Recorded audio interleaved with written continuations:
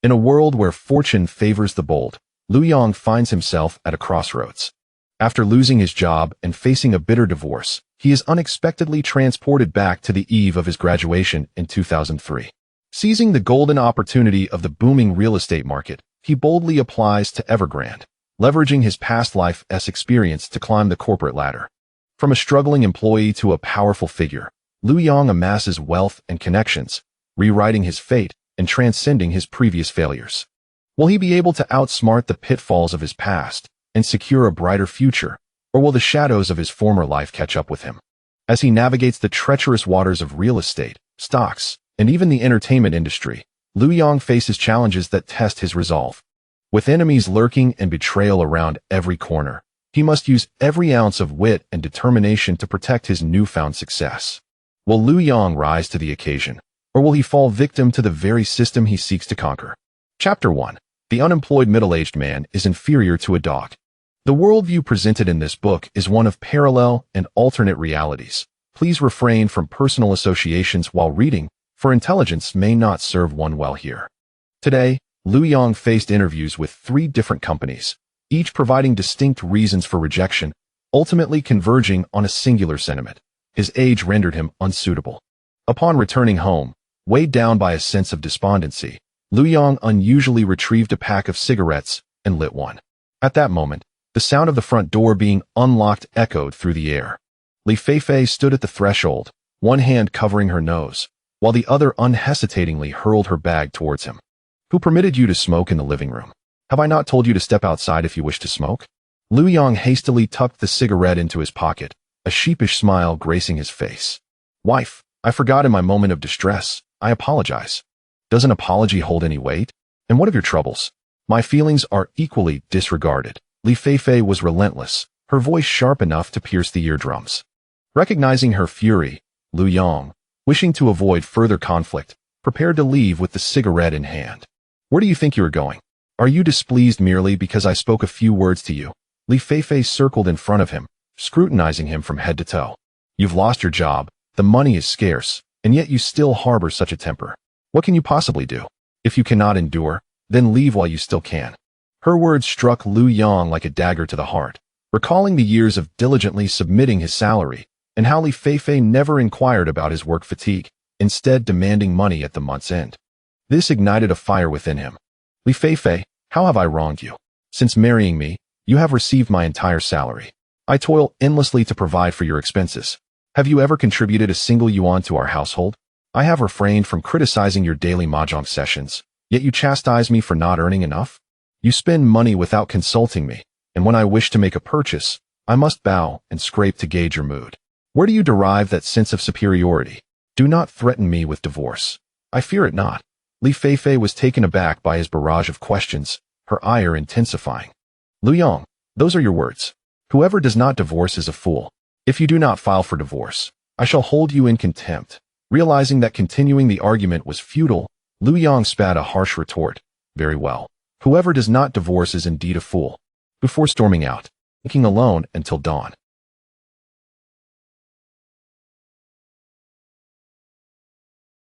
Brother, if I may be frank, you rushed into marrying that woman too hastily.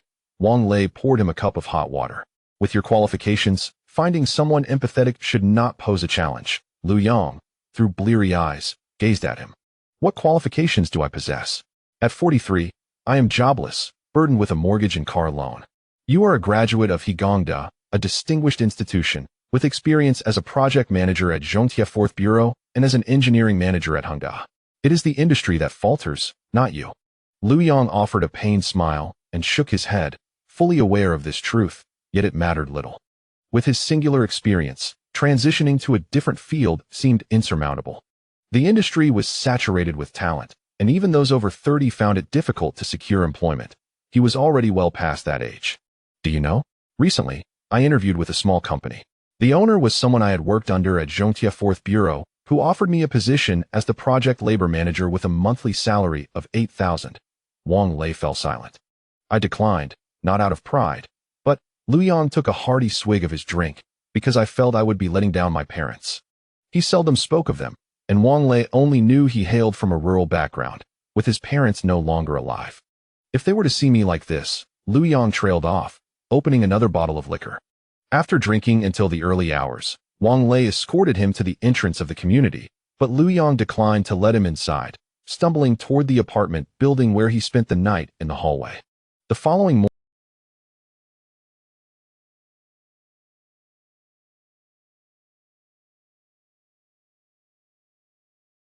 Chapter 2 Rebirth Back to 2003 and I. Dear friends, please take a look at the time. The chimes of the new year are about to ring in 2003. Li, the year of the sheep is swiftly approaching. Zhou, let us join hands and await the arrival of spring together. Zhu, let us quietly anticipate the ringing of the New Year's bell. As the midnight chimes mingled with the host's fervent blessings, Lu Yong abruptly opened his eyes and sat up, instinctively reaching to touch the back of his head. Am I not dead? The back of my head is intact? He pondered in confusion, as the voices of Ni Ping, Zhu Jun, Zhou Tao, and Li Yong resonated from the television, their passionate New Year's addresses making him wonder if this was merely a fleeting vision before death. He surveyed his surroundings, the dim yellow light bulbs, the weathered earthen walls, and the air imbued with a faint earthy scent mixed with the remnants of the New Year's Eve feast. This was the long-cherished aroma of home, sealed deep within his memories. Yang, you're awake? Are you feeling better? A familiar voice resonated beside him. Lu mechanically turned his head to find his mother, Zhou Lianhua, gazing at him with concern. An indescribable longing surged within him, causing tears to flow freely down Lu Yang's cheeks. He had never anticipated seeing his mother once more before his demise. Zhou Lianhua, noticing his tears, immediately panicked. Yang, what's wrong? Don't cry. Are you still feeling unwell? Don't frighten your mother. Feeling her frantic shaking, Lu Yong snapped back to reality. No, this feels too real. Could it be that I have been reborn? An overwhelming wave of disbelief and joy washed over him, eclipsing the sorrow of the past. Heaven has treated me kindly, granting me a chance to choose anew. He wiped away his tears and forced a tear-streaked smile. Mom, I'm fine, really fine. I just drank too much and had a nightmare. Zhou Lianhua, still skeptical, placed her cool hand on Lu Yang's forehead, the icy touch jolting him. Her hand, swollen and red from frostbite, was large and cold. You don't have a fever, she murmured, finally feeling relieved. Then she began to complain. It's all that old fool's fault. On New Year's, he insisted on buying cheap liquor instead of good wine. And you? I told you to drink less, but you wouldn't listen. Now look, how do you feel? You deserve it. Cheap liquor? Lu Yong recalled that he had indeed drunk a few extra glasses, becoming utterly inebriated. It turned out that the turning point of his fate began here. Mom, it's my own lack of tolerance for alcohol. It has nothing to do with Dad. By the way, why are your hands so cold? Zhou Lianhua retracted her hand nonchalantly. It's snowing heavily outside, and the accumulation is thick. We're afraid it might damage the roof beams. Your dad and I are clearing the snow off the roof to ensure we can sleep soundly tonight. Just then, a rough voice from outside called out, Lianhua, bring me that long wooden board. Zhou Lianhua immediately yelled back, what are you shouting for? You can't do anything by yourself. Just know how to boss people around. Coming. Lu Yong watched as his mother scolded while briskly getting up to fetch the board, a complex warmth swelling within him. This was the way his parents interacted. It seemed like bickering filled their days, yet they had managed to navigate life together, enduring through thick and thin. To say they were not happy would be a disservice. This reliance, steeped in the mundane realities of life, was indeed a profound form of happiness. Once his mother left, Lu Yong resumed his examination of the earthen house that had encapsulated his entire adolescence. The layout of the 3 rooms was as familiar as ever. The central room served as the living area, with a small kitchen on the left cluttered with firewood and a dark stove. And the larger room on the right was where his parents and he slept. As a child, he had shared a bed with his parents, and it wasn't until he reached middle school that his father fashioned a small bed for him from old wood, placed at the opposite end of the room. Beside the bed was a chipped square table, still holding his high school textbooks. The floor was not even cemented. It was hardened earth that absorbed moisture during the rainy season, perpetually exuding a persistent earthy aroma. The 12-inch black and white television, displaying the final moments of the Spring Festival Gala, was the only valuable item in the household, its screen occasionally flickering with static. This was also the last earthen house in the village, built by his father when he got married. As for his grandfather, Lu Chong knew little about him, having only heard fragments from the village's older residents. He learned that when his grandmother was pregnant with his father, she fled across the street and was never heard from again. His grandmother raised his father with great hardship, passing away from exhaustion just a year after his father's marriage. After dressing, Lu Yong stepped outside to find his father, Lu Chong, struggling to scrape the thick snow off the roof while balancing on a wooden ladder, with his mother, Zhou Lianhua, steadying the ladder below. Seeing Lu Yong emerge, Zhou Lianhua quickly called out, "Yang Yang, hurry inside. It's too cold out here. You might catch a cold right after waking up." Lu Yong smiled and approached, taking over his mother's position at the ladder. "Mom, I'll help Dad. You go inside and prepare some dumplings. I'm hungry." Zhou Lianhua glanced at the nearly cleared roof and replied, "All right, but be careful." She then shouted up to the roof, "Old man, be careful. Yang Yang is helping you." After brushing off the snow from her clothes, she turned to enter the house. Lu Yong had always thought the wooden ladder was precarious, and he gripped it tightly with both hands, exerting all his strength to hold it steady, fearful that it might break. Before long, his father, Lu Chong, descended the ladder, brushing off the snow as he turned to Lu Yong. "Awake from your drunken stupor? I told you the liquor has a strong after effect, but you wouldn't listen." Lu Yong looked at his father's wrinkled face, a torrent of emotions flooding his heart. "It's precisely because I have a low tolerance for alcohol that I need to practice more." The father and son entered the house together just as Zhou Lianhua placed a steaming platter of dumplings on the table. Lu Chong pulled out a jar of loose white liquor and cheerfully shook it at Lu Yong. "So what do you think? Want some more? To warm up?" Zhou Lianhua immediately scolded, "You only know how to drink. You want to drink yourself to death. If you want to drink, do it yourself. Yang Yang is still young. Don't ruin his health." Before his rebirth, Lu Yong would have found his parents' way of speaking quite irksome, but now, sitting at this old dining table, listening to their familiar banter, he felt an overwhelming sense of comfort and value. This was the essence of vibrant life. This was the flavor of home. Lu Yong picked up a dumpling and stuffed it into his mouth. "Dad, listen to Mom. Drink less of this inferior liquor in the future. It's bad for your health. When I start working and earn money, I'll buy you some good wine." Hearing his son's words, Lu Chong's face broke into a smile, the wrinkles easing as he patted Lu Yong's shoulder heartily. "All right, good. My son is going to be successful. I'll be waiting to enjoy your blessings." Chapter 3. The underprivileged cannot escape their fate. After finishing the dumplings, feeling the warmth enveloping her, Zhou Lianhua emerged from the inner room, holding a small firecracker and a pack of 16 firecrackers, and handed them to Lu Yong. "Yang Yang, hurry up and set off the firecrackers, then get some sleep." In their hometown, the quantity of firecrackers set off during the new year somewhat symbolizes the family's financial standing. The more firecrackers that are lit, the louder and longer they burst, the wealthier the family is perceived to be. Lu Yong gazed at the meager firecracker and pack in his hands and instinctively remarked, "Mom, isn't this a bit too little? It'll be gone in no time." However, Zhou Lianhua, accustomed to such circumstances, replied, "Why set off so many? The new year is just a gesture. A little noise will suffice. We still have the first 3 days of the new year to set off more. If we use them all now, how expensive will it be to buy more during the festival?" During the preparations for the new year, they had meticulously calculated the number of firecrackers, and even a slight excess would mean overspending. He did not insist further, accepting the firecrackers that bore the mark of their poverty, and walked to the front door. In the frigid night sky, sporadic snowflakes continued to fall, and faint sounds of firecrackers began to emerge around them. In the distance, wealthier families lit fireworks that burst into fleeting brilliance against the night. Lu Yong placed the small firecracker on the clean ground at the entrance, then habitually reached into his pocket, searching for cigarettes and a lighter. His fingers found nothing but emptiness in the pocket of his old cotton jacket, and he realized that at this moment, he was still a naive university student who had yet to learn to smoke. He turned back to the house and asked his father, who was busy tidying up the dishes, "Dad, do you have any cigarettes? I want to light a firecracker." Lu Chong instinctively touched his own pocket but quickly withdrew his hand, then said to Lu Yong, "Wait a moment, I'll go get some." After a while, his father returned from the inner room, holding an unopened pack of Hong Nanjing cigarettes, and handed it to Lu Yong. "I'm not used to these. They're too mild for me. You can have them. If you don't know how to smoke, don't learn. When you return to school, you can share with your classmates and teachers to build good relationships."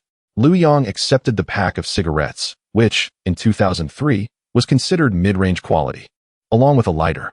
He understood that his father wasn't genuinely unaccustomed to them.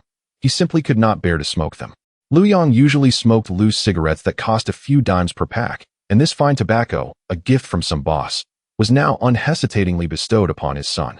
Without acknowledging this exchange, he deftly opened the plastic wrapping, took a cigarette, placed it between his lips, lit it with the lighter, and inhaled deeply. The sharp smoke surged into his throat, causing him to cough involuntarily. He crouched down before the firecracker, bringing the cigarette but closer to the fuse. As the fuse ignited, Lu Yong stood up, taking a few steps back, watching as the small red firecracker erupted with a series of crackling sounds. He inhaled deeply from the cigarette held between his fingers, letting the smoke circulate in his lungs before exhaling slowly. This puff of smoke was not merely a breath, it was a farewell. As he gazed at the dilapidated earthen house swaying in the wind and snow, Lu Yong clenched his fists tightly. In this life, he was determined to make amends for all his regrets, to ensure his parents lived well, and to find himself a good wife. The next day, on the first day of the new year, just as dawn broke, the roosters in the village began to crow in succession. Though his parents had risen quietly, Lu Yong awoke nonetheless, feeling unusually sensitive to everything around him on this first morning of his rebirth. After enjoying a steaming bowl of egg noodles prepared by his mother, Zhou Lianhua, using the leftover chicken broth from the New Year's Eve dinner, he returned to his room, seated himself at the desk by the window, and contemplated his next steps.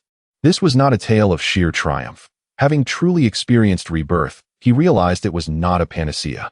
Although he was aware of some significant trends over the next 20 years, that knowledge was limited. The stock market? He knew of companies like Penguin and Matai, as well as later emerging stocks like Ning Wang and Han Wang, but those required long-term investment and substantial capital. At present, he had merely over 5,000 yuan. Saved through frugal living and part-time work over 3 years in university, a distant solution to his immediate needs. Entrepreneurship? That seemed impractical as well. Lacking both startup capital and connections, a rural youth without roots in this era would likely end up benefiting others while reaping little for himself. Countless such incidents had surfaced in later years, and even more lurked in the shadows, not to mention his previous life spent entrenched in the construction industry, leaving him almost completely ignorant of other fields.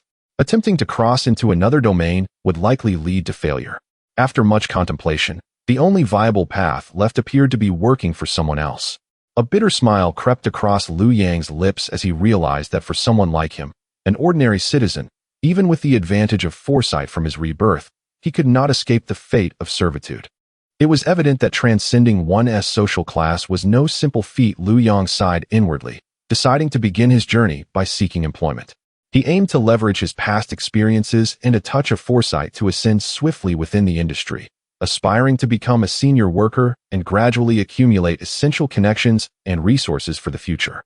He picked up a pen and began to jot down plans in an old notebook, focusing on securing a job and ensuring a smooth graduation. In his previous life, he had joined China Railway 4th Bureau, advancing from technician to project manager, then transitioning to Hengda as the engineering department manager, where he gained invaluable experience and skills. In this life, Lu Yong was determined not to miss the golden decade of real estate again. He would not follow the conventional path of transitioning through construction units. Instead, he aimed to directly enter real estate development companies, utilizing the foresight of a reborn individual along with the professional skills and management experience acquired over years in the industry. As for which developer to choose, it would certainly be his former employer, Hengda. In 2003, Hengda was merely a real estate company in Guangdong province and had yet to expand nationwide. Most importantly, this year marked Hengda's inaugural campus recruitment. Lu Yong aspired to be among the first batch of students in the Xingxing program. Lost in his planning, he was unaware that the entire morning had slipped away. Zhou Lianhua entered and exited several times, noticing her son seated at the desk, writing and drawing, unlike previous years when he would have gone out to play with peers. Concerned, she approached Lu Yong as lunchtime approached and said, "Yang, you've been sitting here all morning. Go to the distribution store and call your father back for lunch. You spend all day doing nothing, not helping with anything at home, just waiting for meals to be served." Lu Yong set down his pen and gazed at his mother, who was feigning annoyance. With a smile, he replied, "Mom, I believe you are absolutely right. From now on, I shall support you and send Dad packing to sleep at the entrance of the distribution store." Zhou Lianhua was amused by her son's words and playfully scolded, "You silly child, what nonsense are you spouting? No matter what, he is still your father. How could a son cast out his own father?" Lu Yong continued to jest, "You see, I am trying to assist you, yet you still blame me. Enough of your banter. Hurry along. Zhou Lianhua laughed as she waved her hand, the wrinkles on her face smoothing out. Her son seemed particularly cheerful today, and his increased chatter lightened her heart considerably. Lu Yang responded affirmatively, donned his cotton-padded jacket, and stepped out of the house. Chapter 4. Journey south to Yu City. The village S. Dai Xiaodian, a modest general store, served not merely as a shop, but as the village's vibrant nerve center, a hub of information, gossip, and communal life. A simple awning stretched over its entrance, beneath which 2 long wooden benches stood year-round. So long as the weather remained tolerable, villagers of all ages, elders, youths, and children, gathered there daily to exchange news, share laughter, and linger in unhurried conversation. Adjacent to the store stood a separate Pai Jiu Wu, a domino parlor, where the village's avid gamblers congregated, especially during the spring festival. Inside, the air hung thick with tobacco smoke. The sharp cries of dice and the clatter of ivory tiles echoed ceaselessly. From afar, Lu Yang spotted his father seated on one of the benches, deeply absorbed in animated conversation with several uncles and elder cousins of similar age. A cigarette dangled loosely between his fingers, so nearly burnt down it trembled at the edge of ash. Lu Yang approached respectfully, greeting each man with a soft, courteous uncle or elder brother. Formalities meticulously observed, for kinship in the village ran deep. Many were still within the 5 generations of shared ancestry, and propriety was never neglected. Upon seeing him, the elders smiled warmly. Some praised him. Yang back. How bright and spirited he has grown. Others inquired after his studies. How is university treating you? Graduation is just around the corner. Isn't it? Still others probed gently. Have you secured a position yet? A university graduate like you. Surely no shortage of fine opportunities. Lu Yang responded to each with quiet, gracious smiles, until, just then, the beaded curtain of the domino parlor parted, and out stepped Lu Runhua, a classmate from junior high, clad in a glossy leather jacket, his hair slicked back with oil. His expression bore the unmistakable shadow of recent loss, likely at the tables. The moment Lu Runhua's gaze fell upon Lu Yang, his mood curdled. Jealousy flared instantly. This was the same boy who had always outshone him academically, the village's sole university student, the perennial other people's child held up by every parent as a paragon. With a derisive curl of his lip, he called out, loud enough for all to hear, Well, if it isn't our village's one and only university scholar, back home on holiday, and still too lofty to join us for a game?" Lu Yang cast him a single, detached glance, neither hostile nor amused, then turned to his father and said calmly, "Dad, Mom says it's time for lunch." Lu Chang grunted in acknowledgement, rose, nodded politely to his companions, and walked home beside his son. Lu Runhua stood frozen, his barb deflected as effortlessly as breath dispersing in cold air. Humiliation coiled tight in his chest. Only after the pair had receded some distance did he spit contemptuously toward their retreating figures. "Pa, what is so special about a university degree? His family is still so poor their coins clink in the wind, living in the village's most dilapidated earthen brick house." That remark struck a chord. A young man who worked in a factory in the south chimed in immediately, "Brother Hua is right. Universities have expanded enrollment. Degrees no longer guarantee state-assigned posts. Graduates must scramble for jobs themselves. In our factory, several university graduates do the same work we do, yet earn less than I do. What is the point of all that studying?" That comment rippled outward like a stone cast into still water. Villagers, especially those whose own children had abandoned schooling early or never enrolled at all, seized upon it as a balm for quiet resentment. Voices rose, overlapping, eager. Exactly. So much money spent, only to become someone else's employee? Better to learn a trade early, or head south to work in a factory. Studying? Too much reading breeds naivety, no grasp of human nature, no worldly sense. Just look at that boy from the Lee family, dropped out before junior high, went straight into renovation work, and now he drives a small car. The conversation swiftly spiraled, from questioning the value of a university education to rejecting the very notion of formal learning. Narrow-minded, sour grape murmurs buzzed beneath the awning like trapped wasps. Lu Yang and his father walked side by side along the snow-dusted path home. Faintly, the clamor followed them, yet Lu Yang's expression remained unruffled. In rural life, such idle talk was never worth refuting. Only deeds, quiet, undeniable, and unassailable, could dismantle prejudice and disdain. Time slipped away like melting snow. In the blink of an eye, the spring festival passed. On the 4th day of the first lunar month, Zheng the village still hummed with festive echoes, yet Lu Yang's departure for Yu City could no longer be delayed. His plan was twofold. First, to seek opportunity at Hengdao Real Estate. Second, to secure a modest sum before the 11th, his self-imposed deadline. His belongings were few, just a handful of undergarments, neatly folded. His mother, Zhou Lianhua, watched in silent stillness as he zipped his school bag shut, then stepped forward, pressing into his palm a thick wad of cash wrapped carefully in old newspaper. Yang, this is your father's wages from before the new year, 5,000 yuan in total. Take it to school and settle your student loan without delay. Owing money to the state weighs heavy on the heart. He knew she meant the government-sponsored education loan he'd taken out upon entering university. To an urban family, 5,000 yuan might seem modest, but for his household, it represented a year's grueling labor. His father's pre-dawn departures, his sun-scorched hands, his bone-deep weariness at dusk. In his former life, holding that money had filled him with crushing guilt. Now, though he understood its weight more keenly than ever, his perspective had shifted. He could have declined, but his upcoming ventures demanded capital, and so he accepted it, resolve firm beneath quiet humility. Mom, I understand. Don't skimp on yourselves. Eat well, drink well. Everything will be easier once I'm employed. Zhou Lianhua nodded, her eyes glistening. She turned her face away swiftly, voice thick. Take care on the road.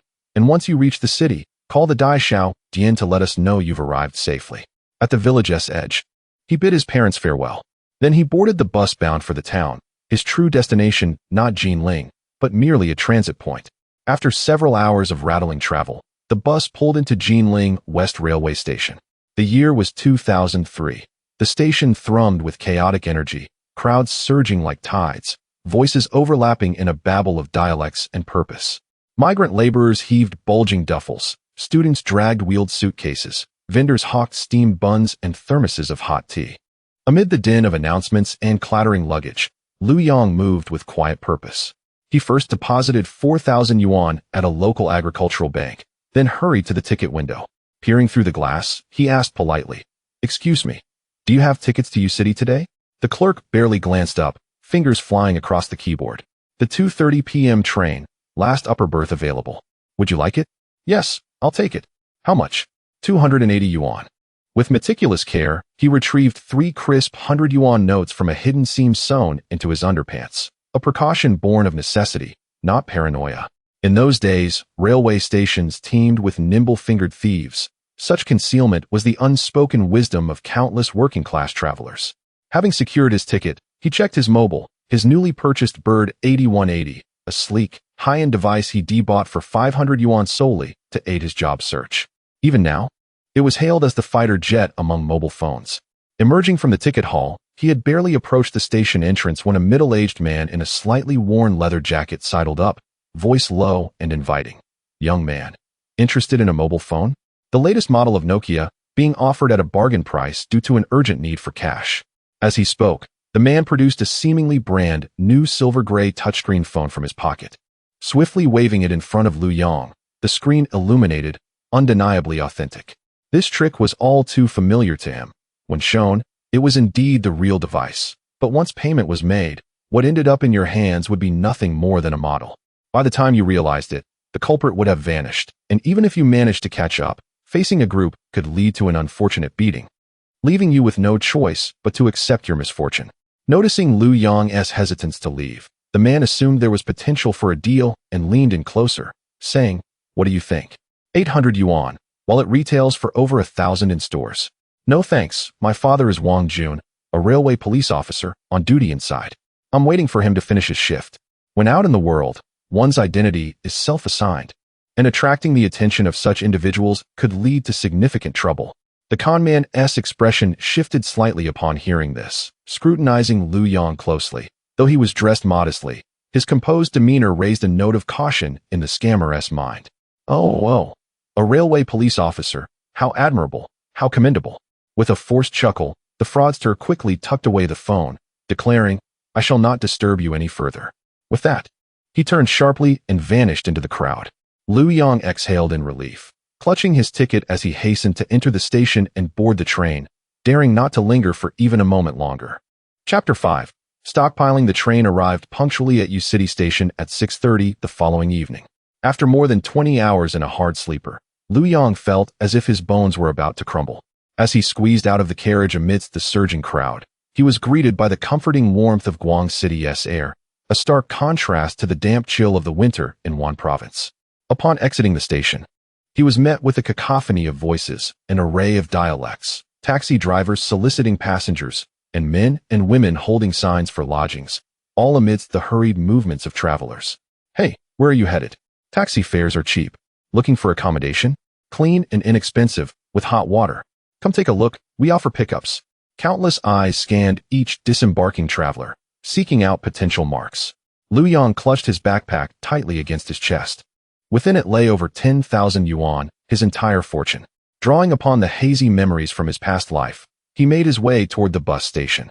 By 8 o'clock in the evening, Lu Yong finally arrived at the Nanjing wholesale market. At this hour, the market was already closed, with only a few security guards patrolling the premises. After wandering around the market's periphery, he quickly found a reasonably clean private inn. Although the room was small and shabby, it did offer a private bathroom, and perhaps due to the exhaustion from his long journey, Lu Yong collapsed onto the bed and fell into a deep sleep. The following morning, Lu Yong sprang into action. He first rented a 30-square-meter studio apartment across from the wholesale market for a monthly rent of 150 yuan, paying for 2 months up front. He opted for this over cheaper accommodations in the urban village out of safety concerns. During this era, public safety was far inferior to that of the future, and the goods he intended to stockpile needed to be in a relatively secure environment. Though modest, the apartment had dedicated property management on the first floor, which offered him some peace of mind. Once settled in, it was already noon. Lu Yong headed to the Nanjing wholesale market to assess the situation. This market was currently the largest in U City, offering everything from clothing and footwear to daily necessities. He spent an entire afternoon visiting nearly every shop selling 84 disinfectant and masks, gaining a comprehensive understanding of the pricing. As for why he did not consider the equally in-demand Banlon, Lu Yong had his reservations. Firstly, that product had to be purchased from a pharmacy, and secondly, its profit margin was far less appealing compared to that of disinfectants and masks. Ultimately, he chose a larger shop where the owner, a middle-aged man in his 40s, was engrossed in a game of chess with a neighbor while smoking. When Lu Yong entered, the man merely glanced at him, likely dismissing him as too young to be a significant customer, and returned his focus to the chessboard. Unperturbed, Lu Yong approached a corner stacked with disinfectant and inquired, "Boss, what is the wholesale price for this 500 milliliters 84 disinfectant?" Without looking up, the owner replied in a nonchalant tone, 1 yuan 50 per bottle. "Boss, I'm taking it by the case. Can you offer a discount? I've checked prices at several nearby shops, and yours is reasonable. I'd like to purchase from you." Upon hearing this, the owner finally set down his chess pieces and sized Lu Yong up. "How many cases are you taking?" 20 cases. Do you have them in stock?" "One case contains 24 bottles. After a moment of consideration, the owner said, "We do have stock, but it's at the back in the warehouse. Here's the deal. If you're taking that many, I'll sell them to you at 28 yuan a case. Sound good? I'm only making a few yuan off you." 28 yuan a case translates to less than 1 yuan 20 per bottle, which indicated the owner was relatively straightforward in his pricing. Lu Yong did not haggle further and nodded. "All right, let us go with 28 a case. By the way, how much are your masks?" He gestured toward a bundle of white non-woven masks nearby. "Those. If you take a lot, I can give you 50 cents each." "Great, I'll take 200 masks. Do you have a cart? I live nearby and can haul them back myself." "We do. Please wait a moment while I fetch your order from the warehouse." With the deal now struck, the owner's demeanor brightened as he extinguished his cigarette and headed toward the back door. After approximately 20 minutes, the owner returned with a small cart loaded with 20 cases of disinfectant and several large bags of masks. Lu Yong meticulously checked the items, then handed over 660 yuan to the owner, which included 560 for the disinfectant and 100 for the masks. After expressing his gratitude to the owner, Lu Yong made 2 trips with the cart to transport the goods to his residence. Over the next 2 days, Lu Yong utilized the same method to procure supplies from various shops in the Nanjing wholesale market. However, he focused solely on masks due to the cumbersome size of disinfectants, which were impractical for transport, and the higher price point of disinfectants made them less favorable for future sales. Ultimately, he invested a total of 10,560 yuan, stockpiling 20,000 masks and 20 cases of disinfectant, nearly depleting his entire initial capital. Though he had contemplated borrowing money from relatives back home to stockpile more, reason ultimately triumphed over greed. As an ordinary individual without connections, making a modest profit would go unnoticed. But if he were to hoard excessively and attract too much attention, it would lead to dire consequences. In this era of rampant growth, there were too many unseen hands and rules that one reborn individual could not easily challenge. Earning this first pot of gold was already sufficient. One must know contentment, lest they eventually fall prey to their own avarice. Lu Yong murmured to himself while gazing at the accumulated supplies in his room. As the 10th day of the Lunar New Year approached, Lu Yong woke early, took a shower, and donned a newly purchased casual suit and leather shoes. After grooming his hair in front of the mirror, he couldn't help but notice how, standing at 182 centimeters with a well-proportioned physique and a square face, he appeared considerably more mature. Perhaps this was why, in youth, one strives to appear older, while in later years, the opposite is desired. Reflecting on his past life, where he served as the engineering manager at Evergrande Real Estate project company, he could only admire the esteemed Mr. Su from afar during company-wide meetings via video. Now, the prospect of face-to-face interaction stirred an inexplicable excitement within him. Once he was ready, he made his way to the Kaohsiung Tower. At this time, Evergrande was not yet the colossal real estate enterprise it would later become, but rather a mid-sized company with significant growth potential in the Guangzhou area, still operating from rented office space. Upon entering the lobby of Kaohsiung Tower, he located the directory and confirmed that Evergrande Real Estate was on the 12th floor before stepping into the elevator.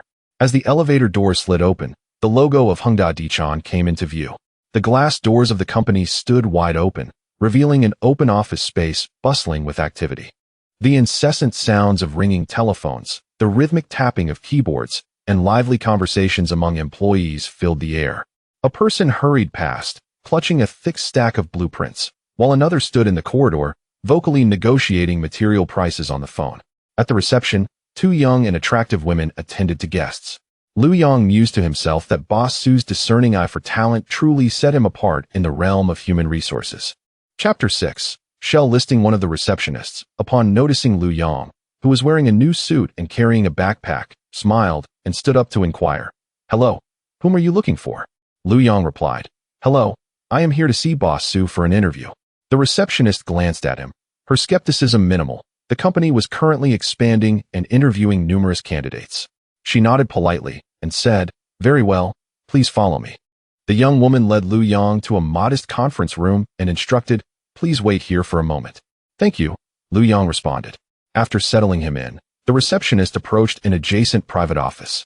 Forgetting to knock, she pushed the door open and announced, "Boss Su, there is someone outside looking for you, claiming to be here for an interview." At his desk, Boss Su was engrossed in documents. He raised his head, his expression stern, and said, "Lily, how many times have I told you to knock before entering? We are now a listed company. We must observe proper etiquette. You should know better." Many may not be aware that Evergrande Real Estate had previously engaged in a shell listing on the Shenzhen Stock Exchange as early as 2002.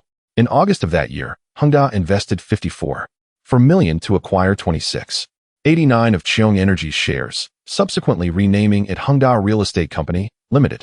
In 2003, Boss Su maneuvered to inject 90 of Huadu Greenview Real Estate Company's equity into the listed company, intending to secure a financing platform.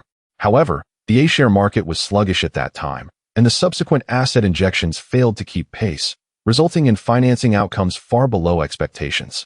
This would later lay the groundwork for the 2006 reversion of the listed company's name back to Greenview Real Estate and the sale of shares, as they aimed for a listing on the Hong Kong Stock Exchange.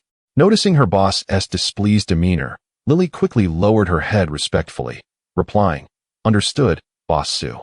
Boss Su's expression softened slightly as he waved her off, saying, "All right, please inform General Tan and General Yang to join us in the conference room for the interview."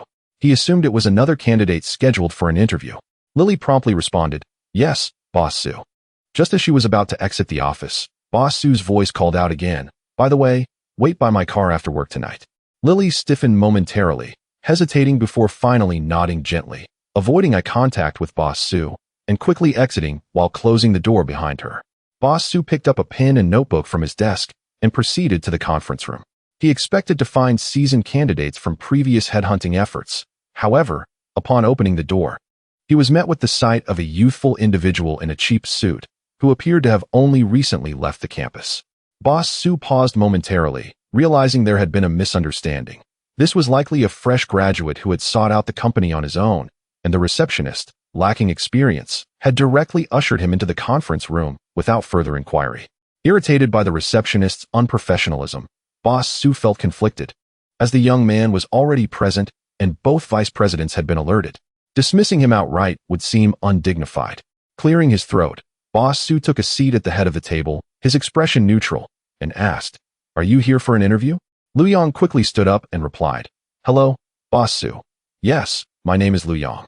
At that moment, two middle-aged men entered the conference room, the very associates of Boss Su, General Tan, responsible for operations, and General Yang, in charge of engineering.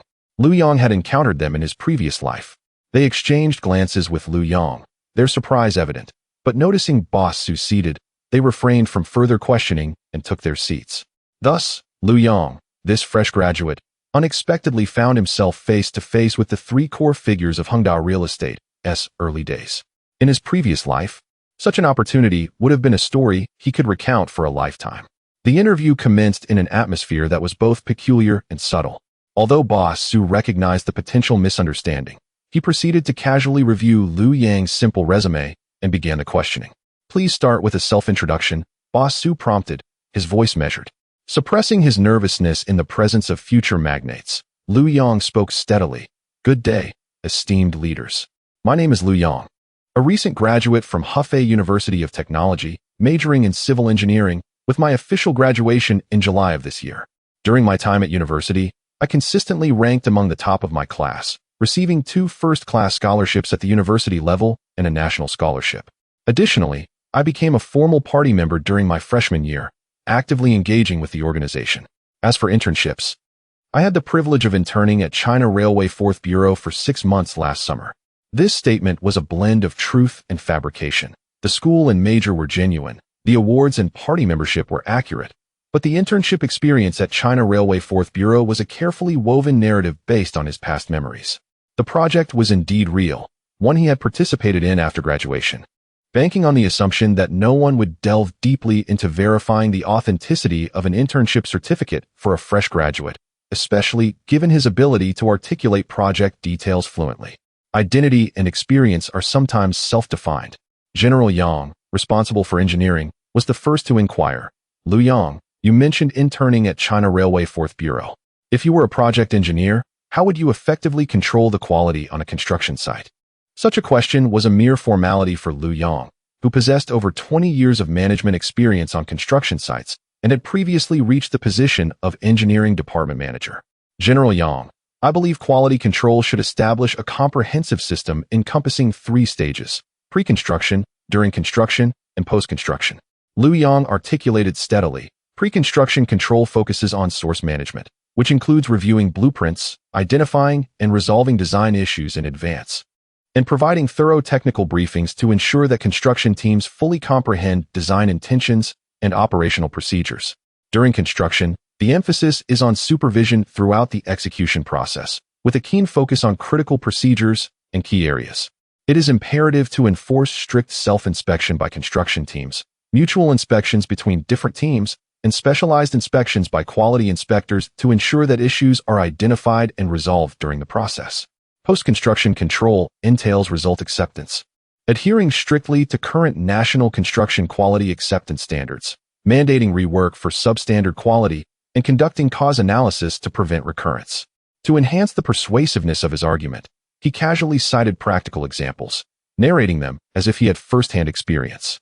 General Yang nodded frequently, as Lu Yong's response not only exhibited a clear framework, but also detailed insights that far surpassed the comprehension level of a typical intern. Perhaps the recent delays in the construction schedule of the Jinbi Shiji Huayuan project have been a source of concern for Boss Su. He directly posed a second question. "How do you believe we can effectively control the progress of the project to ensure that each milestone is achieved?" Lu Yong understood the significance of this question. Providing an excellent answer would not only substantially enhance his chances of employment, but also leave a lasting impression on Boss Su. Chapter 7. Compensation and benefits. This impression is crucial during the early stages of one's career. At a pivotal moment, a boss might remember you as a young individual with innovative ideas. Liu Yang organized his thoughts and spoke. Mr. Su, to ensure the achievement of target milestones, I believe we can systematically manage several dimensions, including overall progress planning, critical path analysis, engineering meetings, progress comparisons, and corrective measures. He then elaborated on each dimension in detail. Using the internship project as an example, describing how the construction schedule was successfully shortened by a month through the addition of night shifts and the combination of parallel and sequential construction methods. Although Mr. Su's expression remained somewhat neutral after listening, he acknowledged that Liu Yang's response, while not particularly groundbreaking, was cohesive and logically sound. This was particularly commendable for someone on the cusp of graduation. Once the technical inquiries were concluded, Mr. Tan, responsible for costs, posed a seemingly simple yet culturally significant question. Liu, in our real estate industry, particularly on projects, we often require overtime and even long-term on-site presence. What are your thoughts on this? Without hesitation, Liu Yang replied, with conviction, Mr. Tan, I completely understand and accept that accelerating the schedule is a norm in projects. To ensure the launch and delivery milestones, overtime and on-site presence are unavoidable, and I am fully mentally prepared for this. Moreover, coming from a rural background, I am no stranger to hard work. I believe that being able to participate in a project, watching it rise from barren land to completion and ultimately being delivered to the owner, brings a sense of accomplishment and satisfaction that is incomparable. Mr. Tan nodded in satisfaction and turned to Mr. Su. Mr. Su, I have no further questions. Mr. Su then directed his gaze toward Mr. Yang, who likewise stated, I have no issues either. After a moment of contemplation, Mr. Su posed a final question, one tinged with casualness and a hint of challenge. What are your thoughts on Hengda Real Estate? Liu Yang recognized that this could be an opportunity to demonstrate his true value. Recalling Hengda's developmental trajectory, he carefully crafted his response. Mr. Su, if Hengda is merely satisfied with local development within your city, then the current scale and model are indeed quite successful. However, he deliberately paused, noting Mr. Su's focused gaze. If Hengda aspires to expand beyond your city and establish a national presence, I believe a transformation is essential. Transformation? This term evidently struck at the core issue that had been occupying Mr. Su's thoughts lately. Please elaborate on how this transformation could occur. Liu Yang sensed the moment was ripe. He needed to strike a balance between depth and accessibility. I propose that we gradually shift from the current reliance on small-scale, low-cost development models towards creating high-quality, cost-effective boutique residences. This statement acted as a key, seemingly unlocking a perplexity that had been lingering in Mr. Su's mind. His eyes lit up with eagerness as he inquired, boutique residences? Well said. Could you elaborate on how to create high-quality, cost-effective boutique residences? Liu Yang, acutely aware of the precariousness of his position, having not yet completed his onboarding process, smiled with the innocence typical of a student. Mr. Su, I apologize, but these are merely preliminary thoughts, lacking in-depth systematic research, and may come across as rather general. Mr. Su was momentarily taken aback, then broke into a knowing smile. Indeed, he was speaking to a student yet to graduate, and he realized his impatience was misplaced. No thorough research is needed. We can explore this further once you are officially on board. He turned to Mr. Tan and Mr. Yang, asking, what do you both think of Liu Yang? Both Mr. Tan and Mr. Yang, perceptive individuals, had already discerned Mr. Su's satisfaction with the young man. Liu Yang's responses had been clear and professional, even more reliable than many seasoned professionals. They nodded in agreement. Indeed, he is a promising candidate. Seeing their consensus, Mr. Su addressed Liu Yang. You have not yet officially graduated. You will need to return to school first. Shall we arrange for you to join us after your graduation in July? Liu Yang promptly responded. Mr. Su, I only have my graduation defense left. I can start tomorrow. I can return to school in May for my thesis defense and again in July for the graduation ceremony. I can certainly coordinate my schedule. Very well. It is settled then. You will begin tomorrow. He turned to Mr. Yang. Which project do you think would be suitable for Liu Yang? Mr. Yang pondered for a moment before replying. Currently, the Jinbi Huafu project is under significant pressure with a launch scheduled for June. The entire project is in a rush, making it an ideal place for him to gain experience. Agreed, Jinbi Huafu is a key project at this time. He turned back to Liu Yang. Report to the company at 8:30 a.m. tomorrow. I will have Manager Wang from the project engineering department meet you at the company to take you there. He then asked, as a matter of course, by the way, do you have any other requests? Lu Yong recognized this as an opportunity to make reasonable requests and did not hold back. Mr. Su, I have two minor issues. The first pertains to compensation. And the second is, may I report to the project today? Upon hearing this, Mr. Su chuckled and turned to Mr. Tan. Mr. Tan, please discuss the compensation aspect with him. Mr. Tan responded with a smile. Lu Yong, you are quite fortunate. This year marks the inaugural launch of our campus recruitment initiative, termed the Hengxing Plan. This is a talent strategy that Mr. Su has high hopes for, aimed at cultivating our own elite team. The recruitment process was essentially completed before the new year, and you are the last special recruit among the campus hires. All campus hires under the Hengxing Plan will have a 6-month probation period with a monthly salary of 2,200 yuan, transitioning to 3,000 yuan upon confirmation. Benefits will include social insurance and housing fund contributions as mandated by national regulations, in addition to project bonuses and year-end bonuses, which will be determined based on performance evaluations. Upon learning that the campus recruitment salary was standardized, Lu Yong understood that even with his efforts, there would be limited room for negotiation, which could potentially leave a negative impression.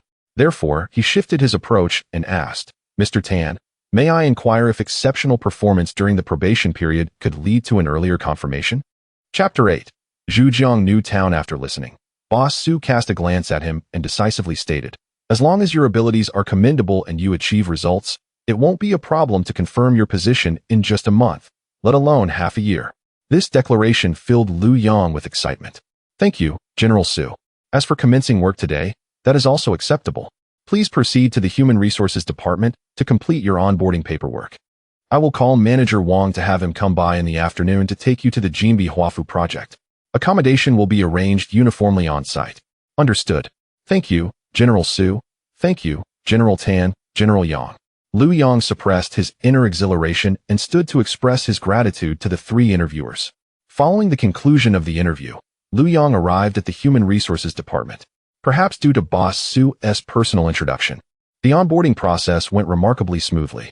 Before concluding, they reminded Lu Yong to attend the inaugural Hengxing Program Campus Recruitment Conference at headquarters on July 1st, as he was the only individual among the batch of 20 to join early. After a simple lunch in the company cafeteria, just as he was about to find a workspace for a brief nap, his phone rang with an unfamiliar number. Is this Lu Yong? I am Wang Zhangwo from the Jinbi Huafu project. General Su sent me to pick you up for the project. Please wait for me downstairs. I will arrive in a black Santana 2000. All right, Manager Wang, I will be down shortly. Lu Yong hung up and quickly gathered his belongings, slinging his backpack over his shoulder as he made his way to the lobby of Gaoxing Building. Shortly thereafter, a black Santana 2000 pulled up in front of him. The window rolled down to reveal a man in his 40s with a tanned complexion who leaned out and asked, Lu Yong? Hello, Manager Wang. Lu Yong promptly approached. Please get in, Manager Wang said succinctly. The vehicle headed towards Tianhe District, with Manager Wang speaking little, merely inquiring about Lu Yong's school and major before concentrating on driving. Lu Yong relished the tranquility and closed his eyes for a brief moment. As they entered Huaqing Avenue, the scenery stirred a myriad of emotions within Lu Yong. The Jinbi Huafu project boasts an exceptional location, with the Pearl River to the south and Zhujiang Park to the north. Across the river, what appeared to be an undeveloped stretch of mudflats and low-rise factories would, in a few years, transform into the iconic landmark of U-City, the Little Waste. This area is destined to become a luxurious residential district, and during the peak of the housing market, property prices could soar to 200,000 per square meter, a dream unattainable for the average person. He estimated that upon the project's launch, the average price would be around 6,000 to 7,000, which, even so, remained astronomical for him. We've arrived. Manager Wang's voice interrupted his reverie as the car turned into a temporary entrance. Inside lay a bustling construction site, with towering cranes and the rumble of machinery. The project office and living quarters consisted of several rows of neatly arranged white portable cabins. Manager Wang led Lu Yong to a row of cabins at the back of the office area and unlocked one of the units with a key. Here it is, your dormitory, just vacated. The conditions may not compare to home, but it's quite decent for a construction site. Lu Yong surveyed the room, approximately 10 square meters, tidy and clean. Furnished with a single bed, a set of tables and chairs, and a simple wardrobe, with basic living facilities in place. Thank you, Manager Wang. This condition is quite satisfactory, Lu Yang sincerely expressed, recognizing that compared to the makeshift shelters he had previously inhabited, this was indeed a luxurious single room.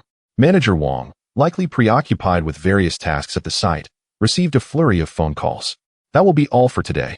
Please tidy up a bit and see what daily necessities you might need. Tomorrow morning at 8, you will officially start work in the office at the front row of cabins in the engineering department. Just come find me. Understood, Manager Wang. You can attend to your matters. I can manage here, Lu Yang promptly replied. Manager Wang did not linger, answering a call while hastily departing. Has the rebar arrived? I'll be there shortly. After bidding farewell to Manager Wang, Lu Yang took a taxi to an apartment to retrieve the toiletries and bedding he had previously purchased. He refrained from asking Manager Wang for assistance, primarily to avoid drawing attention from others. Once he returned to the dormitory, he meticulously cleaned both the interior and exterior of the room. After a long day of activity, he paid little mind to the hardness of the bed and soon dozed off. He was awakened from his slumber by a series of loud knocks at the door. The sky outside had darkened, and the construction site illuminated with bright lights. Rubbing his eyes, Lu Yang rose to open the door. Standing before him was Manager Wang, who peeked into the dormitory. Observing the clean floor and neatly arranged items, as well as the sparkling windows, he couldn't help but smile and pat Lu Yang on the shoulder. Not bad, young man. I didn't expect among our rugged crew in construction, we would have someone as tidy as you. After your tidying up, this dormitory looks like a little home. Feeling a bit bashful, Lu Yang chuckled. Thank you, Manager Wang. I simply took some time this afternoon to clean up. It was also a way to keep myself occupied and familiarize myself with the environment. Did you need something? Oh, nothing major, Manager Wang replied. Since this is your first day at the project, let us go out for a meal to welcome you. Go wash your face, and I will wait for you at the door. Sure. Please wait for me for 2 minutes, Manager Wang. Lu Yang felt a warmth in his heart. Whether this was a customary workplace practice or a reflection of Manager Wang's kindness, this gesture made him, a newcomer, feel a sense of belonging. He quickly splashed cold water on his face and hurried to the entrance of the project department. The same Santana 2000 was parked at the entrance, with Manager Wang already seated in the driver's seat. The front passenger and back seat held 2 other individuals. Upon Lu Yang's approach, Manager Wang introduced, Lu Yang, this is the project manager from the general contractor, Shengjiang Construction, General Xie, and this is the chief engineer of the project, General Zhang. You will often interact with them in your work. General Xie, General Zhang, this is our new university graduate, Lu Yang. Lu Yang greeted them with a balanced demeanor. Hello, General Xie. Hello, General Zhang. I am Lu Yang. I look forward to your guidance. General Xie, appearing to be in his 40s, smiled broadly like a benevolent Buddha, saying, Young Lu, you are quite accomplished. It's clear you are a top student. General Zhang, more refined, wore glasses and also smiled as he nodded at Lu Yang. Lu Yang struck the right balance in his demeanor, neither appearing arrogant due to his position nor excessively humble as a newcomer. He understood that while the relationship between the client and contractor is one of management and subordination, it emphasizes collaborative success. Especially when dealing with a large construction unit like Xinjiang, maintaining good relationships can significantly ease work processes. Manager Wang drove to a nearby Cantonese restaurant that was relatively elegant in its decor. Chapter 9 The Welcome Banquet. After taking their seats, General Manager Xie warmly invited everyone to order dishes. The 4 of them selected 6 classic Cantonese dishes, Bai Chia Ji, white-cut chicken, Qing Zhengyu steamed fish, Hong Xiao Ru Gu, braised pigeon, Shang Tang Ju Long Xia, lobster baked in superior broth, Aou Sheng Kai, lettuce with oyster sauce, and an old fire-nourishing soup. He then instructed the waiter to open 2 bottles of Wuliangye that he had brought along. The atmosphere at the table was harmonious. Manager Wang, General Manager Xie, and General Manager Zhang were evidently old acquaintances. Although Lu Yang spoke little, he occasionally interjected with a few remarks, and his hearty drinking left a favorable impression on both General Manager Xie and General Manager Zhang. The meal lasted over an hour, and when it concluded, General Manager Xie eagerly insisted on picking up the bill. By convention, Manager Wang should have been the one to pay for this welcome banquet, but it was often the case that the party on the receiving end handled the payment, an unspoken rule in projects. Otherwise, why bring them along? On the way back, General Manager Xie first dropped Manager Wang off at his home in Tiana District and then, together with General Manager Zhang, took Lu Yong back to the project dormitory. When the car stopped in front of the dormitory, Lu Yong expressed his gratitude and was about to exit when General Manager Xie stopped him, smiling and saying, "Lu Gong, wait a moment. Since it's your first day, we have prepared a small gift for you. Please don't refuse." He then exchanged a knowing glance with General Manager Zhang. Without delay, General Manager Zhang retrieved a Maotai gift bag from the trunk and handed it to Lu Yong. Upon inspecting the contents, Lu Yong quickly deduced that the bag contained not only 2 bottles of Maotai and 2 packs of soft Zhonghua cigarettes, but also a substantial amount of cash concealed beneath them. To outright refuse would create an awkward situation and seem ungrateful, which would be detrimental to future cooperation. Conversely, accepting everything, especially the money, would imply that he had already been compromised upon entering the job, a risk far too great. General Manager Xie, General Manager Zhang, you are both exceedingly kind. I will graciously accept the cigarettes and liquor. They will certainly be a source of energy during late-night work. In our line of work, enjoying food and drink fosters camaraderie, which is perfectly acceptable. He then lowered his voice slightly. However, if there is anything else in that bag, you must take it back. Otherwise, I would have to approach General Manager Su and General Manager Wang with my hands full on my very first day, and I trust you wouldn't wish to put me in such a predicament, haha. The smile on General Manager Xie's face momentarily froze. He had never anticipated that this seemingly youthful and inexperienced individual would discern the hidden implications of the bag at a glance. And he had done so with such decisiveness while providing an exit for both parties. He awkwardly chuckled a couple of times and quickly replied, "Ah, Lu Gong, how could you say that? Since you've mentioned it, we shall heed your advice." He gestured to General Manager Zhang. "Old Zhang, please take out that little bit of local specialty. Don't let Lu Gong feel uncomfortable." General Manager Zhang promptly retrieved the cigarettes and liquor from the bag, and indeed, beneath them lay 2 bundles of cash wrapped in newspaper, estimated to be around 20,000 yuan. Seeing that General Manager Zhang had returned the money, Lu Yong no longer hesitated and cheerfully lifted the now lighter gift bag containing only the cigarettes and liquor. "This is quite sufficient. Thank you, General Manager Xie and General Manager Zhang, for your warm welcome gift. Let us ensure we communicate promptly about any matters on the project and work together to achieve success." Absolutely, communication is key, and getting the job done is paramount.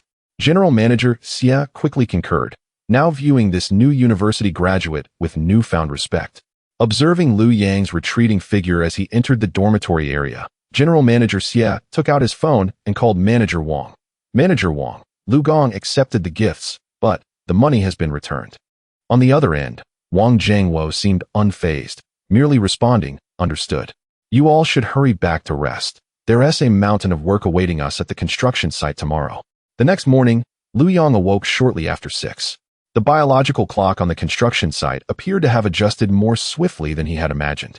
Arriving at the project office an hour early, he noticed the ashtray was filled with cigarette butts, and litter was strewn across the floor. Rolling up his sleeves, Lu Yong began to clean, wiping down tables, mopping the floor, and emptying the ashtray. The enclosed environment of living and working on the construction site evoked a sense of nostalgia, reminiscent of his first days after graduation, yet this time, his starting point and mindset were markedly different. Just as he finished rinsing the mop, a middle-aged woman in her 40s entered the office. Upon seeing Lu Yong tidying up, she paused for a moment before breaking into a smile. "You must be the new university student that Manager Wang mentioned yesterday. You're quite diligent." Lu Yong politely set down the mop and replied, "Hello, I just arrived yesterday. My name is Lu Yong. May I ask who you are?" "Hello, Lu Gong. I'm Pan Min, also from the engineering department. I primarily oversee installations, including plumbing, electrical, and HVAC systems," she explained, her speech measured and imbued with the sincerity of an experienced engineer. Lu Yong smiled. "Hello, Panjia. Please feel free to call me Xiao Lu. I look forward to learning from you." Pan Min chuckled, her crow's feet crinkling with delight. "All right, then I won't hold back. I'll call you Xiao Lu. I didn't expect you to be so hard-working, tidying up the office so early in the day." At that moment, Manager Wang's voice boomed from outside. "Xiao Lu is performing admirably. He has already taken over Pan Gong's duties." He strode into the office, saying, "You've all met now, right? Pan Gong, this is our new university student, Lu Yong." Lu Yong quickly responded, "Good morning, Manager Wang. I just met Panjia." Pan Min echoed with a smile, "Yes, Manager Wang. Xiao Lu is quite sensible." Manager Wang placed his briefcase on his desk and began rummaging through the filing cabinet while addressing Lu Yang. Lu Yang, this cabinet contains the complete set of construction drawings for the Jinbi Huafu project, including architectural, structural, plumbing, electrical, and HVAC plans. Your primary task over the next few days is to thoroughly understand these drawings. Are you able to comprehend them? Certainly, Manager Wang, no problem at all. If I encounter anything unclear, I will promptly consult you and Panjia, Lu Yang assured him. Manager Wang nodded. Good. Merely studying the drawings is insufficient. You must also familiarize yourself with the site. In addition to understanding the drawings, each morning, you will accompany me on inspections, familiarize yourself with the site conditions, and keep detailed records. Furthermore, you will be responsible for the organization of technical documents related to our engineering department, preliminary reviews of project certifications, notifications for project meetings, meeting minutes, and the acceptance of materials supplied by the owner. You will learn these tasks as well and adapt quickly. After this, he retrieved several books and standards from the filing cabinet, including Unified Standards for Construction Quality Acceptance, Construction Safety Inspection Standards, and relevant safety production management regulations, handing them to Lu Yang. These standards and guides are our invaluable resources. Make sure to review them frequently and commit them to memory. Before his rebirth, Lu Yang, constrained by financial hardships, endeavored to acquire every possible certification within his industry to augment his income.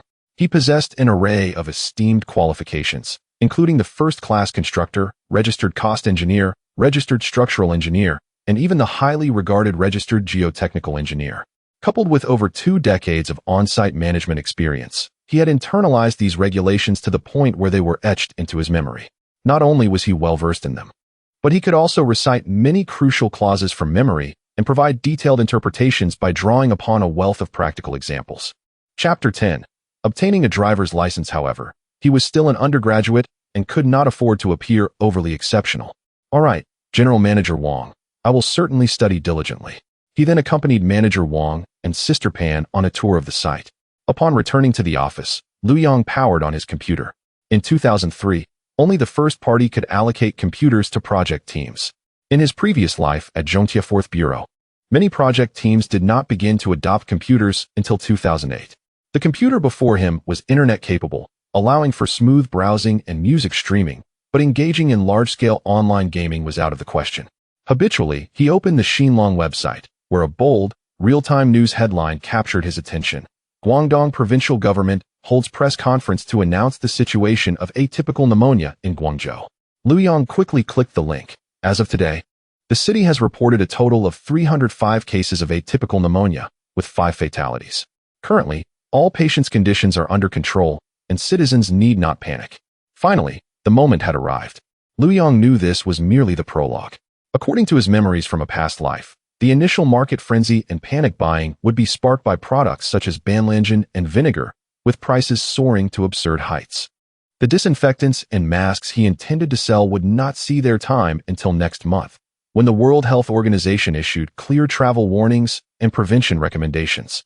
Only then, as panic spread widely and wearing masks and frequent disinfection became the consensus among both officials and the public, would the prices truly skyrocket. That would be his window to offload his stock, and he would need to act swiftly, for soon thereafter, government intervention would be inevitable. He discreetly closed the news webpage and returned his focus to the blueprints on his desk. For now, there was nothing he needed to do but await the optimal moment to strike. In the following week, Lu Yang absorbed and adapted to everything on the project site like an efficient sponge. He arrived early each day to tidy the office and diligently recorded notes while accompanying Manager Wang on inspections. His occasional inquiries struck at the heart of the matters, leaving both Manager Wang and the accompanying construction personnel quietly astonished. The technical records he managed were clear and the meeting arrangements were orderly. What surprised Manager Wang even more was that some common construction technical issues were now being posed directly to Lu Yang by the workers and technicians, bypassing Pan Min, and Lu Yang consistently provided feasible solutions. In less than a week, Lu Yang had become familiar with everyone in the project department, including the cost and design contacts from the first party, as well as project managers and technical heads from both the general contractor and subcontractors, even down to some team leaders. His interactions were measured, and he possessed technical knowledge without any airs, quickly winning over many hearts. Manager Wang privately remarked to Pan Min on several occasions. Pan Gong. This time, President Su has truly sent us a treasure. Young Lu's professional standards and ability to handle matters are more than sufficient for a project department manager. Every time he heard such compliments from Manager Wang, Lu Yang would smile modestly and reply, General Manager Wang, you flatter me. There is still much for me to learn. In addition to fulfilling his duties, Lu Yang remained mindful of the task left by President Su during the interview regarding how to create high-quality, cost-effective boutique residences. He combined his past life's experience with Hengda's strategies from 2004 and spent 3 nights crafting a report. However, it was not the right time to present it, for he intended to reserve it for a critical moment.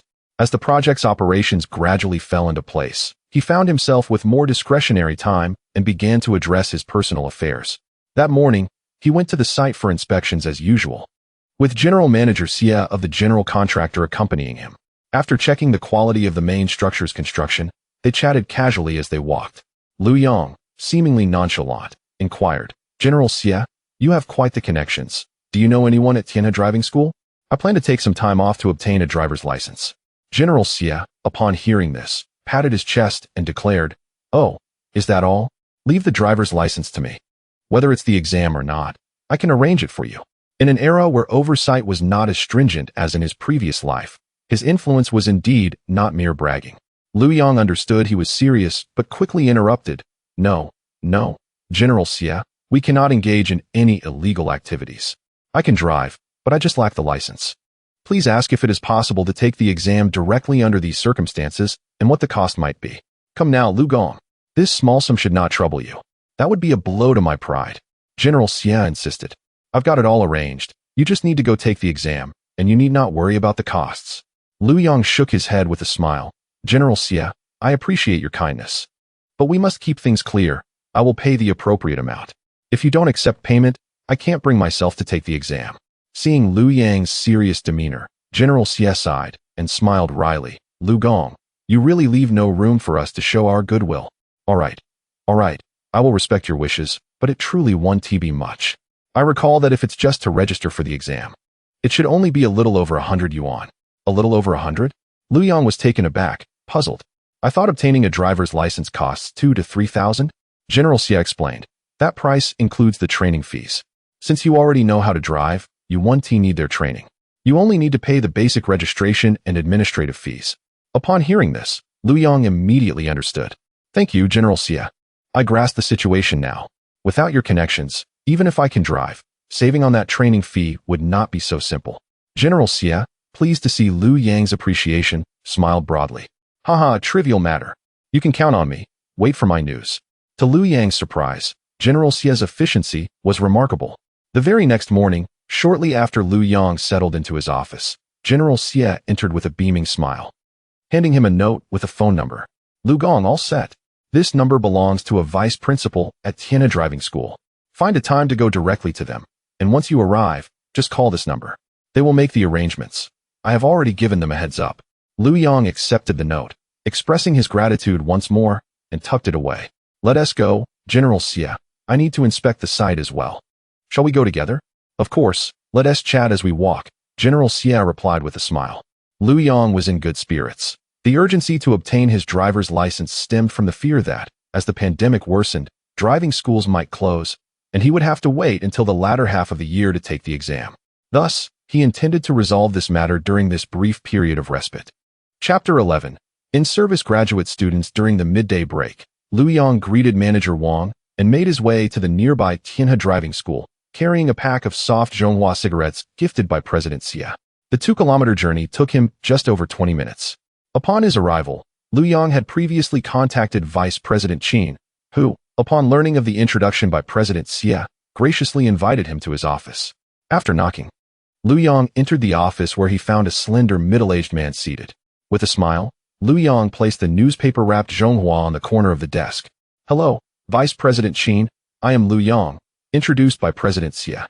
This is a small token of appreciation. I hope it is not too much trouble. Vice President Qin noticed the cigarettes and stood up to pour Lu Yang a cup of water. Ah, you are too kind, Lu. A friend of old Xia is a friend of mine. Please, have a seat. Old Xia mentioned you can drive. Are you looking to obtain a license directly? Yes, Vice President Qin, Lu Yong replied, placing the cup aside. I can drive, but I just lack a license. Very well, let us head to the training area and give it a try. Vice President Qin, being a straightforward person, led Lu Yong downstairs. In the training area, a somewhat worn white Jetta instructor car awaited. Lu Yong opened the door, settled into the driver's seat, and adjusted the seat and rearview mirror. Although he hadn't touched a car since his rebirth and had only driven automatic vehicles in his previous life, the muscle memory for manual transmission remained. He pressed the clutch, shifted into first gear, gently released the clutch, and smoothly accelerated as the car started moving, navigating through cones, executing right-angle turns. And starting on an incline, Lu Yong's movements were initially somewhat awkward, but he quickly regained his rhythm, becoming increasingly fluid in his actions. Vice President Qin nodded from the passenger seat, remarking, "This is no mere driver. You're clearly an experienced one." After completing a lap, Vice President Qin clapped Lu Yong on the shoulder. "No problem, Lu. With your skills, passing should be a breeze. Here's the plan. I will make special arrangements for you to expedite the process. Can you take the theoretical test for Subject 1 in 3 days?" Without hesitation, Lu Yong nodded, "Absolutely, Vice President Qin. I will review some question banks when I return. While I cannot guarantee a perfect score, I am confident I can pass with at least 90 points. Excellent." Vice President Qin appreciated Lu Yong's decisiveness. "You will take the parallel parking test on the 20th and the road test on the 21st. However, you must pass each subject on your first attempt. If you fail any, subsequent arrangements will be postponed." Lu Yong understood that being able to take all 3 tests in such a short span was largely due to the Zhonghua cigarettes and President Xia's connections. In this era of overwhelming demand for driving licenses, such preferential treatment was a rare privilege. "Thank you, Vice President Qin." Following him to the registration office, Lu Yong paid the examination registration fee and material cost of 120 yuan. Vice President Qin also specifically instructed the staff, "Shaoli, please provide Lu Yong with the latest theoretical question bank." The staff handed Lu Yong a thin booklet and several mock exam papers, saving him the effort of sourcing materials. Back in the project department office, Lu Yong opened his computer to find information regarding the in-service graduate admissions at Jiangxing University of Science and Technology. In his previous life, this very October, Ba Su would be appointed as a professor of management at his alma mater, and among the first batch of in-service graduate students he mentored was Lu Yongzhua, who later ascended rapidly within the Hongda Group. This experience of being a favored protege significantly embellished Lu Yongzhua's resume, leading him to become the general manager of the Group's Human Resources Center in his 2nd year and the Group's vice president in his 6th year. By the 7th year, he was even at the helm of the nationally renowned Hongda Football Club. For someone like Lu Yong, an ordinary individual without connections, seizing this opportunity would undoubtedly be the fastest path to career advancement. After locating the admissions office's phone number, Lu Yong dialed. The phone rang a few times before being answered by a rather serious-sounding female teacher. "Hello, is this the admissions office of Jiangxing University of Science and Technology? I would like to inquire about the requirements for applying for the In-Service Master of Engineering Management program." Indeed, the In-Service Master of Engineering requires a bachelor's degree and a bachelor's diploma, along with a minimum of 3 years of relevant engineering practical experience. The admissions office teacher responded in a formal tone. This response extinguished Lu Yong's enthusiasm like a bucket of cold water. He paused momentarily and instinctively pressed for clarification. "Are you certain? Must one have 3 years of work experience? Is it not possible for recent graduates?"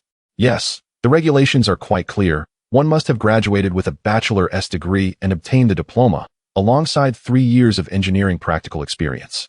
Lu Yong was taken aback. How did Lu Yongzhua manage to enroll? He distinctly remembered that Lu Yongzhua had joined Hongda right after graduating this year. If the admission criteria were so stringent, how could he have registered successfully? "Is there any other way to apply besides the standard procedure?" Lu Yong asked, unwilling to give up. The teacher on the other end paused thoughtfully. "If your company has a cooperative training agreement with our university, you can submit a letter from your employer, allowing for a study and service arrangement." Understanding dawned on Lu Yong. Lu Yongzhua likely secured his place through the collaboration between Hongda Group and the university, which facilitated his ascent. After expressing his gratitude, Lu Yong hung up the phone, his thoughts now more complex. Reflecting on Lu Yongzhua's tendency to flatter those in power and manipulate others, he felt a twinge of concern, realizing that in terms of sycophancy, he would likely struggle to compete with such an individual. Do your best, and leave the rest to fate. Lu Yong sighed inwardly. If he could not rely on flattery, he would have to compensate with professional skills and work performance. Ultimately, which attributes Boss Su would value more and whom he would choose was beyond his control. After all, this was merely a shortcut. Even if it proved unfeasible, the worst outcome would be a slower ascent. Lu Yong reassured himself. Chapter 12 Stepping Stone 3 days later, having completed the theoretical examination for Subject 1, Lu Yong gazed at the screen displaying a perfect score of 100, overwhelmed with emotion. In his previous life, he only found the time to learn to drive 5 years after graduation, burdened by the demands of construction work, where he could only spare 1 day a week for practice. This disjointed effort stretched nearly a year before he finally obtained his driver's license. The theoretical exam was even more challenging, as he had no time for thorough revision, requiring 2 attempts to barely pass on the second try. The adage resonated in his mind as he exited the examination hall. The disparity between preparation and lack thereof was vividly apparent at this moment. The subsequent 2 days of Subject 2 and Subject 3 were effortlessly navigated by Lu Yong, who possessed over a decade of driving experience. Upon receiving his black motor vehicle driver's license, an intriguing thought crossed his mind. One must seize the opportunity to take examinations early, as the competition intensifies over time and the difficulty escalates, especially after starting a family. It becomes exceedingly challenging to find the tranquility needed for study and certification later on. He resolved to capitalize on his youth and lack of familial obligations to acquire all necessary certifications. This realization prompted him to take a taxi directly to Xinhua Bookstore after leaving the vehicle management office. In the construction examination section of the bookstore, he swiftly located the materials for the second-level constructor examination.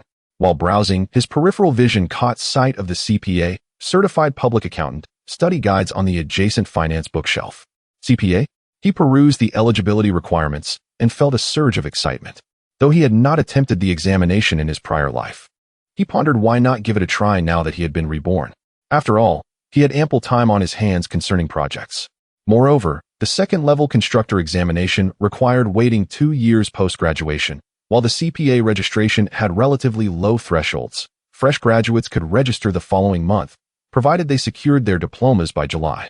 Furthermore, the CPA exam results remained valid for 4 years, requiring the completion of 5 subjects within that time frame. Lu Yong believed that, given his current study capabilities and self-discipline, success was certainly within reach. Acquiring additional financial knowledge would significantly bolster his future endeavors in project management and higher-level administrative roles, even providing an alternative pathway outside the real estate sector. Most importantly, since his rebirth, he had experienced profound changes in his self-discipline and clarity of purpose.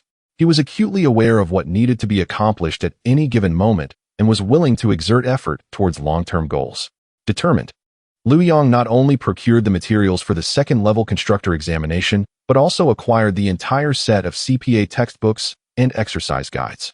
In the days that followed, Lu Yong diligently balanced his responsibilities of project site inspections, document organization, and meeting minutes with a consistent study of CPA materials whenever time permitted.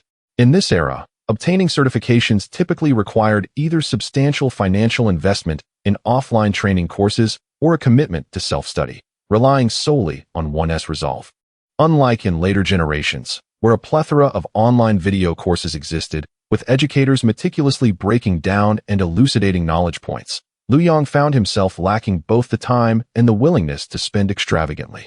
Thus, he resorted to self-study, seeking answers online for incomprehensible financial concepts and intricate accounting entries, and when necessary, approaching colleagues in the finance department for guidance. As the month drew to a close, adhering to company protocol, Lu Yong prepared to submit a batch of visa documents to the headquarters, requiring signatures and approvals from relevant departments and leaders.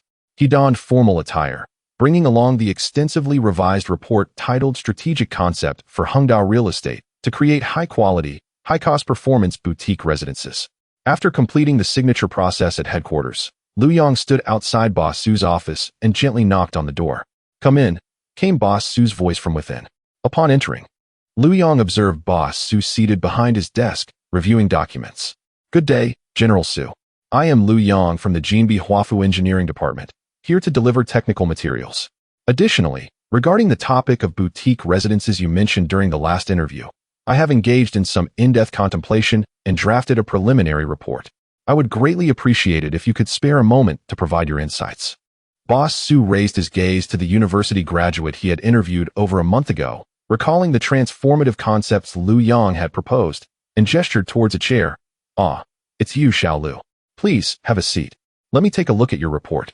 Lu Yang respectfully handed over the report and took his seat, maintaining a straight posture. As Boss Su skimmed through the document, he began rapidly but soon slowed his pace.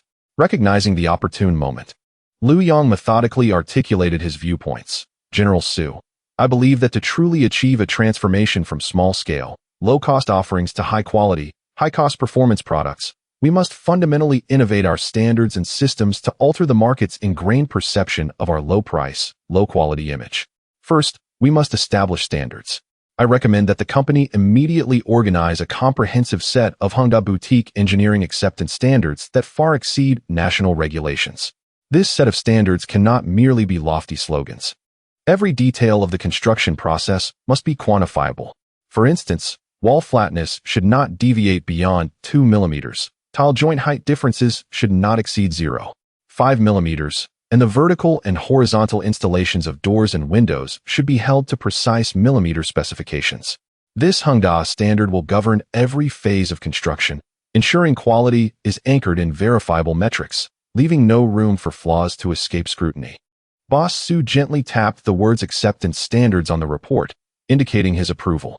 Furthermore, and I consider this the most critical step, we must dare to become the first real estate enterprise in the country to implement fully furnished delivery. Fully furnished? Boss Su appeared intrigued, recognizing the boldness of this concept in today's real estate market. Indeed, fully furnished, Lu Yang affirmed, elaborating on the significant advantages it would bring. General Su, consider this. Through unified design, we can avoid the chaotic styles that often result from homeowners undertaking their own renovations, thereby ensuring the overall quality and prestige of our developments.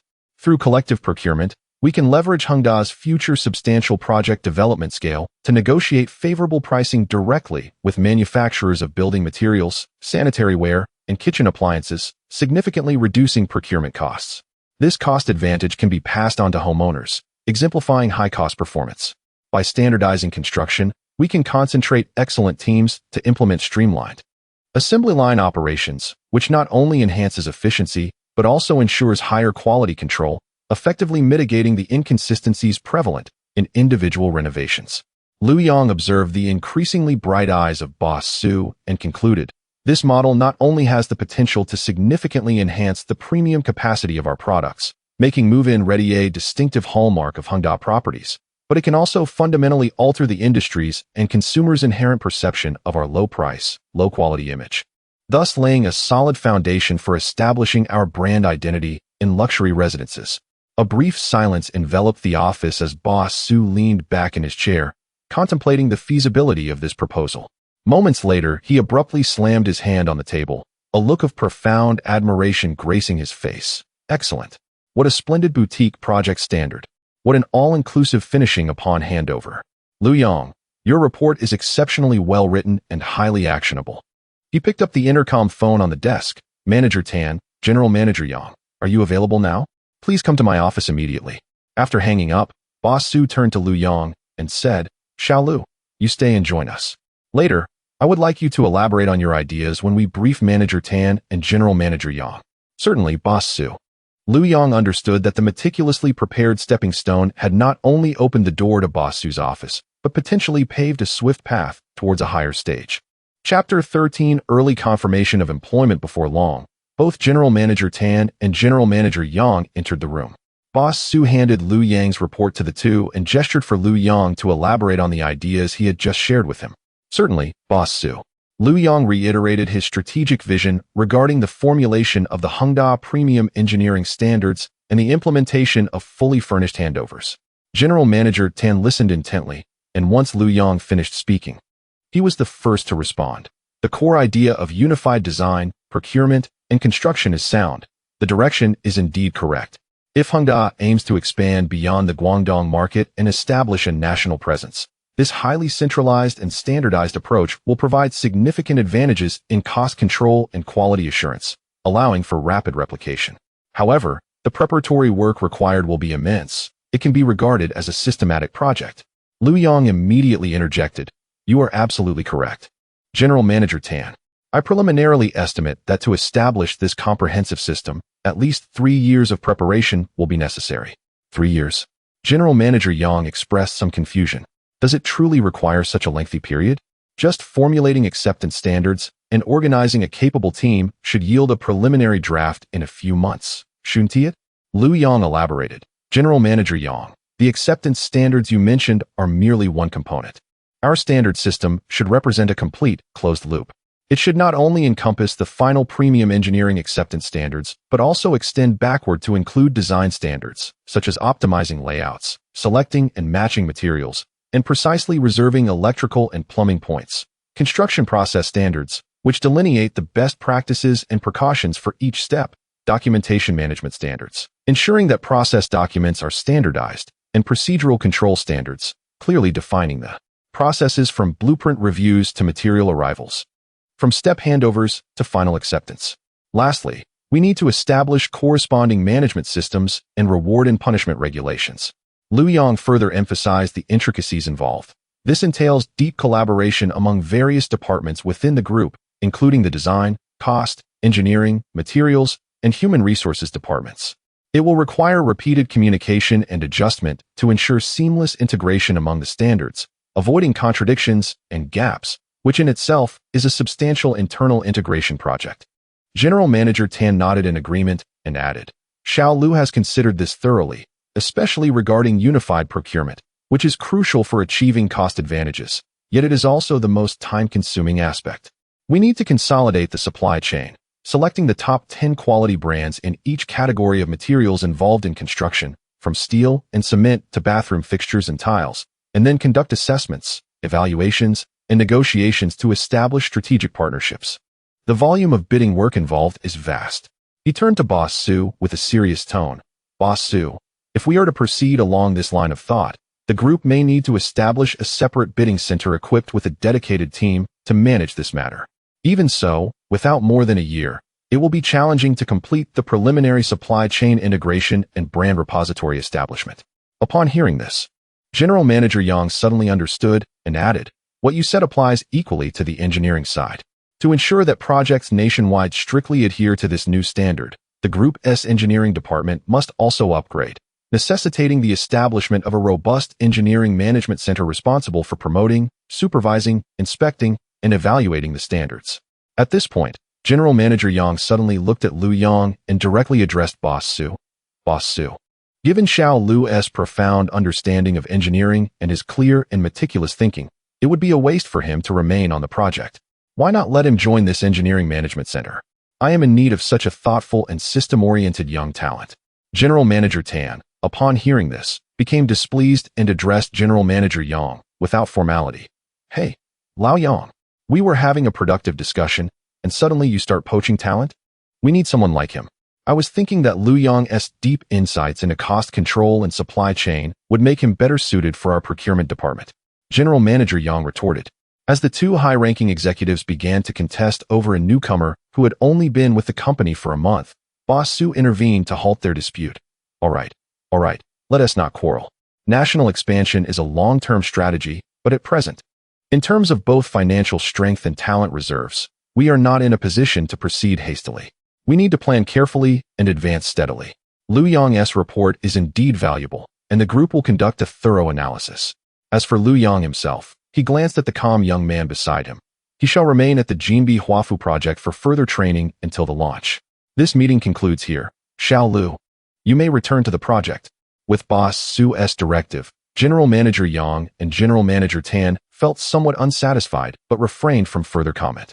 Just as the meeting was concluding and everyone prepared to leave, Lu Yang spoke up once more. Boss Su, there is one more thing. Boss Su paused and turned to him.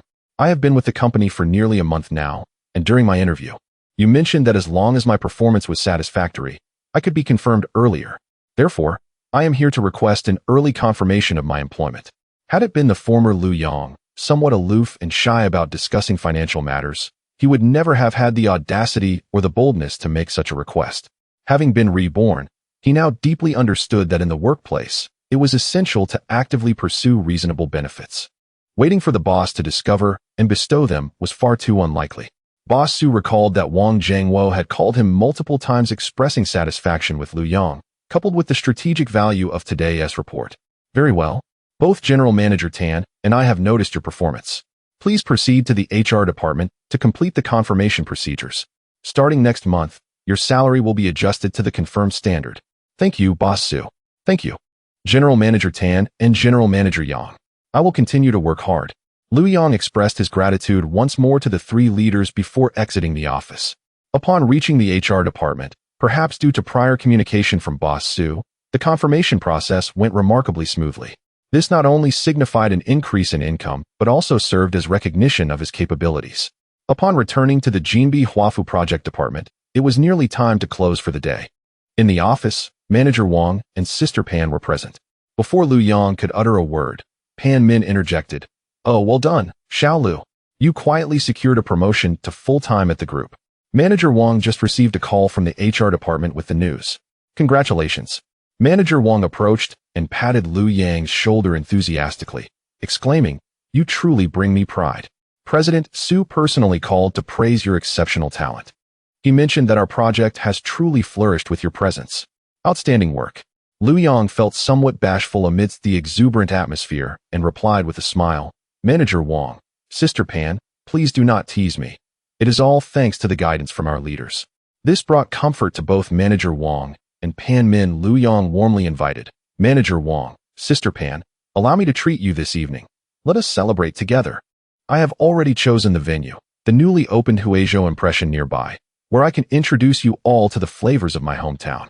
Chapter 14. Profiting and exiting. As March 12th approached, Lu Yang returned from the site inspection, setting down his hard hat and habitually taking his seat at his desk to power on his computer. A headline on the Sina webpage immediately captured his attention. The World Health Organization issues global warning. A novel SARS virus emerges in U City, urging necessary protective measures. Finally, the awaited moment had arrived. The batch of goods could finally be sold. Lu Yang silently mused to himself. He discreetly closed the webpage and, as usual, organized his inspection records and processed the materials at hand, yet his mind was already contemplating how to sell that batch of goods. After work, Lu Yang swiftly gathered his belongings and drove the Santana 2000 borrowed from General Xie towards his apartment. Although there was a security guard downstairs and the safety was considerably better than in the urban villages, the apartment housed all his possessions, and he dared not let his guard down. He visited every couple of days to check on it. After parking, he ascended the stairs and opened the door, greeted by a pungent aroma of disinfectant mingled with non-woven fabric. Lu Yang did not linger. He estimated the capacity of the Santana's trunk and carried down 5 boxes of masks and 1 box of 84 disinfectant solution. He opted not to go to the Nantian wholesale market, primarily due to the exorbitant prices, but instead sought out local private shops. After driving around the vicinity, he found a slightly larger store and parked his car. Adjusting his mask, he entered. Inside, only the owner was present, engrossed in watching the news on a small television, which was broadcasting information about atypical pneumonia. Lu Yang casually approached the counter and inquired, "Boss, do you sell masks?" The owner turned his head, sizing up the young man in the mask, and replied, "Yes, but there's only a little left, 12 yuan each." 12? That's too expensive, isn't it? Wasn't it just 5 yuan a few days ago? Lu Yang countered. "Young man, haven't you seen the news?" The owner gestured towards the television, his tone tinged with impatience. "The WHO has issued a warning. This is a special period. The price in U City is this now. Do you want them? If not, they'll be gone tomorrow." Lu Yang took the opportunity to ask, then, "Boss, can you still get more masks?" The owner shook his head. "With the current situation, there's a shortage everywhere. You can't even buy them with money. Even if someone has them, they're hoarding, waiting for prices to rise. Boss, as luck would have it, I have a box of masks I want to sell. Are you interested?" The owner, now alert, scrutinized Lu Yang. "Do you really have them? How many? At what price?" "Just 1 box, 1,000 pieces." Lu Yang extended a finger, 10 yuan each. The owner immediately shook his head vigorously. "Too expensive. You see, I retail at 12. If you sell to me at 10, I won't make any profit."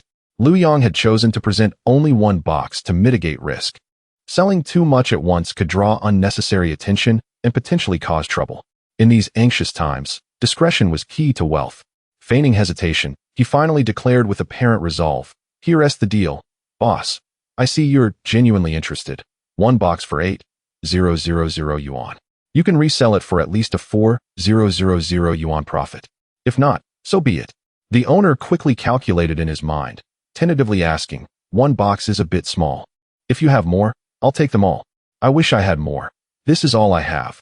A box given to me by a friend to settle a debt. I need the money urgently," Lu Yong replied, his demeanor convincing. The owner, realizing the rarity of having even one box in these times, nodded. "All right. 8,000 it is." The owner retrieved a black plastic bag from beneath the counter, counting out 8,100 yuan bills and handing them to Lu Yong.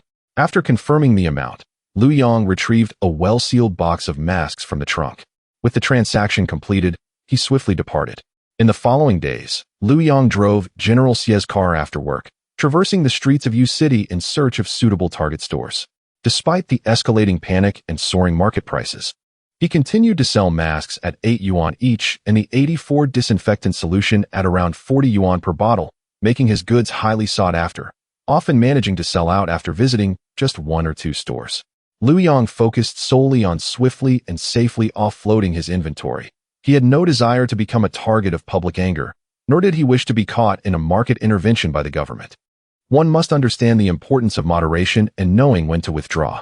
A few nights later, Lu Yong sold his final batch of disinfectant and returned to the dormitory at the project site, locking the door behind him before retrieving his backpack from the wardrobe. He poured all the cash he had accumulated over the past few days onto the bed, and in an instant, the red 100 yuan bills covered a significant portion of the bedspread, stirring a surge of excitement within him. Although he had already mentally calculated the total countless times, he could not resist sitting down to count it out, his fingers gliding over the unique texture of the bills, producing a soft rustling sound that resonated in the stillness of the night. He counted slowly and meticulously, as if confirming this dreamlike reality. 178,000, 179,000, 179, 200. Indeed, the final figure settled at 179,200 yuan. This comprised 20,000 masks at 8 yuan each, yielding an income of 160,000 yuan, and 20 boxes of 84 disinfectant solution, 480 bottles in total, at an average price of 40 yuan each, generating an income of 19,200 yuan. After deducting the initial investment of 10,560 yuan, the profit soared to an impressive 168,640 yuan. Gazing at the pile of money on the bed, a smile of relief and accomplishment spread across Lu Yang's face. This first bucket of gold surpassed the savings he had accumulated over many years in his previous life. "Enough, this is more than sufficient," he murmured to himself, neatly organizing the money back into his backpack. He felt no regret over potentially missing out on higher future prices. Greed, like a snake swallowing an elephant, can lead to downfall. In this extraordinary period, being able to profit and exit safely was already a tremendous stroke of luck. Chapter 15. Opening an account the next morning, after completing an on-site inspection with Manager Wang, Lu Yong returned to the office and settled in, contemplating his upcoming plans. "Manager Wang, may I request a brief leave? I need to step out this morning to attend to some personal matters." Wang Jiangwo, who was engrossed in reviewing a material approval form, looked up and casually inquired, "Oh, what is it? How long do you expect to be gone?" He held Lu Yong, a diligent and capable young man, in high regard and generally found such minor requests quite manageable. Lu Yong had already prepared his rationale. "Manager Wang, with my first salary and bonus just received, I thought to visit the bank and transfer some money to my parents back home. I should be back before lunch, so it won't interfere with my afternoon work." Upon hearing this, Manager Wang expressed even greater admiration for Lu Yong. In this day and age, it was commendable that a fresh graduate, upon receiving their salary, would prioritize filial piety over personal indulgence. He waved his hand dismissively and said, "What a trivial matter. This is a good deed. You needn't formally request leave. Just go and return swiftly, but do ensure your safety on the way." "Thank you, Manager Wang," Lu Yong gratefully replied. After leaving the office, Lu Yong returned to his dormitory to retrieve his backpack and identification card. Confirming everything was in order, he picked up the key to General Xie's Santana 2000 and drove out of the project department. His destination was the Guotai Securities branch on Huangpu Avenue. a choice he had previously researched. The primary reasons for selecting this location were its proximity to the project department for convenience and its early adoption of online trading in 2003, which would significantly ease Liu Yang's need to frequently visit a securities firm. Before heading to the securities company, he first stopped at a nearby industrial and commercial bank to take a number and approach the counter. "Hello, I would like to make a deposit." Liu Yang handed over a thick bundle of cash, meticulously organized, through the slot. The staff at the counter, taken aback by the substantial amount of 100 yuan notes, glanced up at Liu Yang. Fortunately, it was not like in later years when one had to explain the source of large cash deposits. After counting, the total amount deposited was 182,000 yuan, of which 179,200 yuan was from the sale of materials, along with 800 yuan representing his salary, project bonuses, and various allowances from February. He retained only a few hundred yuan in cash for emergencies, as living at the project department included meals and accommodations, resulting in minimal expenses. Even smoking was provided for free by the construction unit, leading him to discard many cigarettes each day after work. After completing the deposit, he also activated online banking at the counter. The bank staff handed him a device resembling a USB drive, explaining that it was a security token necessary for online transfers, and that it was complimentary. Subsequently, he walked to the adjacent Guotai Securities branch.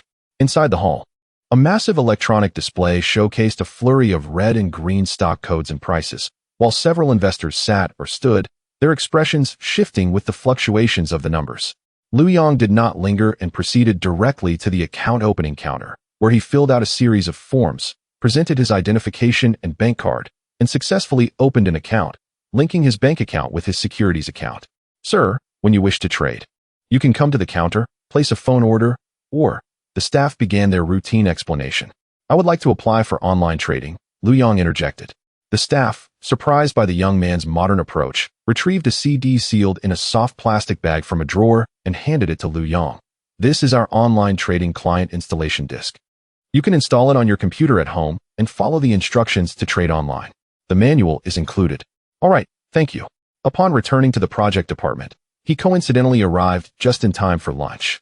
Liu Yang hastily grabbed a few bites in the cafeteria before returning to his office, where he inserted the disk into his computer's drive and meticulously followed the prompts to install the trading client.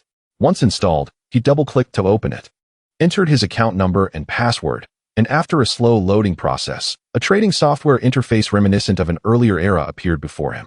With a gray-blue background, moderately sized text, and less intuitive functionality compared to contemporary applications like Tongwashan or Dongfang Caifu, the interface was indeed somewhat cumbersome to navigate.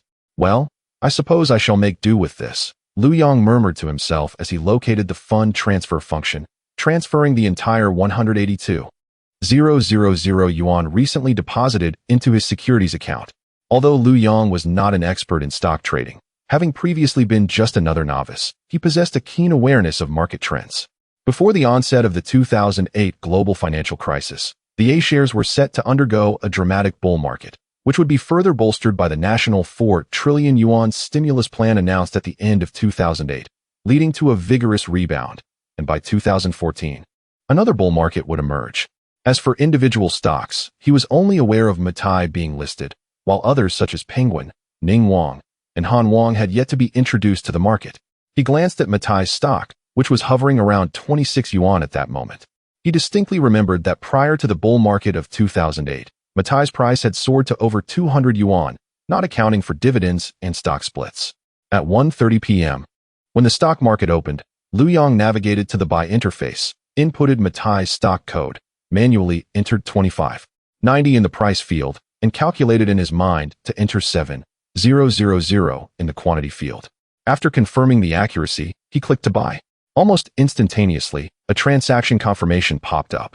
7,000 shares of Matai stock were executed at the price of 25.90 yuan. Liu Yang promptly accessed the query function to review his transaction records and funds.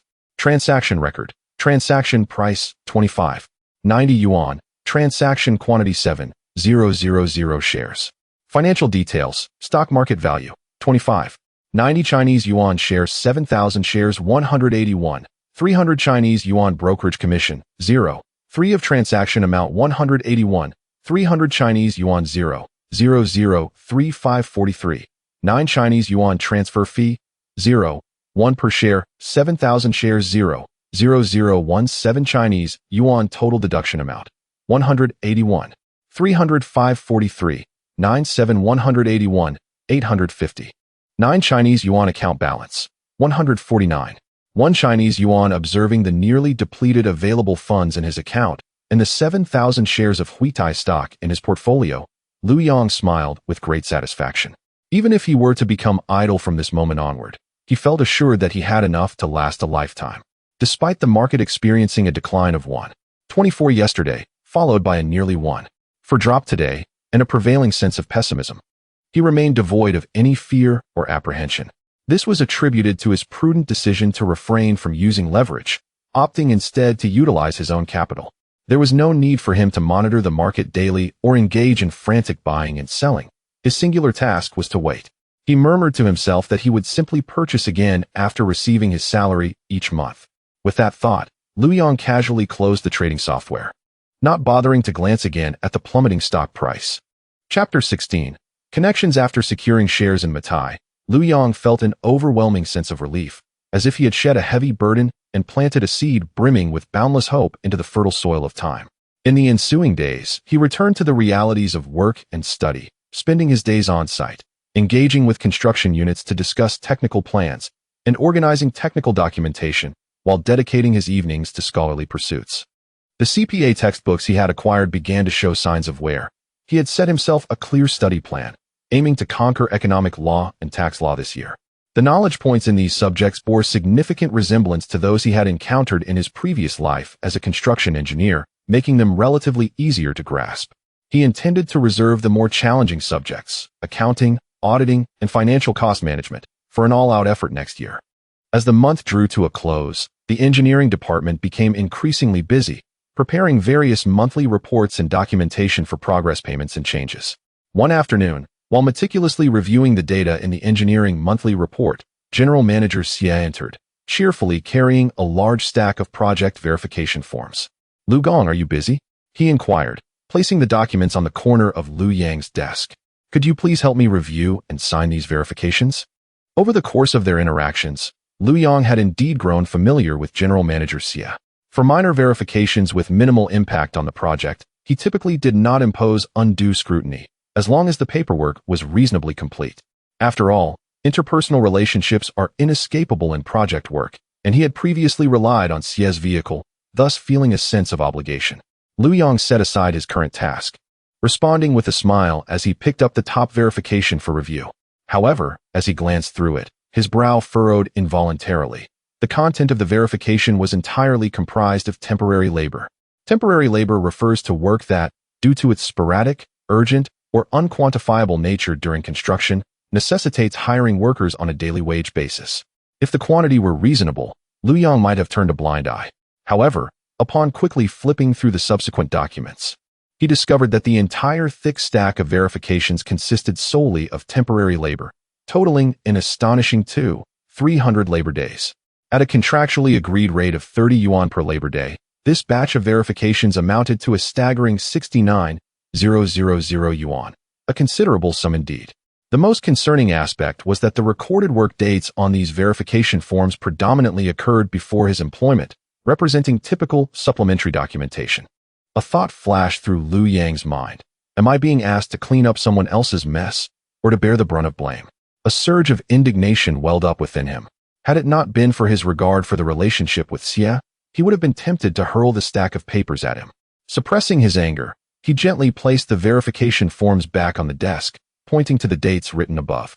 General Xie, these temporary labor instances occurred before I even reported to the project site. Why are they only being brought to my attention now for signature? Furthermore, upon reviewing these tasks, such as site cleanup and material relocation, most could have been classified under standard quotas. Why the insistence on temporary labor? This does not adhere to regulations. A flicker of embarrassment crossed Xie's face, quickly replaced by a smile. Liu Gong, you may not be aware, but these workers were hastily brought in from outside to meet the pre-sale deadline. The site was so busy that we had no time to complete the documentation, and when we submitted it to the supervisors, they delayed approval. Thus, time slipped away. As he spoke, He exhaled a puff of smoke. Lu Gong, General Wang is fully aware of these matters. Look, he has already signed off on them. He deliberately flipped to the last page of a few verification forms, pointing out General Wang's signature. Upon hearing this, Lu Yang realized the situation was likely much more complicated. Oh, if General Wang is already aware and has signed off, then I shall wait for him to return so I can confirm the specifics with him before signing. After all, I am not familiar with the site, and signing off without knowledge would be inappropriate. Knowing that he would not secure a signature today, Xie ceased to press the matter. Very well, Lu Gong, your meticulousness is commendable. I shall leave these documents with you for now. There are matters to attend to at the site. Before departing, he discreetly placed a cigarette on Lu Yang's desk. Once Xie had left, Lu Yang scrutinized the hefty stack of verification forms with a furrowed brow.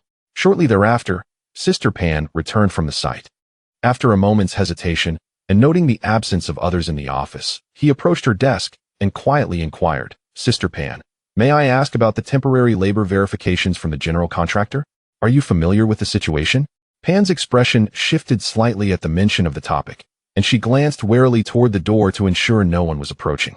Drawing Lu Yang closer, she whispered, Xiao Lu, how did you get involved in this? I know a bit about it. The reason your predecessor resigned was closely tied to these verification forms. Lu Yang was taken aback, but maintained a calm demeanor. Why is that? What is the story behind it? Pan again glanced at the door, lowering her voice further. I must stress that you cannot disclose my involvement. Promise me. Lu Yang immediately assured her, Sister Pan, do you think I would betray you? If an investigation arises, I would resign rather than implicate you. I cannot say more. Do not inquire further. Just know that these temporary laborers were all arranged by General Wang, she concluded, swiftly returning to her desk, feigning busyness with the drawings and avoiding further eye contact with Lu Yang. In that moment, Lu Yang grasped the entirety of the situation. He had witnessed similar occurrences throughout his previous life in the engineering field, having even participated in such activities himself.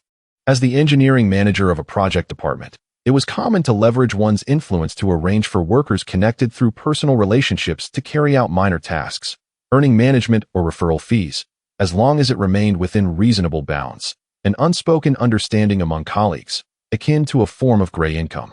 However, witnessing someone like Manager Wang operate so brazenly, relying on a multitude of supplementary temporary labor, was a first for him. No wonder upon my arrival. He was so eager to have General Xie invite me to dinner and attempted to slip me money. This was all part of a premeditated strategy to ensnare me for future dealings. Lu Yang reflected, grateful that he had maintained his principles and firmly declined. Otherwise, he would find himself in a dire predicament, akin to falling into a pit of mud, where he could not distinguish between filth and cleanliness. Now, the signed documents were laid out before him, sending a clear message. General Wang had already given his approval, and it was up to this newcomer to navigate the waters. Chapter 17. Self-preservation. Lu Yang returned to his workstation and pondered for a considerable time. Since the process had reached him, signing the document was unavoidable. Refusing to do so would not only alienate Manager Wang, but would also jeopardize his future endeavors on the project, potentially leading to his dismissal on a trivial pretext. However, Lu Yang was not one to be easily manipulated. He consented to sign, but he was resolute in not ensnaring himself. In the section for the opinion of the party engineer on each piece of work verification, he did not simply state that the conditions were true and agree as he typically would.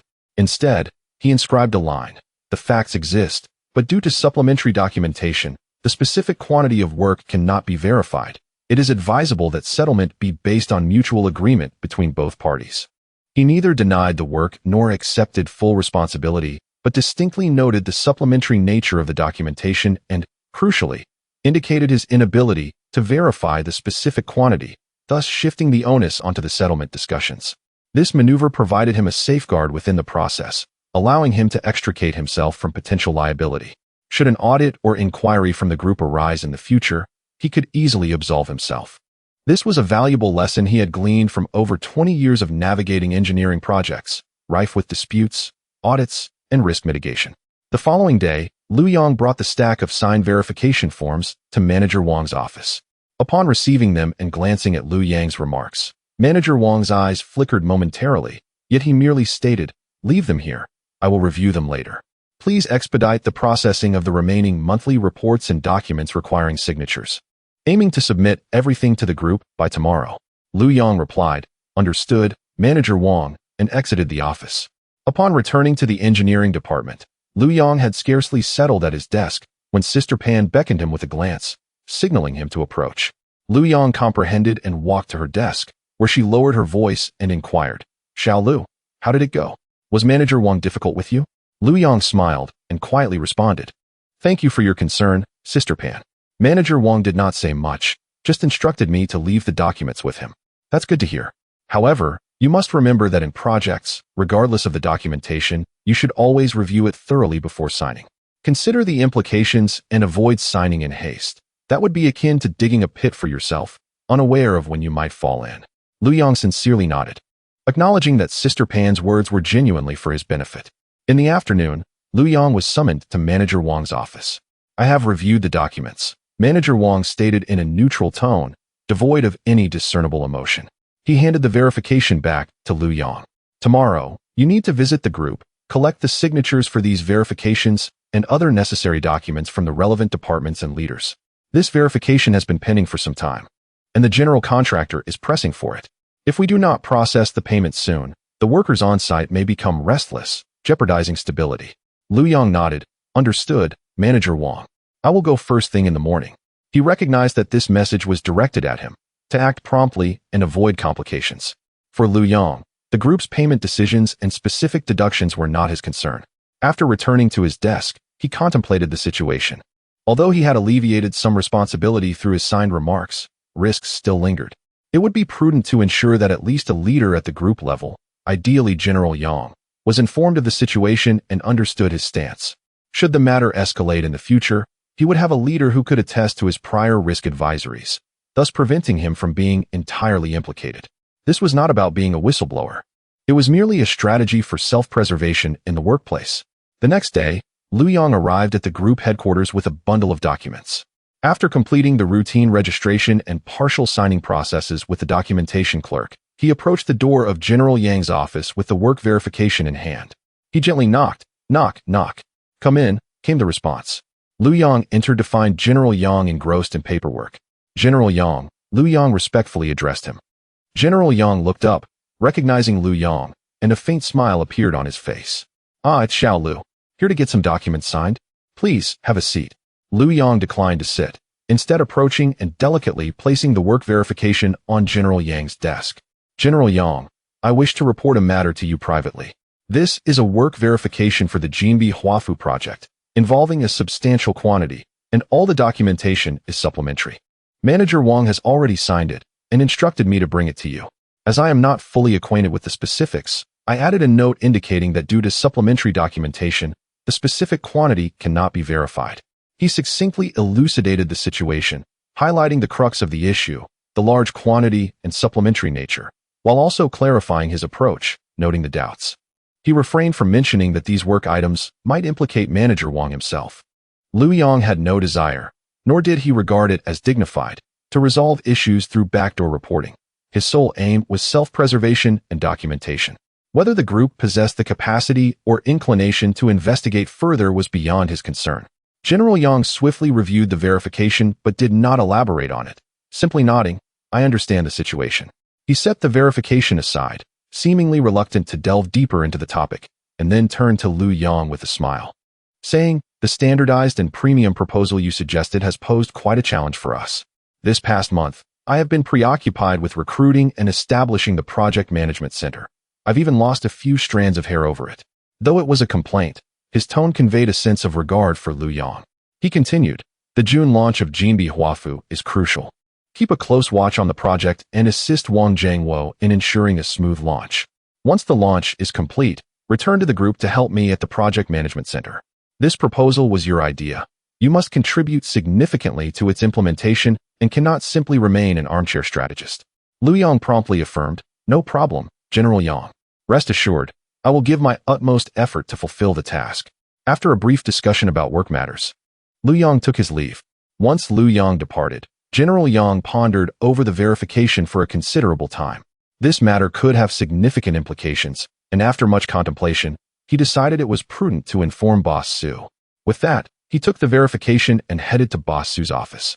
After reviewing the visa, Su Laobin exhibited no signs of surprise. Instead, he offered a faint smile and addressed General Manager Yang, stating, "This matter had previously come to the attention of the group's inspection office, which received a similar anonymous tip that I have kept under wraps." He rose from his seat and approached the window, gazing outside.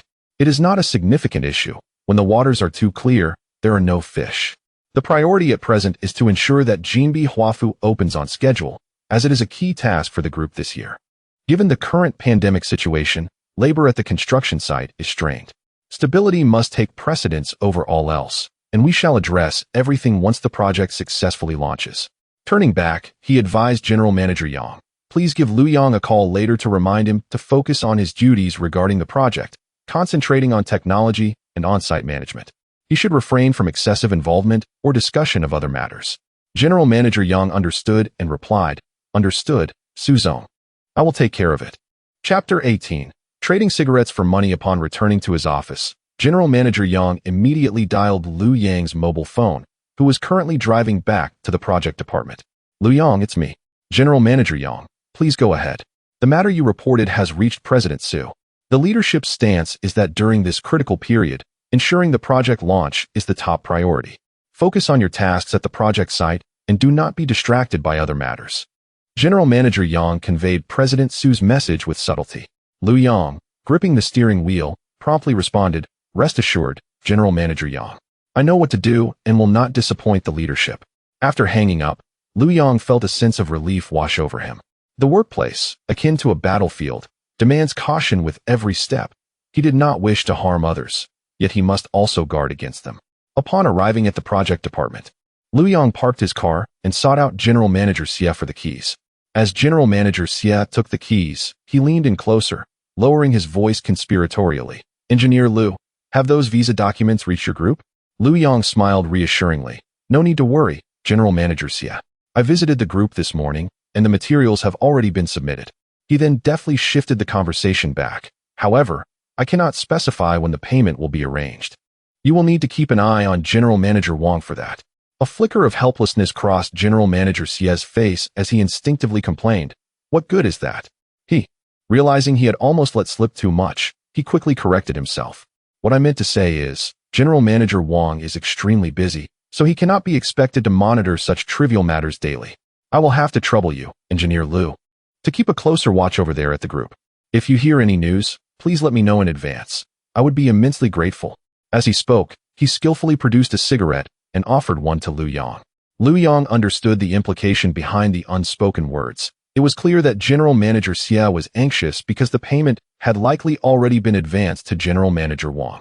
No wonder General Manager Xie was so invested in these visas and urging for updates. Lu Yang accepted the cigarette, feigning reluctance, and stated, "General Manager Xie, as you know, I am just a junior engineer running errands. Matters of payment from the group are beyond my control. However, rest assured, should I hear any whispers regarding this payment, I will inform you immediately." This assurance was precisely what General Manager Xie yearned for. His face brightened, and he repeatedly expressed his gratitude.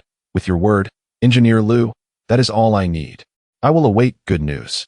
With that, as if fearing Lu Yang might retract his promise, he hurriedly jumped into his car and sped away.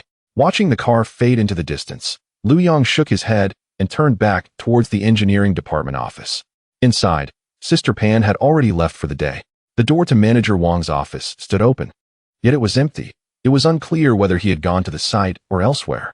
Lu Yang settled at the computer, browsing the web, when a particular news item caught his eye, an announcement regarding the adjustment of the National Uniform Examination Schedule for certified public accountants.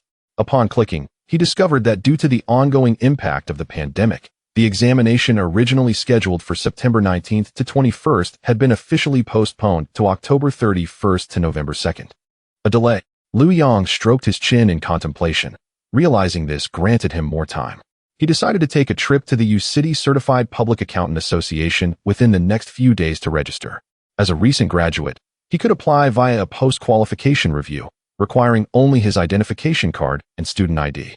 Once he received a passing score, he could submit his graduation certificate for the final qualification review, allowing him to take the exam without delay. Just as he was about to close QQ and clear the flashing group message icons to head out for a meal, A familiar cartoon avatar sprang to life. It was his only relatively close roommate from university, Du Jiahao. In their previous life, due to the arrangement of student numbers, Du Jiahao had relied on Lu Yang's answers during exams to barely pass.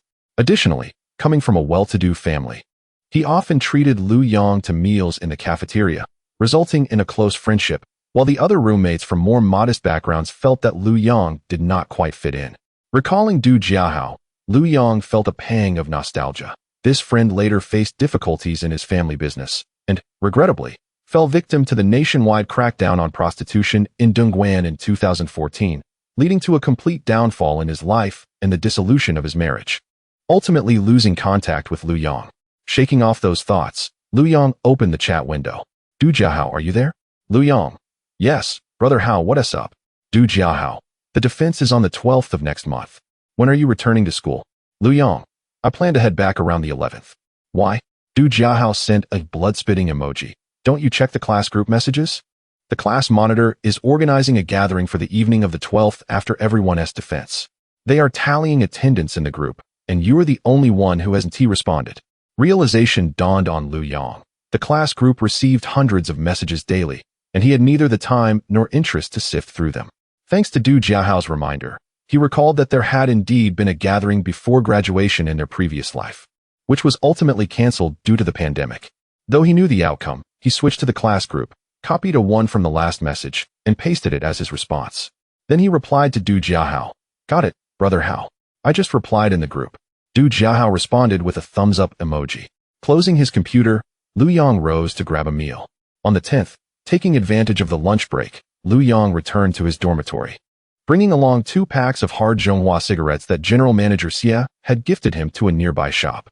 The shop owner, a lean middle-aged man, examined the anti-counterfeiting code closely and confirmed the authenticity before stating, "Young man, I acquire these from the Tobacco Bureau at 350 per pack. How about 700 for both?" Lu Yang calculated in his mind and nodded. All right, 700 it is. His urgency to sell cigarettes for cash stemmed from the payday, which amounted to 4,200, including bonuses and allowances. However, with the current stock price of Matai hovering around 26 per share, he realized that his total funds, including the salary, were just under 5,000, leaving him short of purchasing 200 shares. Thus, he resorted to selling cigarettes, as he did not typically lack for smoking material. He reserved 300 in cash for emergencies, depositing the remaining amount into his industrial and commercial bank card, totaling just over 5,300. After completing the deposit, Lu Yang hurried back to the office, lest the stock price surge unexpectedly. Chapter 19. Delayed defense. Upon returning to the office, Lu Yang immediately powered on his computer and logged into the Guitai Junin Securities trading software. He entered the code for Matai, only to find the stock price oscillating between 26.00 yuan and 26.10 yuan, creating an atmosphere of persistent stagnation. A month had passed, yet the stock remained at this price, utterly lifeless. Watching the trend unfold, Lu Yang felt a mix of amusement and exasperation. He had previously invested almost all his funds, with a cost price nearing 26 yuan. After a month of turmoil, considering today's price, he was not only failing to make a profit, but was also incurring some losses, primarily due to the transaction fees. The patience required during the bottoming process before the bull market commences is truly a test. In his past life, he would have long since cut his losses and fled. But now he felt no urgency at all. He promptly entered a buy order, price 26.00 yuan, quantity 200 shares, and clicked confirm.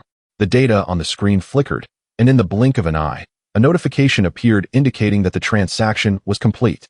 The buying power was remarkably feeble. A mere order was swiftly undermined. Glancing at the transaction record, Lu Yang couldn't help but reflect, regardless of whether in a bull or bear market, brokers can always reap steady profits through commissions. It seems that working in brokerage truly is the most lucrative endeavor. Having resolved his stock matters, Lu Yang drove once more to the city's accounting association, where the registration point was located in a large conference room. Due to the pandemic's impact, few individuals had come to register. When it was Lu Yang's turn, the staff member was a middle-aged woman wearing glasses. Are you here to register? Do you have all your materials? Yes, I have my ID and student card, Lu Yang replied, handing over the documents. The staff member examined them, skillfully operating the computer.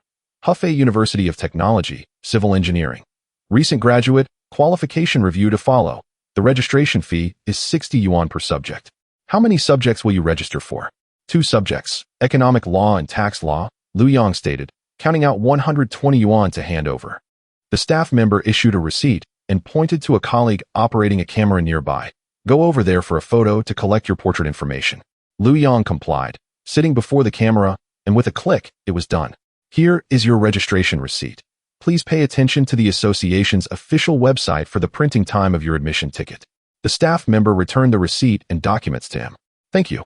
Lu Yang expressed his gratitude before departing the registration point. As April rolled in, news reports regarding the pandemic became increasingly frequent. On television and online, cities were announcing confirmed cases and implementing strict isolation measures to restrict movement. One day, while browsing the news, a striking headline caught Lu Yang's attention. Feiqing in Anhui province reports its first confirmed case of atypical pneumonia.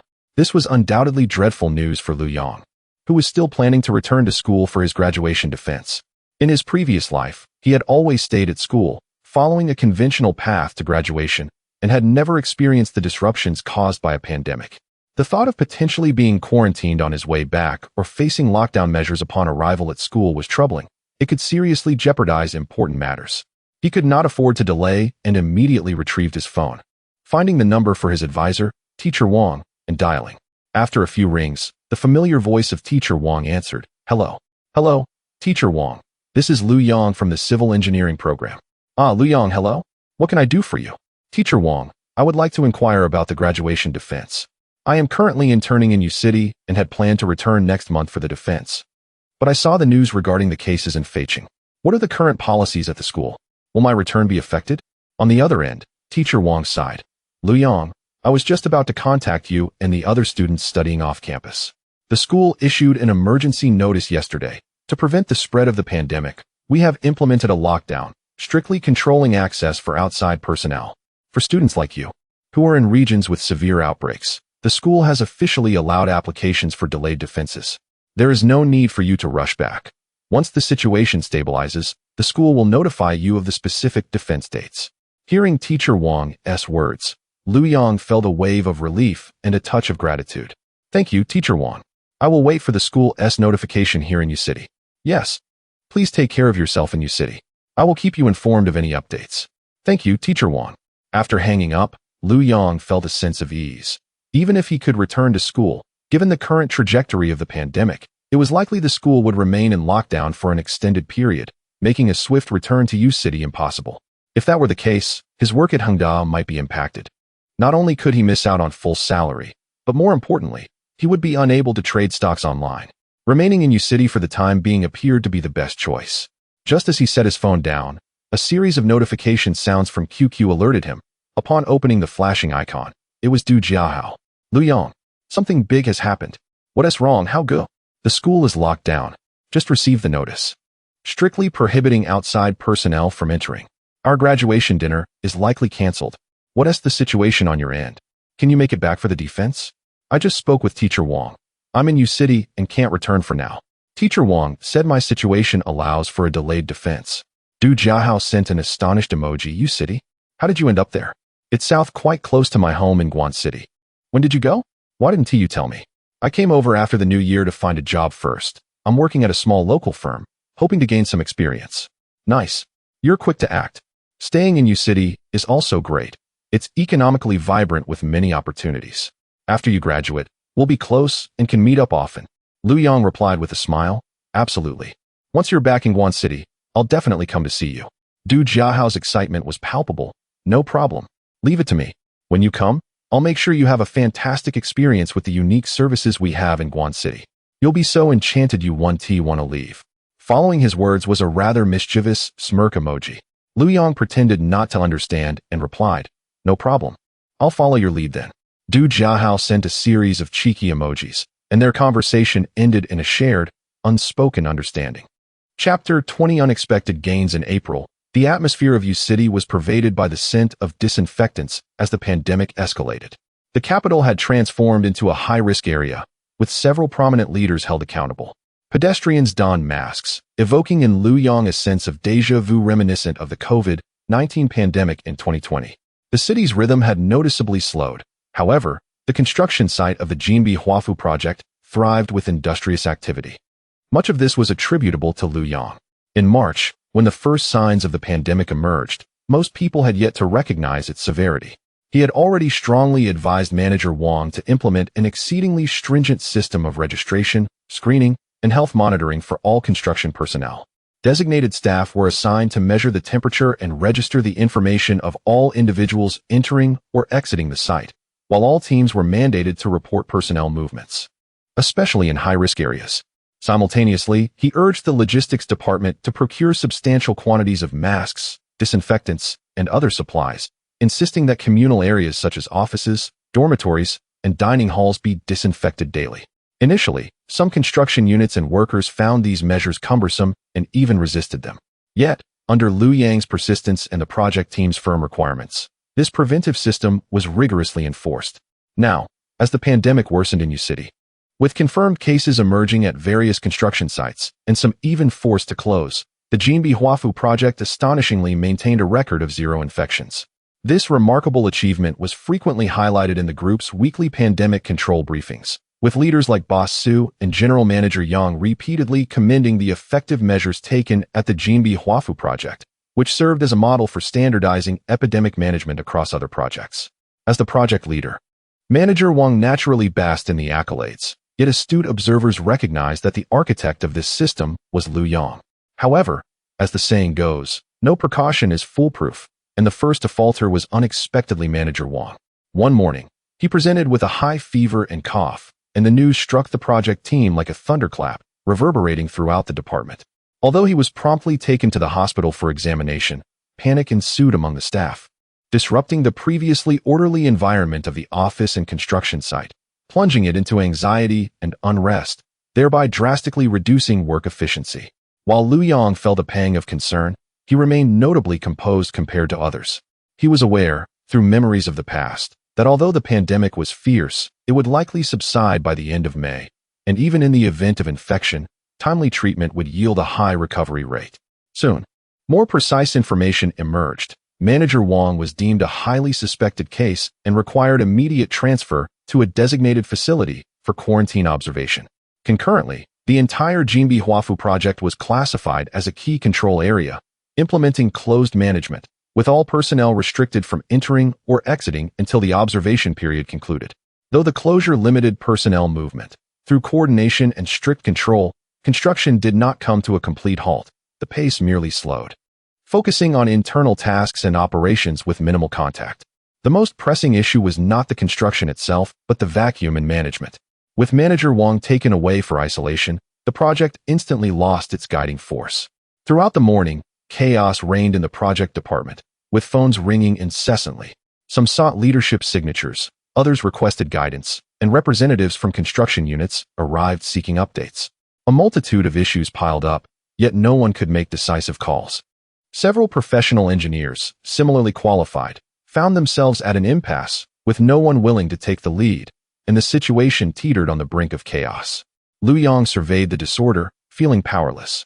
Just as he contemplated how to address the turmoil, his phone buzzed in his pocket. Upon checking, he saw it was General Manager Yang. Lu Yang promptly stepped into a quieter corner to answer the call. "Hello, Lu Yang." "Lu Yang. Manager Wang will not be returning to the project in the short term. What is the current situation on site?" "General Manager Yang, the construction is still within a controllable range. However, internal management is somewhat disorganized, and everyone seems disoriented," Lu Yang reported candidly. "The group has convened an urgent discussion. The project must not falter, nor can it stop. The June launch date absolutely cannot be affected. With Boss Su's approval, you are to temporarily oversee the daily management of the Jinbi Huafu project engineering department. You must shoulder this responsibility and stabilize the situation." Lu Yang's immediate reaction was that an opportunity had arisen. He understood that this was not the moment for humility, yet he could not simply acquiesce without consideration. Therefore, he cautiously replied, "General Manager Yang, I appreciate the trust from the group and yourself. I will do my utmost to maintain project operations. However, as you know, I am merely an ordinary engineer with limited tenure and experience. Given the current complexities of the project, I fear my voice may not carry weight, and I may struggle to effectively lead. If work is delayed, I cannot bear that responsibility." His words were half-truths and half-strategy. The truth was that there indeed existed a challenge in his relative inexperience. The strategy was to solicit a formal acknowledgement from leadership, believing that only with proper authority could he command respect. "You need not worry about that. The group will swiftly clarify your position. Your immediate task is to take charge of the project engineering responsibilities and ensure that work continues without incident, safeguarding the launch. The personnel department will soon send the appointment documents to your email." Lu Yang, this is a test from the group, as well as an opportunity. Do not disappoint Boss Su or myself. Upon hearing the phrase appointment documents, Lu Yang realized his aim had been achieved. Rest assured, General Manager Yang and Boss Su, I will ensure the task is completed without issue, and the launch date will be maintained. Excellent. I await your good news. General Manager Yang concluded the call, clearly busy with his own responsibilities. Setting down his phone, Lu Yang felt his heart race with excitement. He returned to his office, sat before the computer, and repeatedly refreshed the company's internal email page. Time seemed to crawl as the office remained bustling, with Sister Pan and several other engineers anxiously discussing matters, their glances occasionally darting toward Lu Yang, as if they sensed he had received an important call. Indeed, within 10 minutes, after yet another refresh, a new email from the Human Resources Department appeared at the top of his inbox. The subject line strikingly prominent: Notice of appointment and dismissal for Comrade Lu Yang. To all centers, departments, and project companies, after group deliberation, it has been decided to appoint Comrade Lu Yang as the assistant manager of the engineering department for the Evergrande Real Estate Jinbi Huafu project, in charge of operations, while simultaneously relieving him of his previous position as an engineering officer. The salary standard will be adjusted starting next month. This is hereby notified. Evergrande Real Estate Human Resources Department, April 20th, 2003. Chapter 21 Handover of Work. Although the managerial assistant, acting manager, is not yet a formally appointed department manager, the mere title of acting suffices, making a promotion merely a matter of time. What truly captured Lu Yang's attention was the email he received from the Human Resources Department, notifying him of a salary adjustment from 3,000 yuan to 5,000 yuan. This was a tangible benefit. Almost simultaneously, Sister Pan let out a low gasp. An email. The group's appointment notice. It was evident that she had also received this all-staff notification. Pan's sister abruptly turned to Lu Yang, her face filled with disbelief. "Little Lu. No, you should be called Manager Lu now. Congratulations. My goodness, your speed of promotion is astonishing. Ever since you joined the project, I knew you were extraordinary. You are destined to become a great leader. It has barely been 3 months. Truly. Remember your friends when you achieve wealth and status." Lu Yang felt a bit embarrassed by Sister Pan's remarks and quickly waved his hand. "Sister Pan, please don't tease me. I've just been fortunate, stepping in temporarily while General Manager Wang is away to maintain the situation. Once he returns, he will surely resume his duties." However, Sister Pan replied earnestly, "Good fortune is one thing, but more importantly, you possess strong professional capabilities, are diligent in your work, and have foresight. If it weren't for your proactive measures during this pandemic, would our project be so stable?" She added with a smile, "Even when General Manager Wang returns to his role, your position as managerial assistant will remain unchanged.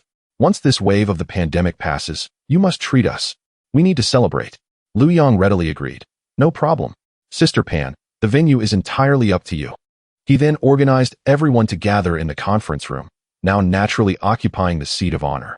Observing the bustling state of the conference room, Lu Yang cleared his throat and stated, "Everyone, please be quiet. You should have seen the group's documents. We are in a critical period. With General Manager Wang temporarily absent, I will be responsible for the engineering department's work. Please take note of the work arrangements and epidemic prevention requirements for this period." His words instantly captured the attention of all present, and the previously noisy office gradually quieted down.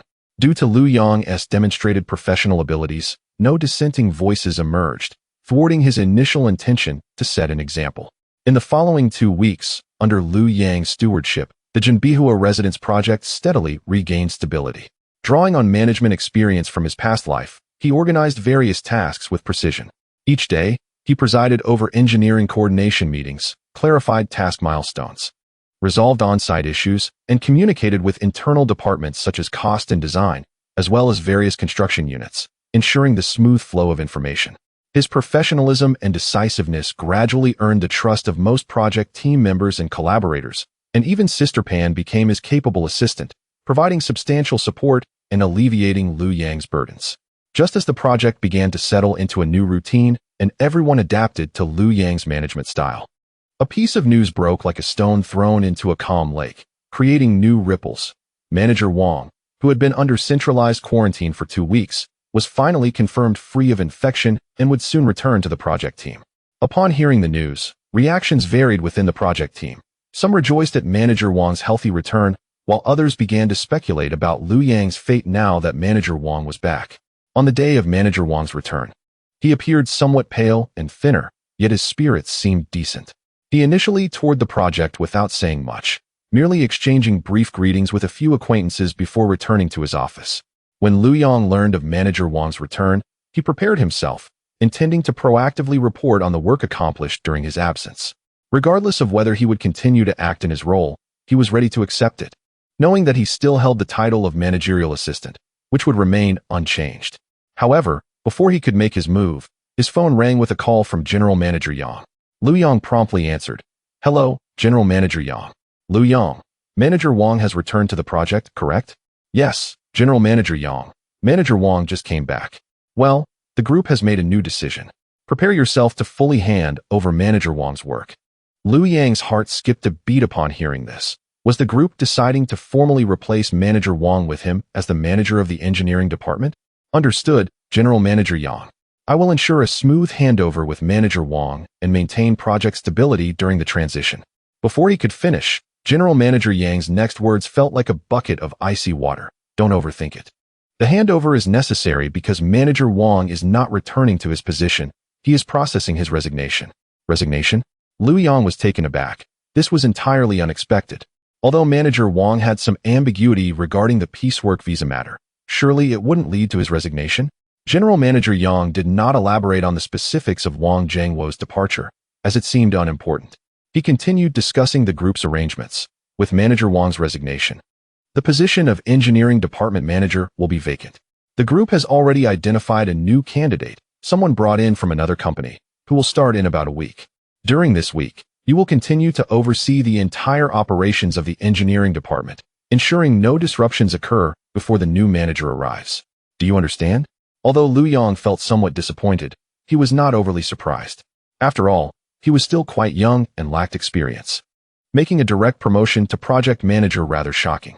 Liu Yang quickly adjusted his mindset and, without hesitation, replied, "Understood, General Manager Yang.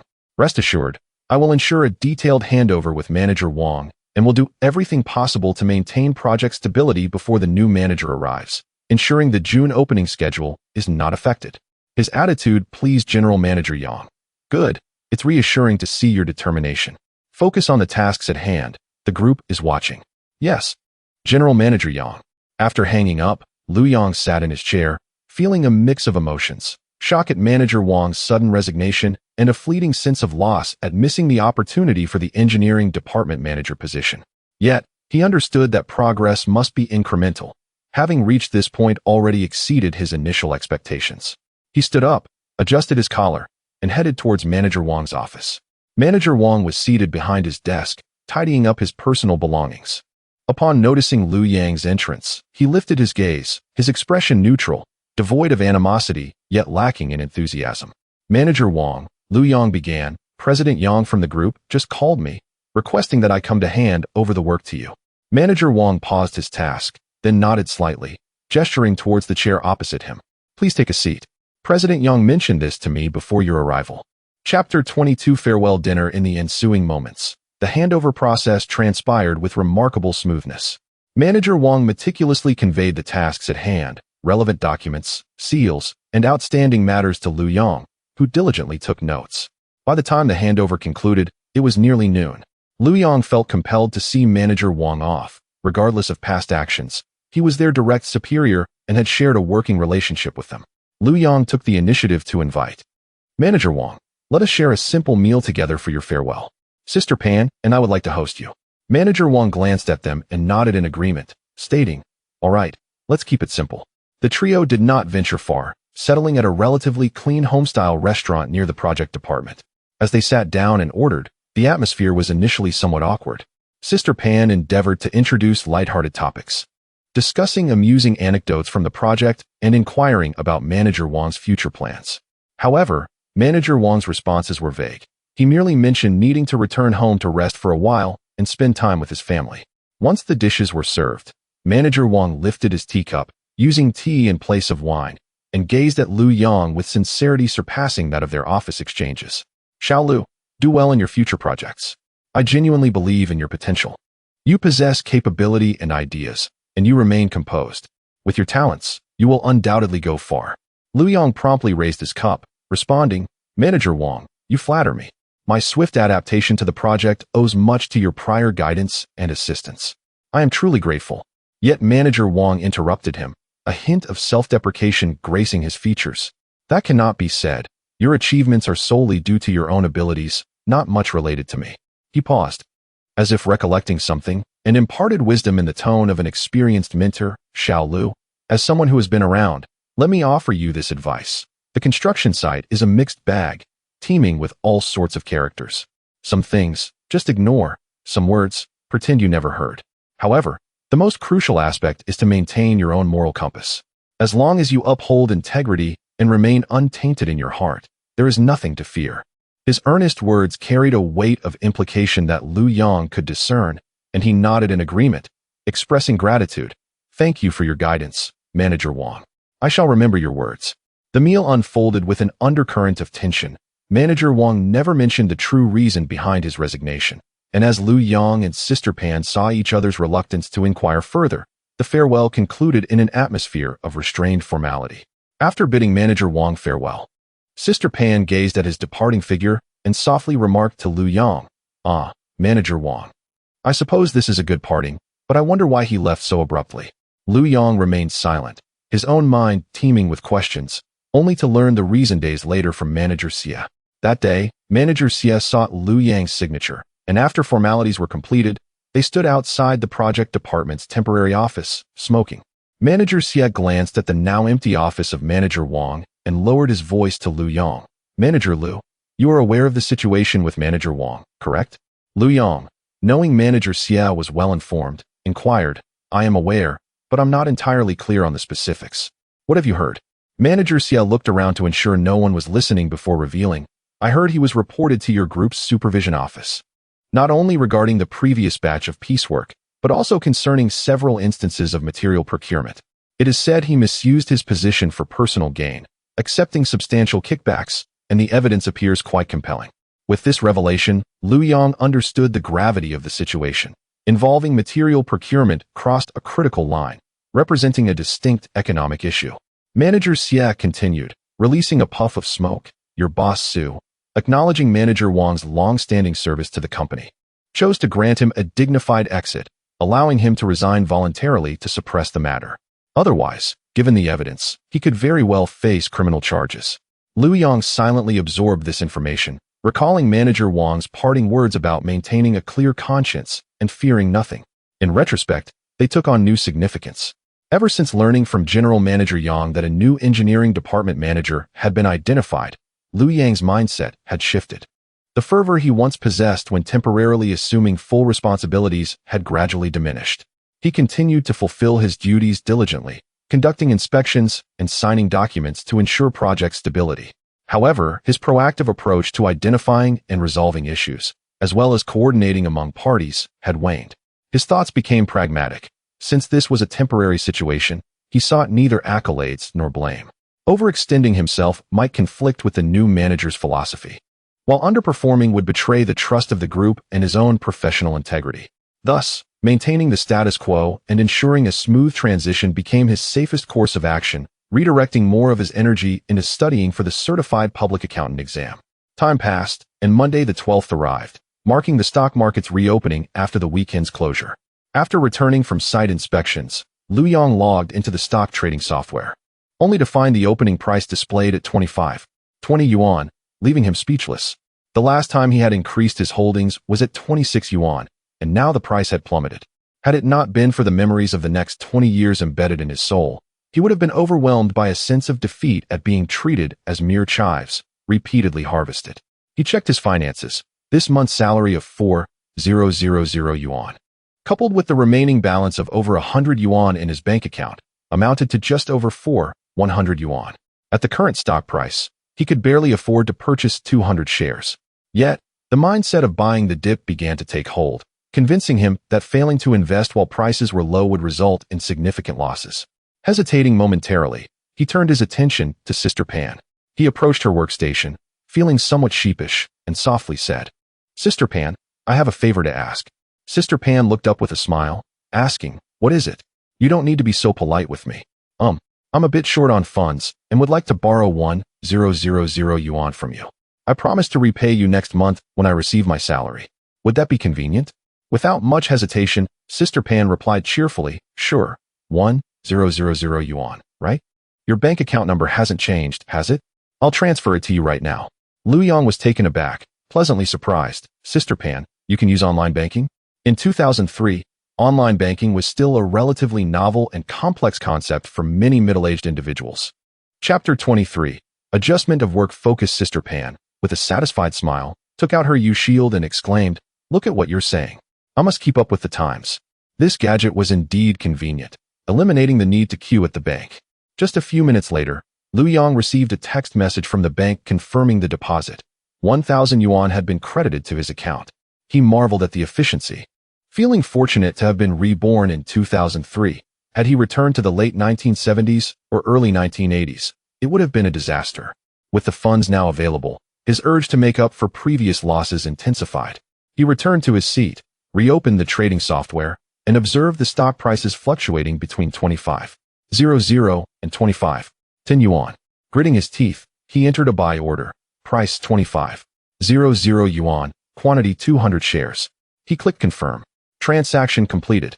Stock value, 25,000 yuan share, 200 shares, 5,000 yuan commission, 0.35,000, 15 yuan transfer fee, 0.11 yuan total expenditure, 5,000, 5,000, and 16 yuan. The balance in his securities account was approximately 85 yuan. Gazing at the nearly depleted funds and the addition of 200 shares of Matai in his portfolio, Lu Yang felt a sense of relief. This was the beginning of his wealth accumulation. While he was lost in thought, Sister Pan's loud greeting suddenly broke his reverie. "Hello, General Yang." Lu Yang quickly looked up to see General Yang standing at the office door, accompanied by a slightly plump middle-aged man in glasses, appearing to be in his 30s. A wave of anxiety washed over him, akin to being caught slacking off at work.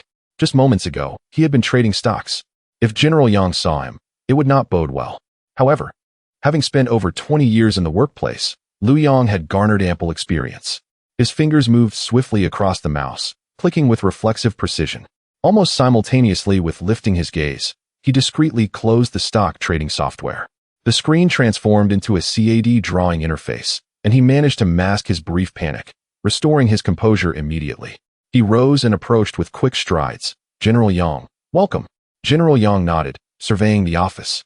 Before turning to introduce the middle-aged man, "Lu Yang, this is Manager Liang, the new addition to your engineering department. You will need to collaborate closely with him." Manager Liang? Initially, Lu Yang did not recognize him, but upon hearing the name, he recalled that this individual was a prominent figure in his past life at Hengda Group. By the time Lu Yang joined Hengda, Manager Liang had already ascended to the role of vice president. Following Hengda's crisis, Liang had been summoned to take over as chairman of Evergrande Real Estate, attempting to salvage the sinking ship.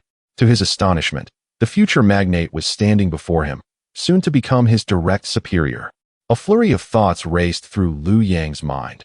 He felt both exhilaration at the prospect of close interaction with a powerful figure and a fleeting consideration of whether to forge a connection. However, he swiftly suppressed these thoughts.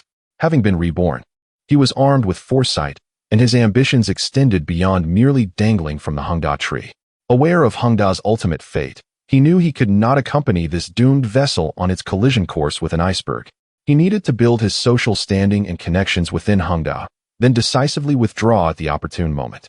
Thus, when faced with the future chairman, he neither sought to ingratiate himself nor intentionally distanced himself. Performing his duties with excellence and showcasing his value was paramount. The future trajectories of the two were yet to be determined. With this in mind, Liu Yang extended his hand to Manager Liang. Hello, Manager Liang. Welcome to the Jinbi Huafu project. I am Liu Yang, and I will fully support your work. Manager Liang wore a professional smile as he shook Liu Yang's hand. Hello, Manager Liu. General Yang has already introduced you to me. You are young and capable. Let us collaborate closely on this project. You are too kind, Manager Liang. It is my duty, Liu Yang replied modestly. Seeing the introductions completed, General Yang said, Since you are here, let us take a tour of the site. Liu Yang, please familiarize Manager Liang with the current conditions. Certainly, General Yang. Liu Yang responded promptly. Thus, Liu Yang led General Yang and the new engineering manager, Liang, into the construction site. As they walked, he detailed the overall progress of the project, current construction priorities, and some technical challenges encountered, demonstrating his solid expertise and familiarity with the project. Manager Liang listened intently, occasionally posing questions, all of which Liu Yang answered accurately. General Yang observed Liu Yang with approval, noting that he displayed no signs of resentment despite Liang encroaching on his position. After a thorough tour, General Yang exchanged a few words with Manager Liang before departing for the group headquarters. As May drew to a close, the project team's focus was entirely on the impending opening date of June 28th. The site buzzed with activity, a palpable urgency permeating the atmosphere. Since Manager Liang had only recently arrived, many specific tasks still required the coordination of Liu Yang, the seasoned newcomer. He was so busy that he nearly forgot he was still an impending graduate. At that moment, he received a phone call from his counselor, Teacher Wang. Liu Yang, I hope I'm not interrupting your work. Not at all, Teacher Wang. Please go ahead. I have good news. The pandemic control in Feicheng has been lifted, and the lockdown has been rescinded. You can now freely enter and exit the school. Your graduation defense has been scheduled for the morning of June 9th. The graduation ceremony is tentatively set for June 25th. You need to arrange your schedule and purchase your ticket to return. Teacher Wang explained diligently. Understood, Teacher Wang. Thank you for the notification. I will make sure to buy my ticket in advance, Liu Yang replied. After hanging up, Liu Yang rubbed his temples. With the project opening on June 28th, he was currently in the most intense preparation phase. Taking leave at this time certainly felt ill-timed, and he doubted he could be away for long. He meticulously calculated his itinerary. Departing from Yuesher on the 7th, he would arrive in Feicheng by the morning of the 8th to print and bind his thesis, and then participate in the defense on the morning of the 9th. Immediately after the defense, he planned to catch the afternoon train back to Yuesher. Thus, it would require at least 4 full days. As for the graduation ceremony on the 25th, Liu Yang had no intention of attending. Having already experienced it in his past life, the sense of ceremony held little significance for him now, and he deemed it unnecessary to disrupt his work. After coming to this conclusion, Liu Yang approached General Manager Liang to request leave, explaining the situation candidly and outlining his travel arrangements, emphasizing that this was the shortest time he could manage. Although General Manager Liang was reluctant to have Liu Yang take leave at this time, he understood the importance of the graduation defense as a significant life event. Very well, for days it is. Please ensure your safety during the journey, and I wish you success in your defense in advance.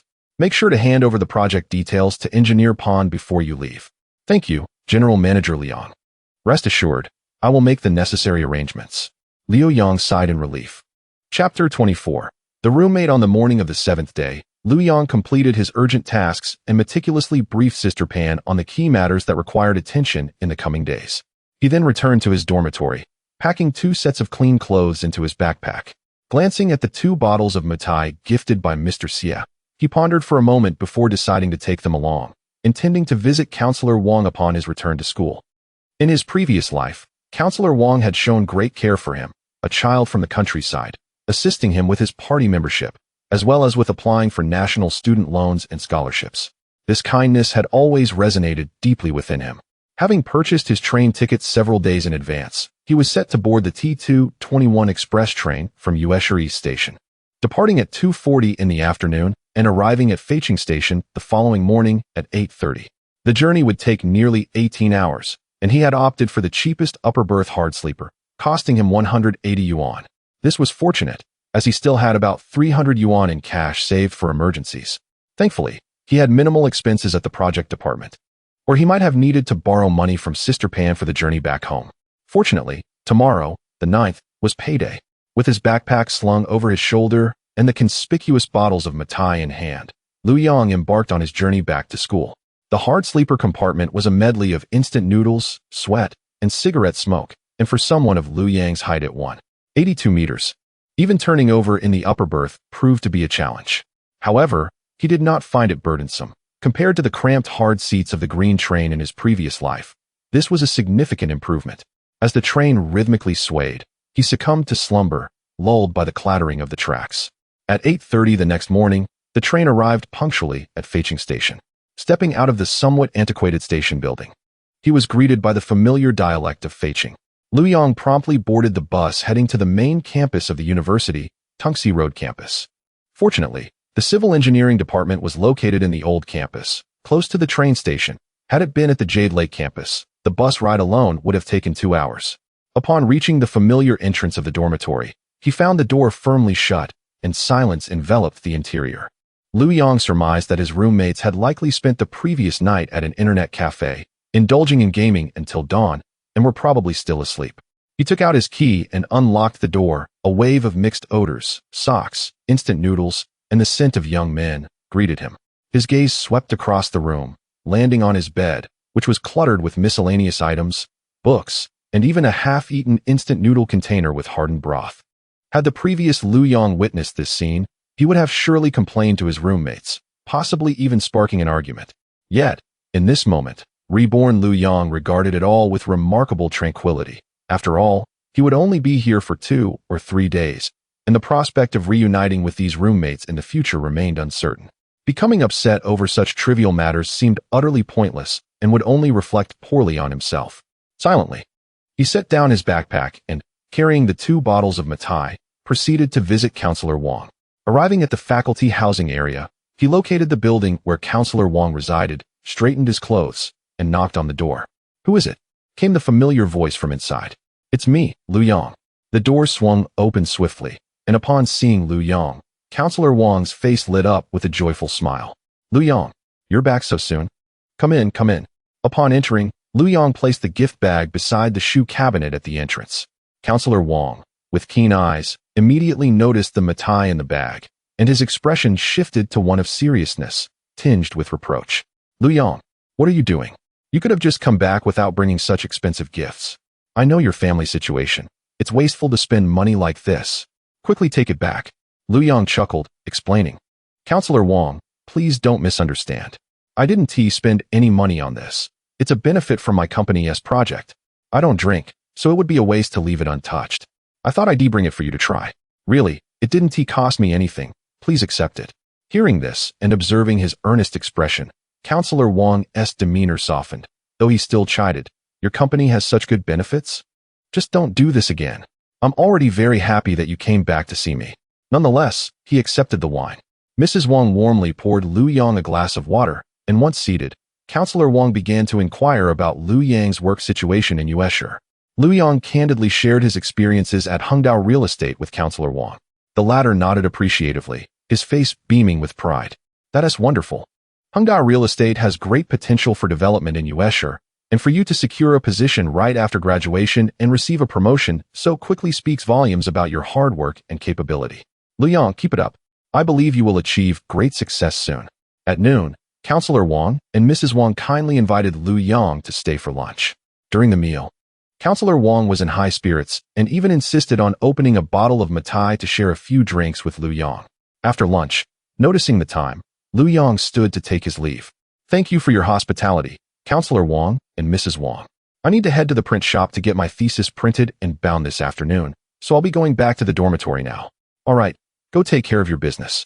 Don't be nervous about the defense. Just perform normally." Counselor Wang accompanied him to the door, offering further encouragement. When Lu Yang returned to the dormitory with his freshly printed thesis, the atmosphere had become lively. His roommates were either lounging on their beds or sitting at their computers, animatedly discussing the previous night's legendary siege battle achievements. Du Jiahao was the first to spot Lu Yang as he entered. Springing up from his bed and bounding over to enthusiastically embrace Lu Yang's shoulders. "Wow, Lu Yang, when did you come back? We didn't see you all morning. Where did you go off to have fun?" Lu Yang chuckled as Du Jiahao's embrace nearly toppled him, placing his thesis on the edge of his bed as he explained, "I arrived this morning, just got my thesis printed and bound, and also visited Counselor Wang. Nice. You even thought to visit old Wang. Du Jiahao patted him on the back and then, recalling something, asked, by the way, you can attend the graduation ceremony, right? The class monitor said it's on the 13th. We must gather in our dormitory one last time. Lu Yang shook his head. I can't make it. I need to catch a train back to Yuesher for work right after my defense tomorrow afternoon. The project at the company launches at the end of June, and there's too much to handle. Besides, the new leader just arrived, so I only took 4 days off. As soon as he finished speaking, a sarcastic voice emanated from the opposite bunk. It was Wang Hao, nicknamed Haozi, hailing from Wan Province's Fu City. He had some connections back home and, after graduation, returned to his hometown to serve as a civil servant in the housing bureau. However, Lu Yang was well aware that this fellow had fallen into trouble due to financial issues within a mere couple of years in his previous life. What kind of wretched company have you joined, Lu Yang? Wang Hao cast a sidelong glance at Lu Yang, his tone dripping with disdain. They treat you like a beast of burden right from the start, not even granting you leave for your graduation ceremony. This is utterly disrespectful to employees. If I were you, I would consider changing companies sooner rather than later. Do not hang your hopes on a single tree. Chapter 25. Returning to U City. Another voice echoed through the room, belonging to Chun Wei, who occupied the upper bunk above Lu Yang. A native of Feicheng, he hailed from a family entrenched in the bureaucratic system and, upon graduation, had directly joined the Feicheng construction group. In his previous life, Chun Wei had thrived splendidly, ascending to the position of deputy general manager, thus becoming the most successful among the four in their dormitory. Presently, while casually scrolling on his phone, he lazily chimed in, "What Rat said is correct. We basically only report to our units after the graduation ceremony. How could it be like your company? It feels quite irregular. While we are still not graduated, it's better to resign and look for other opportunities. Perhaps a better one awaits." Faced with their well-meaning advice, Lu Yang merely responded with a faint smile, refraining from further argument as he approached his bed to tidy up the clutter. Wang Hao, noticing Lu Yang's lack of engagement, felt as though he had struck a punch into cotton, sensing both boredom and irritation. He turned to Chen Wei and said, "Wei Gu, forget it, forget it. Our kindness has been mistaken for foolishness. Some people, after a trip to U City, truly begin to think of themselves as something special. Their noses are almost in the air, oblivious to their origins, just a country bumpkin." This remark bore an unmistakable hint of personal attack and humiliation. In his previous life, the youthful and prideful Lu Yang would have likely sparked a conflict within the dormitory.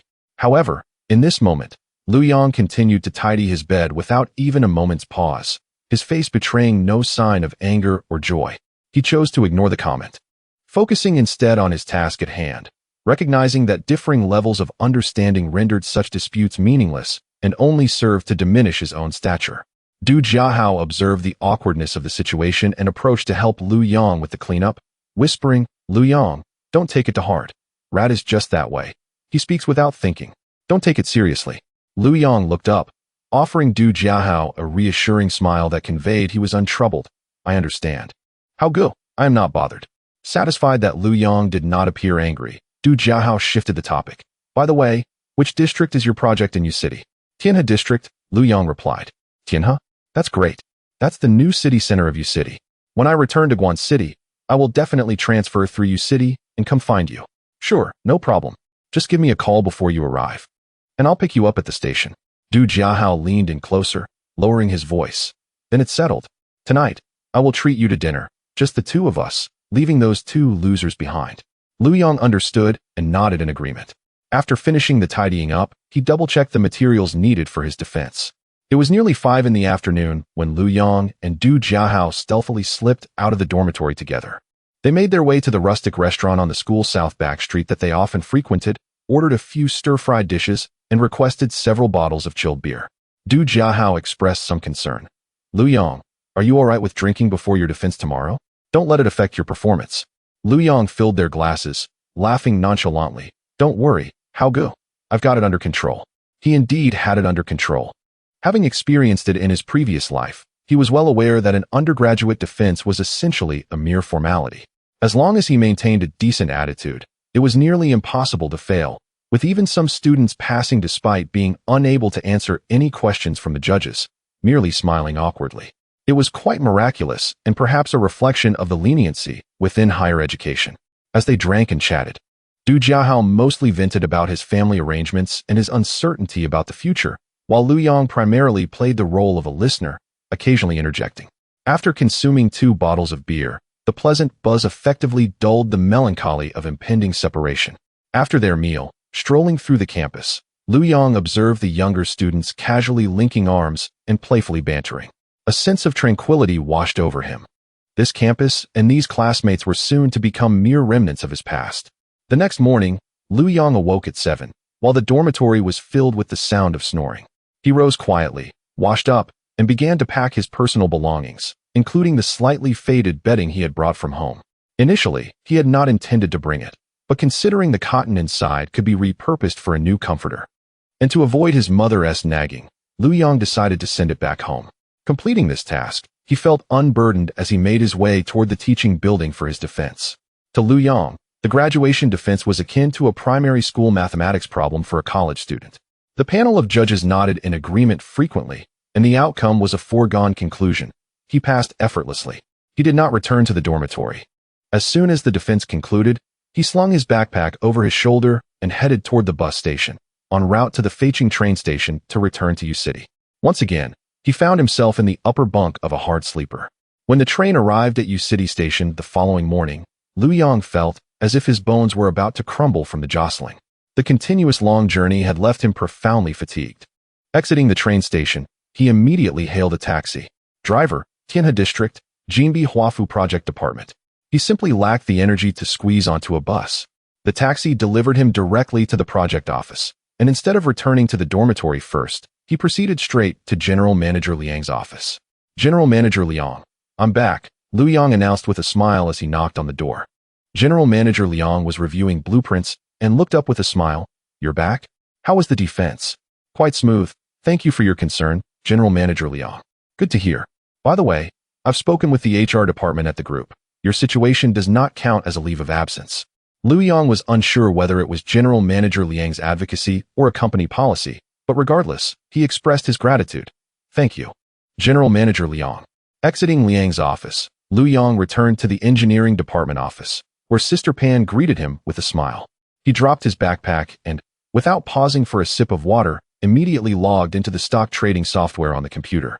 Observing the current stock price hovering around 25.5 yuan, the familiar urge to buy more as prices fell resurfaced within him.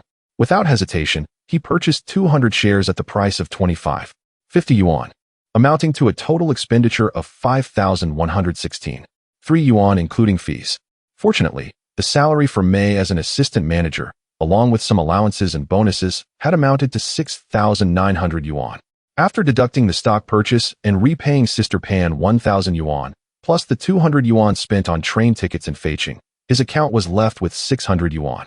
With a little over 100 in cash, this constitutes the entirety of Lu Yang's current assets. Although the true treasure lies in his possession of 600 shares of Matai stock. In these days of his rebirth, he cannot help but feel that life is less carefree than it was in his previous existence. He chuckles at his own self-deprecation, yet the thought of a future filled with financial freedom, where he can simply recline and collect rents, invigorates him with newfound enthusiasm. After closing the trading software, he redirects his complete focus to the task at hand, for only half a month remains until the project's launch on June 28th. As a member of the engineering department representing the principal party, a multitude of responsibilities await his attention. In the days to follow, Lu Yong immerses himself in the demanding work, primarily collaborating with the marketing department to oversee the inspection and rectification of the model units and common areas within the sales office. Chapter 26. The grand opening of Jinbi Huafu time swiftly passes amidst the relentless busyness of work. On the 28th, the sales office and surrounding areas of the Jinbi Huafu project were adorned as if for a festive celebration. A majestic red inflatable arch greeted visitors, flanked by neatly arranged flower baskets.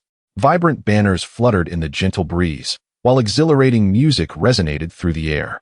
A professional lion dance troupe performed energetically, accompanied by the resounding beat of drums, drawing forth waves of applause and creating an atmosphere of unparalleled exuberance and celebration.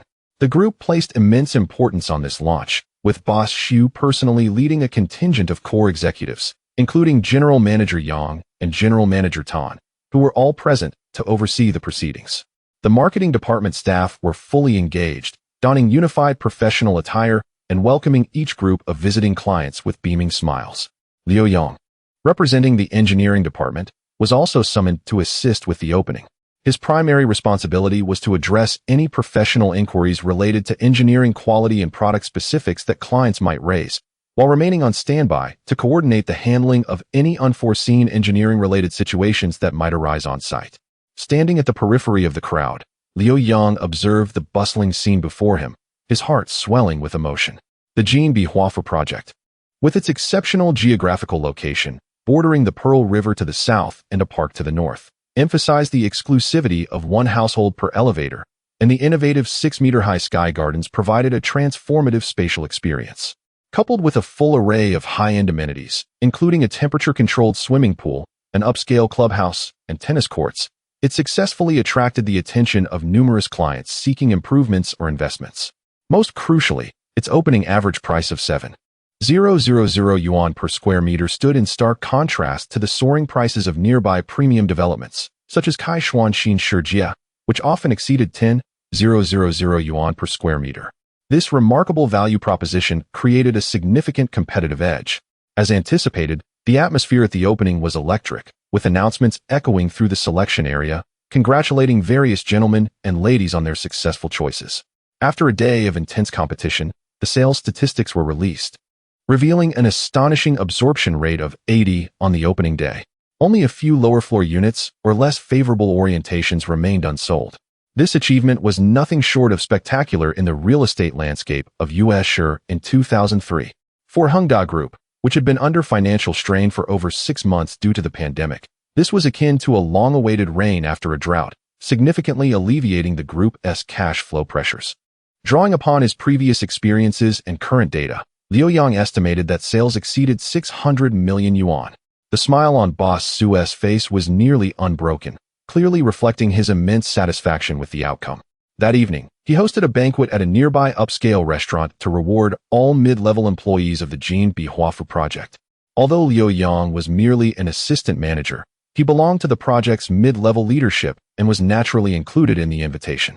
The atmosphere at the banquet was exceptionally lively, as the pressures and fatigue of recent days melted away, replaced by the joy of success radiating from everyone's faces. Amidst the clinking of glasses, the mood gradually reached a crescendo. During the feast, Boss Xu, clearly in high spirits, rose with his glass held high, his voice booming as he addressed the gathered talents of Jinbi Huafu. Ladies and gentlemen, today we have executed a magnificent turnaround. I, Xu, extend my heartfelt gratitude for your diligent efforts.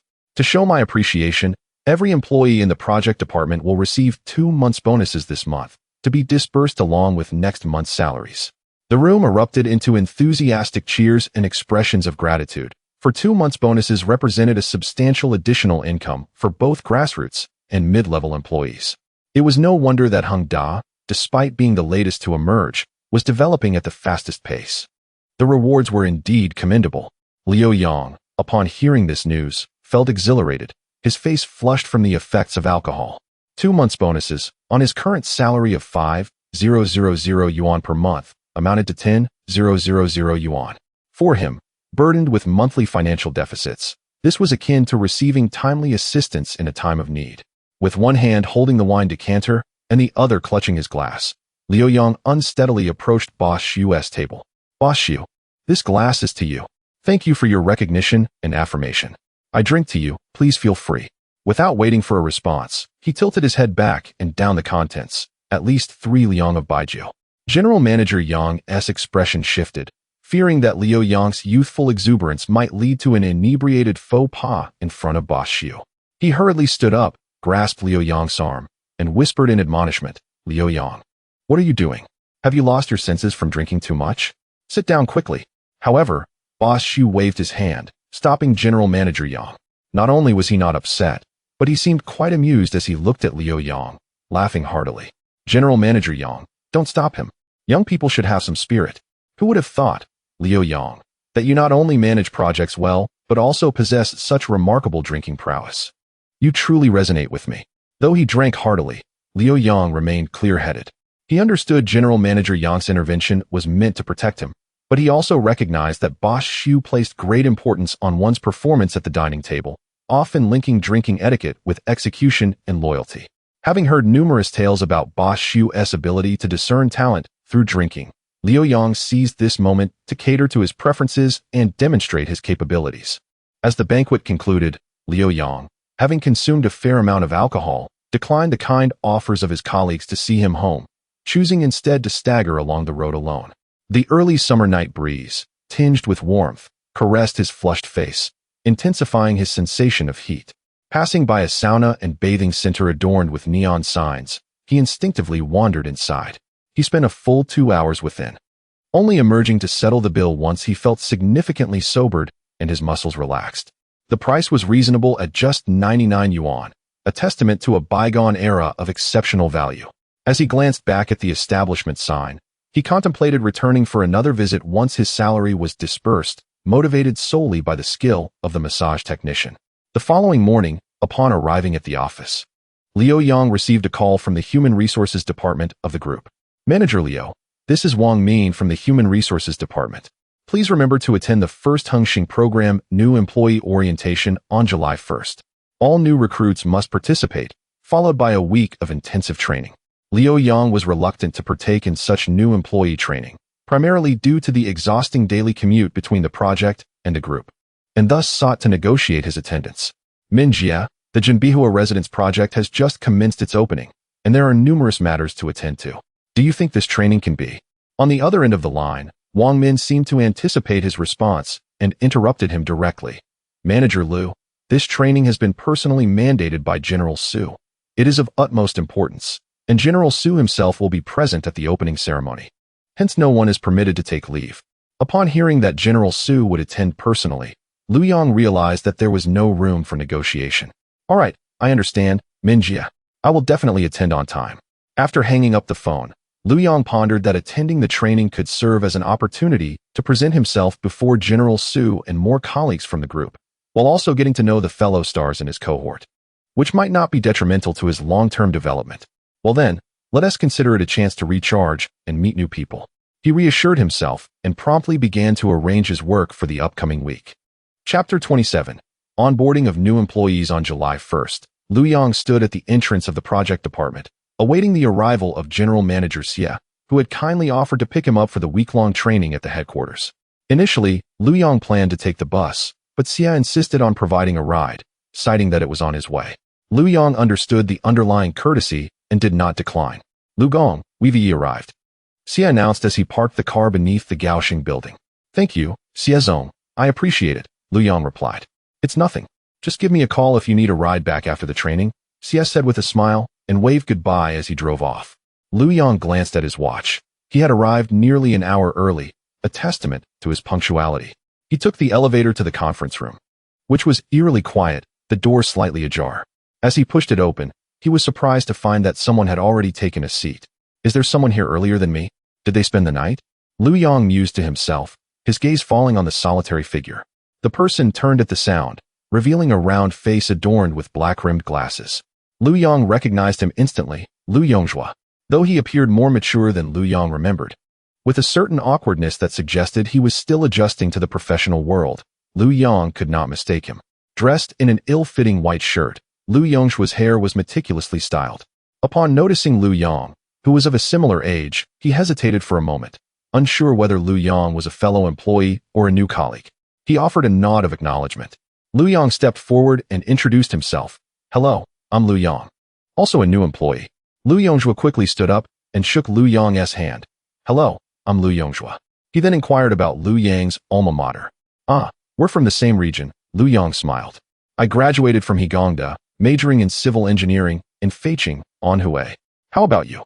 East China Normal University, majoring in business administration. Upon hearing Liu Yang's school was not particularly prestigious, Liu Yongzhua's interest waned, and he promptly returned to his seat in the front row. Liu Yang was taken aback by this abrupt shift in demeanor, feeling a wave of incredulity wash over him. Is this four-eyed chubby guy really that pragmatic? He can barely muster a response because of my school? It dawned on him that Liu Yongzhua's knack for ingratiating himself with those above him and dismissing those below was indeed innate. He had unwittingly experienced the preliminary selection process of a future mogul. Disregarding the chilly reception, Lu Yong surveyed the conference room and took a seat in the back corner, deliberately choosing a position that would render him inconspicuous, forming a perfect diagonal with Lu Yongjua at the front. Perhaps he arrived early just to claim that seat, Lu Yong thought to himself. As Lu Yong closed his eyes to rest, contemplating how to endure the dreary training ahead, the door swung open again.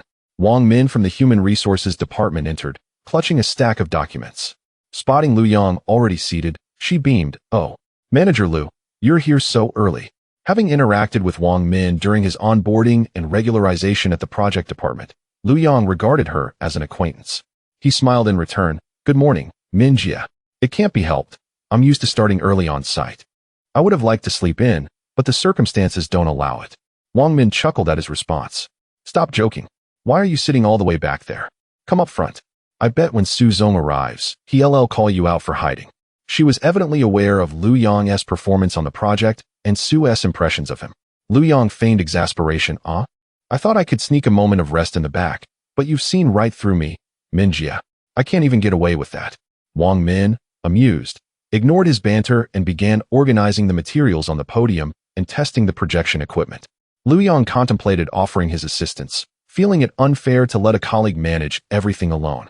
However, just as he was about to rise, he saw the chubby figure in the front row spring up with unexpected agility, rushing to Wang Min's side.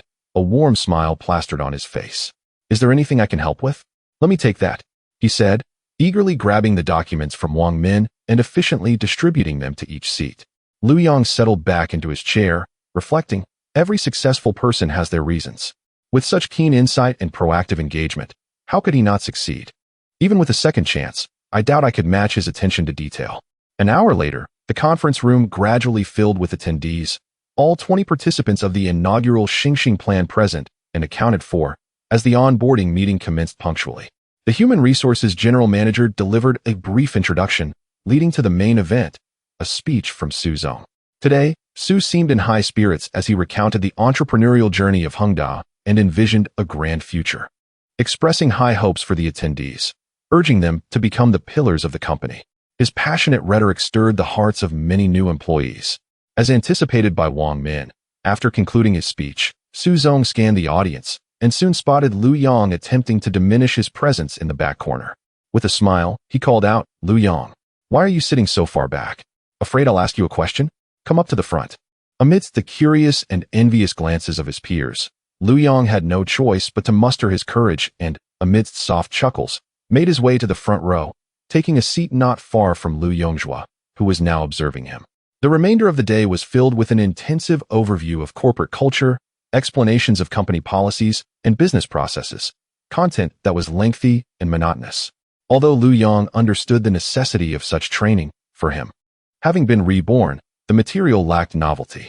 He felt that sitting through a day of lectures was more exhausting than a full day on the construction site. Finally, after enduring the training, Lu Yong exited the building with the crowd, contemplating whether to grab a quick bite from a street vendor or venture further to find a budget-friendly restaurant. Just then, he heard a hurried voice behind him call out, "Manager Lu, wait up." Turning around, he saw Lu Yongjua jogging to catch up, slightly breathless, beads of sweat glistening on his forehead.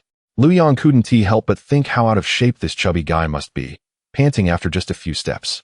He paused, waiting for Lu Yongjua to catch up. "Since we're all in this training together, we might as well consider ourselves classmates. Just call me Lu Yong. Is there something you need?" Chapter 28. The commendation conference. Lu Yongjua displayed a smile that was considerably more sincere than in the morning, and with a hint of apology, he said, "Lu Yong, earlier I truly failed to recognize the gravity of the situation. Please do not take it to heart. I have come specifically to apologize to you." During the training break, through subtle inquiries to Wang Min, Lu Yongjua had learned that although Lu Yong was part of their cohort of recruits, he had not only secured an early confirmation of his position, but had also been exceptionally promoted to the role of assistant manager, currently holding the highest and most esteemed position among this group. This revelation prompted an immediate shift in Lu Yongjua's demeanor, compelling him to hasten after work to mend their relationship. Hearing this, Lu Yong couldn't help but regard him with newfound respect, setting aside the superficiality of social climbing.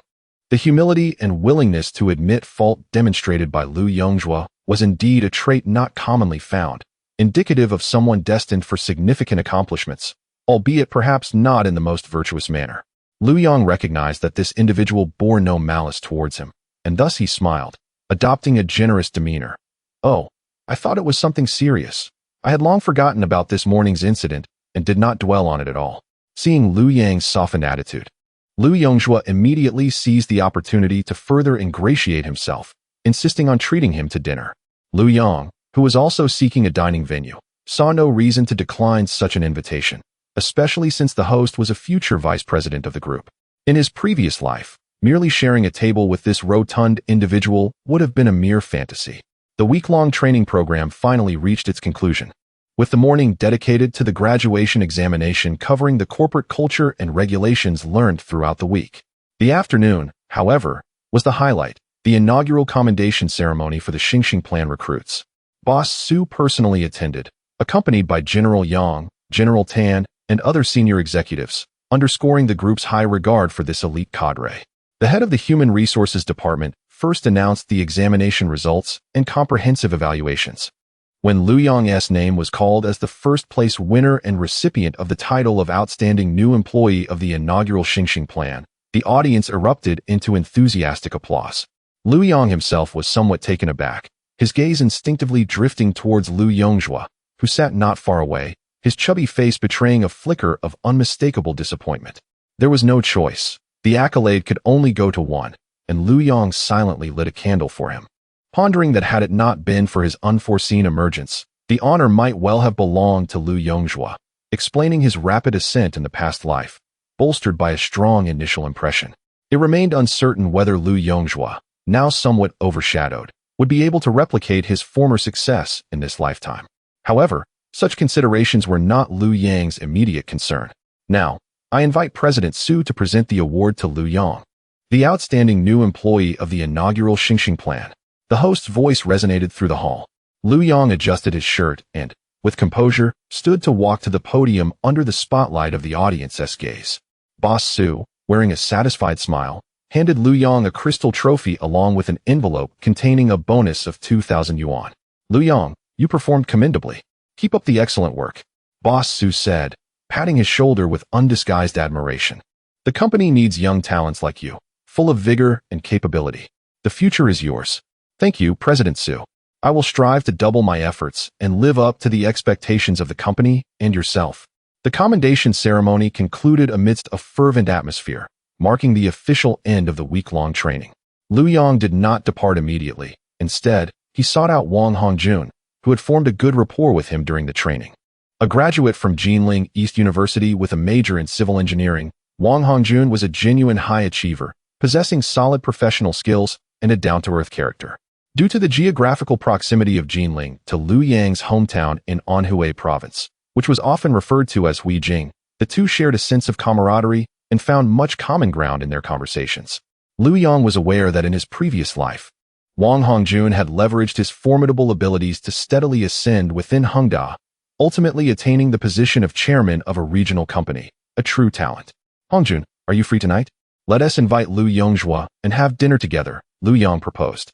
After all, Lu Yongzhua's position in the group's Human Resources Department might provide future conveniences. Wang Hongjun had no objections, and Lu Yong subsequently approached Lu Yongzhua. Initially reluctant due to his disappointment at not receiving the Outstanding Employee Award, Lu Yongzhua hesitated but eventually agreed upon hearing it was Lu Yong's invitation. He understood that Lu Yong had become the benchmark among their cohort, a favored individual in the eyes of Boss Su, with a promising future that he could not afford to overlook. The three of them found a Huayang cuisine restaurant near the company, settled in, and ordered several classic dishes along with white wine and beer.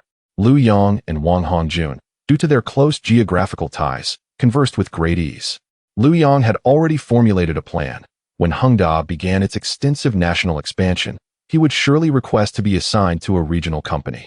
There, the autonomy was greater, project profits were higher, and correspondingly, personal bonuses would be significantly more substantial.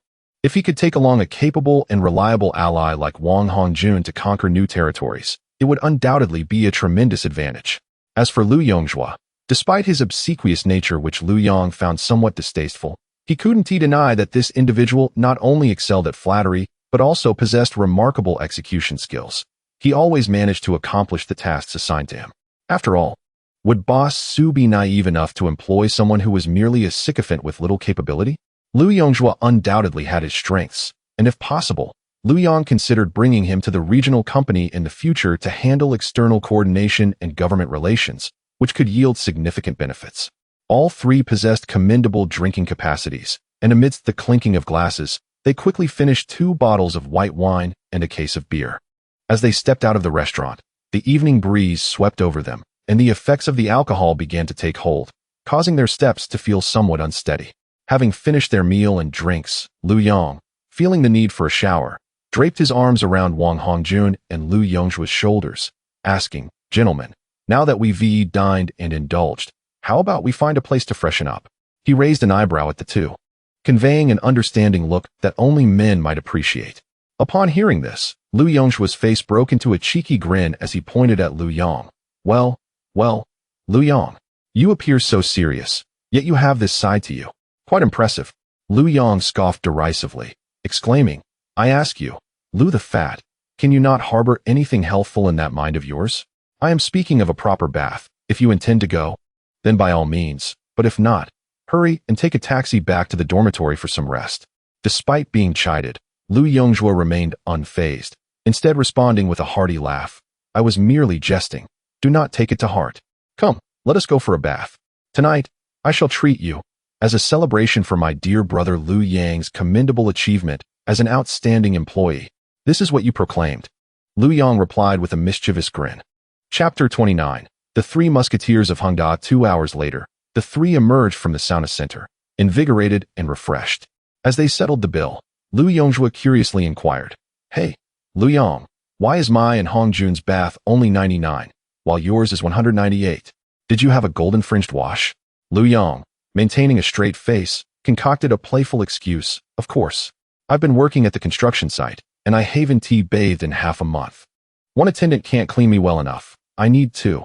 Ignoring Liu Yonghua's concern for money, he draped an arm around each of their shoulders and remarked, "Doesn't this mean we've shared a roof, and, also shared the burdens of life, right?" Hongjun chuckled warmly. "Exactly. We have shared a roof." Although he did not pick up on the latter jest, the sentiment was understood. Liu Yang gave both of them a hearty pat on the shoulder and declared, "In that case, let us support one another and strive for collective progress in the company." With that, he playfully nudged Liu Yonghua's shoulder. "Isn't that right, chubby?" Liu Yonghua snapped out of his financial distress and nodded enthusiastically. "Liu Yang is absolutely right. We must support one another and progress together." The trio stood by the roadside, hailing a taxi. Liu Yang instructed the driver to first drop Liu Yonghua and Hongjun at the temporary accommodations arranged by the group, before turning back to the project department in Tianhe District. In the sweltering July heat of Yueshur, the construction site felt like a vast furnace. However, what ignited Liu Yang's enthusiasm more than the oppressive weather was the arrival of the 10th payday. Throughout the morning, while he dealt with engineering visa documents and construction plans, his mind was preoccupied with the incessant ping of his phone's message notifications. With 2 months' bonuses, salary, and various allowances, after deductions for social insurance and taxes, he estimated to net around 15,000 to 16,000 yuan. Not long after the afternoon shift commenced, as he was verifying concrete pouring records on his computer, his phone vibrated twice. He quickly retrieved it to check the message. "Your industrial and commercial bank card ending in 8848 has received a deposit of 15,600 yuan on July 10th at 13:35. Balance, 17,601.05 yuan. It was slightly more than he had anticipated. He didn't bother to calculate meticulously. He simply knew that this sum, combined with the 2,000 yuan excellence bonus he had recently deposited and the 600 yuan from his stock account, amounted to a total of 18,200 yuan. He promptly logged into his trading app, transferring all the funds into his stock account, and purchased 700 shares at a price of 25.50 yuan per share, totaling 17,903 yuan including transaction fees, leaving a meager 297 yuan in his account. Gazing at his rapidly depleted funds and the paltry balance, Liu Yang felt a mix of speechlessness and regret. Since his initial purchase on March 10th, spanning 4 months and averaging down, he now held 8,300 shares of Guizhou Matai. His overall holding cost was 25.92 yuan per share, and with the current price at 25.50 yuan, his investment had incurred an overall loss exceeding 3,000 yuan. Thank goodness for my foresight, he mused. If Pan Jia were to see my trading decisions and losses, she would undoubtedly scold me as a quintessential chives, the kind that stubbornly buys more as prices fall. Just as he was contemplating the stagnant daily chart, his phone rang again. Glancing at the caller ID, it was the office of General Manager Yang from the group. Hello, Lu Yang. Ah, Lu Yang. As direct as ever, Yang's voice resonated. I have an announcement. Tomorrow, a new colleague will be joining your engineering department. Please expedite the handover of your tasks to him, and he will report to the Group's Engineering Management Center next Monday. Finally, the moment had arrived.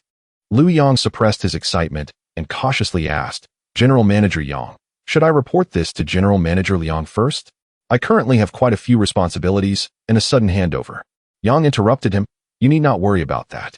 I have already discussed it with General Manager Liang. You may also brief him in person and ensure the handover is thorough. Understood, General Manager Yang.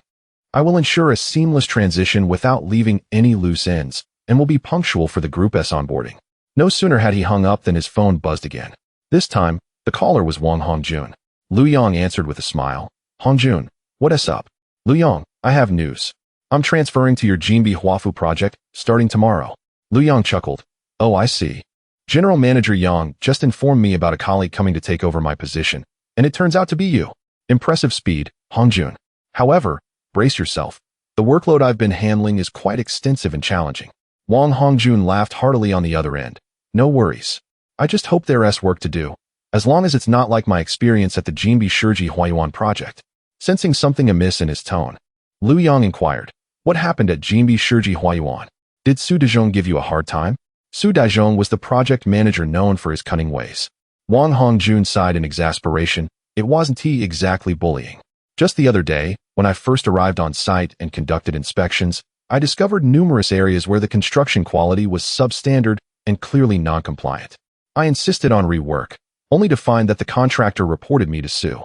He subtly criticized me for being too young and overly meticulous, insisting that as long as the quality was acceptable, it was sufficient. His voice brimmed with indignation and confusion, but I believe it's not just a matter of acceptability. According to the standards, it's simply unacceptable and could jeopardize structural safety and future usability. I stood my ground, but ultimately, I felt I couldn't stay there any longer and resigned. Su, perhaps fearing the repercussions, asked if I was willing to transfer to another project, which led to my move here. After hearing this, Lu Yang felt a pang of sympathy for Wang Hongjun and joined in condemning Su Dezhong's actions. Yet he understood his own limited influence in affecting change and could only offer comfort. Forget about that sort of person. You've made the right choice coming to Jinbi Huafu. Our general manager Liang is not only highly capable, but also principled and empowering. You'll have the opportunity to fully showcase your talents. Do your best.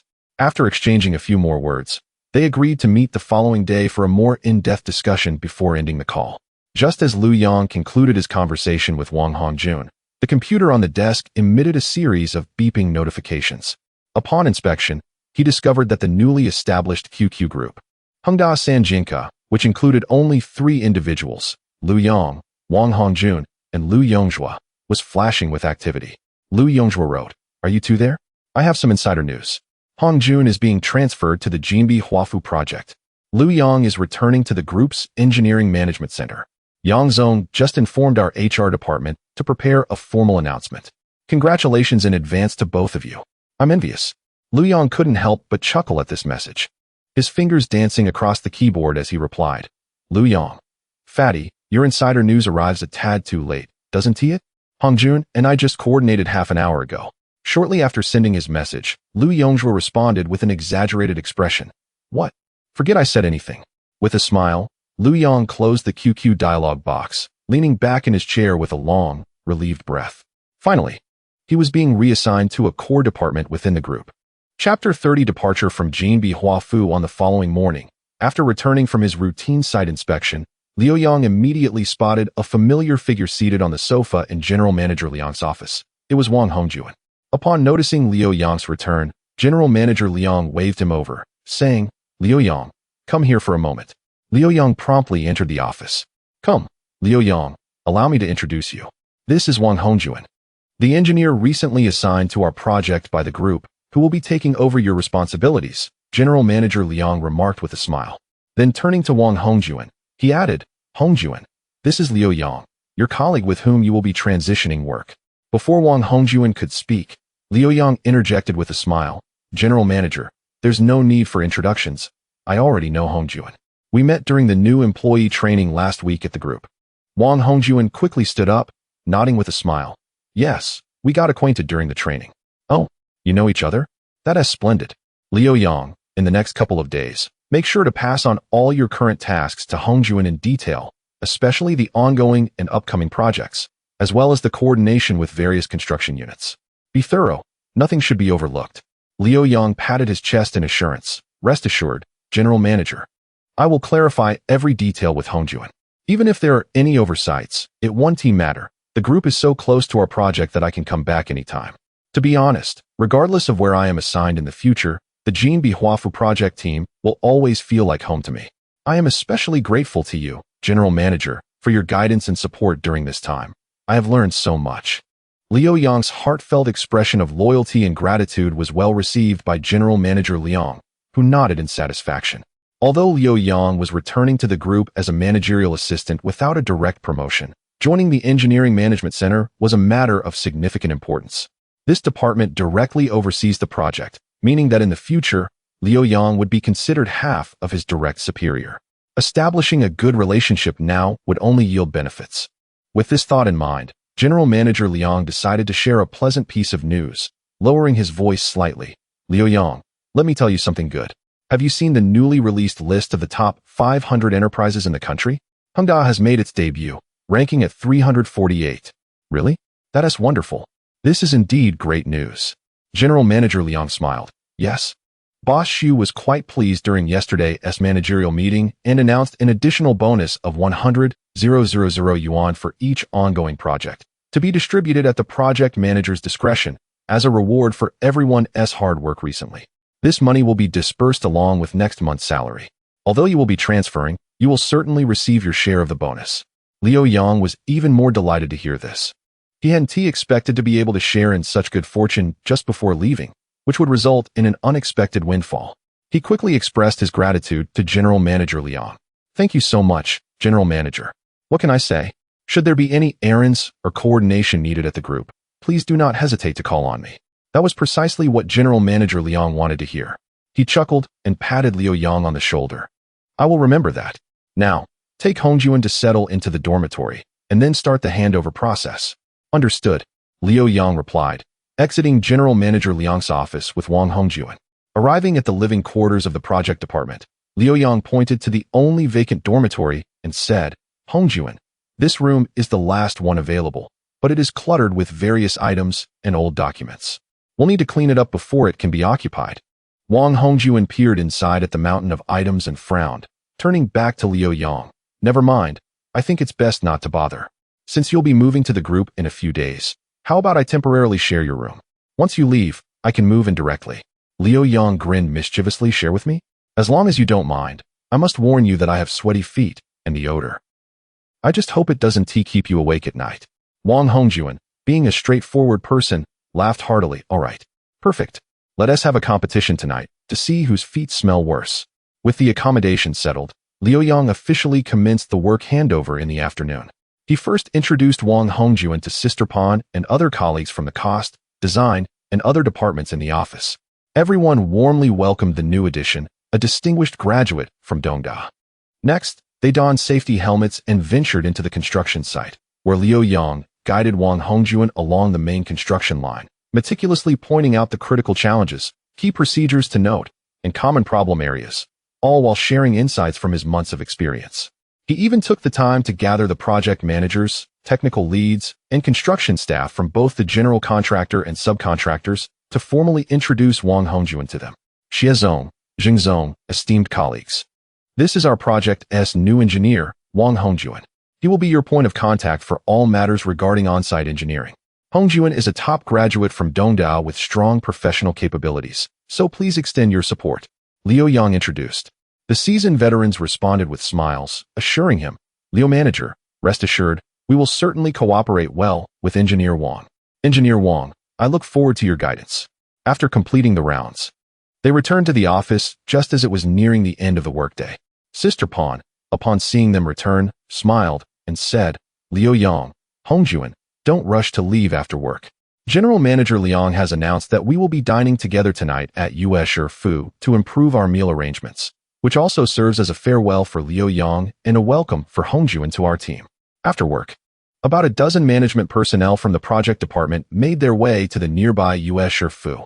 Once seated, Liu Yang took the initiative to say, General Manager, Sister Pan, and fellow colleagues, I should treat you all to this meal as a token of my gratitude for your care during this time. However, General Manager Liang waved his hand dismissively, interrupting him. Oh, let us not be formal. This meal is both a farewell for you, Liu Yang, and a welcome for Hongjuan. So, no one should try to take over. It's on the Project-S account. Everyone, eat and drink freely tonight. With the leader's words, the atmosphere became even more lively. General Manager Liang, appearing in high spirits, had even brought along 4 bottles of Maotai. Throughout the meal, everyone took turns to toast Liu Yang, offering their best wishes, while also welcoming Wang Hongjuan. Liu Yang, who had a good tolerance for alcohol and was in a jovial mood, accepted every toast but moderated his intake, consuming about half a gin. The farewell and welcome banquet continued until after 9 o'clock in the evening before finally dispersing. Chapter 31. Moving upon returning to the dormitory, Liu Yang felt the effects of the alcohol surge through him, and he swiftly yanked off the pair of labor shoes that had encased his feet all day. Instantly, a pungent and penetrating odor filled the cramped space, causing Wang Hongjun, who was about to remove his own shoes, to freeze mid-motion. His nose twitched twice, and an expression of disbelief spread across his face. He then clasped his fists and sincerely exclaimed, Liu Yang, I concede. Truly, your odor is of a dominating caliber. However, is your foot not itchy? It is. Sometimes it itches quite a bit. But, it feels great when I rub it, ha ha. As he spoke, he indeed sat down and began to scratch at his reddened, peeling toes, revealing a look of sheer satisfaction. Wang Hongjun, witnessing this peculiar blend of agony and ecstasy, was rendered speechless. This won't do. Merely scratching is futile. We have a renowned dermatological institute in Jinling that produces an effective ointment for fungal infections. A week of application will yield noticeable improvements. I can bring some back for you next time I return to Jinling. Liu Yang raised his head, puzzled. Is it really that effective? Why don't you use it? Wang Hongjun, caught between laughter and tears, replied, Brother, I merely have foot odor and excessive sweating. You, on the other hand, have both odor and itchiness, along with peeling skin. Clearly a fungal infection, athlete's foot. You need targeted treatment. Oh, well, thank you in advance then. After they finished washing up, they lay on their beds, and the dormitory fell into silence, save for the chirping of insects and the faint sounds of construction outside. Hongjun, what made you travel so far to Yu City for work? Isn't it easy for someone from Dongdao to find a good job in the Yangtze River Delta? Liu Yang, emboldened by the remnants of alcohol, inquired out of curiosity. Wang Hongjun remained silent for a moment in the darkness. My girlfriend was accepted for graduate studies at Zhongda. I didn't want to be too far from her, so I came here to find work. Liu Yang felt a slight tug at his heartstrings and reflected on his previous life's marriage, lamenting, I never expected you to be such a romantic. I truly envy the purity of love that emerges from campus life. Envy what? What about you? Didn't you date anyone in college? Wang Hongjun retorted. Liu Yang sighed in the dark. How could one, living a life of modest means, dare to venture into the world of romance? With empty pockets and no resources, how could I afford to pursue love? It was a luxury I couldn't even dream of, let alone risk disappointing someone. Wang Hongjun appeared skeptical. Surely it couldn't have been that severe. No matter the circumstances, dating is still. Liu Yang chuckled, interrupting him. Let me tell you, my family still lives in the most dilapidated earthen house in the village. Do you believe that?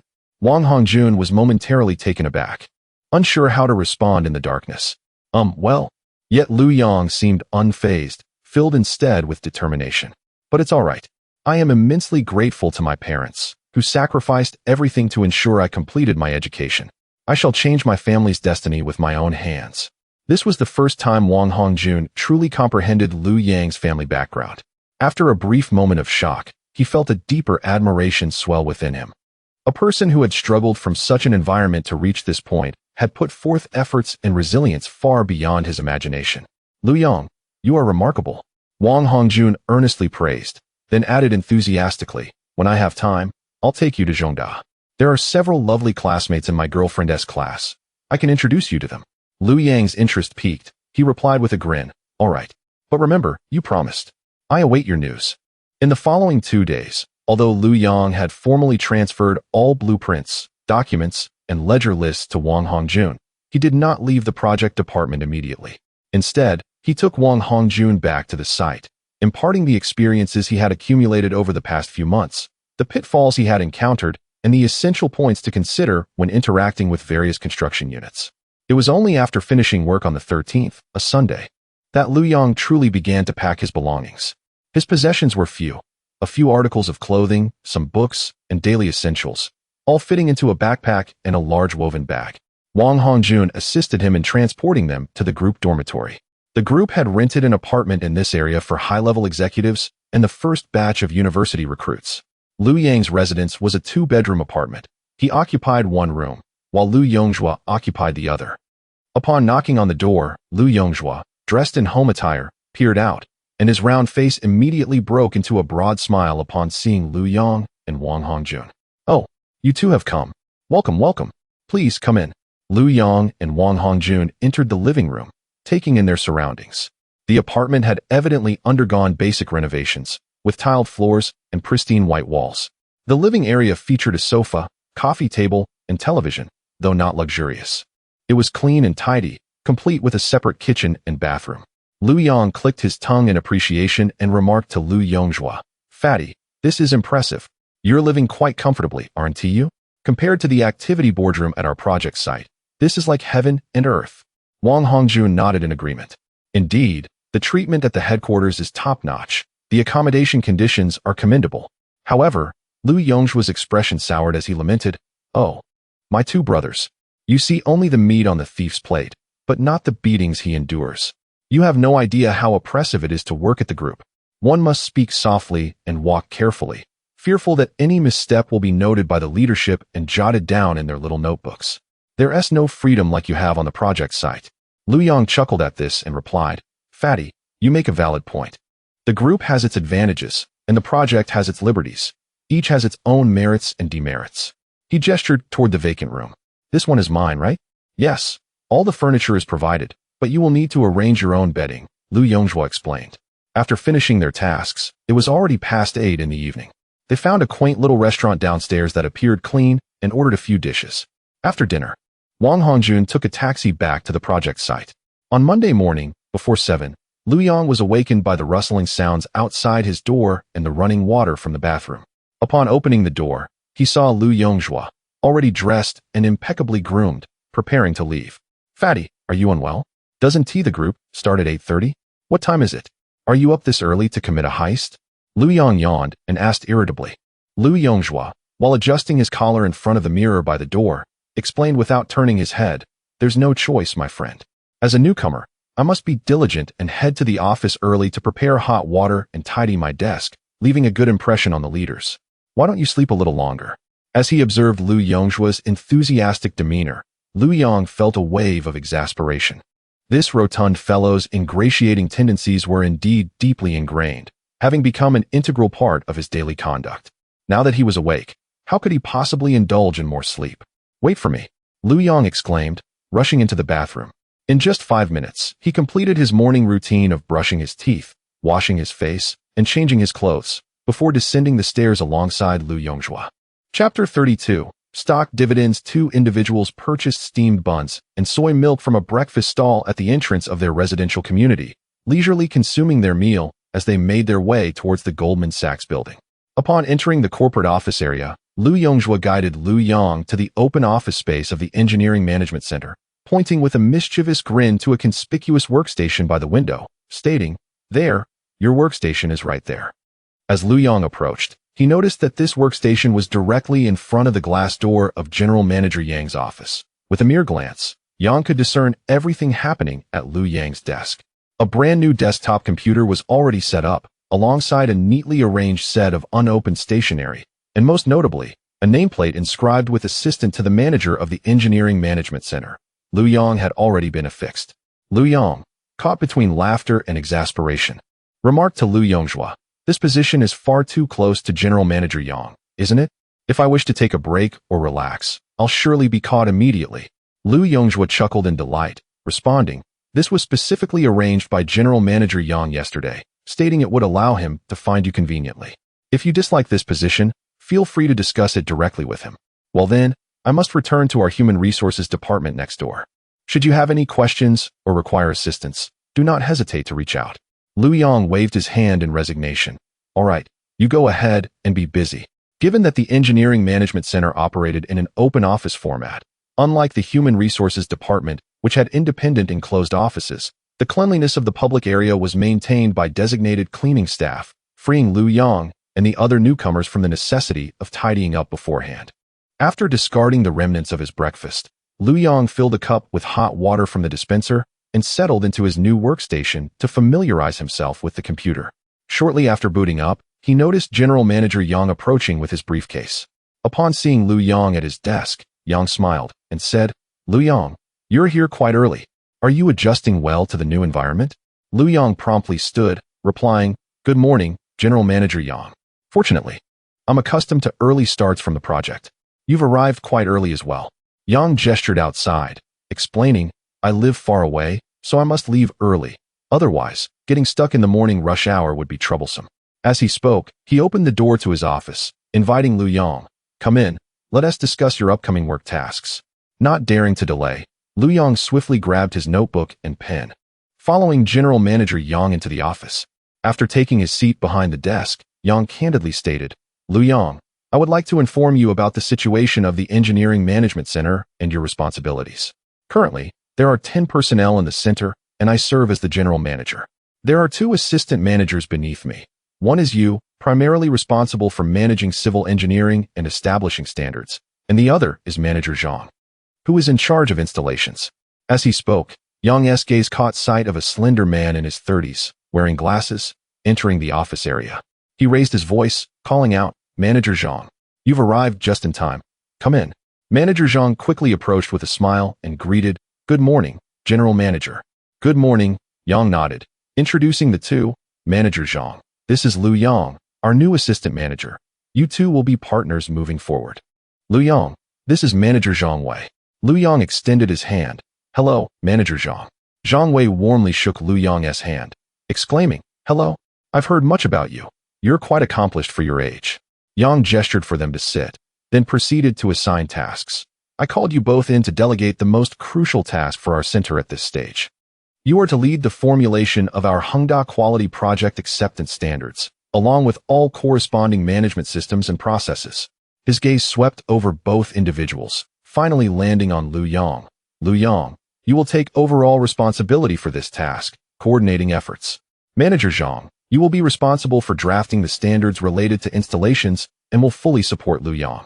My requirement is that all drafting, review, and finalization work must be completed by the end of the year. The timeline is tight and the task is substantial. Is there any issue?" Lu Yong quickly calculated in his mind.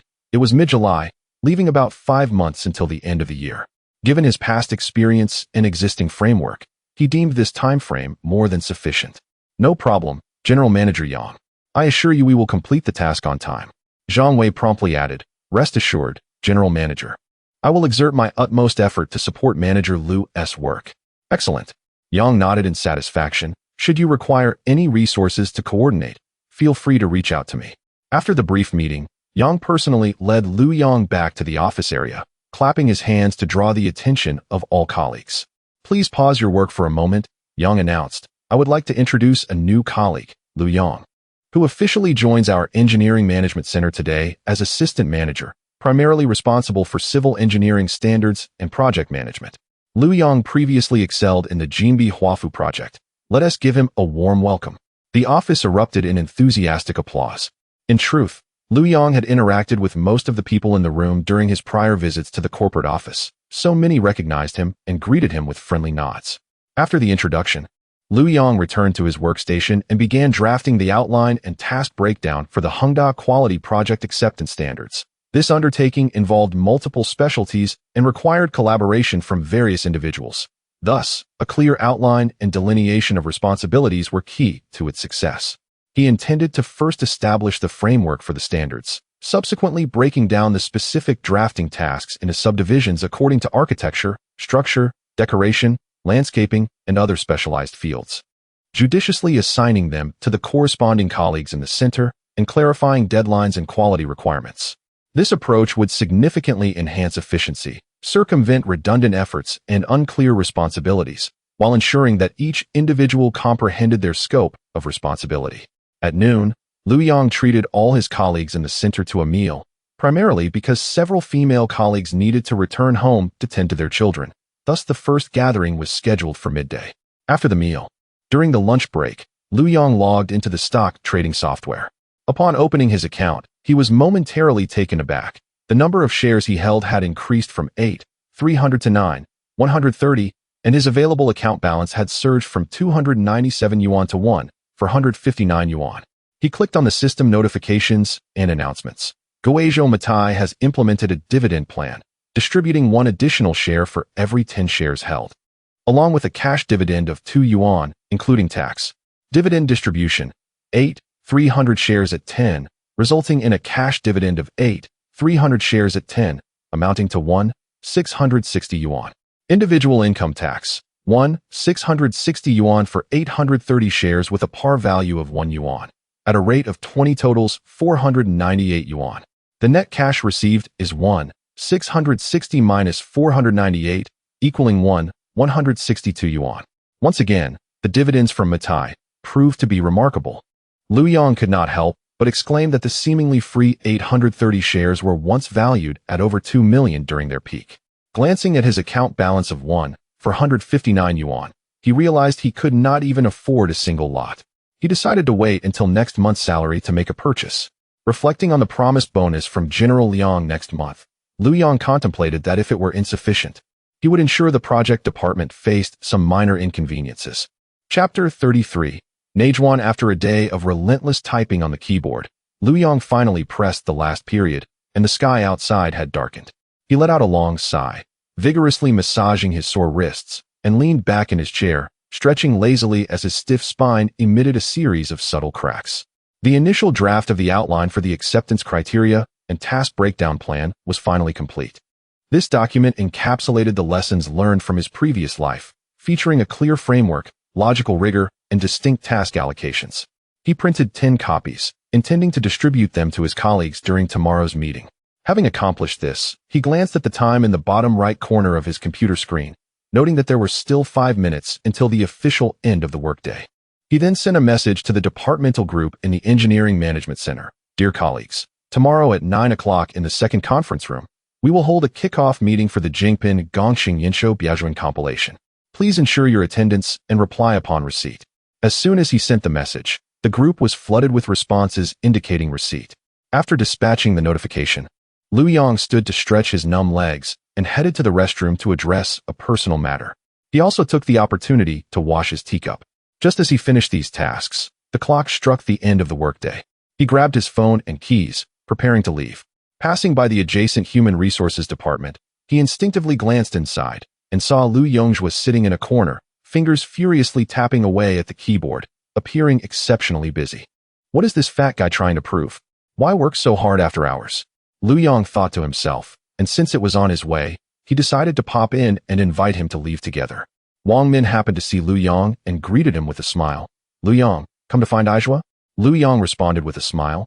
Yes, Sister Min, aren't you leaving yet? I'm still working. There are tasks that need finishing. Wang Min sighed.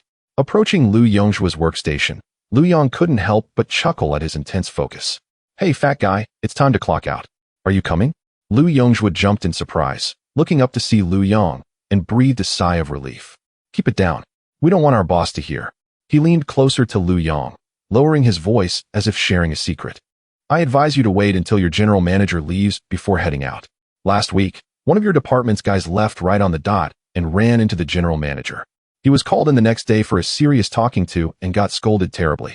Upon hearing this, Lu Yong felt as if he had swallowed a fly. Najuan.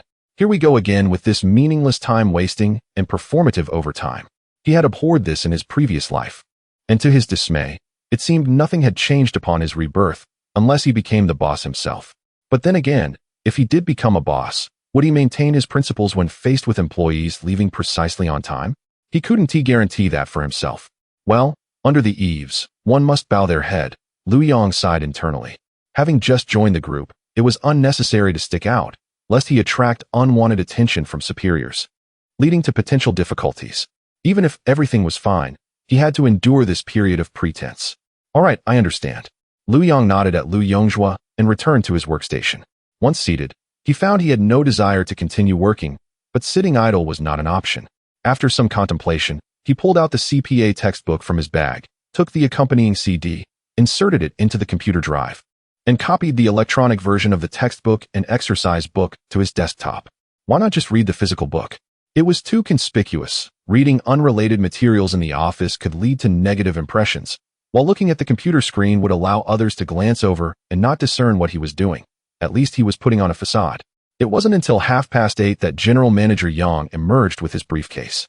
Spotting Lu Yong, who was still engrossed in his computer screen, he walked over. Lu Yong, still working late? Yang's tone held a hint of approval.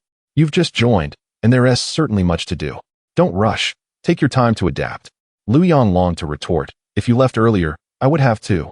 However, he quickly donned a serious and responsible expression and stood up to respond. General Manager, I am organizing the outline and task breakdown for the criteria compilation. I just finished and am checking for any oversights before heading out. The general manager nodded appreciatively and patted his shoulder. Good. Being diligent is commendable, but do take care of your health. Don't stay too late. Head home early. Of course, general manager. Thank you for your hard work as well. Lu Yong smiled and nodded. As he watched the general manager's figure disappear through the door, Lu Yong felt the tension in the entire office space dissipate almost instantaneously. The once quiet environment began to buzz with the sounds of colleagues packing up and engaging in light conversations, as more and more began to shut down their computers for the night. Lu Yong swiftly saved his files, shut down his computer, and tidied his desk. Just as he finished organizing, Lu Yongjua, with his backpack slung over his shoulder, ambled over. Let us go together. Lu Yongjua called out. The two walked side by side toward the elevator, and Lu Yong couldn't help but ask out of curiosity, Fat guy, I always thought the Human Resources Department was supposed to be quite relaxed. A 9-to-5 job, clocking out on time, yet you seem to be busier than ever. Is there really that much work to do? Lu Yongjua immediately grimaced. What do you think? Our HR department is not just responsible for recruitment, attendance tracking, performance evaluation, job transfers, payroll processing, social security and provident fund contributions, logistical support, employee relations management. Each task is both tedious and mentally taxing.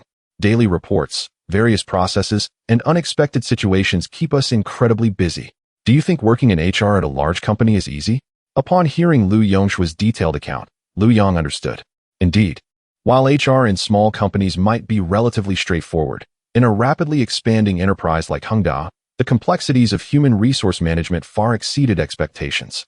The myriad of trivial matters was overwhelming, and he patted Lu Yongshua's shoulder in sympathy. The next day, Lu Yong decided to forego the proactive demeanor of Lu Yongjua and instead slept until 7:30. By the time he entered the office with soy milk and steamed buns in hand, he arrived precisely 10 minutes before General Manager Yang. This 10 minutes was just enough for breakfast. The meeting scheduled for 9 o'clock was presided over by him. At 8:45, Lu Yong arrived early at the third conference room, armed with the materials he had printed the previous evening. He meticulously arranged the documents in front of each seat and adjusted the projection equipment. Once all his colleagues had gradually arrived in the conference room, Lu Yong rose and approached the door of General Manager Yang's office, gently knocking. General Manager Yang, everyone is present. We may commence the meeting. All right, I will be there shortly.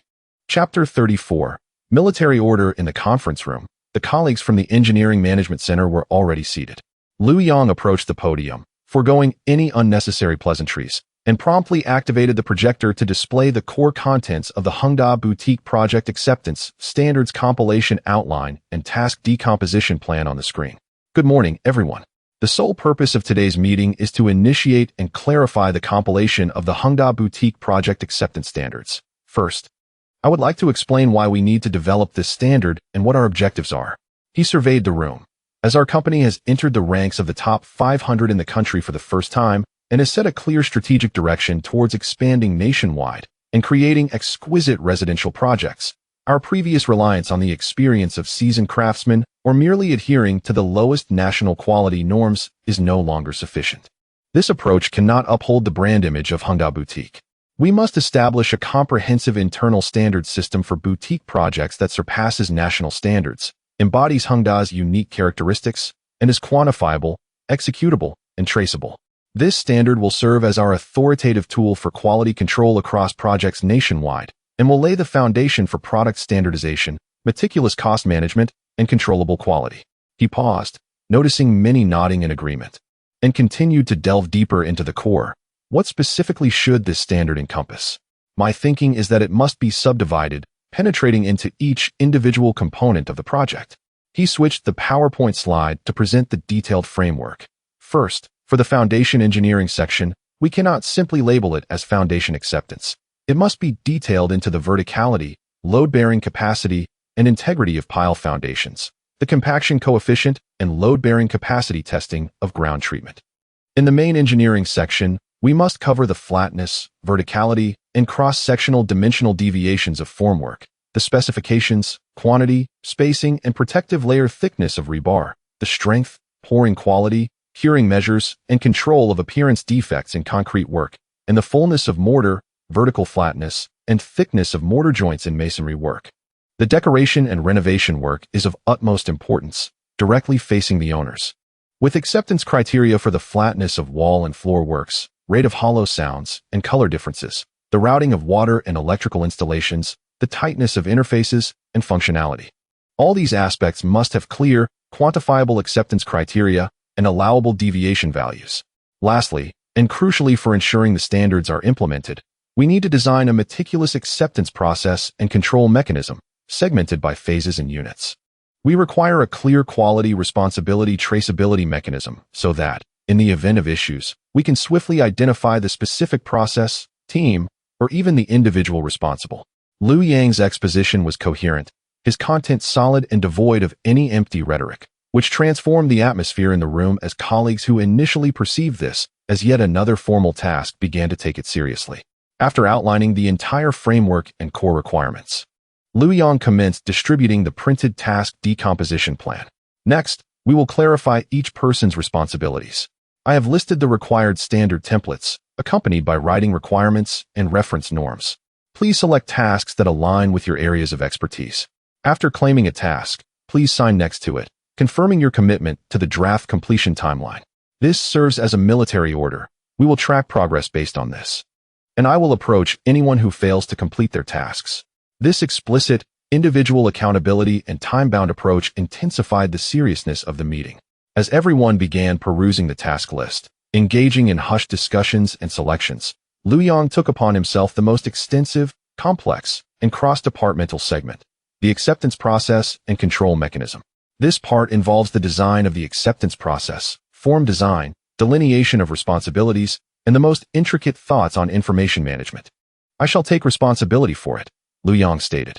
Observing Liu Yang, the project leader, voluntarily tackling the most challenging and cumbersome aspect, any lingering sentiments of dissatisfaction or trepidation among the colleagues dissipated.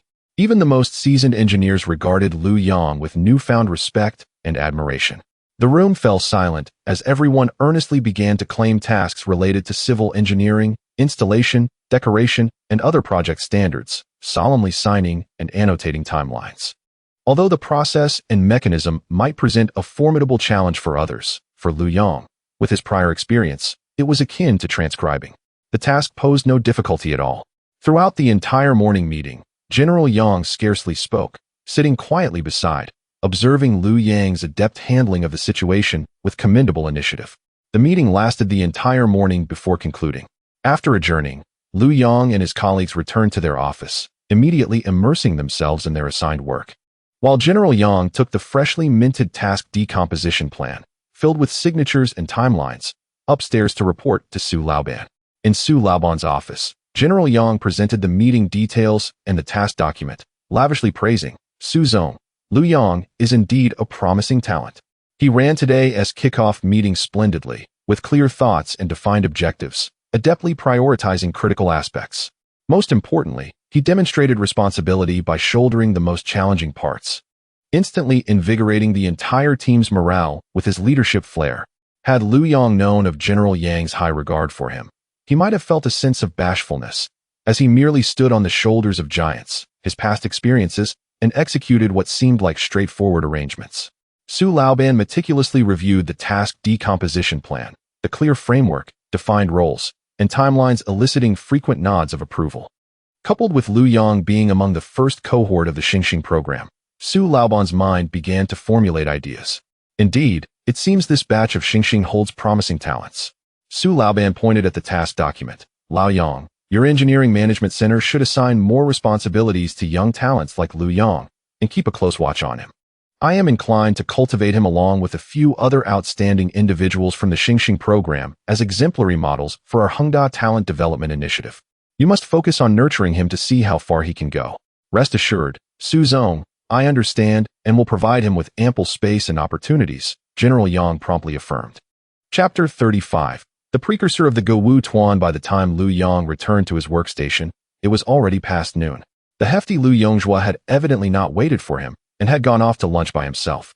Consequently, he descended the stairs and casually sought out a local Sha County eatery. Upon entering, he was greeted by a familiar voice animatedly discussing something. Following the sound, he spotted Lu Yongjua seated at a table towards the back, opposite two young women. The rotund fellow was exuberantly entertaining them, his words punctuated by enthusiastic gestures. Lu Yong found the scene amusing and stealthily approached, delivering a playful slap to Lu Yongjua's shoulder from behind. Fatty, what are you so merry about? You didn't even invite me to lunch. Startled, Lu Yongjua jumped and turned around, visibly relieved to see Lu Yong. Just chatting nonsense. I was looking for you while you were still in a meeting. Come, let me introduce you. This is my newly acquainted fellow townsman, Jiang Yao. He gestured towards the sweet-faced girl dressed in a fashionable manner, then pointed to the more demure girl beside her. This is Bai Shui, Jiang Yao's colleague. We are all new recruits from this year's Hengda. Lu Yong politely nodded at the two girls and greeted them. Hello, I am Lu Yong. The girls appeared somewhat reserved, as they were recent graduates and felt slightly shy in the presence of unfamiliar males, responding softly with a greeting of their own. Taking a seat next to Lu Yongjua, Lu Yong glanced at the two girls, finding them unfamiliar, and inquired, I don't believe I've seen you during the training sessions? Lu Yongjua interjected eagerly. They are different from us. They graduated from an art school, not from Hengxing. An art school? Lu Yang's mind began to piece together the implications, and he tentatively asked, which department are you in? We are part of the company's dance troupe, they replied. Primarily, we focus on choreography and training, and during major company events or receptions, we are responsible for performing. Considering their charming appearances and petite figures, Lu Yong surmised that they were likely the nascent version of the renowned Hengda Gewu Tuan. From his prior knowledge, he recalled that the troupe would not officially establish itself and reach its zenith until 2010. Until then, it remained a smaller dance group, as the owner, Su, had not yet become the wealthiest individual, and the scale and demand were not as significant. Noticing Lu Yang's contemplative expression, Lu Yongjua remarked with a hint of envy and sarcasm, Lu Yong, let me tell you, their salaries surpass ours by far. How splendid it must be to have attended an art school, so effortless and glamorous. Lu Yong internally scoffed at the notion, thinking that with Lu Yongjua's appearance and stature, he might fare better as a character in a fantasy. Suddenly, memories of the various rumors and speculations surrounding the Hengda Gewu Tuan from the internet and short videos came to mind, prompting him to casually ask, so, was the interview conducted personally by the boss? Jiang Yao appeared unbothered by the question and replied candidly, yes, the final interview was personally conducted by General Su. Is there a problem with that? Her nonchalant demeanor suggested that the reality might not be as grim as the online narratives, and Lu Yong quickly waved his hands, assuring, no problem at all. I was merely curious about the interview standards for such unique positions. Seeming eager to share, Jiang Yao added with a touch of pride. Our interview process was quite rigorous. There were a total of 3 rounds. The first assessed our professional abilities and dance foundations. The second evaluated our physique and appearance. And the final round was determined by General Su himself. Bai Shui and I were chosen from a vast pool of candidates. Impressive, right? She lifted her chin slightly, a hint of pride evident in her expression. Observing her naivete coupled with a hint of pride, Lu Yang's earlier doubts dissipated. And he genuinely complimented, indeed impressive. far superior to me and the fatty here. No wonder your salaries are higher. He then jested, how about this? Given our meager salaries, why don't you two treat us to this meal? Before the two beauties could respond, Lu Yongjua sprang up as if he had been struck by lightning, exclaiming, Lu Yong, how can you let the girls pay? That's outrageous. I'll cover this meal. I insist. He pounded his chest, exuding a bravado that was almost comical. Lu Yong could only laugh internally at Lu Yongjua's eagerness to impress the ladies, realizing how amusing it was that this once timid fellow had transformed into such a bold suitor. He had not anticipated that this rotund character would initially be so infatuated. Perhaps it was only after he took over the Hongdao Football Club that he turned the tables. Nevertheless, since Lu Yongjua had befriended Jiang Yao and Bai Shui, Lu Yong had not spent a dime on lunch since. Lu Yongjua always insisted on treating, despite receiving disdainful glances from Jiang Yao on numerous occasions. Lu Yong held no particular interest in Jiang Yao, nor did he dare entertain any inappropriate thoughts. If she truly had connections with General Su, his modest stature would not withstand the wrath of such a powerful figure. Hence, he remained unperturbed by Jiang Yao's disdain, relishing the free meals guiltlessly. He merely felt a twinge of sympathy for Lu Yongjua, who was struggling to keep the conversation flowing. His enthusiasm met with indifference. Lu Yong silently mused, oh, fatty, if General Su ever discovers your clandestine aspirations to woo his precious flower, you might find yourself in quite the predicament. Lu Yong refrained from warning Lu Yongjua, as he could easily discern that Jiang Yao held no genuine interest in him. It was merely the latter's one-sided affection. Besides, he thought it best to enjoy a few more free lunches while he could. As the month drew to a close, the entire engineering management center of the group became increasingly busy. Besides methodically advancing the compilation of the quality project acceptance standards, the center had another crucial responsibility: conducting monthly inspections and evaluations of all ongoing projects under the group's purview. The results of these evaluations were directly tied to the monthly bonuses of the project teams, annual commendations, and even the performance of the project managers, making them of great significance. As the newly appointed assistant manager, Lu Yong naturally became one of the core members of the inspection team, tasked with leading a small group to traverse 12 ongoing projects in the Guangdong City area. Though the task was exhausting, it was indeed a commendable assignment. Everyone was eager to partake in the inspections, as representing the group to assess and score the work meant that no project dared to slack off. Each project team went above and beyond to host them, often accompanied by the project manager to avoid leaving a poor impression. When departing, they would invariably present local specialties, ranging from dried seafood and seasonal fruits to high-end teas and spirits. Lu Yong, however, is not devoid of humanity. After all, we inhabit a society that ultimately thrives on personal connections, for a crystal-clear environment yields no fish. As long as transactions do not involve overt cash dealings, he is willing to engage in customary hospitality, and when departing, to accept a modest token of local specialties to nurture essential interpersonal relationships. He turns a blind eye and does not make a point of flaunting his integrity. He embraces the notion of enjoying what is appropriate and accepting what is due, provided it remains within the boundaries of propriety. However, there exists one project that stands as an exception: Jinbi Shiji Huayuan. Chapter 36. Both foolish and greedy before their departure, Lu Yong had already informed his two colleagues in the same team. We will conduct a thorough inspection of the Jinbi Shijiqing project this time. One seasoned colleague understood the implication and chuckled softly, I see. Concerned that they might read too much into his words, Lu Yong clarified, I've heard numerous issues regarding their project, particularly in quality management. We will approach this matter with utmost professionalism, documenting any problems we encounter and scoring them strictly according to the established standards. His statement was a blend of truth and artifice. While he harbored a desire to vent some frustration on behalf of his brother Wang Hongjun, the inherent quality flaws and chaotic management of the Jinbi Shijiqing project were indeed objective realities, which Lu Yong could not ignore. The inspection took a full 3 days to complete, during which Lu Yong meticulously evaluated all 12 projects, examining on-site management, construction quality, safety measures, and documentation, adhering strictly to the assessment criteria. The final comprehensive rankings were unequivocal. The Jinbi Huafu project secured the top position. Lu Yong did not shy away from this, acknowledging that the Jinbi Huafu project was superior in terms of cleanliness, construction standards, and attention to detail when compared to the others. This was an undeniable fact. Naturally, in instances where several projects were closely matched. He allowed for a slight subjective bias in favor of his own project, as no one could contest it. The last stop of the inspection was Jinbi Huafu, where that evening, General Manager Liang hosted a banquet at a nearby upscale restaurant to honor the inspection team. Throughout the evening, Liang was exuberant, frequently raising his glass, as he had already learned from Lu Yang about the ranking results. Jinbi Huafu was number 1. This news was monumental for Liang and the entire project department. The monthly assessment rankings directly impacted the project bonus allocated by the group. The higher the rank, the larger the bonus pool, resulting in greater individual bonuses for each member of the project department. Consequently, not only Liang, but also other management personnel present, such as Sister Pan, expressed their profound gratitude to Lu Yang, repeatedly toasting him with words of thanks and praise. Wang Hongjun, of course, also attended the banquet.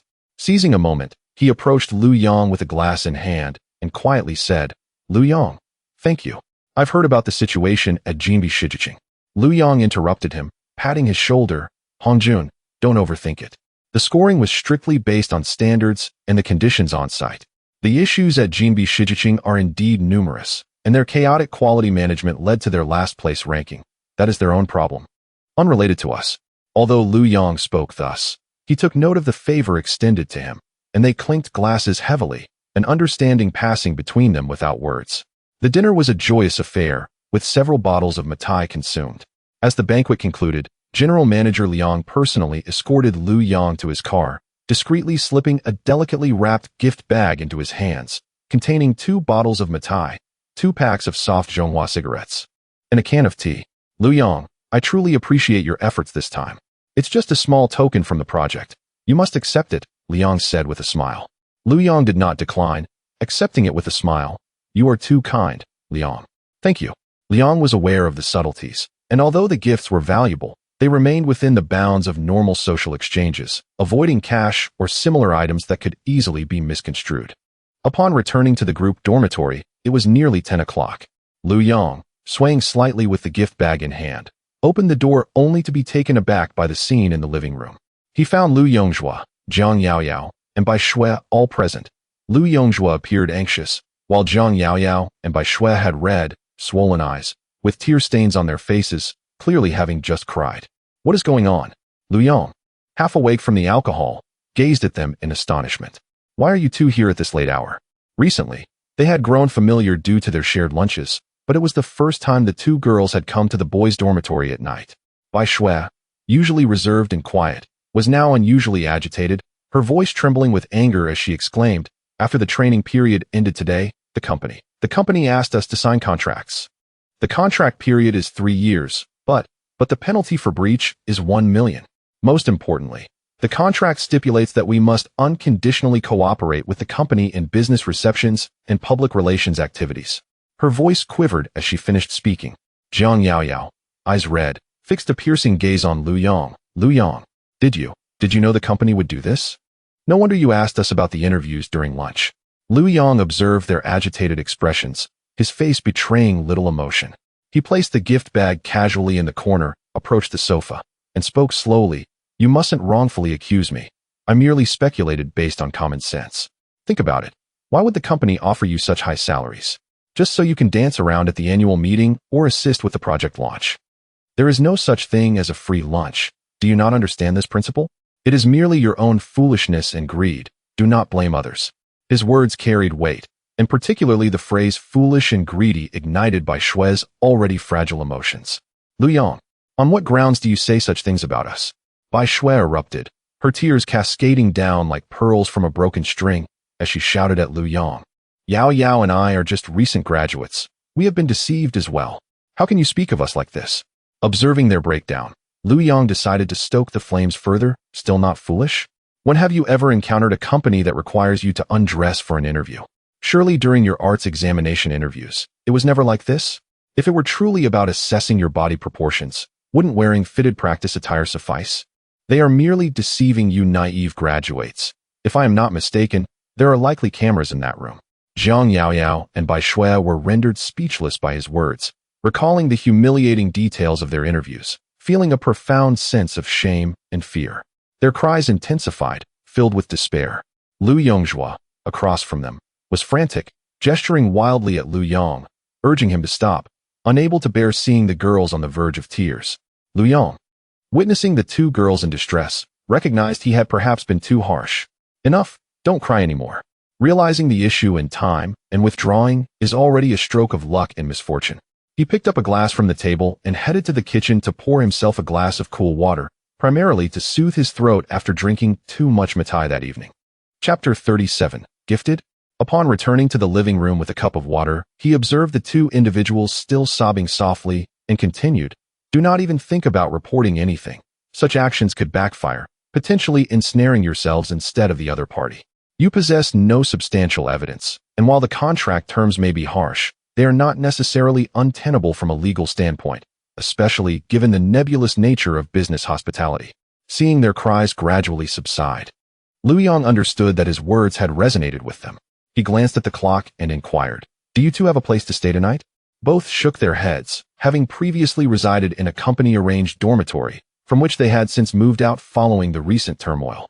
"Then you two shall sleep in Pengzi's room tonight." "Pengzi, you can endure the couch," he suggested. Lu Yongzhu immediately protested. "Why should I? Why can't you sleep in your own room?" With a sidelong glance, Lu Yong retorted, "I am indifferent, as long as they do not mind my foot odor." Having experienced Lu Yong's foot odor firsthand, Lu Yongzhu was rendered speechless, preferring the discomfort of the living room couch rather than sharing a room with Lu Yong, as the scent was simply unbearable. "Let us finalize the arrangements," Lu Yong asserted decisively. "For tonight, let us all calm down. We can address matters tomorrow, given that it is the weekend." With that, he dismissed the trio in the living room and returned to his own room to sleep. He had indeed consumed too much Maotai and felt lightheaded, even too lethargic to wash up. Reflecting on his past life, had he returned home under such conditions without bathing, he would not have been able to enter the bedroom. This thought led him to appreciate the freedom of being single. Perhaps due to the excessive consumption of Maotai the previous night, Lu Yong was awakened by the urge to relieve himself at the break of dawn. Groggily, he rose, clad only in a pair of boxers, and instinctively made his way to the bathroom. As he approached the living room, he caught sight of two figures seated on the sofa in the dim light, Jiang Yao and Bai Shui. They appeared to have either not slept well throughout the night or had risen early, gazing blankly ahead. Lu Yong's sudden appearance startled them. Their gazes instinctively fixated on him, followed by simultaneous exclamations of shock that echoed in the quiet living room. "Ah, yeah." Lu Yong was taken aback by their cries, instinctively glancing down at himself, realizing he indeed presented a rather alarming sight. This was the only attribute he could boast of in an otherwise average physique and appearance. As for why he was considered gifted, perhaps it stemmed from a childhood of poverty, with an overindulgence in wild game from the mountains. Regaining his composure, Lu Yong hurried back to his room, donning a pair of loose-fitting shorts and a shirt before re-emerging. Upon returning to the living room, he found the two young women still seated on the sofa, their faces alternating between flushed and pale, unable to meet his gaze. Lu Yongzhu, awakened by the earlier commotion, emerged from the bedroom, rubbing his eyes. "What happened? Who called out just now?" Lu Yong, somewhat exasperated, directed his question at Pengzi. "Didn't we agree last night that they would sleep in your room while you took the living room?" Jiang Yao quickly interjected to defend Pengzi. "This has nothing to do with Zhu Ge. We insisted on this ourselves." With her statement, Lu Yong felt no need to probe further. "All right then, let us discuss your plans. You cannot stay here indefinitely. If the company discovers your presence, both Pengzi and I will face dire consequences." Lu Yongzhu opened his mouth, seemingly wanting to say something to persuade them to stay, but reason ultimately prevailed. He recognized Lu Yang's words held truth. The repercussions of being discovered by the company would be catastrophic. Jiang Yao bit her lip and replied, "We will rent a place today. It will not interfere with you." Seeing she had a plan, Lu Yong ceased his chatter. "Fine, you two hurry along. As long as it does not disrupt my and Pengzi's work, you are free to do as you please." Throughout the day, Lu Yong remained in his room, studying for the certified public accountant examinations. He had completed the first round of review for the subjects of economic law and tax law, and was now embarking on a second review with the aim of passing both exams in one attempt this year. Meanwhile, Lu Yongzhu transformed into a gallant escort, accompanying Jiang Yao and Bai Shui in search of suitable rental properties in nearby neighborhoods and agencies until the evening, when the three returned, visibly fatigued. As Lu Yong emerged to refill his water, he casually inquired, "Have you found a suitable place?" Seemingly still irked by Lu Yang's previous comments, Jiang Yao turned her face away in silence. Lu Yongzhu offered a sheepish smile, attempting to lighten the mood. Yes, we found a single room. Yao and Shui will be sharing it. I advised them to move in tomorrow morning since they have few belongings, but they are adamant about moving tonight. Jiang Yao turned her head, her tone brusque. It's better to move sooner to avoid inconveniencing certain individuals. Without hesitation, Lu Yang retorted, at least you possess self-awareness. You are indeed rather bothersome, especially early in the morning. His unfiltered remarks elicited a laugh from Bai Shui, who had gradually come to understand Lu Yang's character through their interactions. Sharp-tongued, yet possessing a kind heart, he was someone with principles, having offered them shelter the previous night. Jiang Yao, noticing Bai Shui's mirth at her expense, erupted with indignation, pointing at Bai Shui. You, Bai Shui, are you and Lu Yang involved? Why are you siding with him? Bai Shui blushed at the accusation, playfully retorting, oh, come on. You two bicker like a newlywed couple. How absurd. Jiang Yao exclaimed, her cheeks flushed with embarrassment and anger, reaching out to scratch Bai Shui, who evaded her while laughing. The two young women commenced a playful chase around the living room, their summer attire of t-shirts and shorts making the scene somewhat risque. Lu Yongzhu, captivated by the spectacle, found himself entranced, his face flushed with admiration, nearly drooling at the sight. Unable to bear the scene any longer, Lu Yang lightly kicked him, exclaiming, stop staring. Your eyes might fall out. Quickly, help them with their luggage. We must move before night falls. The rental property the two had secured was not far from Lu Yang's dormitory, situated in an older neighborhood adjacent to Guangyi. Lu Yang and Lu Yongzhu assisted in transporting 2 small suitcases and various belongings, and by the time they settled everything, it was nearly 8 o'clock. Perhaps out of gratitude for their assistance in moving, or perhaps to ease the tension in their relationship, Jiang Yao and Bai Shui invited Lu Yang and Pang Zi to indulge in a barbecue at the bustling street food stall at the entrance of their community. Following this rare gathering, the distance between them, coupled with their respective busy lives, meant that Lu Yang did not see them for quite some time. Before he knew it, Saturday arrived. Lu Yang had intended to catch up on sleep during the weekend, but was abruptly awakened by the sound of his phone ringing. Groggily, he fumbled for his phone and squinted at the screen to see it was Wang Hongjun. Hello, Hongjun. What's the matter so early in the morning? Lu Yang's voice was thick with sleep. Still not awake? I'm heading to Zhongda to see my girlfriend today, and I thought since you have no plans for the weekend, why not join me for a stroll? Before Wang Hongjun could finish, Lu Yang interrupted. Not going. I want to sleep. Well, that's too bad. I was hoping to introduce you to my girlfriend's roommate. She is exceptionally beautiful and has a wonderful personality. What a pity. Upon hearing this, Lu Yang's drowsiness vanished entirely. Could this be the opportunity he had longed for? In his previous life, due to family circumstances, he had never experienced a campus romance. Such a chance presented itself. How could he let it slip away? Perhaps it would even spare him from the need to bathe frequently. Count me in. I must go? Lu Yang exclaimed, springing up with renewed energy. Where are you? I'll get ready and join you right away. To make a good impression, Lu Yang took special care in his appearance, even ensuring he was clean-shaven. Chapter 38. Falling in love. By the time Lu Yang arrived at the south campus of Zhongda University, Wang Hongjun was already waiting at the school gate. Upon seeing Lu Yang alight from the taxi, Wang Hongjun greeted him with a smile. Lu Yang, you're quite fast. Of course, the grand entrance of Zhongda is comparable to that of Dongda, Lu Yang replied with a hint of jest. And the two walked into the campus while engaging in light-hearted banter. The year was 2003, and the south campus of Zhongda was adorned with verdant trees and red bricks, exuding a profound historical and academic ambience.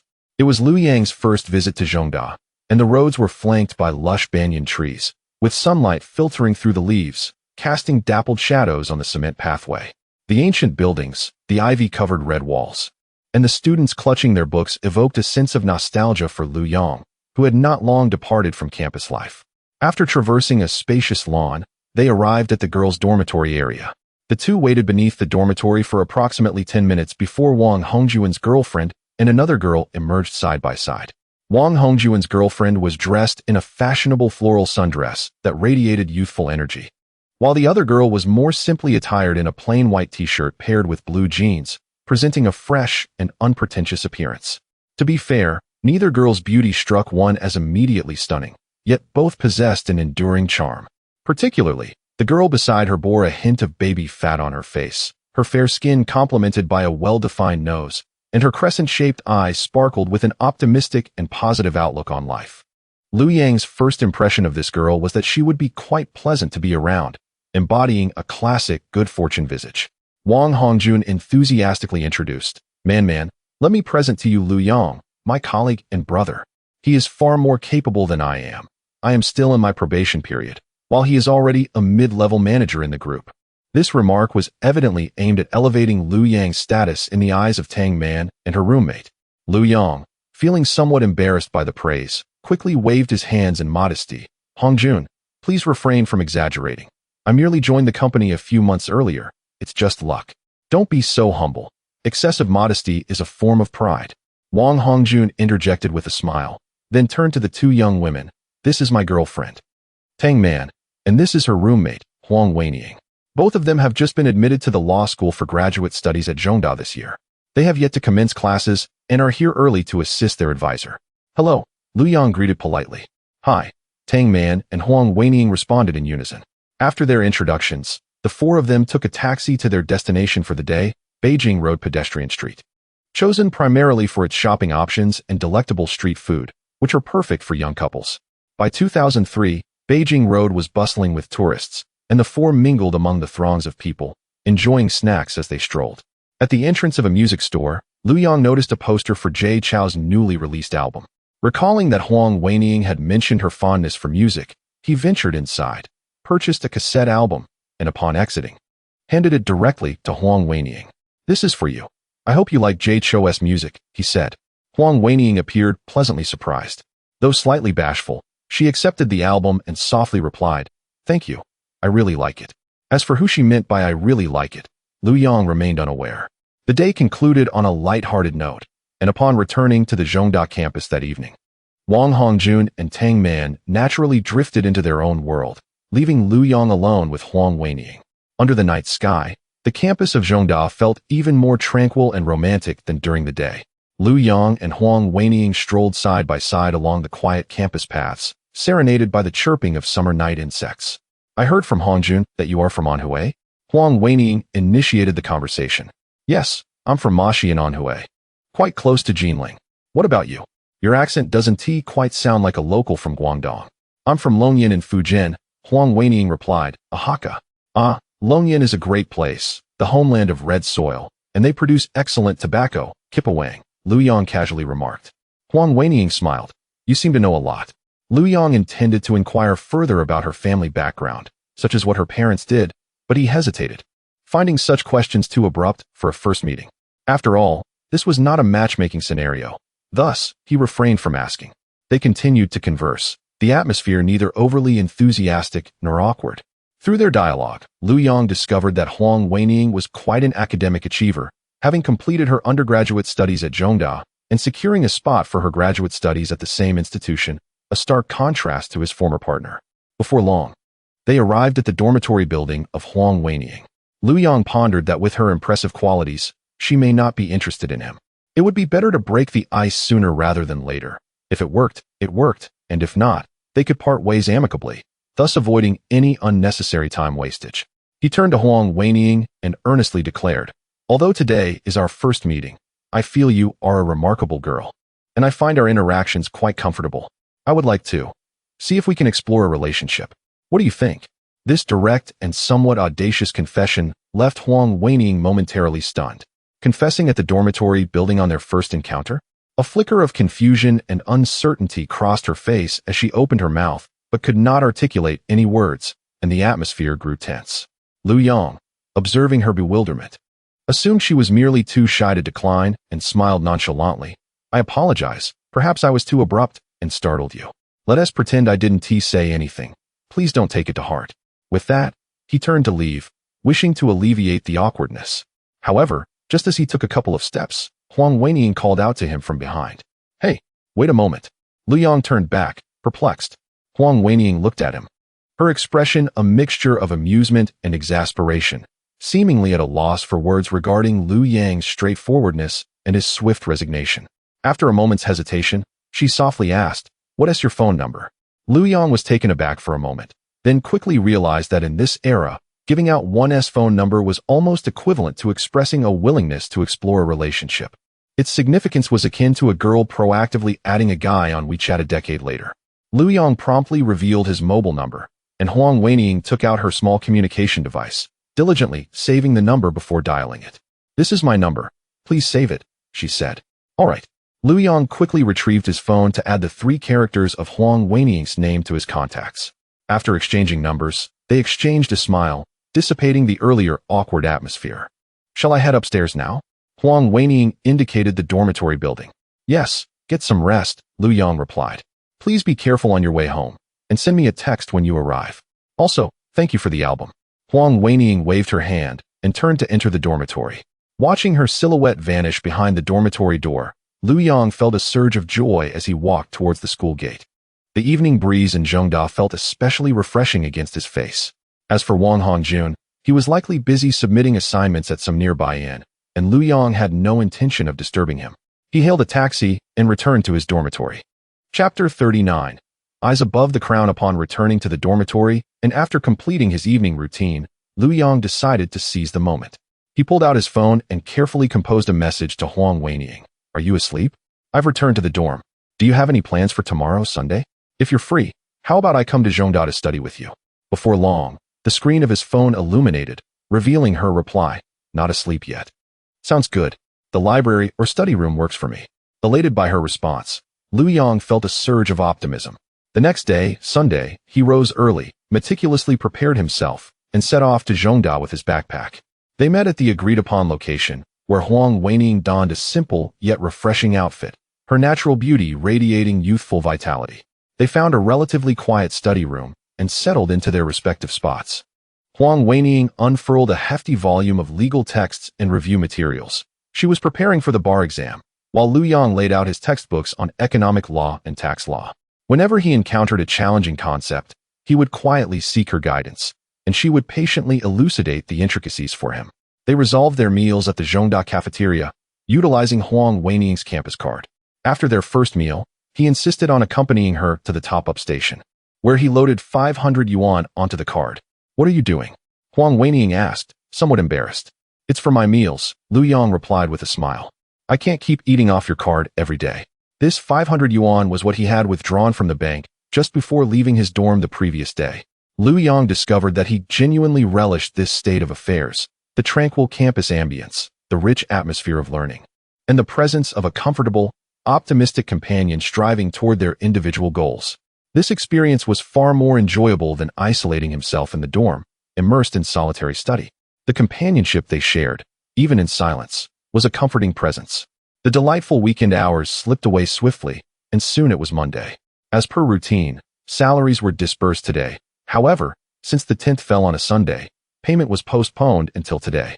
In the morning, while Liu Yong was in the company restroom, he received a couple of vibrations from his phone, which signaled a new message. Assuming it was from Huang Weining, he opened it, only to discover it was a notification from the bank. Upon reading the message, his eyes widened in astonishment, nearly dropping his phone into the toilet. "Your account ending in 8848 received a deposit of 18,900. 00 yuan on August 11th at 11:35 a.m. Current balance, 18,901, 10 yuan. Liu Yong stared in disbelief, repeatedly verifying the amount. He had anticipated a monthly salary and bonus totaling around 13,000 to 14,000 yuan at most, but this figure far exceeded his expectations. This amount was nearly equivalent to 2 months' worth of bonuses. Coupled with the additional rewards from the Jinbihua Residence project ranking first during the group inspection in July, as well as various communication and transportation allowances, it was quite substantial. Mr. Liang truly knows how to reward his employees. Liu Yong felt a surge of admiration for Mr. Liang. Exiting the restroom, he found a quiet corner to return Mr. Liang's call. After a few rings, the line connected. "Mr. Liang, it's Liu Yong." "Oh, Liu Yong, what can I do for you?" Mr. Liang's voice came through, slightly muffled by background noise, suggesting he was amidst a bustling environment.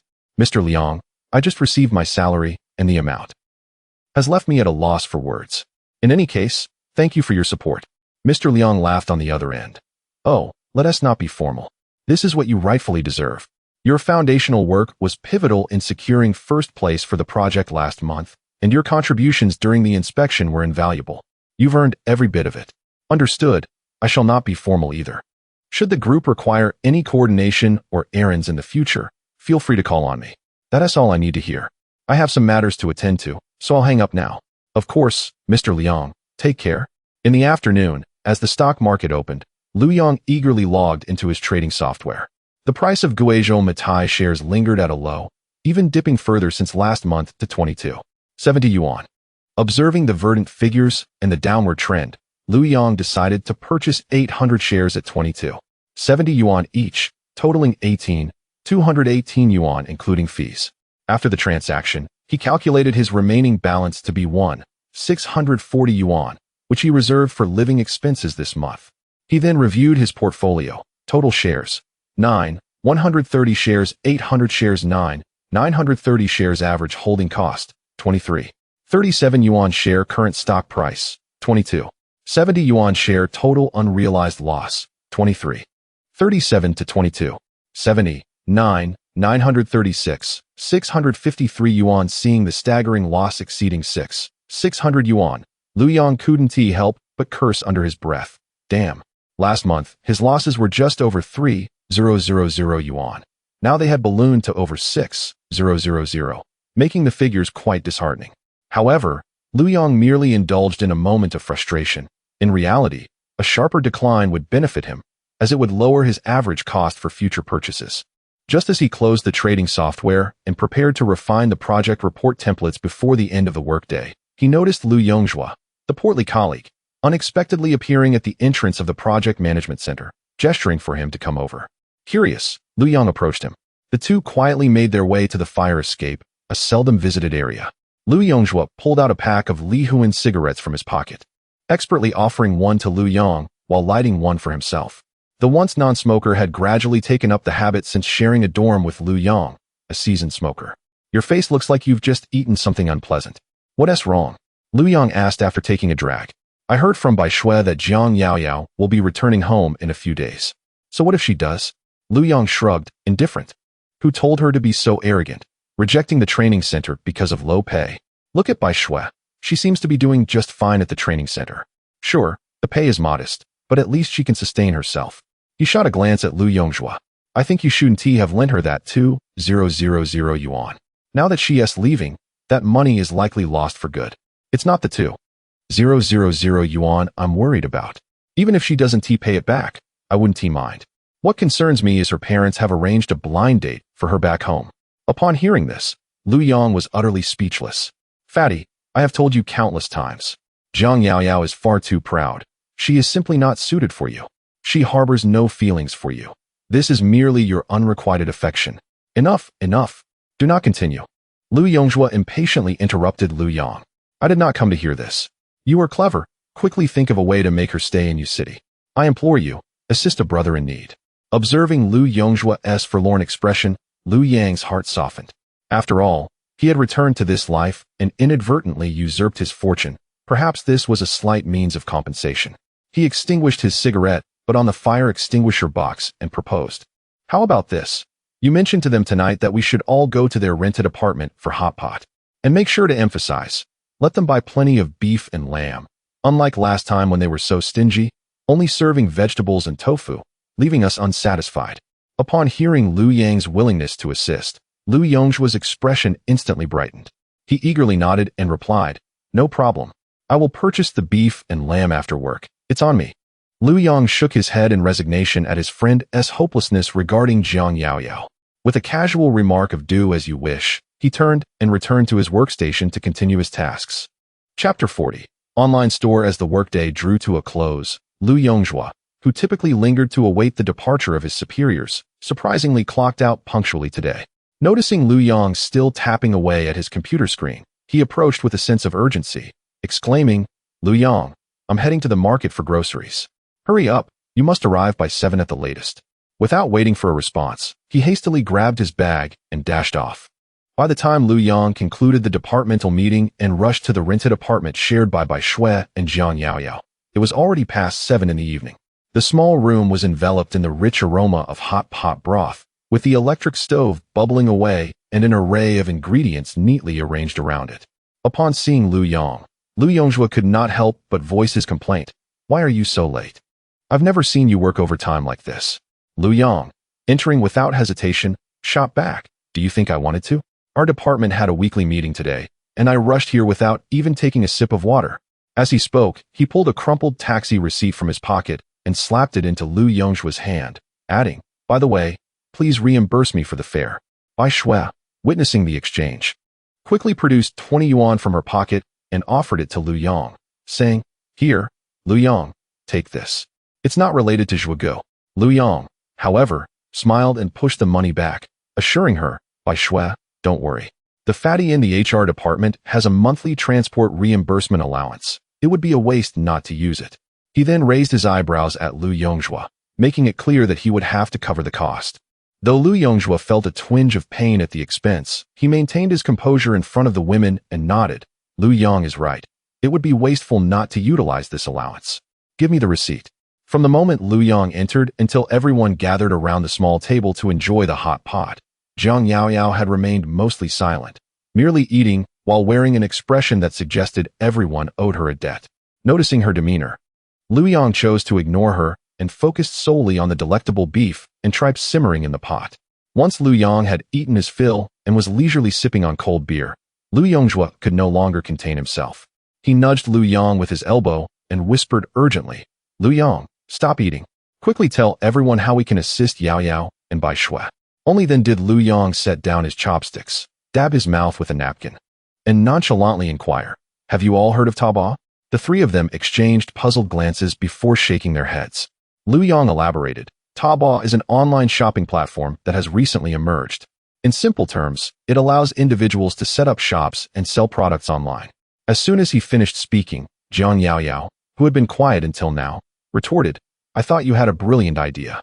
With so many shopping malls and stores, why would anyone want to buy things online? It sounds unreliable when you can't see or touch the products. Casting her a sidelong glance, Lu Yang mentally noted her narrow-mindedness but refrained from voicing it.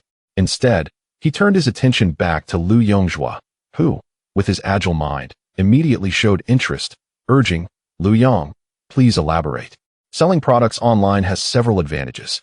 Firstly, prices can be significantly lower than physical stores due to the absence of rent and lower labor costs. Secondly, with an increasing number of people online, buyers come from all over the country, a customer base that far exceeds the foot traffic of a local storefront. Most importantly, Taobao is just in its infancy and is aggressively promoting itself, while many potential sellers are still unaware of this platform. We can leverage this information gap and the initial advantages of the platform to build a stable customer base early on. Lu Yongzhua listened intently, his eyes lighting up with understanding as he found Lu Yang's analysis compelling. Although Bai Shui and Zhang Yaoyao were initially skeptical, they began to find the idea intriguing after hearing his explanation. At that moment, Bai Shui asked, Lu Yang, what exactly should we sell? Lu Yang did not respond directly, but instead posed the question, who do you think are the people most fond of shopping online? After a moment's thought, Bai Shui replied, it must be college students. Lu Yongzhua quickly added, especially male college students. They love gaming at internet cafes. You are both correct, Lu Yang affirmed. Male college students, aside from gaming online, also have a penchant for sports, such as basketball. Lu Yongzhua immediately grasped the implication and eagerly continued, Lu Yang is absolutely right. During our university days, the things we bought most often, besides gaming cards, were basketball shoes and sportswear. Lu Yang seamlessly guided the conversation, asking, what brands did you all purchase? Lu Yongzhua replied, those from ordinary families typically bought domestic brands, while those with better means would opt for Adidas or Nike. However, that was a minority. Some even resorted to purchasing counterfeit Adidas or Nike to save face. Very good. Lu Yongzhua's words pinpointed our target demographic and market gap. Aren't both of you from Quanzhou and Fujian province? I've heard there are numerous factories producing these sports brands in that region, which resolves our supply issue. Bai Shui expressed her concern, saying, Lu Yang, I can't shake the feeling that selling counterfeit goods seems a bit dubious. What if we get sued? Zhang Yaoyao quickly chimed in, I agree with Bai Shui. This sounds rather unseemly. Lu Yang, slightly exasperated, replied, who said you should sell counterfeits? We will be selling overstock and clearance items from foreign trade. Lu Yongzhua instantly understood Lu Yang's underlying message, his eyes sparkling with insight. So, what you mean is to present them as overstock from foreign trade while actually selling high-quality replicas. That's roughly the idea, Lu Yong affirmed. However, even if we produce replicas, we must ensure strict quality control to match the genuine products. We want our customers to feel they received exceptional value for their purchases, thus building our reputation and ensuring long-term success. Lu Yongjua wholeheartedly agreed, repeatedly affirming, Lu Yong is absolutely right. I once had a roommate in college who bought a pair of counterfeit Adidas shoes at the wholesale market, and after just one game of basketball, they fell apart and became unwearable. Therefore, we must seek out those factories that have genuinely engaged in OEM production for Adidas and Nike, enlisting their assistance in manufacturing. Although the processing fees may be slightly higher than those of small workshops, the assurance of quality is paramount, achieving a standard comparable to that of authentic products. Crucially, we bear no rental or operational costs, allowing us to set prices significantly lower than those of physical stores selling genuine items, and even on par with the prices of poorly made counterfeit goods in the market. As long as our quality remains impeccable, we can build our reputation through word of mouth.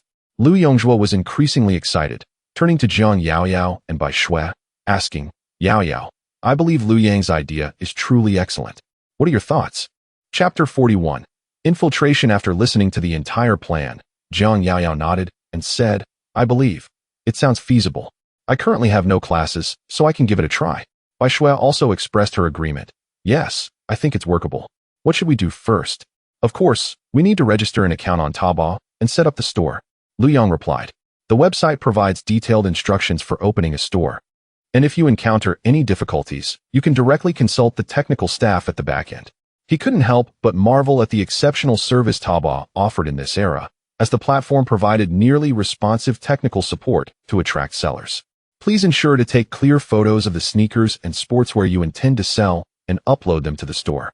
I also suggest that you find a way to record some videos in the factory workshop to promote on various popular forums, presenting it as an on-site factory visit for greater credibility, Lu Yong added as a marketing idea.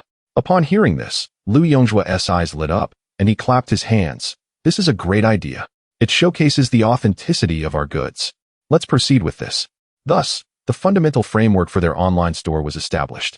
Although Lu Yong had never truly operated an online shop in his previous life, he firmly believed that as one of the first sellers on the Taobao platform, seizing this wave of platform benefits would yield promising prospects for development.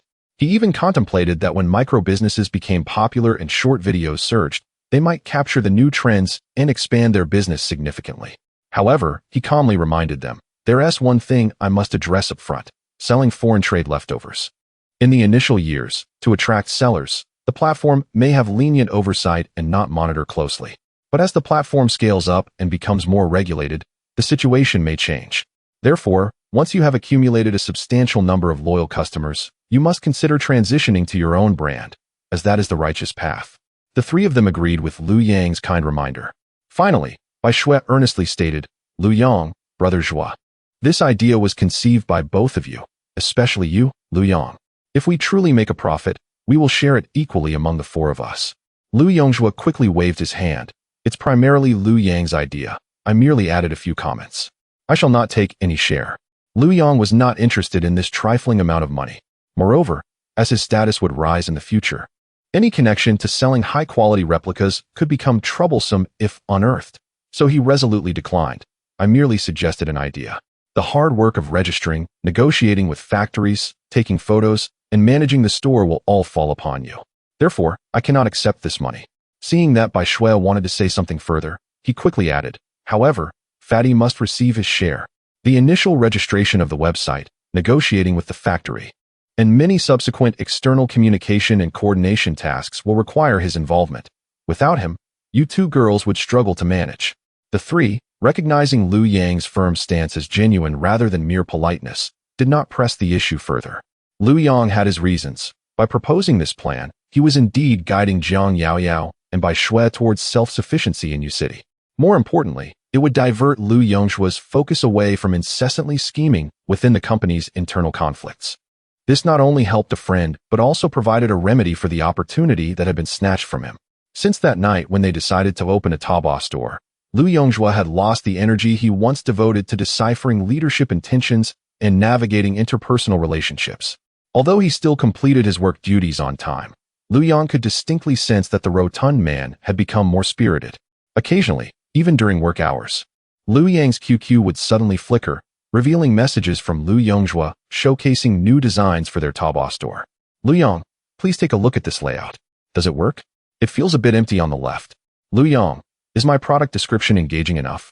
Is it too much to say that foreign trade original leftovers match the quality of authentic products? Liu Yang, check out this main image. I spent half a day editing it, blending the official images with our own detailed shots. How does it look? Liu Yang found himself both amused and exasperated by these messages. This rotund man truly exhibited remarkable execution, showcasing an astonishing ability to learn and take action on such side projects. He could only draw upon his vague memories from his past life of browsing countless Taobao shops to offer some suggestions that might still be considered avant-garde in this era. The layout was acceptable, emphasizing price and direct factory supply. The description could be more exaggerated, utilizing phrases like top quality, exported to Europe and America, and limited batch, but it was crucial to strike a balance and avoid being overly implausible. The main image was fine, but the background was too cluttered. A solid color background should be used to highlight the product itself, and additional angles with clear detail shots were necessary. Unfortunately, the Taobao platform in 2003 was still quite rudimentary, lacking many marketing tools and display methods commonly seen in later years, including the ability to upload videos. Liu Yang could only repeatedly emphasize the importance of image quality, even encouraging Liu Yongjua to self-learn Photoshop. To facilitate a swift start, Liu Yang even preemptively instructed them on how to engage in order brushing and review manipulation. Fatty, see if you can find any classmates or friends, or even students from the university, to help place orders and purchase. Then, we can falsely ship the products and later refund them through cash or other means, asking them to write a carefully crafted positive review. As he typed this message on QQ, Liu Yang felt somewhat like an instigator, but he knew that during the initial chaotic growth of the platform, this was a shortcut to rapidly accumulate store credibility and foundational sales. Remember, the content of the positive reviews should be genuine and specific. For instance, mention that the shoes are very comfortable to wear, do not cause blisters while playing basketball, and that the fabric feels similar to what I touched in the specialty store.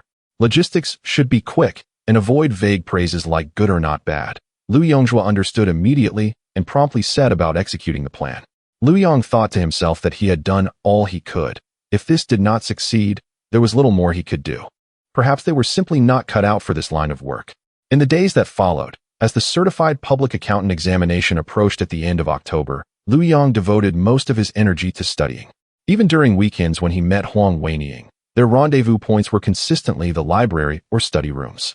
The only occasion that could be regarded as a true date was during the National Day holiday, when the two of them attended a screening of Wu Jiandao 2. Liu Yang has always maintained that this installment is the most captivating of the Wu Jiandao trilogy, featuring the most profound character development and a strong sense of destiny. In a previous life, he had only watched a pirated version on his computer. In this life, he finally redeemed himself by purchasing a ticket to the cinema, which he considered a form of atonement. Chapter 42 Graduate enrollment. On the first day following the National Day holiday, the atmosphere had yet to fully transition from the festive spirit. Upon turning on his computer, Liu Yang was greeted by a flurry of messages flooding the corporate group chat. The announcement from the Human Resources Department was jubilantly shared. Congratulations to our chairman Su, who has been officially appointed as a visiting professor at Wushu University of Science and Technology. Beneath the announcement, a cascade of congratulatory messages followed, celebrating Chairman Su's achievement and expressing eagerness to learn from him, accompanied by an array of floral and applause emojis. Liu Yang, upon reading this news, felt a long-awaited opportunity finally at hand. He swiftly picked up his phone and composed a text message with meticulous consideration. Dear Chairman Su, I am Liu Yang from the Engineering Management Center. I have just learned of the wonderful news regarding your appointment as a professor at Wushu University, and I am genuinely thrilled and proud for you. This is not only a personal honor for you, but also a source of pride for all of us at Hongda. You have always been a role model for my studies and endeavors. I humbly wish to express my desire to further my education and enhance my management theory and practical skills. May I have the fortune to apply for graduate studies under your guidance? I recognize my shortcomings, but assure you I will exert myself to meet your expectations. I apologize for the intrusion and hope for your understanding. This message, skillfully crafted, conveyed congratulations while clearly articulating his aspiration to advance and become one of his students. After sending the message, Lu Yong held his phone tightly, feeling a mix of anticipation and anxiety. Uncertain if Chairman Su would respond or how he might reply. To his surprise, not long after, his phone buzzed with a response from Chairman Su, succinct and to the point. Lu Yong, message received. Your ambition is commendable. The company needs young individuals eager to learn. Regarding your application for graduate studies, I am currently in Wuxi attending to some matters. We will discuss this further upon my return. Though the reply did not explicitly grant approval, it did not refuse him either. It acknowledged Lu Yang's ambition and left the door open for further discussion, which was the best outcome he could have anticipated. Thank you very much for your reply, Chairman Su. Please take care of your matters. I will await your return. Wishing you all the best. Lu Yong exhaled deeply, feeling as though the path ahead became clearer and more promising. On the morning of the 10th, after completing his work, Lu Yong found himself distracted, leaning back in his chair as he awaited his salary to be deposited. Last month, he earned 600 yuan and had purchased 300 shares of Mutai at 3 yuan each. He sighed quietly to himself, reflecting on his modest lifestyle. Thankfully, Huang Weining, a graduate student, was not materialistic. Their dates primarily took place in libraries or study rooms, and apart from meals. Their expenses were minimal. Just a few hundred yuan a month sufficed. Had he been dating someone from the outside world, he might struggle to even afford a decent gift. As he stared blankly at his computer, a message notification from QQ interrupted his thoughts. It was from Lu Yongjua. The boss is back, read the concise message, instantly lifting Lu Yang's spirits, and he promptly replied with an affirmative emoji. Lu Yong had assumed that, given Lu Yongshua's opportunistic nature, he would eagerly seek to capitalize on the news of Chairman Su mentoring graduate students, much like in a previous life. He had even specifically asked his friend to keep an eye out for Chairman Su's return, as the HR office was conveniently located near the boss's office. Recognizing that opportunities are fleeting, Lu Yong promptly stood, adjusted his suit jacket, and fastened the top button of his shirt. After smoothing his hair in the reflection of the dark screen, he made his way toward Chairman Su's office. Knock, knock, knock. He lightly tapped 3 times. Come in, came Chairman Su's voice from within. Lu Yong opened the door. Good day, Chairman Su. Seeing Lu Yong enter, Chairman Su smiled and gestured toward the chair opposite him. Lu Yong, please take a seat. What brings you here? Once seated, Lu Yong adopted a sincere demeanor and replied, Chairman Su, I wanted to follow up on my previous message regarding my desire to apply for graduate studies under your guidance. I hope to systematically learn and enhance my management capabilities alongside you. Chairman Su set down his pen, leaning back in his chair. Your enthusiasm is commendable, but I must clarify that this is my first year overseeing graduate students, and there is only 1 slot available. Therefore, my standards will be exceptionally high. If your performance is lacking, not only may you fail to graduate, but you may also tarnish my reputation. Are you prepared for this? Lu Yong understood that the value of being directly mentored by Chairman Su outweighed conventional graduate programs. The ultimate outcome of his studies would hinge on Chairman Su's discretion. With over 2 decades of engineering experience and project management expertise, he was confident he could excel, even in the face of challenges. Meeting Chairman Su's gaze with assurance, he responded, Chairman Su, I am fully prepared. I assure you, I will dedicate 200% of my effort, both in work and academics, and will not bring you any shame. Please grant me this opportunity. Chairman Su appeared pleased with Lu Yang's attitude. Furthermore, as he was among the first batch of star recruits at Hongda, he smiled and said, Excellent. I admire your determination. Since you are resolute, I will grant you this slot. Please prepare your personal documents and submit them to HR in the next few days. Absolutely. Thank you so much, Chairman Su. Lu Yong struggled to contain his overwhelming joy and expressed his gratitude once more. After leaving Chairman Su's office and heading towards the HR department, Lu Yongjua called him over and whispered, So, Lu Yong, did Chairman Su agree? Seeing his friend's anxious demeanor, Lu Yong smiled and nodded affirmatively. Lu Yongjua, his face lighting up with excitement, patted Lu Yang's shoulder and exclaimed, Incredible. Brother, you truly are amazing. Lu Yong chuckled, saying little, and turned toward Wang Min's workstation.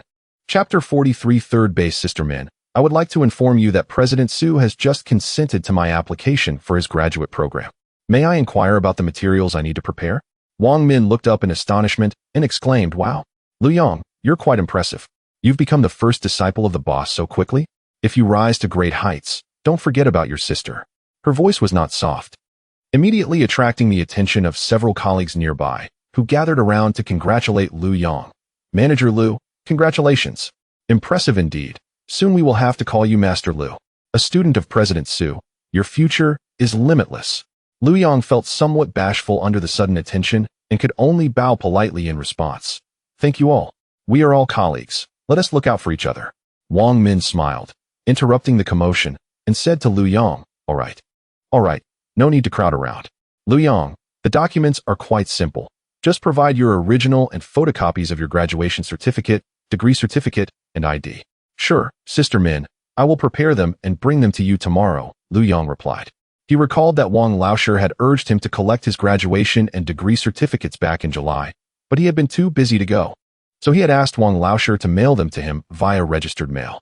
Fortunately, the postal service in this era was fairly reliable. It would have been troublesome if they had been lost, as the school would only issue a certificate, which was quite a hassle. Back at his desk, Lu Yong felt a significant weight lift off his shoulders. Just then, a text notification chimed on his phone. "Your card ending in 8848 received 5 renminbi, 600.00 on October 10th at 11:10. Balance, 6 renminbi, 028.20. Like last month, it was once again 600 yuan. The group had no good projects, and aside from subsidies, there were no bonuses. However, the year-end bonus was higher than project payouts. Otherwise, no one would remain in the group. With the funds in his salary card still fresh, Lu Yong purchased 200 shares at 21 yuan each, totaling 300 yuan including fees.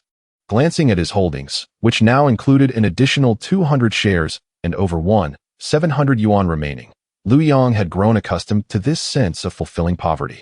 The next day, Lu Yong handed the prepared copies of his graduation certificate, degree certificate, and ID to Wang Min, watching her place the documents into a designated folder. The last lingering anxiety in Lu Yong's heart finally dissipated. As time passed to November 1st, at 9 o'clock in the morning, he took the exam for tax law, which lasted 2.5 hours. The examination center was conveniently located at Zhongda, giving him a sense of battling on familiar turf. After months of review, Lu Yong had gone through the textbooks and exercises for both tax law and economic law 3 times. Coupled with his prior experience of taking the Level 1 constructor and registered cost engineer exams, he felt confident he could pass, even if high scores seemed elusive.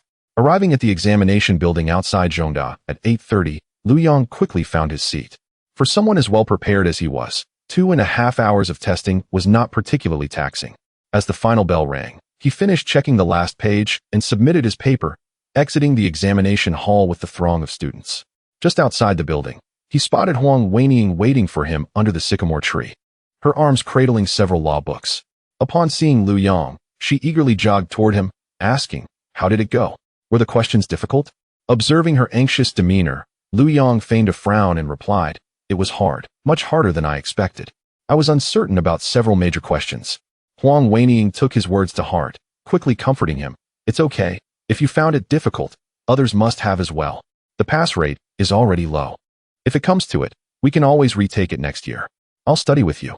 Seeing her earnest attempt to comfort him, Lu Yong couldn't hold back any longer and burst into laughter, ruffling her hair playfully as he said, "I was just teasing. The questions were somewhat challenging, but passing is definitely within reach. Your boyfriend still has some skills." Huang Weining was momentarily taken aback, then realized she had been tricked. In mock indignation, she stomped her foot and pinched his arm, exclaiming, "You, Lu Yong, I find you increasingly improper. I worried for nothing." Lu Yong pretended to grimace exaggeratedly, feigning hurt. "I genuinely wish to be improper. Alas, certain individuals never grant the opportunity, holding steadfast to their principles."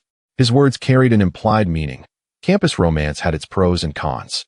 The advantage was a relatively pure relationship, free from excessive material concerns, truly focused on love. The downside, however, was the painfully slow pace, consuming time and energy. Unlike the university campuses a decade later, where one could add a WeChat contact in the morning and perhaps discuss life in a nearby inn by night, he and Huang Weining had been dating for over 3 months, yet their relationship remained at second base, contingent on Miss Huang's mood, not something that could be advanced at will. Huang Weining could certainly discern the double entendre in his words. After giving him an annoyed glare, she firmly pushed him away, saying, "You spend every day thinking about unhealthy things. Let us go, we need to hurry to the cafeteria. If we delay any longer, All the good food will be gone. Since the second exam, economic law, was scheduled for the following morning, after a quick lunch in the cafeteria, Lu Yang took Huang Weining to the study room to review. As evening approached around 8 o'clock, Huang Weining began urging Lu Yang. It's almost 9. Aren't you heading back? If you wait too long, there won't be any buses. Lu Yang, engrossed in his book, replied without looking up, just a moment, I'm almost done, just need to finish this chapter. At 9 o'clock, Huang Weining pressed again. Lu Yang, you really need to leave now. It takes over an hour to get back to your company dorm. Lu Yang stubbornly remained in place. I'm nearly there, just a little longer. When it was 9:30 and the closing time for Huang Weining's dormitory approached, Lu Yang finally revealed a knowing smile. Weining, you see, it's too late to head back now, and we have an exam early tomorrow. The back and forth is too disruptive to our state of mind. How about, I find a hotel to stay near the school tonight? You don't need to return to your dorm, just keep me company? Noticing Huang Weining's intent to object, he swiftly added, I promise. I simply wish to spend more time with you. There will be absolutely no impropriety. Huang Weining, a first-year graduate student, is no longer the naive young girl who has just entered university, oblivious to the world around her. She harbors no trust in Lu Yang's insincere promises, evident from the dubious glint in her eyes that reveals his ulterior motives. No way. Do not even think about it. Huang Weining firmly and decisively declines. Weining, just for one night, I swear I will behave myself. Lu Yang begins to employ his relentless charm, coaxing and pleading. Ultimately, Huang Weining, unable to withstand his persistence, softens her stance, casting a resigned glare in his direction, which tacitly concedes to his request. Lu Yang indeed honors his commitment to refrain from crossing the final boundary, yet he successfully advances to third base. Of course, this endeavor is not without its trials. His arms and waist bear the marks of her grasp, bruised and sore, causing him to grimace in pain, yet he finds a strange satisfaction in it. Chapter 44. The White Swan Hotel. The morning after completing the examination on economic law, Lu Yang emerged from the examination hall feeling an overwhelming sense of relief. Confident in his steady performance, he believed passing the exam would pose no difficulty. In celebration of the examination's conclusion, and to soothe Huang Weining, who had been teased by him the previous night, Lu Yang suggested they spend the afternoon at Shamiando. In 2003, Shamiando had yet to become the bustling commercial tourist hub it would later evolve into, resembling a tranquil garden filled with exotic charm, nestled amidst the urban clamor. Hand in hand, the two strolled along the tree-lined streets, admiring the time-worn European architecture, ancient churches, and the remnants of consulates, their weathered walls adorned with verdant foliage. Time seemed to slow in this serene setting, walking along the banks of the Pearl River. Watching the vessels glide across the water while a gentle breeze caressed them, their spirits soared. After a leisurely exploration, Lu Yang led Huang Weining into the renowned White Swan Hotel on the island, where they spent 60 yuan on a delightful afternoon tea for two, selecting a table by the window. The soft strains of a piano filled the air, and exquisite pastries were artfully arranged on a three-tiered silver tray. Through the expansive floor-to-ceiling windows, the languid flow of the Pearl River and the picturesque cityscape across the water were vividly visible.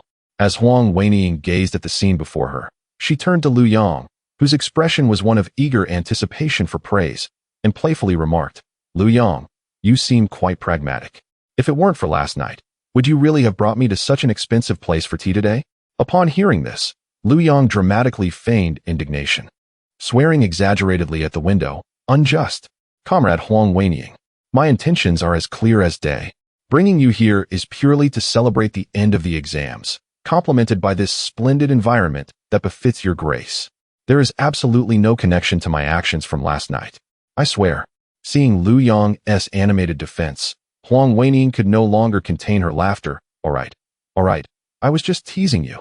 Who told you to always speak in such a nonsensical manner, finding ways to irritate me? This is called karma. You deserve it. After enjoying their afternoon tea, Lu Yang escorted Huang Weining back to Zhongda before hailing a cab back to the company dormitory. The fatigue from 2 consecutive days of examinations, coupled with the afternoon's activities, was overwhelming, and he yearned for rest, especially with work awaiting him on Monday. As he arrived at the dormitory, he unexpectedly encountered the weary Lu Yongjua returning from his own endeavors. Hey, fatty, Lu Yang called out from a distance. Why are you back so late? You might as well move in with Jiang Yaoyao and the others to save yourself the trouble of commuting. He teased habitually. Lu Yongzhuo responded with a conspiratorial smile. Actually, I just returned from Quanshi with Yaoyao. Quanshi? That's quite far. Was there an issue with the supply? They walked side by side towards the elevator as they spoke. Upon entering the dormitory, Lu Yongzhuo tossed his computer bag onto the sofa, then headed to the kitchen to pour himself a large glass of cold water, downing half of it in one go before explaining, no problem arose. Rather, it's an opportunity. The factory we contacted earlier had a batch of goods that failed quality standards and lost their overseas contracts. Now, their cash flow is tight, and the owner intends to sell the factory. Yao Yao and I went there to assess the situation. Do you think it's a good deal? Lu Yong probed, already suspecting the answer, but still taken aback by his friend's audacity. They went under due to quality issues, and you still want to take it over? Aren't you afraid of stepping into a mess? We've evaluated it thoroughly. Yao Yao's parents are locals in Quanshi and are well acquainted with the footwear and apparel industry here. They've helped us investigate, and the factory itself has no major flaws. The equipment is quite new. The previous owner simply stumbled due to a hasty order and a batch of flawed materials that were not rigorously inspected. Furthermore, while their previous products may not meet the standards of international brands like Adidas or Nike, they are more than adequate for our target clientele on Taobao. In fact, the quality is even more stable than the sources we've been piecing together thus far. Listening to Lu Yongzhuo, Lu Yong couldn't help but regard him with newfound respect. This friend was surprisingly astute when it came to business. What is the asking price? Lu Yong inquired with curiosity. Lu Yongzhuo wiggled his chubby fingers in front of Lu Yong's face. Initially, they wanted 200,000 yuan, primarily because the equipment holds value. After 2 days of negotiation with Yao Yao, we finally brought it down to 150,000. 150,000. Now that's genuinely astonishing, Lu Yong exclaimed, eyeing Lu Yongzhuo as if seeing him for the first time. Impressive, fatty. Who would have thought you were a hidden gem? In 2003, 150,000 was no trifling amount, sufficient for a down payment in major cities like Beijing, Shanghai, or Guangzhou. Lu Yongzhuo, slightly embarrassed by the compliment, explained, I'm no rich second generation. This money is what my parents saved up, planning to use it as a down payment for a house in the metropolis. Do you remember what you once said? A man with a career will naturally attract many women. I think you were absolutely right. I now feel that pouring money into a house and becoming a slave to a mortgage is less worthwhile than investing in a venture. If I can establish a successful career, why would I worry about a house or women in the future? Observing the determination and ambition in Lu Yongzhuo's eyes, Lu Yong sincerely commended him. That's the spirit, fatty. With that kind of resolve, you're destined for greatness. While he appreciated the enthusiasm, Lu Yong was quick to remind him of the risks involved. This factory acquisition is under your personal name, right? Lu Yongzhuo nodded in response. I hold 90% ownership, while the online store retains 10%. The reason is that if the price is too high, it complicates the equity distribution later. Currently, the online store handles the initial operations, photography, and customer service. I'm merely providing funding. So it's reasonable to allocate 5% of the factory's equity to the online store. Besides, I also hold a 40% stake in the online store. After hearing this, Lu Yong saw no issues with the arrangement. It seemed Lu Yongzhuo had not been clouded by romantic notions or partnership sentiments. He remained clear-headed regarding critical financial matters. All right, fatty, as long as you're aware, that's all that matters. Lu Yong patted him on the shoulder. If you're determined, go for it. Should you need assistance, don't hesitate to ask. Rest assured, from now on, I'll also be a factory owner. Lu Yongzhuo puffed out his chest, his eyes gleaming with hope, even amidst the uncertainty of the road ahead. Chapter 45 Manager Lu, Chairman Su requests your presence in his office. In mid-December, the winter chill gradually envelopes Yu City, yet the atmosphere within the conference room of Hongda Group's headquarters is vibrant and spirited. Thanks to the collective efforts of the Engineering Management Center, the Hongda Fine Engineering Acceptance Standards has undergone 3 revisions and is finally poised for its conclusive meeting today. Since the conclusion of the Certified Public Accountant examination, Lu Yong has devoted all his spare time and energy to this endeavor. At this moment, he stands at the podium in the conference room. Behind him, the final version cover is projected on the screen, feeling both relaxed and anxious. Seated at the oval conference table is Chairman Su, alongside the recently appointed President Luo, who is responsible for daily operations, and directors Yang and Tan, with managers from core departments such as engineering, cost, design, and procurement present, elevating the significance of this final meeting beyond the ordinary, perhaps as a model for other departments. Good morning, Chairman Su, President Luo, Director Yang, Director Tan, esteemed colleagues. Lu Yang begins, opening the PowerPoint presentation with a steady voice.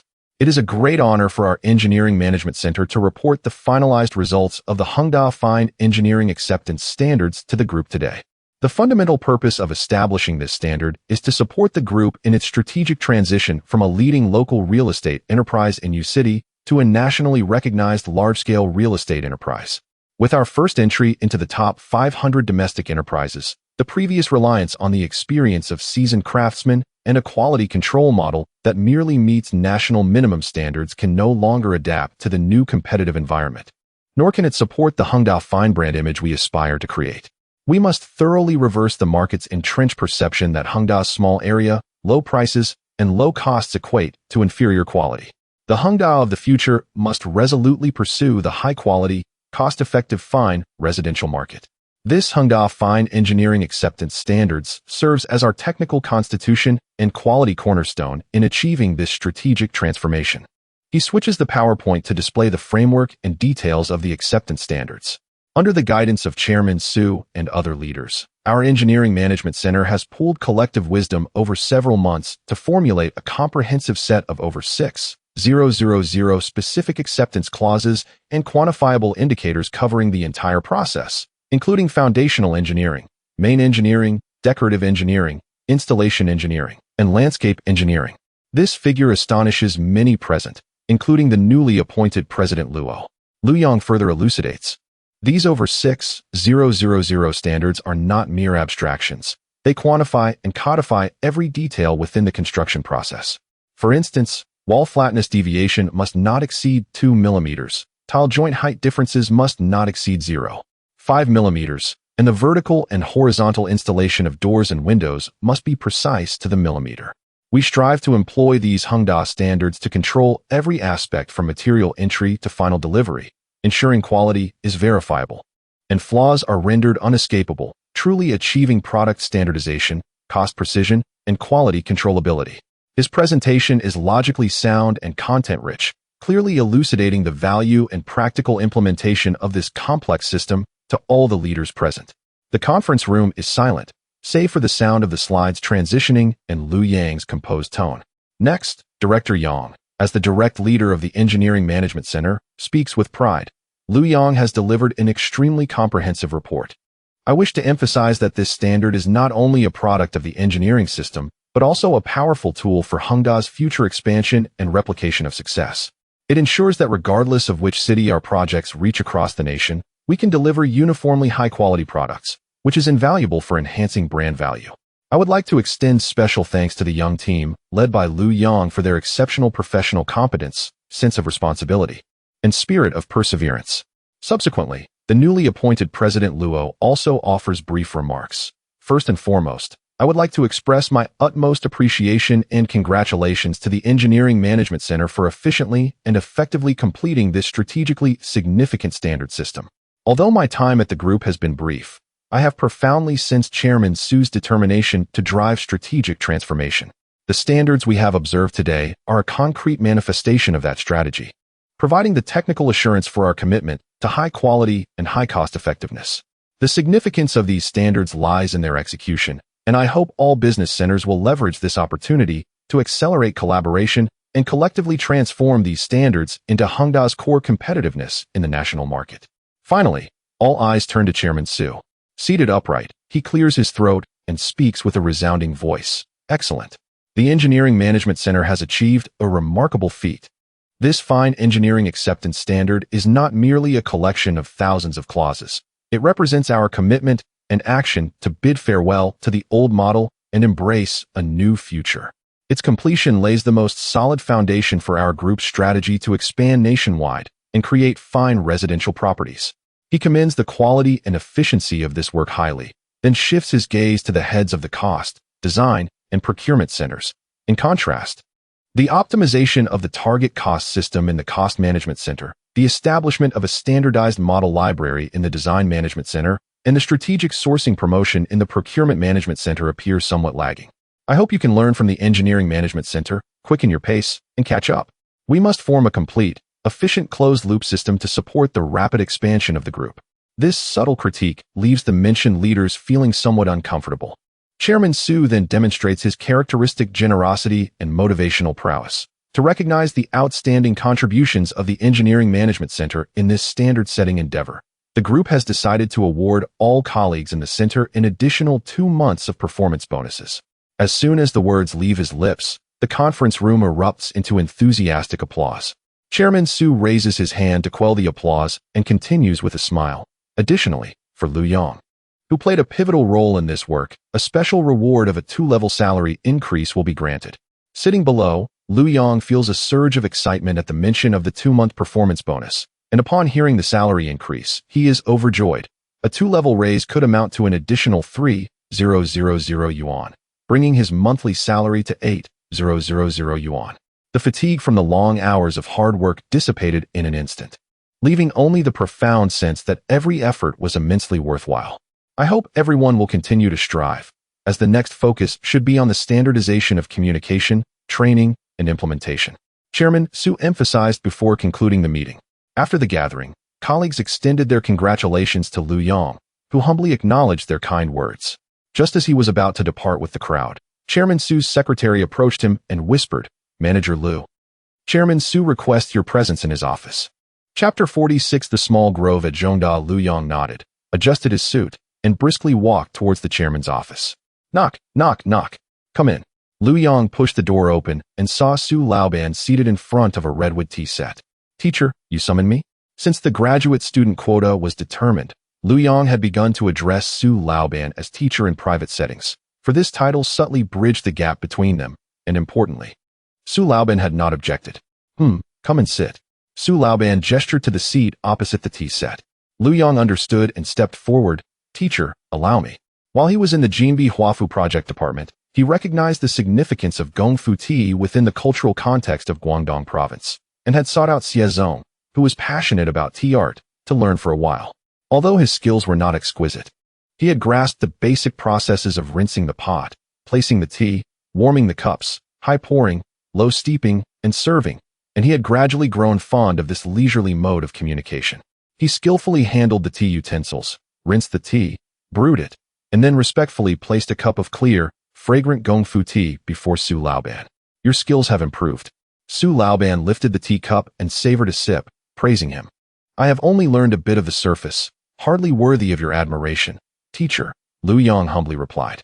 Unfortunately, he did not yet have an independent office. Otherwise, he would set up a tea set to brew tea leisurely, both to calm his mind and entertain guests. Su Laoban set down his cup, looked at Lu Yong, and said, "Lu Yong, your work on the standard formulation has truly been remarkable. I have seen it all. Thank you for your recognition. Teacher, this is the result of the team's collective effort," Lu Yong replied respectfully. Remaining humble and composed is excellent, but we must not relax. Establishing the standard is just the first step. The real challenge lies in implementation. Many outsiders claim that our real estate enterprises are simplistic and rely solely on connections and audacity. However, if we aspire to progress and strengthen our endeavors, meticulous management will be indispensable for future company and project oversight. I will remember that, teacher. By the way, have you received the admission notice from Wushi Keiji Dashue? Yes, I just received it last week. Lu Yong responded promptly. Classes will commence on the 9th of February next year, which is the 19th day of the lunar calendar. Although it is not a full-time program, you will need to attend the opening ceremony and some intensive courses. Su Laoban instructed, "You will accompany me to the university then. We will likely stay there for a week before returning to the company together." Understood, teacher. I will make the necessary arrangements for my work in advance. Lu Yong promptly agreed, not particularly concerned about the academic aspects, but rather about the opportunity to deepen his relationship with Su Laoban through personal interaction. All right, then there's nothing more. You may return to your duties. Su Laoban waved his hand. Enjoy your tea, teacher. Lu Yong stood and exited the office. In the following week, Lu Yong, as the core developer and principal presenter of the Hongda Boutique Project Acceptance Standards, experienced what it truly meant to be exceptionally busy. Managers, safety officers, construction workers, and others from various project engineering departments were summoned to the group headquarters for training, and the conference room was filled to capacity. Liu Yong adopted a straightforward but solid method, going through the standards item by item, pausing at critical clauses, error-prone sections, or areas with significant deviations from previous practices, explaining repeatedly in conjunction with real-life case studies until the majority of the audience expressed their genuine understanding. This high-intensity, high-density training posed a dual challenge of energy and intellect for both the presenter and the audience. Following the human resources requirements, a closed-book examination was organized at the end of the training, with Liu Yong personally creating the exam paper. In the conference room, HR colleagues distributed the papers, and Liu Yong addressed the audience. The exam is not the goal. The objective is to ensure everyone truly values these standards and engraves them in their minds. Upon returning to your project departments, you must immediately organize internal retraining to ensure every team leader and frontline worker is informed. Additionally, each project must conduct a comprehensive self-inspection and rectification over the next 3 months based on the new standards. 3 months from now, the group's Engineering Management Center will conduct random inspections according to these standards. Any failure to rectify or comply with the standards will result in direct accountability from the group, and the performance ratings of the relevant project management personnel will be directly impacted. Liu Yang's words instilled a sense of pressure among all project personnel present. They understood that the group was serious this time, and this young rising star of the group was not to be taken lightly. It was not until the arrival of the New Year's holiday that Liu Yong finally sighed in relief. Though he had only 1 day off, it was enough for him to catch up on sleep. However, contrary to his wishes, he was awakened before 9 a.m. by a call from Huang Wenying. Liu Yong, are you up? My roommate says a movie is currently showing, and it's supposed to be quite interesting. Will you accompany me to watch it? Sure, I'll get up right away. Wait for me in the dorm. After saying this, Liu Yong quickly got up and washed up, realizing that a man's motivation often springs from a woman. In a cinema near Zhongda, the two finally settled into the screening hall of cell phone. The film had a tight overall rhythm and humorous dialogue, as Gudaya portrayed Yan Shui, who was caught between the convenience of communication brought by mobile phones and the crisis of lies, eliciting continuous laughter from the audience. Director Feng has done an excellent job with this film. It captures reality so accurately. After the screening, the two exited the cinema with the crowd. Liu Yong took Huang Wenying's hand and remarked, however, it does seem a bit unethical to bring private conversations between friends to the screen through artistic means. No wonder the host Chui has been fixated on him. Huang Wenying turned to him and laughed. Why think so much while watching a movie? But speaking of which, while mobile phones are convenient, they also seem quite frightening. Indeed, thus it's essential to be honest in life and avoid too many tricks. Liu Yong playfully squeezed her hand, eliciting a playful eye roll from Huang Wenying. After the movie, the two had dinner at the school cafeteria. Subsequently, Liu Yong led Huang Wenying into the small grove at Zhongda. This was a popular rendezvous spot for couples on campus. Under the dim light, a few couples could be seen embracing. Liu Yong found a relatively secluded bench and pulled Huang Wenying to sit sideways on his lap. Wait a moment, your hands are too cold. Are you a dog? Don't sniff. Huang Wenying playfully swatted at Liu Yang's hand while trying to escape, but Liu Yang's grip was too strong, holding her tightly. Since Liu Yong successfully conquered third base in the last examination, Huang Wenying has ceased to resist physical contact as she once did. At this moment, having acclimated to each other's warmth, the two nestled closely together. They lingered in the small grove on that winter night for over an hour. Reluctant to part, you should head back. It's cold outside. Liu Yong gently adjusted the collar that he had inadvertently crumpled. All right, be careful on your way. Send me a message when you arrive, Huang Wenying replied before turning to walk towards her dormitory. Only after watching her enter did Liu Yong hurriedly make his way back, lest he miss the last bus. Chapter 47. Alcohol strengthens cowardly hearts. As the New Year holiday came to an end, time seemed to accelerate, and a palpable tension began to pervade the office, heralding the approach of the Spring Festival. This year, the Lunar New Year arrived particularly early, with New Year's Eve falling on January 21st. In accordance with tradition, Hongda Group announced its official holiday on January 17th. At this moment, the most fervent anticipation among colleagues was the salary and year-end bonuses to be disbursed on January 12th. Since the 10th fell on a weekend, the payment was deferred to the following Monday, and everyone's expectations were at their peak. Particularly for Liu Yong, who anticipated a salary of 8,000 yuan based on the newly adjusted grade, along with an additional performance bonus of 16,000 yuan for 2 months, not to mention the year-end bonus, which he conservatively estimated to be at least 4 months' salary. Adding it all together, he felt confident that he would receive over 50,000 yuan, which would allow him to enjoy a prosperous new year. As the 10th marked the official start of winter vacation, the campus saw a notable increase in students dragging their luggage. Early in the morning, Lu Yong hurried to accompany Huang Weining to U City East Station, where she would catch a train back to her hometown, Longyan. Huang Weining's luggage was minimal, just a medium-sized suitcase and a carry-on backpack. Her train departed in the afternoon, allowing her to rest on the train overnight and arrive the next morning, making the journey relatively effortless. Have you packed everything?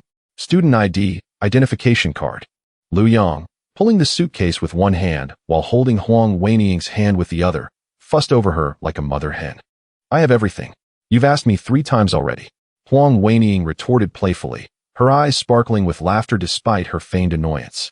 They arrived at the station an hour early, where they collected tickets, passed through security, and entered the waiting hall. Lu Yong remained by her side, observing the bustling crowd. Suddenly, a thought struck him. Weining, how about I buy some local specialties from U City for your parents, such as lapchong or chicken biscuits? Having been in a relationship for 6 months, he considered this a good opportunity to express his feelings, even though they had yet to reach the stage of meeting each other's families. However, Huang Weining quickly shook her head. No need. Don't waste your money. My parents don't really eat those. Seeing her evasive gaze, Lu Yong understood her reluctance to let her family know about their relationship at this early stage. He empathized, knowing she was still pursuing her graduate studies and that her family might hold traditional views. Thus, he refrained from pressing the matter. All right, I'll respect your wishes.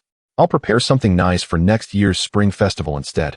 Huang Weining understood his underlying sentiment and softly acknowledged it with a gentle recognizing that 6 months of dating was indeed still early. By next year, it would likely feel more natural. Watching her pass through the ticket gate and vanish from sight, Lu Yong sent her a text wishing her a safe journey and promptly stood still, momentarily uncertain of where to go next. Returning to his dorm alone felt rather dull, so he recalled that Bai Shui and Jiang Yaoyao's rented apartment was nearby. Since he had nothing else to occupy his time, he decided to join the lively atmosphere there. Upon arriving at their apartment door, the sounds of tape being ripped filled the air. Peering inside, Lu Yong was astonished to find the living room nearly buried under heaps of cardboard boxes. Lu Yongzhua, Bai Shui, and Jiang Yaoyao were all squatting on the floor, hastily packing up deliveries, with scattered boxes, foam, tape, and printed shipping labels creating a rather impressive scene. Leaning against the doorframe, Lu Yong chuckled and knocked on the door. Wow, impressive work, you 3. With this many packages. Your business must be thriving. Jiang Yaoyao, having stood up to stretch her legs, noticed Lu Yong and wasted no time in saying, thanks to you, we're managing. Don't just stand there, come help us pack. We'll treat you to hot pot tonight. Even if she hadn't suggested it, Lu Yong was already prepared to lend a hand. He found a spot to squat down and began packing a cardboard box, but his pace was noticeably slower. As he worked, he engaged in casual conversation. When are you all heading home for the holiday? Bai Shui replied briskly. Without looking up, we're leaving tomorrow. This is the last batch of goods to be shipped out. Once it's done, we'll have some peace. The remaining orders will wait until the 6th day of the new year. Lu Yong noted that Lu Yongzhua had been silent, focused intently on packing. He nudged him with his elbow and asked, what about you, fatty? When will you come back after the new year? Lu Yongzhua continued packing without missing a beat and replied, isn't the company reopening on the 10th? Lu Yong chuckled, of course I know that. But Bai Shui and Yao Yao are coming back on the 6th. Are you really going to stay home until the 10th? Why not come back earlier to help out? As soon as he finished speaking, the atmosphere shifted subtly. At that moment, Bai Shui nudged Lu Yong with her foot. Glancing between the silent Jiang Yaoyao and the preoccupied Lu Yongzhua, Lu Yong realized something was amiss. The tension in the air caused him to swallow back the teasing remark he had intended to make. Although he could sometimes be a bit blunt, he knew better than to make jokes in this situation. He decided to remain silent and wait for an opportunity to inquire further with Bai Shui later. By the time all the packages were packed and collected by the courier, it was already 8 in the evening. The 4 of them were exhausted, but fortunately, preparing for the hot pot dinner was simple. They only needed to gather some vegetables, meat rolls, and fish balls. While Jiang Yaoyao was busy washing vegetables in the kitchen, Lu Yongzhua went downstairs. and Lu Yong seized the moment to sidle up to Bai Shui, who was setting up the induction cooker. "Hey, Bai Shui, tell me, what is going on between Fatty and Yao Yao?" Bai Shui shot him a glance and replied in a hushed tone, "What do you think? Fatty wanted to take Yao Yao home, but got rejected." Lu Yong was taken aback, momentarily bewildered. "Isn't it normal for him to want to take you all home? Are you foolish?" Bai Shui exclaimed, barely able to contain her frustration. What Fatty meant was that he wanted to take Yao Yao back to Chuanzhou. Do you understand? Lu Yong, having been preoccupied with his own affairs lately, had not kept track of Fatty's romantic developments. Upon hearing this, his eyes widened in surprise. Had they become a couple? When did this happen? Bai Shui, exasperated, pinched his arm hard. "Why do you always have to say such insensitive things? What does it mean to be involved? I am also uncertain about the exact nature of their relationship. Regardless, Yao Yao has consistently withheld her consent." Upon hearing Bai Shui's remarks, Lu Yong comprehended the situation entirely. It appears that the chubby fellow has undoubtedly become a standby. He felt a mix of helplessness and frustration, for he had previously conveyed all that needed to be said to the chubby one. Now it seems he has become ensnared in his emotions. Matters of the heart are delicate, and too much external commentary can easily lead to emotional distress. Lu Yong shook his head, resolving to refrain from further interference and let things unfold naturally. At that moment, Lu Yongzhua returned, carrying 2 bottles of Jian Nan Chun in his hands. Observing the 2 bottles of liquor, Lu Yang's lips twitched slightly, pondering the intentions of his friend. Is he seeking courage through drink or attempting to drown his sorrows? Chapter 48. It was just a dream. Lu Yong guessed correctly to some extent. At this moment, the chubby fellow harbored a dual mindset, one driven by the drunken bravado that emboldened the timid, and the other prepared to drown his sorrows in intoxication until he collapsed. The hot pot was quickly set up, the crimson oil bubbling vigorously, steam rising in swirls. Initially, the group engaged in light-hearted banter about their Taobao shop, with Jiang Yao Yao and Bai Shui joking with Lu Yong as per usual. However, as several drinks were consumed, the atmosphere began to shift subtly. The chubby man, whether due to the liquor or excitement, fixed his gaze unwaveringly on Jiang Yao Yao, saying, "Yao Yao, I still want to talk to you. Could you grant me one chance?" Upon hearing this, Lu Yong sighed inwardly, recognizing that the inevitable had finally arrived, while Bai Shui lowered her head, quietly immersing herself in the task of blanching lettuce. Jiang Yao Yao's grip on her chopsticks faltered. She realized that she could no longer evade the matter with vague responses, for the chubby man had laid his feelings bare, cornering her. "Zhugu, I'm truly sorry. I can only regard you as a brother. I appreciate your kindness, but we are simply not suited for one another." Both Lu Yong and Bai Shui sensed the palpable awkwardness enveloping the chubby man. After a few seconds of silence, Lu Yongzhua managed to muster a smile that was more dismal than tears. Raising his glass with a forced cheerfulness, he declared, It's all right. Haha, being a brother is fine. Come, let us drink. Tonight we celebrate, and we won't leave until we're inebriated." Despite his words of merriment, the bitterness concealed within his smile was evident to all. He averted his gaze from Jiang Yao Yao and began pouring himself drink after drink, dragging Lu Yong along for another round. The mood had irrevocably shifted. After Jiang Yao Yao's rejection, she seemed to release a breath she had been holding, yet she found herself at a loss, overwhelmed by embarrassment. The ensuing scene devolved into a spectacle of Lu Yongzhua drinking to oblivion, with Lu Yong reluctantly keeping him company. Ultimately, Lu Yongzhua succumbed to intoxication, slumped over on the sofa, mumbling incoherently. Lu Yong, possessing a slightly higher tolerance, remained conscious but felt lightheaded and saw double. Bai Shui and Jiang Yao Yao exchanged glances, helpless in the face of the messy situation, and together they hoisted Lu Yongzhua and Lu Yong onto the living room sofa, covering them with blankets to prevent them from catching a chill. After attending to this, Bai Shui and Jiang Yao Yao retreated to their respective rooms to rest, leaving behind only the rhythmic sounds of snoring and the lingering scent of alcohol. The following noon, the strong sunlight streamed through the gaps in the curtains, illuminating Lu Yang's face, rousing him from a hazy slumber. He instinctively surveyed his surroundings, realizing he was no longer in his company dormitory. Wait a moment. This decor, this faint fragrance. It seems to be Bai Shui's room. A sudden jolt of realization struck him, and he turned to find the other side of the bed empty. Lu Yong strained to recall the events of the previous night. He had drunk too much, been helped to the sofa to sleep, awakened by a pressing need to relieve himself, and then returned to his room to sleep. He slapped his forehead in realization. Oh no, how could I have been so reckless? Recalling the details, he reflected on the flexibility and responsiveness of a dance major liked by Shui. Just as this thought flickered through his mind, he felt an urge to chastise himself further. How could he still entertain such notions at this hour? He initially intended to reach for his phone to message by Shui, inquiring about her well-being or perhaps offering an apology. However, he hesitated. Recognizing that her silent departure in the morning had made her feelings quite clear, she likely wished to avoid any awkwardness and hoped to treat the incident as an unfortunate mishap to be forgotten. He unlocked his phone only to discover several unread messages, all from Huang Weiniang, checking in on him. Reading his girlfriend's texts, Lu Yang felt a twinge of guilt, quickly responding before rising from the bed. In the living room, the chubby man continued to snore loudly on the sofa. Lu Yang approached and gave him a firm shake. Chubby, wake up. What time is it? Still sleeping? Lu Yongjua groggily opened his eyes, his voice hoarse as he asked, What? What time is it? Where are Bai Shui and Yao Yao? Lu Yang replied with exasperation, It's already noon. They left ages ago. Upon hearing this, the chubby man fell silent. Struggling to sit up on the sofa, looking somewhat lost. Let us head back to the dormitory, Lu Yang suggested. Lu Yongjua mumbled in response.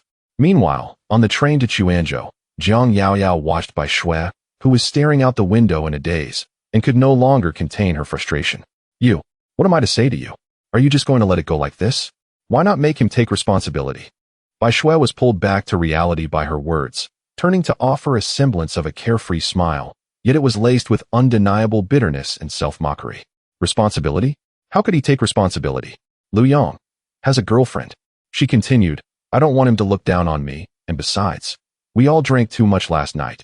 It was simply an accident. As she uttered the word accident, memories of the chaotic moments from the previous night flooded her mind, and she shook her head, stating, Let us just consider it as having been bitten by a dog. Her words seemed to serve as a means to convince both Jiang Yaoyao and herself. Jiang Yaoyao observed her facade of strength, which was merely an evasion, and rolled her eyes in exasperation, feeling powerless. Fine, you keep pretending. You'll be the one regretting it. With that, she turned away, no longer looking at Bai Shui. The carriage fell silent once more, the only sound being the train's rhythmic movement. Bai Shui resumed her gaze out the window, watching fields and villages blur past, her heart in turmoil. Will I regret this? She pondered, sensing a lack of answers within and daring not to delve deeper. None could foresee what the future held. Perhaps she truly would regret her magnanimity and choice not to cling to the past, or perhaps this was indeed the best outcome for both of them. Chapter 49 Year-End Bonus. It was not until the 12th day of work that Lu Yang finally cast aside his previous irritability, for today marked the day of salary distribution. Like all of his eagerly awaiting colleagues, he found himself somewhat distracted from the morning onward, frequently glancing at his phone resting on the desk.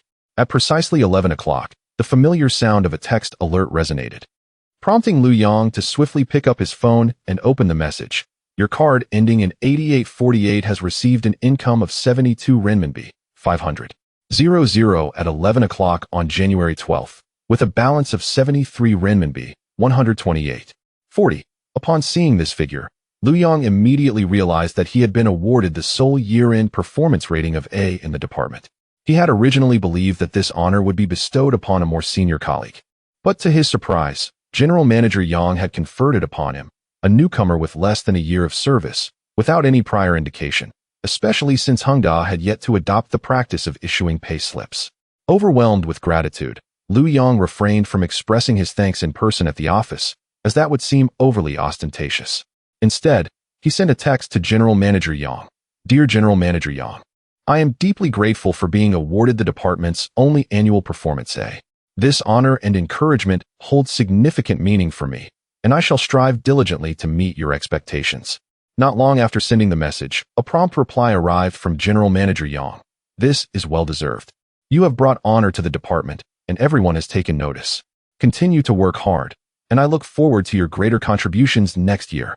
Lu Yang briefly replied before eagerly logging into his stock trading software, as the price of Matai stock had surged over 20 in the past month. In November and December, he had purchased 300 shares at 23 renminbi per share and 200 shares at 23 renminbi, 6 per share, respectively, only to watch the stock price rise without the means to increase his holdings. Now, with ample funds at his disposal, he directly acquired 600 shares at 26 renminbi per share. After deducting transaction fees, he still had over 5 renminbi, 300 left in his account, which he intended to save for his expenses during the Spring Festival. He then checked his holdings. Matai shares, 13, 530 shares average holding cost, 23 renminbi. 82 per share current stock price, 26 renminbi. 00 per share floating profit, 2 renminbi. 18 total floating profit, 29 renminbi, for 195. 40 holding profit ratio, 9. 15 gazing at the vibrant red figures on the screen, Lu Yang couldn't help but reflect once more on the fact that prior to the global financial crisis of 2008, the most lucrative and profitable legal avenue in the country was indeed stock trading. In less than a year, leveraging the foresight of a reborn individual, he had amassed nearly 30 renminbi, 000, in floating profits from the stock market, a sum that nearly equaled his annual salary in his previous life. After closing the trading software and calming his excited heart, Lu Yang began drafting his year-end performance report, as the group required all mid-level and above employees to submit such reports. Unlike his colleagues, including seasoned engineers who preferred Word documents for their reports, Lu Yang opted for a PowerPoint presentation. In his previous life, he had harbored a strong aversion to creating PowerPoint presentations, viewing them as mere formalities that wasted time.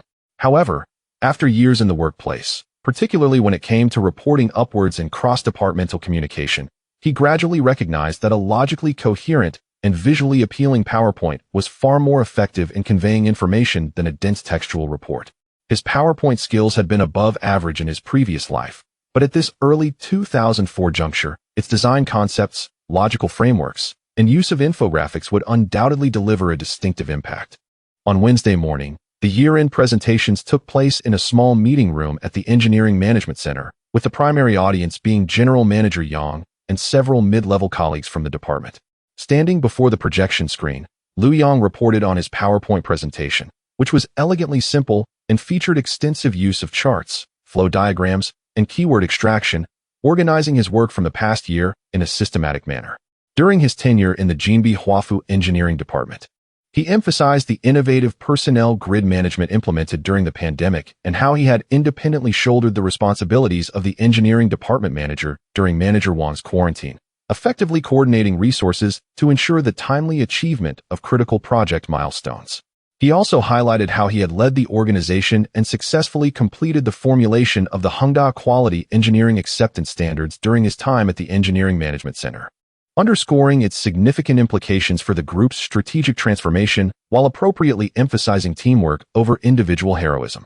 When discussing the work objectives and plans for 2004, he expressed his commitment to managing the daily affairs of the civil engineering team under General Manager Yang's leadership, focusing on supervising and advancing the implementation of the new acceptance standards across various projects while maintaining a continuous learning mindset.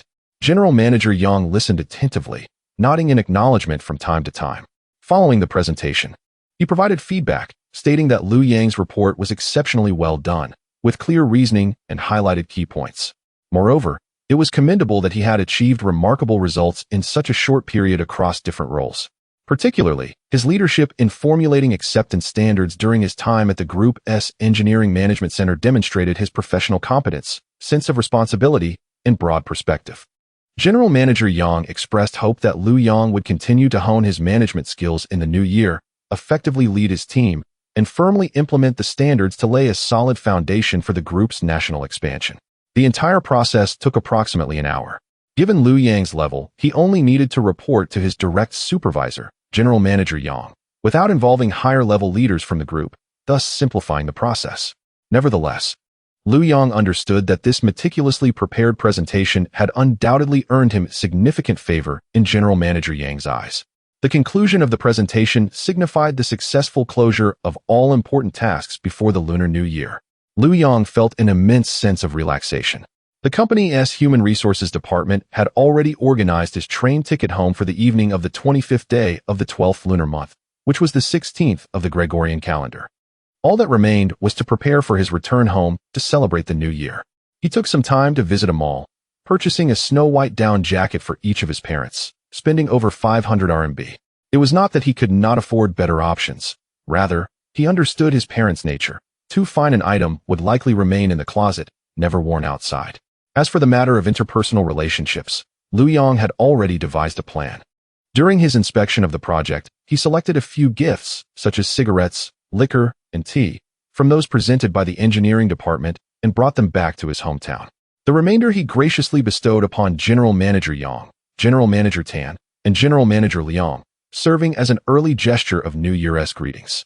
These items were not something he could take with him anyway, thus they were put to good use. In contrast, he chose not to offer anything to Boss Su, fully aware that, given Boss Su's status and perspective, he would hardly value such trivial gifts. Instead, it would be more thoughtful to bring back some local specialties from his hometown the following year, which would better foster their teacher-student relationship. Chapter 50. Returning home for the new year on the 28th day of the 12th lunar month, the festive atmosphere grew ever more palpable. Lu Yong, laden with belongings, appeared at the village entrance, having arrived at Jinling West Station the previous evening only to miss the last long-distance bus home. Consequently, he was obliged to spend the night in Jinling and caught the earliest bus back this morning. At the village entrance, a group of elderly men and women basked in the sun, munching on sunflower seeds while gossiping about affairs from neighboring villages.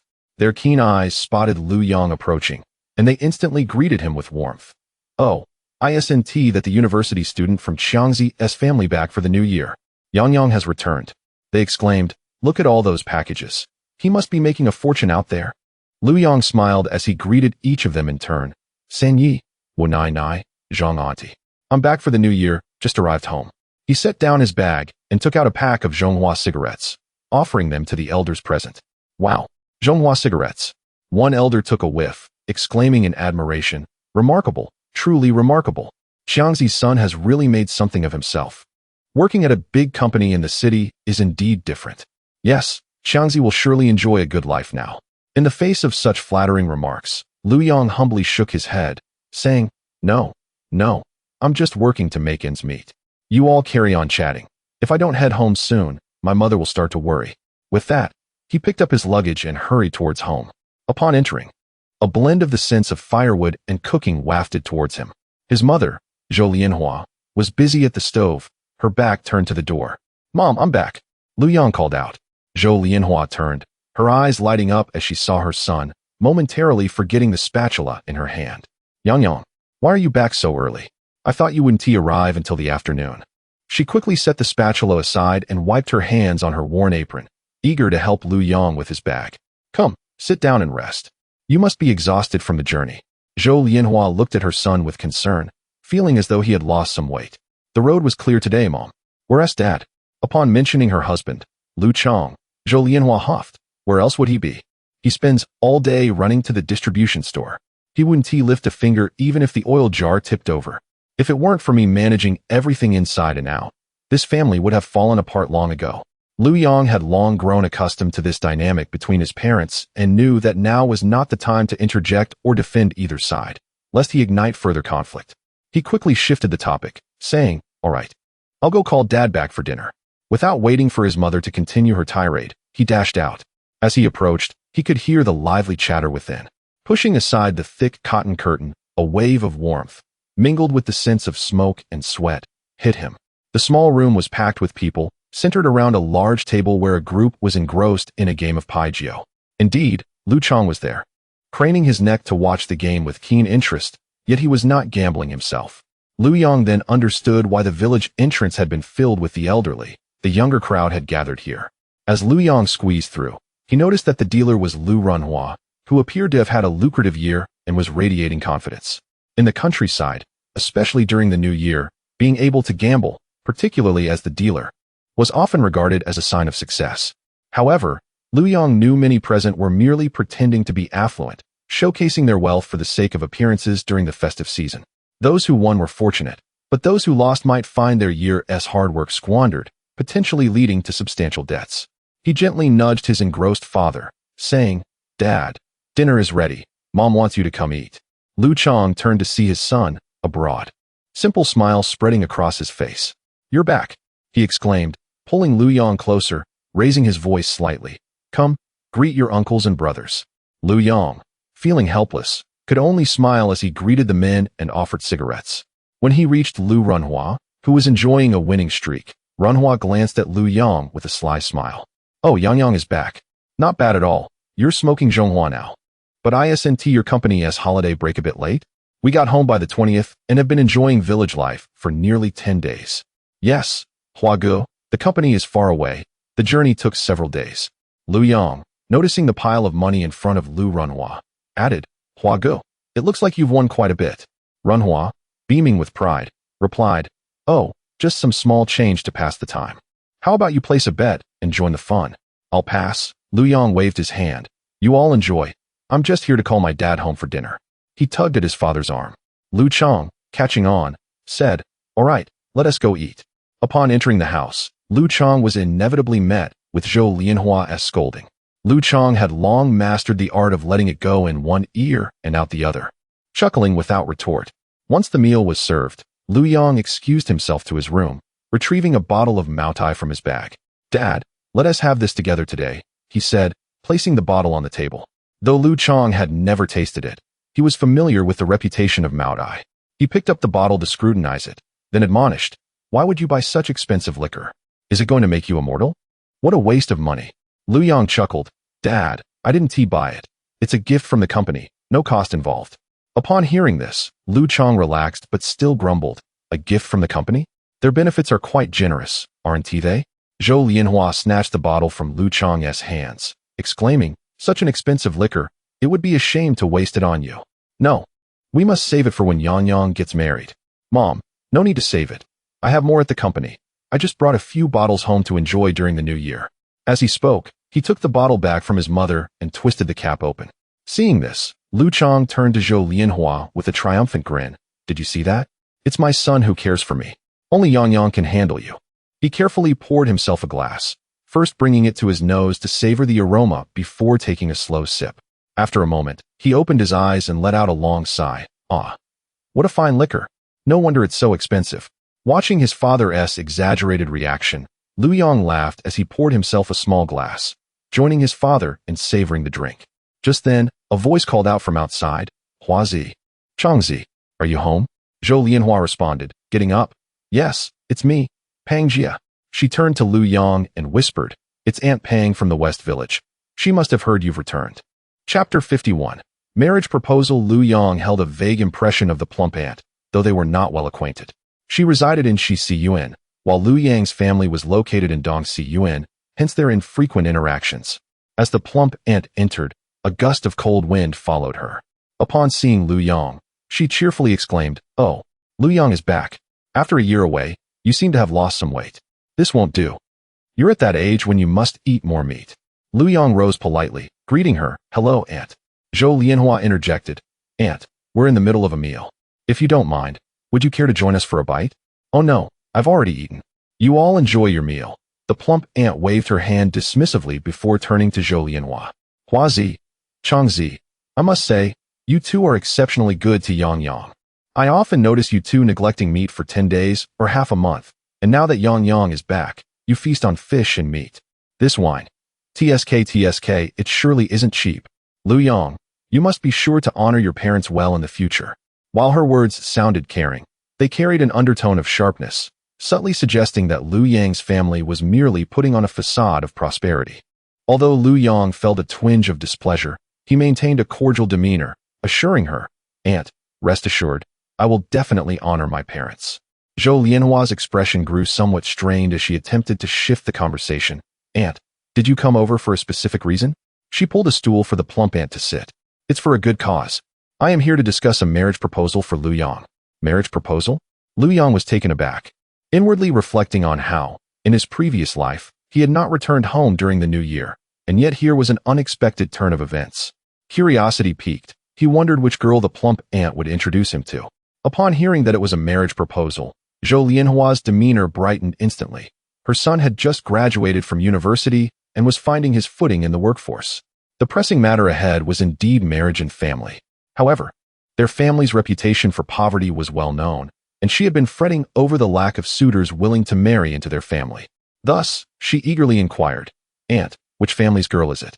With a proud smile, the plump aunt replied, it's my cousin's granddaughter from Wangjiaxiyuan, named Wang Sanmei. She just turned 20 this year. Although she only has a middle school education, She works as an accountant at their village committee, which is quite stable, earning a government salary. Upon hearing the name Wang Sanmei, Lu Yang recalled her vividly. Her father was the village chief, and she had two older sisters.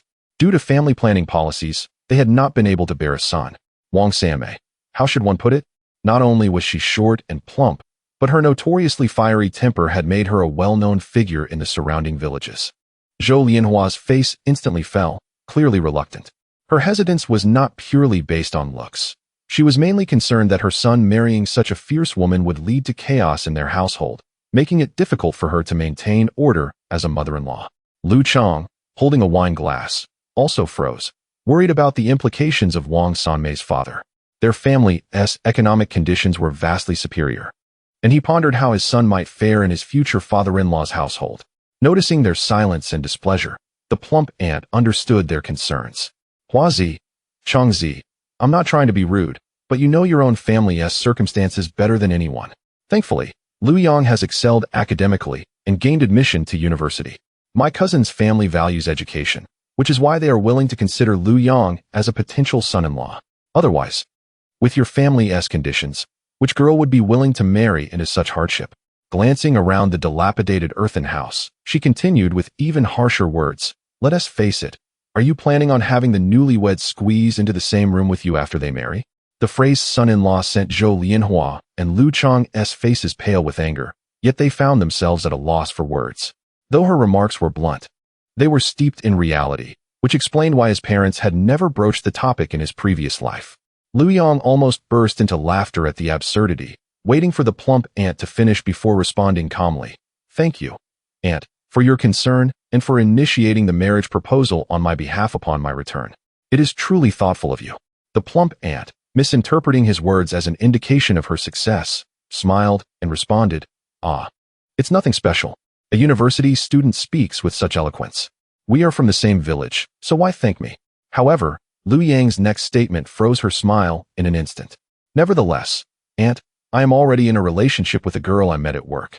I haven't had a chance to inform my parents yet, so while I appreciate your good intentions, the idea of a son-in-law, he emphasized the last phrase, is not necessary.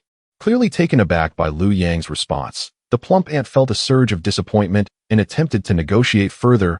Lu Yang, it's not that I doubt you, but what do you know about those girls outside? They could be untrustworthy. How could I possibly wish to harm you? I am only looking out for your best interests.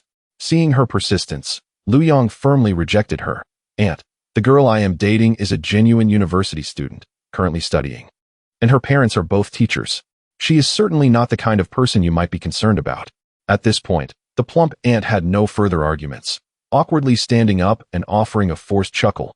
Oh, I see you are already in a relationship, then. That's fine.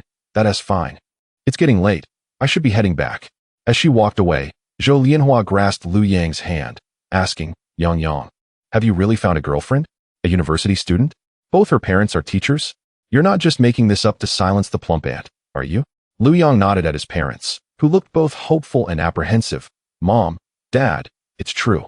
Her name is Huang Weiniang, and she is pursuing her graduate studies at Zhongshan University. I will find an opportunity to bring her back to meet you during the new year. Wonderful. A graduate student. How splendid. Zhou Lianhua's face lit up, her earlier displeasure dissipating entirely. Meanwhile, not far from Lu Yang's home, the plump aunt grew increasingly discontented, feeling humiliated. Unable to contain her frustration, she spat on the ground and cursed. Humph. This Lu Yang may seem honest, but he is full of tricks and has been secretly dating someone, making my trip here a waste of time and leaving me embarrassed. What's so great about a university student? What is so special about the daughter of teachers? I shall see when that city girl realizes how impoverished your family truly is whether she will still want to be with you. Just wait. You will have your moments of sorrow. Chapter 52. Building a house in the old homestead. The matter concerning Aunt Pang was merely a brief interlude. After finishing his meal, Lu Yang returned to his room, retrieving the prepared cash and the new down jackets intended for his parents. Mother, please take this 4,000 yuan for now. When finances allow, I shall transfer more to you. I aim to demolish our old house this year and construct a new brick and tile dwelling. He gestured toward the shopping bag. And this, I bought down jackets for you and Dad. Zhou Lianhua set down the cloth she was using to wipe and picked up the down jackets, examining the fabric. Her face bore a mix of joy and concern. My child, earning money out there is no easy feat. You should spend wisely. Your father and I are not without clothes. This jacket is clearly expensive. It is a waste of money. Although the old house is worn, it is still livable. There is no need to squander money on a new one. I will keep this for you, and when you settle down in the city, marry, and buy a house, I shall give it to you." As she spoke, she took the money and jackets into the house, hiding them in the wardrobe. Lu Yong gazed at his mother, feeling both touched and pained. In his previous life, the decision to buy a house for his wedding had led to the old house falling into disrepair, ultimately resulting in a tragic accident that became an enduring regret. In this life, he was determined to alter that fate. "Mother, you truly need not worry about the city house. Our workplace is a real estate company, and once I marry, housing will be allocated to us. There will be no need to purchase one ourselves." Allocated housing? Is there still such a benefit? Wasn't it abolished long ago? You are not trying to fool your mother, are you? Zhou Lianhua felt somewhat swayed by Lu Yang's words, but was interrupted by her husband, who had entered the conversation. "Go on, sleep. You meddle in everything. Can my son deceive me?" Lu Chong, feeling jovial today, did not take offense at his wife's rebuke. He rose and said, "All right, this household is run by you, and I have no desire to worry about it." With that, he returned to his room for an afternoon nap. Once her husband was out of the way, Zhou Lianhua turned to Lu Yong, asking earnestly, Yang, tell me the truth. What you said earlier. Is it true that the workplace allocates housing? You are not just trying to placate me about building a house, are you?" "Mother, who would dare deceive you? Our company specializes in construction. We are never short of houses." Lu Yong recalled Aunt Pang's earlier comments and added fuel to the fire. Moreover, Aunt Pang mentioned something rather harsh, but not entirely without merit. "When I bring my girlfriend home next year, should we really make a city-born university student share a room with our family?" This remark struck a chord with Zhou Lianhua's maternal pride. She could endure hardship herself, but she could not allow her son to suffer embarrassment in front of a future daughter-in-law, especially one of such fine standing. That certainly will not do. We cannot allow the girl to endure such indignity. Rest assured, once spring arrives and the weather warms, I will discuss building a house with your father. Seeing his mother finally relent brought Lu Yong a sense of relief. "No rush. When I have a bit more to spare, I will send more money back." Zhou Lianhua waved her hand dismissively. "Your father and I have saved a few thousand yuan, and with your 4,000, we will have over 10,000. In our village, that is ample to build 3 rooms. Lu Yong was somewhat astonished. Is over 10,000 really enough for 3 rooms? Surely, the bricks and cement alone would cost quite a bit. Zhou Lianhua explained. The rest of the work your father can manage himself. I will assist him as a laborer. It may take a bit longer, but we are in no hurry to move. I plan to keep our earthen house intact for use as a kitchen. We can still raise some chickens and ducks. The new house will be built in the front yard. Your father and I will occupy 1 room. You will have 1. And we will add a common room. In total, it will be over 100 square meters, which will not cost much at all. Very well, you and Dad can discuss the specifics of the construction. If you need money, just let me know." With this significant matter settled, Lu Yong felt a bit drowsy. He had shared a bottle of Mao Tai with his father at noon. Although he was not drunk, the after-effects were substantial. And coupled with a poor night's sleep at the Jinling Inn, he informed his mother and retreated to his room for a nap. Lu Yong slept soundly, only awakening when dusk began to fall. His father was nowhere to be found, but the kitchen was alive with the sizzling sound of frying and the rich aroma of meatballs being prepared by his mother. This dish was a staple for the new year in his hometown, and the scent brought back memories that he had not experienced for nearly 20 years, evoking a deep sense of nostalgia. Zhou Lianhua noticed her son was awake and said, "Awake? Are you hungry? Go wash your face. We will have noodles for dinner." By the time Lu Yong returned from washing, his mother had already served a large bowl of noodles at the table, using the uniquely large bowls common in rural areas. Filled generously and topped with 5 freshly fried meatballs. A spoonful of pure white lard had melted into the noodle broth, accompanied by a few green vegetables. This simple combination exuded an irresistible aroma, representing the essence of home deeply engraved in Lu Yang's memory. He picked up his chopsticks and began to eat heartily, finishing 2 large bowls in one go before finally setting down his utensils, feeling completely satisfied. With his hunger satiated, Lu Yong wandered toward the supply store.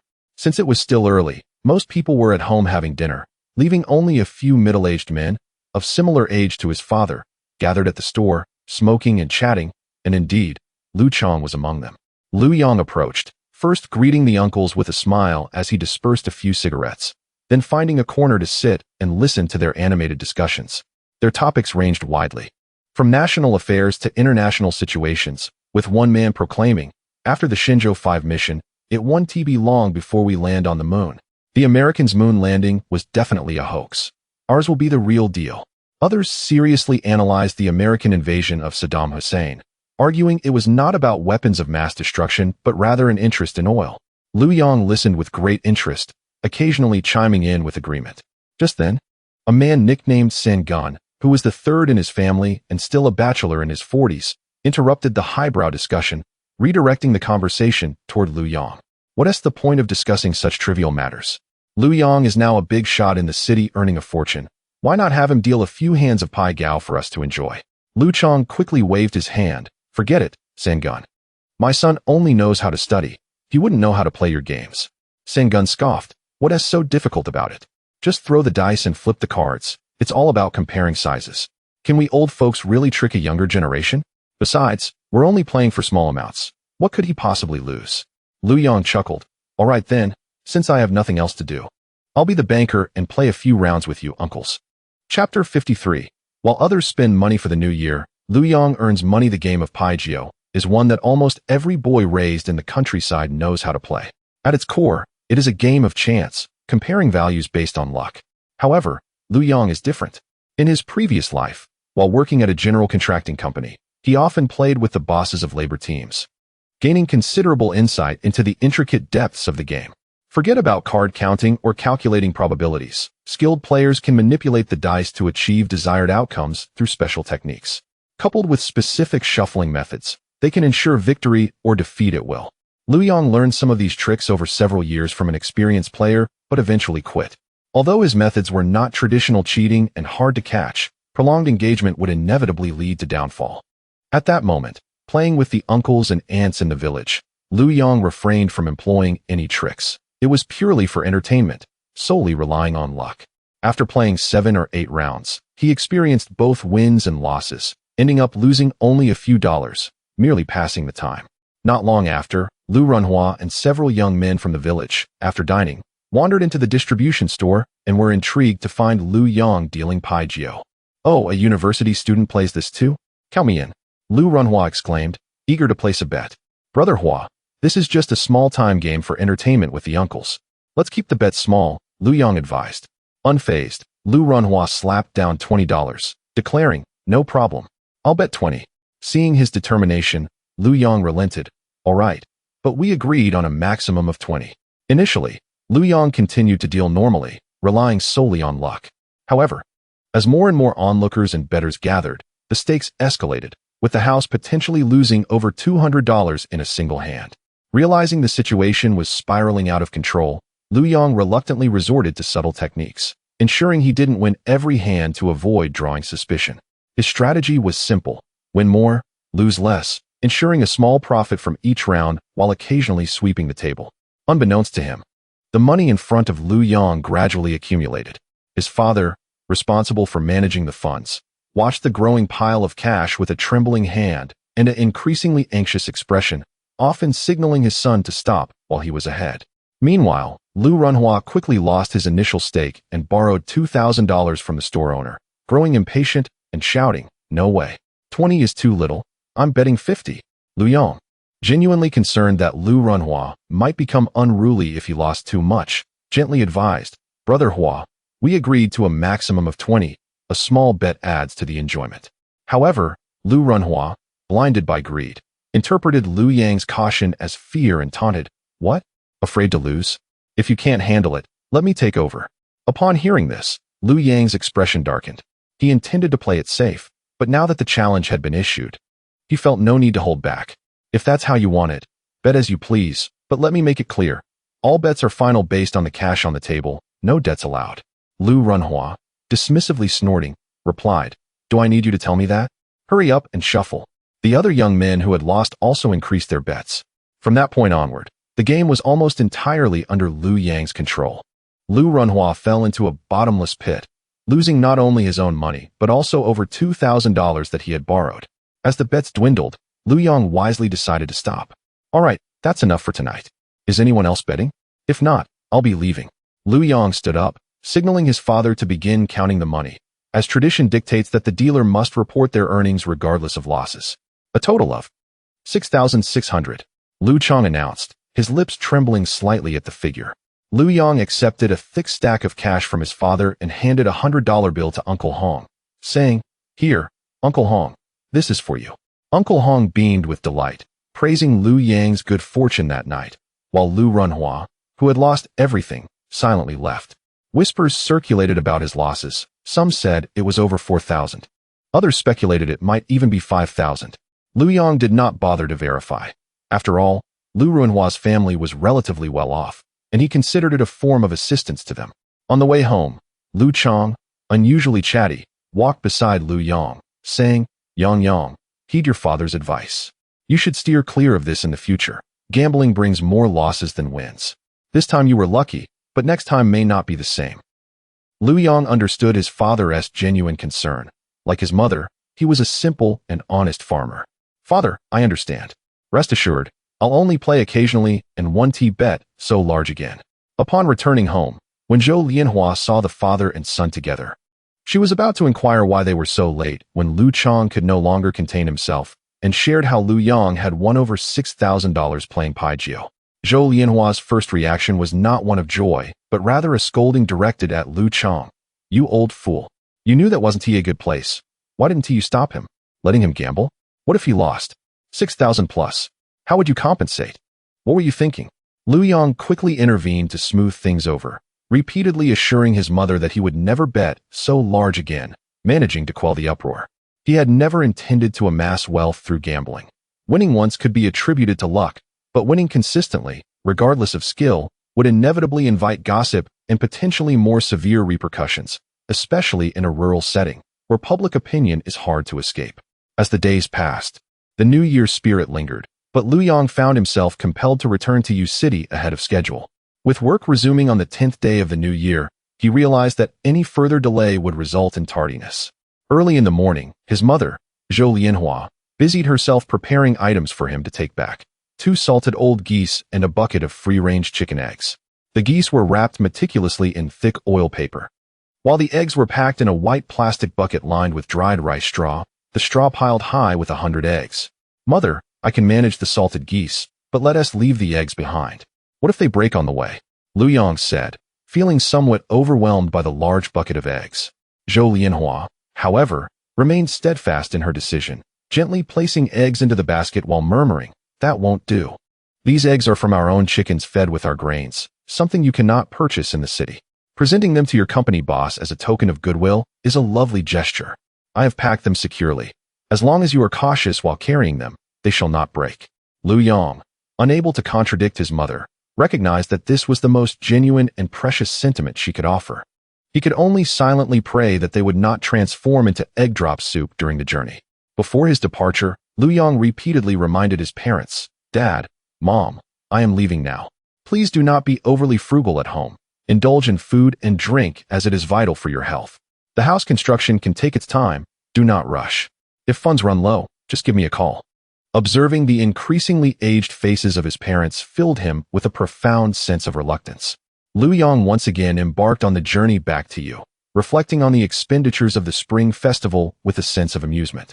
While others spent money returning home for the new year, he found himself in an unusual position, bringing back 300 yuan, yet departing with 7,000 yuan, which included 4,000 yuan for his parents and the round-trip travel expenses. Chapter 54. The prodigal son. After a journey comprising a car ride followed by a train trip, Lu Yong finally arrived at the Yuesher company dormitory on the evening of the 30th. The door to Lu Yongshua's room was locked, suggesting he had not yet returned. Setting down his luggage, Lu Yong, who had not yet had a moment to rest, promptly took out his phone to send a message to Boss Su. Happy New Year, teacher. I have just returned from my hometown. My parents, upon learning that you are not only my employer but also a mentor to your students, wish to express their gratitude for your guidance and support. They specifically asked me to bring you some homemade salted old goose and farm-fresh eggs. These items may not hold much value, but they represent their heartfelt intentions. Would it be convenient for you? If it is, I can deliver them to you now. After sending the message, Lu Yang entered the kitchen to prepare some noodles, which he planned to pair with fried meatballs and the fragrant cold-pressed sesame oil from his hometown. Just as he was savoring his meal, his phone vibrated with a reply from Boss Sue. "Sure, bring it over. The address is room 888, Tianabai Street 8. Upon seeing the address, Lu Yang realized that it was not far from the dormitory. So he hastened to finish the remaining noodles and meatballs before quickly heading downstairs with the 2 salted old geese wrapped in oil paper and a bucket of eggs. This was Lu Yang's first visit to Boss Sue's home. In his imagination, someone of Boss Sue's stature would reside in a lavish villa. However, what lay before him was a rather ordinary residential complex. Yet he would not be here for long. After the completion of the Jinbi Huafu project in March this year, Boss Sue would relocate to a spacious duplex exceeding 700 square meters that he had already reserved. When Lu Yang first visited the Jinbi Huafu project department, Manager Wang had specifically instructed him that the quality of construction for that grand duplex must be flawless. According to his memories from a past life, Boss Sue indeed lived in that duplex for nearly a decade, and even after moving to a larger mansion, his parents continued to reside there. Regaining his composure, Lu Yang straightened his clothes and knocked on the door. Moments later, the door opened to reveal a woman in her 40s. Lu Yang instantly recognized her as Ding Mei, Boss Sue's first wife. They had been colleagues at Wugong, marrying in the 1980s.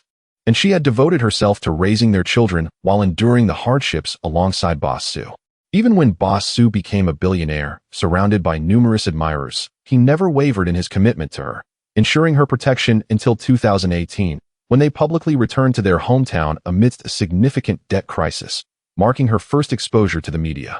Happy New Year, teacher's wife. I am Lu Yang, who has previously been in contact with your husband. Ding Mei smiled and stepped aside. Oh, you must be Lu Yang. Just now, Lao Su mentioned you. Come in and have a seat. He is on a call in the other room and will be with you shortly. Thank you, teacher's wife.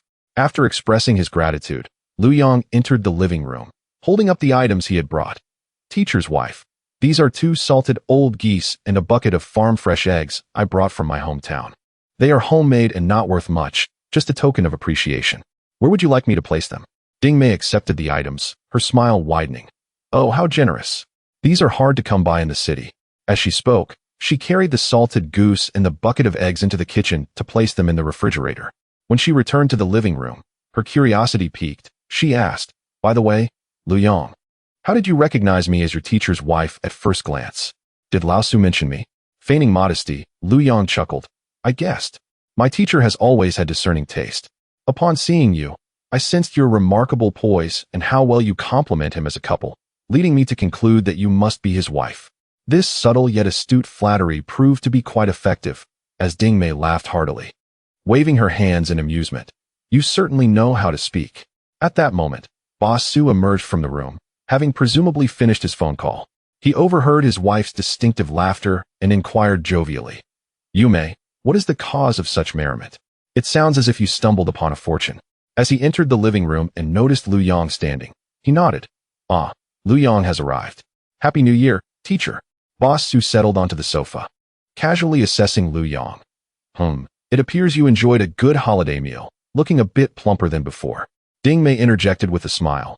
Lao Su, this young man is quite sincere. His parents asked him to bring us 2 salted old geese and a large bucket of eggs from their hometown. I've already placed them in the refrigerator. Boss Sue turned to Lu Yang, expressing his gratitude. Please extend my thanks to your parents. They are too kind. Next time they visit, it will suffice. Bringing so much is inconvenient for the journey. Lu Yang quickly responded. Teacher, it is merely a small token of my parents' appreciation. They insisted I bring it, saying that if I did not, they would surely break my legs for being ungrateful. His skill and flattery, refined through the experiences of his past life, balanced sincerity with subtlety, and it was evident that no leader would dislike such sentiments. Ding Mei covered her mouth, laughing. Lao Su, look at your student. He only speaks sweetly. As the conversation continued amid laughter, a door from another room opened, and a boy of around 10 emerged. He was fair-skinned, and while his features bore a resemblance to Boss Sue, there was an inexplicable delicacy about him. Boss Sue gestured for him to come closer. Xiaobao, come here. This is your brother Lu Yang. Say hello. Ding Mei introduced him. Lu Yang. This is our youngest son, Su-hee. He is still in elementary school. His older brother is currently studying at Tsinghua University and has not returned. Upon hearing this, Lu Yong immediately recognized the name.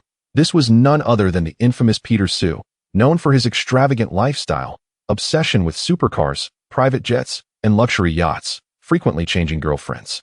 Eventually, he was appointed to oversee the Hongda Company in the Pearl River Delta, wielding unique power over national land acquisition.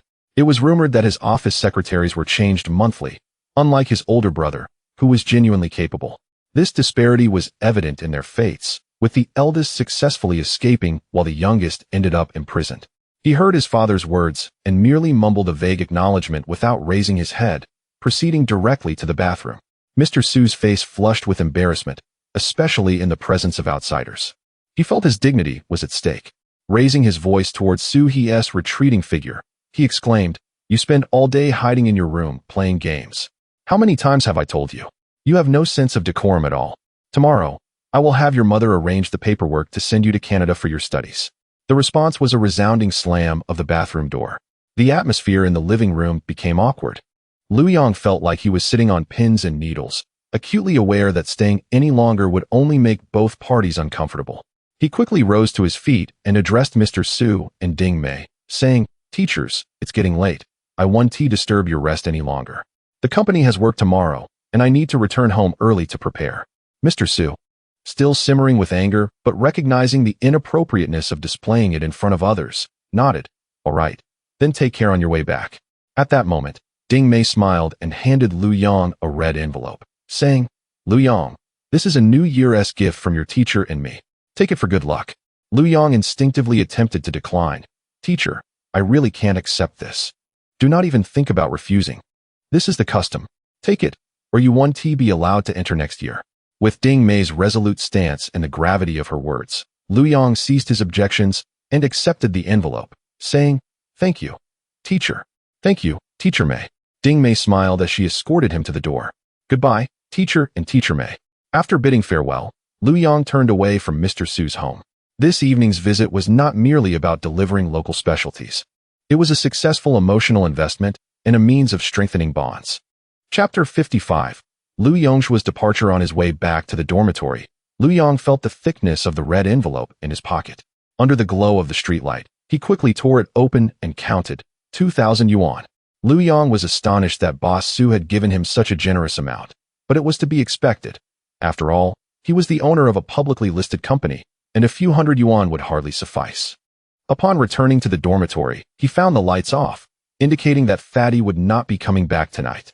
Lu Yong sent him a message. "Fatty, where are you? When will you be back? Should I leave the door open for you?" After a while, his phone lit up with a reply from Lu Yongzhua. "No need to leave the door open. I'll be in U City tomorrow morning and will head straight to the office." Lu Yong replied with a simple "oh" before washing up and going to bed. The next day marked the first day back at work after the holiday, and Lu Yong intentionally woke up half an hour earlier than usual.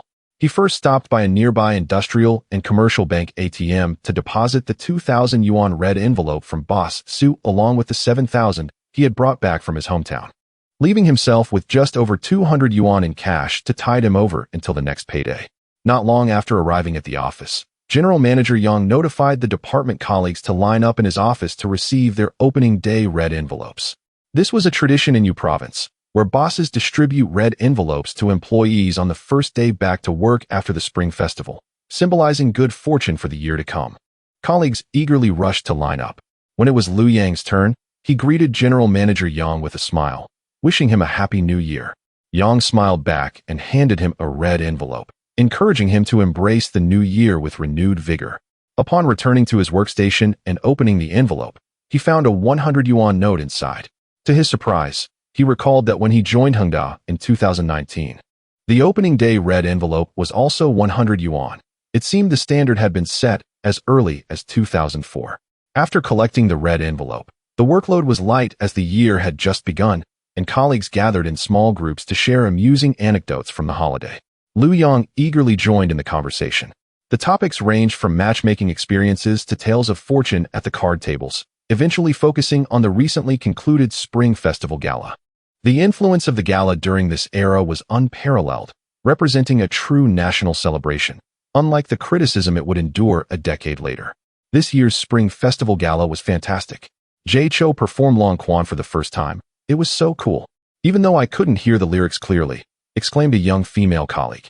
Indeed, young people today love him, but Zhao Haitu, Fan de Biao, and Gao Xiumin's water delivery man had me in stitches, chimed in an older engineer. Right. And during the midnight countdown, the host Zhu actually misspoke and referred to the year of the monkey as the year of the sheep. That was hilarious. That did happen, but he reacted quickly and smoothed it over. As everyone excitedly discussed the highlights and anecdotes from the gala, Lu Yang felt a pang of nostalgia, knowing that the unexpected passing of Master Gao Xiumin this year would mark the end of the golden trio of Zhao Haidu, Fan de Biao, and Gao Xiumin. The stage of the Spring Festival Gala would no longer showcase classic sketches like New Year greetings, selling crutches, and heart disease. An era had quietly come to a close amid laughter and joy. At that moment, Lu Yongjue appeared at the office door and gave Lu Yang a knowing glance. Lu Yang understood immediately, excusing himself from his colleagues as he followed Lu Yongjue to the smoking area in the fire escape. Lu Yongjue pulled out a pack of Likun cigarettes and offered one to Lu Yang. Lu Yang accepted, lighting Lu Yongjue's cigarette first before igniting his own. What time did you arrive this morning? Lu Yongjue exhaled a ring of smoke, his eyelids drooping. I arrived just in time. My luggage isn't even put away yet. I came straight to the office. Curious, Lu Yang asked, what is going on? Did your family set you up for a blind date? After a brief silence, Lu Yongjue replied, these past couple of days, I went back to Quanshi and transferred the shares of the factory and the Taobao store to Bai Shui and Jiang Yaoyao. What? Lu Yang looked at him incredulously, nearly dropping his cigarette. Are you crazy? Why would you do that? Half joking yet half serious, he added, you could have just given them to me. Lu Yongjue shot him a glance. Please, you wouldn't have taken it back when we first established the Taobao store, even if I had given you shares for free. Besides, it's not a gift. I transferred them at the original price. Lu Yang was perplexed. Where did they get the money? And your Taobao store was doing so well. It must be bringing in a steady income of 3,000 to 5,000 every month, right? Once online shopping becomes more popular, the income will surely increase. Exiting now seems like a loss. I'm not in a hurry for money. I told them they can pay me back whenever they have the funds. It's not like they can run away. Lu Yang gave him a thumbs up. All right, fatty, you're quite generous. However, he couldn't help but mentally berate him, thinking how wonderful it would be if that 100,000 yuan were lent to him. He could buy over 3,000 shares of Matai, and at its peak, that would be worth millions. Not to mention the dividends and bonuses. He was practically giving away a gold mine. Unaware of Lu Yang's inner thoughts, Lu Yongjue continued, I decided to step back mainly to focus all my energy on work and learn from you, striving to achieve some accomplishments. Lu Yang did not believe a word of his grandiose statement and directly called him out. Speak plainly. With his facade shattered, Lu Yongjue's face fell, and he drooped his head. Since we know we won't be together, it's better to cut ties completely. Perhaps focusing on work is the right path. Didn't you say that when a man has money and a career, a horde of women will naturally flock to him? After hearing this, Lu Yang patted Lu Yongjue on the shoulder. Now that's a real man. He finished his cigarette and casually flicked the butt to the ground, preparing to return to his workstation. Lu Yongjue suddenly called out from behind. Lu Yang turned around and asked, what else is there? Lu Yongjue hesitated for a moment, recalling Bai Shui and Jiang Yaoyao's instructions, but ultimately swallowed his words. Instead, he pointed to the cigarette butt on the ground. Nothing. Just a reminder, don't throw cigarette butts on the ground. The cleaning lady has complained about us several times. Lu Yang thought he was about to say something important, and upon hearing this, he retorted, you're being ridiculous. It's not just me who throws them. With that, he turned and returned to his workstation. Chapter 56. A life of mutual indifference. On the following Saturday, Lu Yang, who had intended to indulge in a leisurely slumber, was abruptly awakened by the incessant noise created by the portly man. As he shuffled out of his room in his slippers, he chanced upon Lu Yongjue preparing to leave. Fatty, have you lost your mind? It's the weekend. There's no work today. While changing his shoes, Lu Yongjue kept his gaze lowered and replied, I know, but I have some personal matters to attend to. With that, he hastily departed. Lu Yang, too disinterested to ponder the portly man's cryptic errand, turned back to his room to continue sleeping. Meanwhile, Lu Yongjue had already hailed a taxi and arrived at the residence of Jiang Yaoyao and Bai Shui, where several cardboard boxes and bags were already packed. Bai Shui and Jiang Yaoyao were conducting a final inspection of their belongings. Upon hearing footsteps, Bai Shui looked up to see Lu Yongjue at the door. Her gaze instinctively drifted behind him, but upon finding no one, a fleeting sense of disappointment washed over her. quickly replaced by composure. Jiang Yaoyao noticed Lu Yongshua's presence and directly inquired, "You didn't tell Lu Yong, did you?" Lu Yongshua shook his head and answered honestly, "I didn't mention it, but I just don't understand why you both can't inform him about moving. After all, we are all friends." Jiang Yaoyao refrained from elaborating, stating, "Some things are better left unasked." She gestured towards two large boxes in the corner, saying, "Let us move these down first." Lu Yongshua felt momentarily stifled but remained undeterred, bending down to lift a box while asking, "Then, once you return to Chuanzhou, may I tell him?" Bai Shui, who had been silent until now, interjected, "Once we've moved, it's up to you." Receiving this ambiguous reply, Lu Yongshua ceased his inquiries and began to carry the luggage downstairs, his mind troubled by the increasingly intricate dynamics between the three of them since returning from the New Year's celebration. In truth, after Lu Yongshua decided to transfer the shares of the factory and the Taobao shop to them, Bai Shui had conceived the idea of relocating the entire Taobao shop back to her hometown in Chuanzhou. This move would allow for better integration with her family's factory, facilitating management and shipping while effectively reducing costs. Additionally, distancing herself from U-City might quell her overthinking. After discussing her idea with Jiang Yaoyao, she was pleasantly surprised to find her enthusiastic support, leading to a swift consensus. With minimal belongings, they quickly loaded everything into the taxi Lu Yongshua had arranged. It was not until they had seen the two women off at the train station that he returned to the dormitory.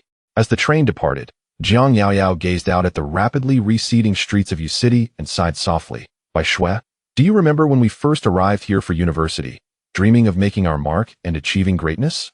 It's hard to believe that just 6 months after graduation, we are returning home, uncertain if we will ever have the chance to come back."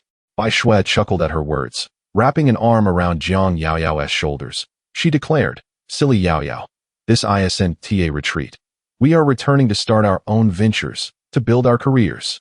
Inspired by Bai Shui's enthusiasm, Jiang Yaoyao nodded vigorously, exclaiming, "Yes, you're absolutely right. We are heading back to pursue our dreams. We don't need to rely on those insufferable men." As she spoke, she leaned closer to Bai Shui with exaggerated flair, jokingly saying, "From now on, it'll just be us. I'll take care of you." Bai Shui could not help but laugh at her playful banter, playfully pinching Jiang Yaoyao's waist. "Stop talking nonsense." "Ah, are you attempting to murder your husband?" Jiang Yaoyao exclaimed dramatically. Instantly, the two girls erupted into a playful ruckus within the train carriage. Fortunate that they were traveling against the tide of the spring festival rush, leaving them largely undisturbed. By the time Lu Yongshua returned to the company dormitory, it was already noon. Upon entering, he found Lu Yong engaged in a phone conversation in the living room. "Yes, I understand. Be careful on your way. You won't return until after the Lantern Festival? Arriving at Dong Station at 6? All right, I will pick you up. Don't worry, it's all good." While Lu Yong spoke, he caught glimpses of Lu Yongshua glancing at him repeatedly, seemingly hesitant to speak. Sensing that the portly man had something important to discuss, he addressed the caller. "Waning, I have something to handle here. I'll talk to you later." "All right, bye." After hanging up with Huang Waning, Lu Yong initiated, "Have you finished? Shall we go grab a bite?" Lu Yongshua nodded. "Sure, let us go." The two descended to find a Lanzhou noodle shop, and Lu Yongshua, rubbing his hands together, could no longer contain himself. "Well, earlier, I was helping Bai Shui and Jiang Yaoyao move." Lu Yong, contemplating whether to order noodles or rice, was taken aback. "Move? Wasn't their place just fine? Why are they moving?" "Where to?" "They are moving back to their hometown in Chuanzhou." "Back to Chuanzhou?" Lu Yong paused. Suddenly grasping the situation, his heart a medley of emotions, both melancholic and relieved. Noticing Lu Yang's reaction, Lu Yongshua became even more curious. "Aren't you curious why they didn't inform you about the move?" Lu Yong met the portly man's inquisitive gaze with a wry smile. "What's there to be curious about? You already know." Lu Yongshua's voice rose an octave. "I know nothing. It's like everyone is playing a game of charades." Bai Shui is tight-lipped, and Yao Yao is equally evasive. "Now you're acting the same way. Am I the only one left in the dark?" Seeing that Lu Yongshua's reaction seemed genuine, and knowing Bai Shui had not divulged anything, Lu Yong decided to keep the information scarce. Thus, he fabricated a plausible excuse. "It's nothing major. Remember when we all drank together before the New Year? I got a bit carried away and may have said some harsh words about them being easily deceived during the Hengda incident. They probably took offense." Lu Yongshua seemed to take this explanation at face value. "Really? Because of that?" That incident is ancient history now. Besides, they were deceived too. Not wishing to dwell on the topic any further, Lu Yang swiftly interrupted. I already said, I was out of control that night. His expression bore a hint of impatience, as if he were on the verge of losing his temper. Recognizing Lu Yang's demeanor, Lu Yongzhuo wisely chose to refrain from probing further, begrudgingly sealing his lips. On Monday, as he arrived at work and awaited the market's opening at 9:30, Lu Yang cast aside his previous concerns. Recently, the stock of Matai had been on a steady ascent, prompting him to place an order at the opening price of 28.5 yuan per share, purchasing 300 shares. The transaction was swiftly executed, and after accounting for fees, he expended a total of 8,580 yuan. With over 400 yuan remaining in his account, and an additional 300 yuan in cash from the company's New Year bonus, he found himself sufficiently equipped to last until next week's payday. Chapter 57. High-end gathering on Saturday afternoon. The exit of U-City train station was bustling with people. Lu Yang stood in a relatively conspicuous position, having just finished a phone conversation with Huang Waning, who had already disembarked. Soon, Huang Waning appeared ahead, clad in a light-colored down jacket, dragging a suitcase and carrying a backpack, scanning the crowd. Upon spotting Lu Yang, she almost jogged over. Lu Yang embraced her tightly. It was the longest period they had been apart since their acquaintance. You must be tired from the journey, Lu Yang remarked, releasing her to take her backpack and suitcase. Huang Waning affectionately linked her arm with his, nearly hanging on him, saying, seeing you makes me feel refreshed. As they walked through the crowd, Lu Yang gazed at the girl's delicate profile and felt a stirring in his heart. Waning, this evening. You wouldn't want to return to the dormitory, would you? Huang Waning remained silent, only squeezing his arm tightly with her hand, which caused him to grimace in pain. However, her flustered reaction indicated that he was on the right track, so he pressed on. I have to head to Jiang City for school registration the day after tomorrow, and I'll be gone for a whole week. Don't you miss me? Huang Waning shot him a glare. I have no such thoughts. All you ever think about are those unhealthy things.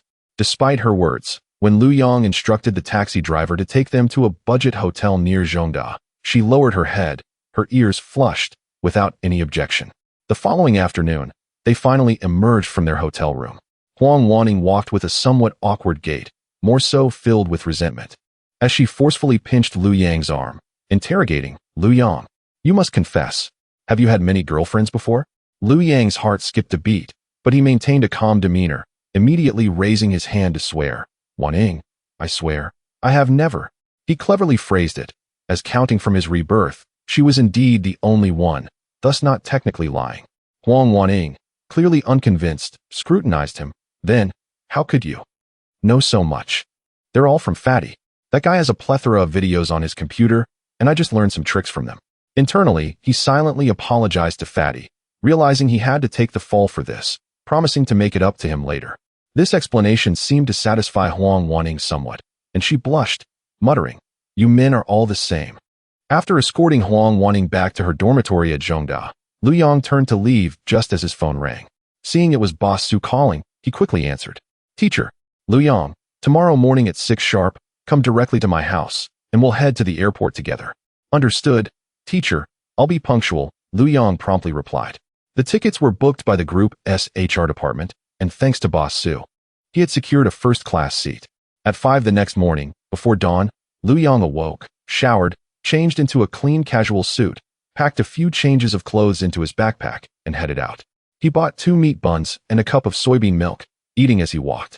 Arriving 20 minutes early at Boss Su's residence, he knocked on the door, which was opened by his teacher's wife, Ding Mei. Boss Su was having breakfast. Good morning. Teacher and teacher's wife. Boss Su gestured to the seat opposite him. You're here. Have you had breakfast? If not, let Ding Mei serve you some porridge. Teacher, I've already eaten a bit on the way, Lu Yang replied honestly. Just as he finished, Ding Mei brought over a bowl of white rice porridge, warmly insisting, it's fine, have a little more. It's warm and 1 tea take up much space. Seeing her kind offer, Lu Yang graciously accepted. Thank you, teacher's wife. The group arrived at the airport and boarded the plane smoothly. It was Lu Yang's first experience in first class, and it was undeniably luxurious. The seats and space were spacious and comfortable, and the service from the flight attendants was distinctly superior, further fueling Lu Yang's ambition to succeed. The flight landed in Jiang City shortly after 9 in the morning. After disembarking, The group took a taxi directly to Jiang City Technology University. Upon arrival at the school, Boss Su and Lu Yang parted ways. Boss Su went to meet with school officials while Lu Yang proceeded to the designated area for registration to collect textbooks and his dormitory key. Lu Yang was pleasantly surprised to find that, as a part-time graduate student under Boss Su, he had been assigned a single room. Although small, it was fully equipped. Realizing that all expenses were likely covered by Hongda Group, the school was naturally pleased to provide the best conditions, adhering to the highest standards. In the following week, Lu Yang began a brief period of campus life, primarily attending centralized courses arranged by the college. Although the workload was substantial, it was manageable for him given his previous experience and learning capability. During this week, he received his February salary, totaling 750 yuan, and took the opportunity to purchase 300 shares of Matai stock at 28 yuan per share from a securities company in Jiang City. After the transaction, he still had over 600 yuan left, having charged 200 yuan to his campus card for meals, and he had minimal other expenses that week, not even visiting an internet cafe due to concerns over potential viruses and account security. Lu Yang initially assumed that Boss Su would be teaching him, but he soon realized that he had overestimated the situation. After arriving at Jiang City Technology University, Boss Su was even busier than he was at the company. Lu Yang could only meet him in the evenings, often in private rooms of various restaurants rather than in classrooms or offices. Boss Su took him to numerous banquets, where, in essence, his role was to carry bags and assist in entertaining guests, while also helping to shield Boss Su from excessive drinking when necessary.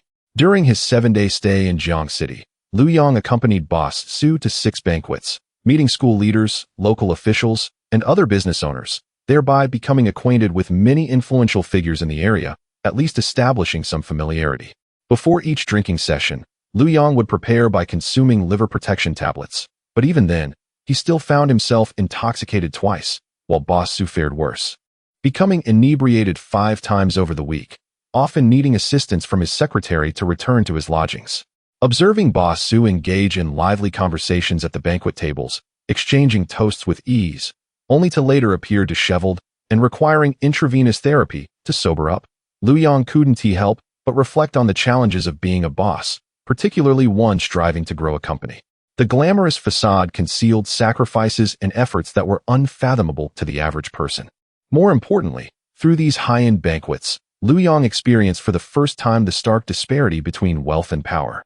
Those elites entrenched within the system, even if not holding high ranks, often dominated the discourse at the table. Even a billionaire like Boss Su must tread carefully and toast in their presence. This revelation profoundly impressed upon Lu Yang the understanding that in this society, wealth and power exist in entirely different realms, one soaring high in the skies, while the other remains grounded. Had it not been for his acute self-awareness, he would have resolved, upon his rebirth, to seize the opportunity to penetrate the system and strive for success. The week-long journey in Jiangxing soon came to a close, and Lu Yang, accompanying Boss Su, boarded the flight back to U City. Chapter 58. Inspection. Upon returning to the company from Jiangxing, Lu Yang immersed himself in work once more. He seized a moment to check the results of the Certified Public Accountant examination and found that he had scored 75 in economic law and 70 in tax law. Although these scores were not particularly impressive, they were sufficient to pass. With renewed determination, he resolved to conquer 2 more subjects this year, aiming to obtain the final certificate next year. Otherwise, as his position at Hongda continued to rise, his workload would only become more demanding, leaving him with increasingly less time to study. Just as he was basking in a small moment of joy after checking his results, the internal phone rang. It was a summons from General Manager Yang. Lu Yang straightened his attire and briskly made his way to Yang's office, where he encountered Zhang Wei, who had also been called in. The two knocked and entered, finding Yang seated behind his desk, reviewing documents. Lu Yang, Zhang Wei, please come and sit, Yang instructed. The Hongda quality standards for project acceptance has been distributed to various projects for nearly 3 months now, and the self-inspection and rectification period has passed. Starting tomorrow, the 2 of you will lead a comprehensive inspection of each ongoing project. Lu Yang, you will be in overall charge, coordinating all efforts. Zhang Wei, your role will be to support Lu Yang and ensure that the inspection is effectively implemented.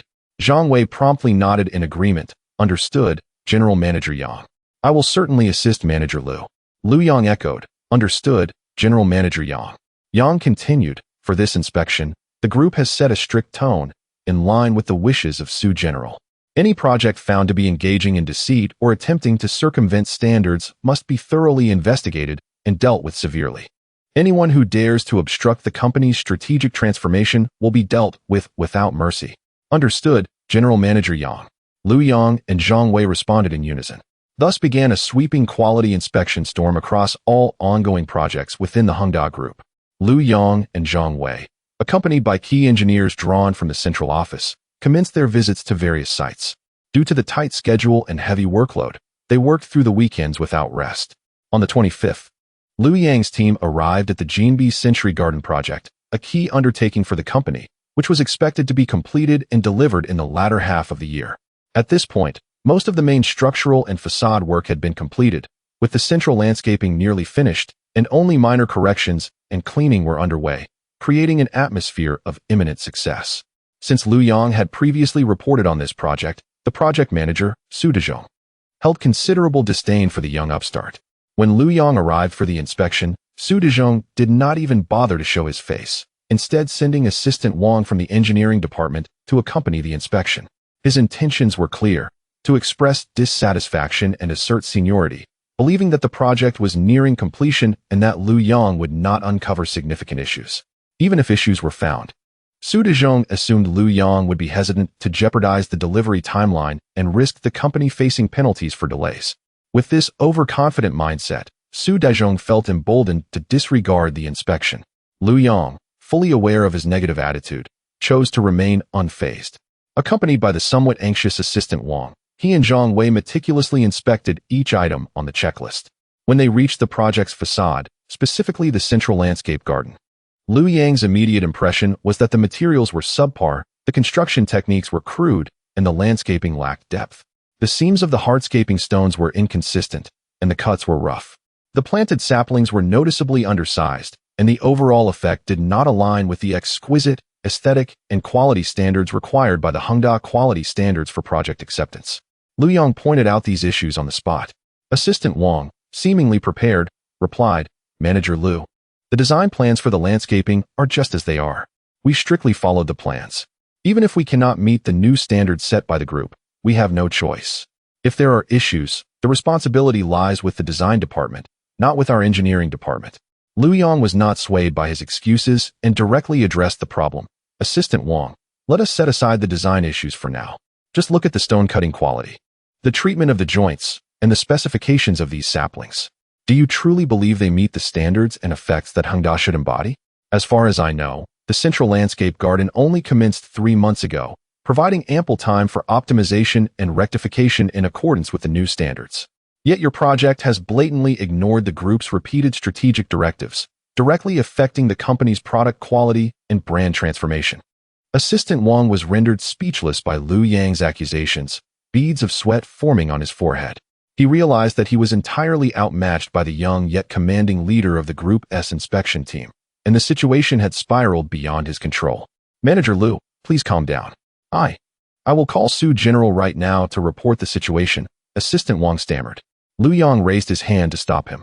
"Assistant Wang, there's no need for that. Since Su General is busy, we shall not disturb him. We have nearly completed our inspection and will be leaving shortly." With that, Lu Yang disregarded the awkwardness of Assistant Wang and called for the inspection team to depart, preparing to head back to the company. Just as they approached their vehicle, Lu Yang's phone rang. He initially thought it might be Su Dezhong, finally unable to contain himself, but upon checking, he saw it was Huang Weining. "Weining, what is it?"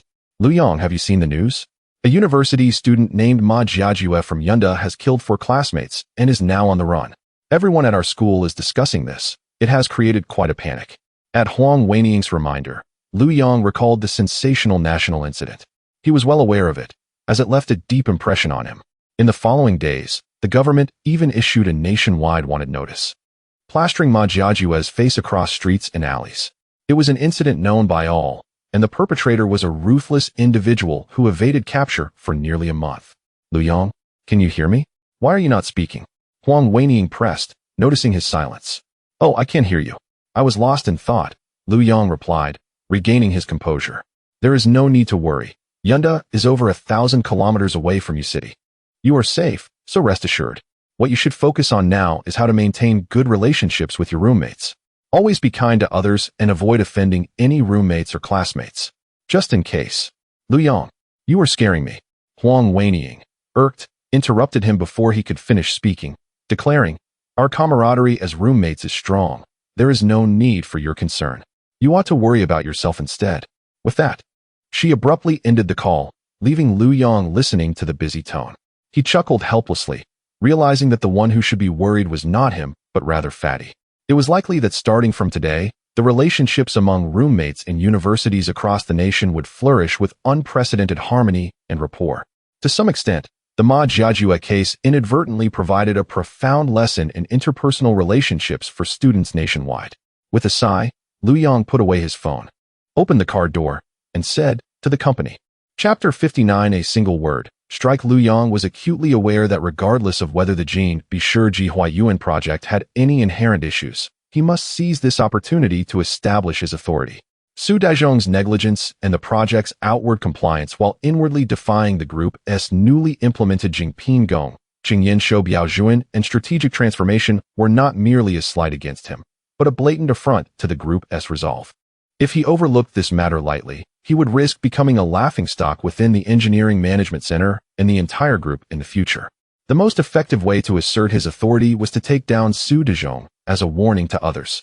He intended to demonstrate to all project departments still clinging to outdated mindsets and attempting to evade accountability that those who dared to test the boundaries of Hengda Jingping would face dire consequences. Upon returning to the company, he began drafting a written inspection report specifically targeting the Jin Bishu Ji Huayuan project. He meticulously enumerated issues such as on-site photographs, data records, substandard materials, crude workmanship, and inadequate landscaping, aligning them with the relevant clauses of the Jingping Gong, Qingyan Shou Biaojuan. This endeavor, along with the compilation of inspection reports for all other projects, persisted until International Women's Day, culminating in a substantial report that encapsulated over 2 weeks of the inspection team's efforts. Lu Yang promptly approached General Manager Yang. As Yang meticulously reviewed the report, particularly the section concerning the Jin Bishu Ji Huayuan, his expression grew increasingly grave. Lu Yang highlighted the primary concerns outlined in the report, especially Su Daizhong's negative attitude and resistance to the group's standards.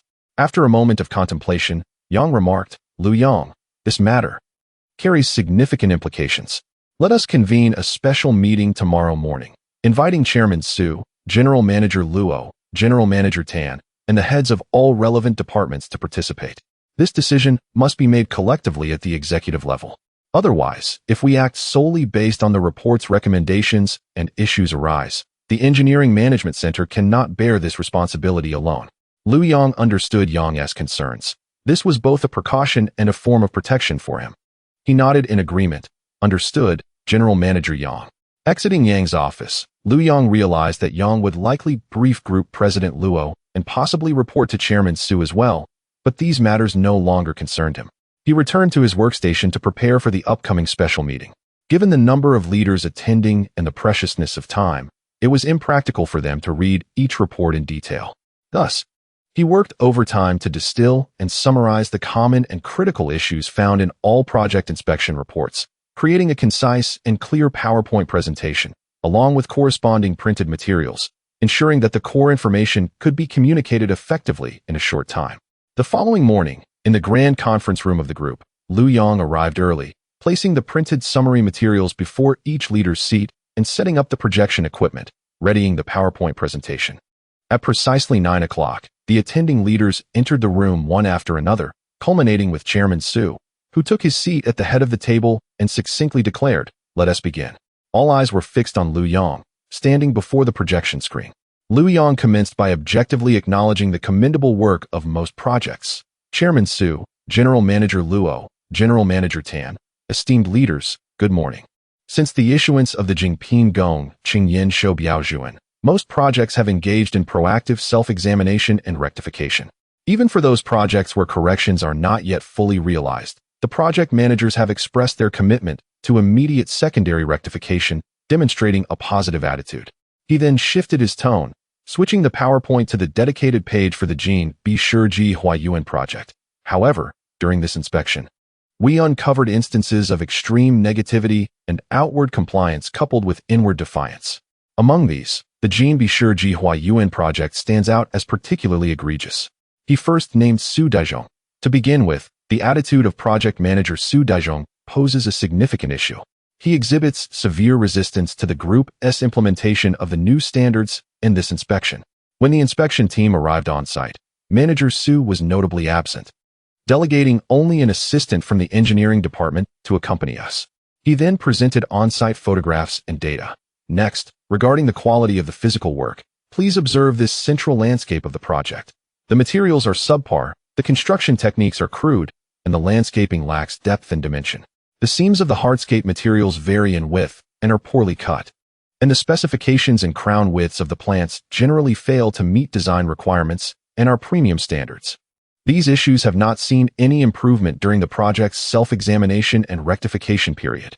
Finally, he offered his recommendations for action.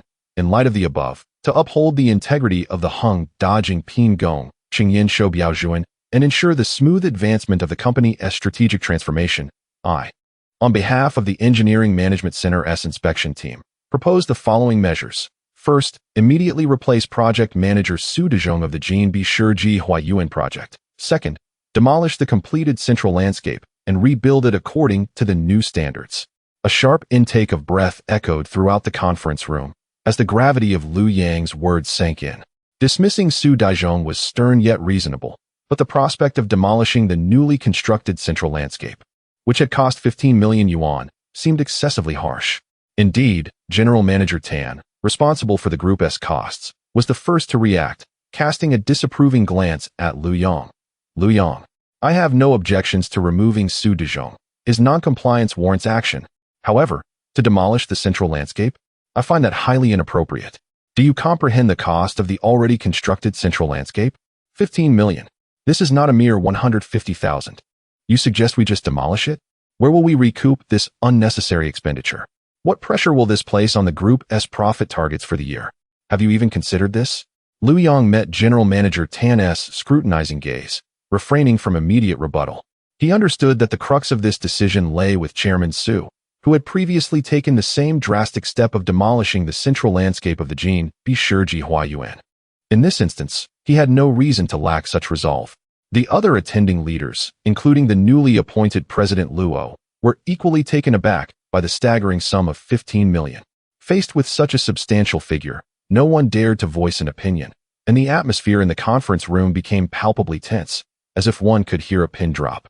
At this moment, perceiving Liu Yang's silence in the face of General Manager Tan's questioning, Chairman Su smiled, believing Liu Yang was cowed by the overwhelming amount, and broke the silence. General Manager Tan, look at you. You've frightened Liu Yang into silence. Chapter 60. The Group Supervision Office. Mr. Su immediately turned to Liu Yang and said, Liu Yang, since you have put forth this suggestion, it must not be without merit. Please share your thoughts openly, without any reservations. With Mr. Su's clear support, Liu Yang nodded and began to articulate his profound reasoning. Thank you, Chairman Su. I completely understand the concerns regarding costs that General Tan has raised. 15 million is indeed no trifling sum, representing a direct sunk cost. However, he raised his voice sharply. I am convinced that dismantling this 15 million yuan central landscape garden, while it will incur direct economic losses for the group, will yield multiple strategic significances that cannot be simply quantified in monetary terms. He extended his first finger. Firstly, it establishes an absolute authority on quality. Our Hongda is currently at a pivotal point in its transition from small-scale, low-cost operations to high-quality, cost-effective offerings. Nothing conveys our commitment to premium standards more persuasively than a decisive action. Dismantling the substandard landscaping sends a clear and powerful message to all employees, from project managers to frontline workers, that the Hongda Premium is an untouchable red line, the lifeblood of the company. At Hongda, there can be no compromises on quality, only diligence. Any form of concession or negligence leads to a dead end. Next, he raised his second finger. Secondly, it breaks internal resistance and unifies thoughts. I believe there are many within the group, like Manager Su Daizhong, who harbor doubts about the new standards and may even engage in covert defiance or harbor a sense of luck. This act of dismantling the garden serves as a powerful purge, clearly signaling to everyone that our strategic transformation is genuine and resolute. Anyone, regardless of their seniority or position, who obstructs this transformation must be eliminated. This will greatly intimidate the internal factions, unify everyone's mindset, and ensure that strategic directives flow without obstruction. Finally, he raised his third finger, his tone growing even more impassioned. Thirdly, it creates a sensational effect and declares our intentions to the outside world.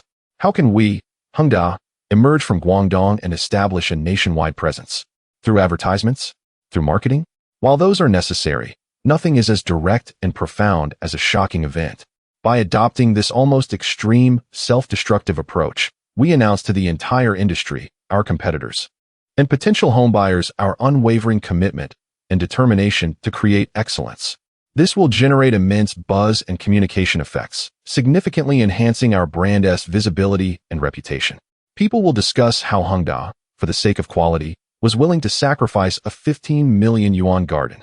Such an impression will pave the way for our subsequent products' premium pricing and rapid expansion into the national market, clearing obstacles in our path. Lu Yang surveyed the room, then concluded emphatically, Chairman Su, esteemed leaders, this approach is not unprecedented for Hongda. Years ago, Mr. Zhang of Haier awakened the quality consciousness of all employees by smashing 76 defective refrigerators, thereby establishing Haier's prestigious brand. Our decision to dismantle the garden today shares the same internal logic and strategic intent as Haier's act of smashing refrigerators. This 15 million is not a loss. It is the most expensive yet worthwhile tuition we must pay as Hongda strides towards becoming a great enterprise. As Lu Yang's words settled, the conference room fell into a prolonged silence. Yet this silence bore a different meaning, no longer shock and doubt, but contemplation and the awakening of persuasion. Everyone turned to look at Mr. Su, who sat at the head of the table, awaiting his final verdict. Mr. Su's gaze swept across every executive present as he addressed them. You all should have heard what Lu Yang just articulated, and I shall not reiterate the reasoning.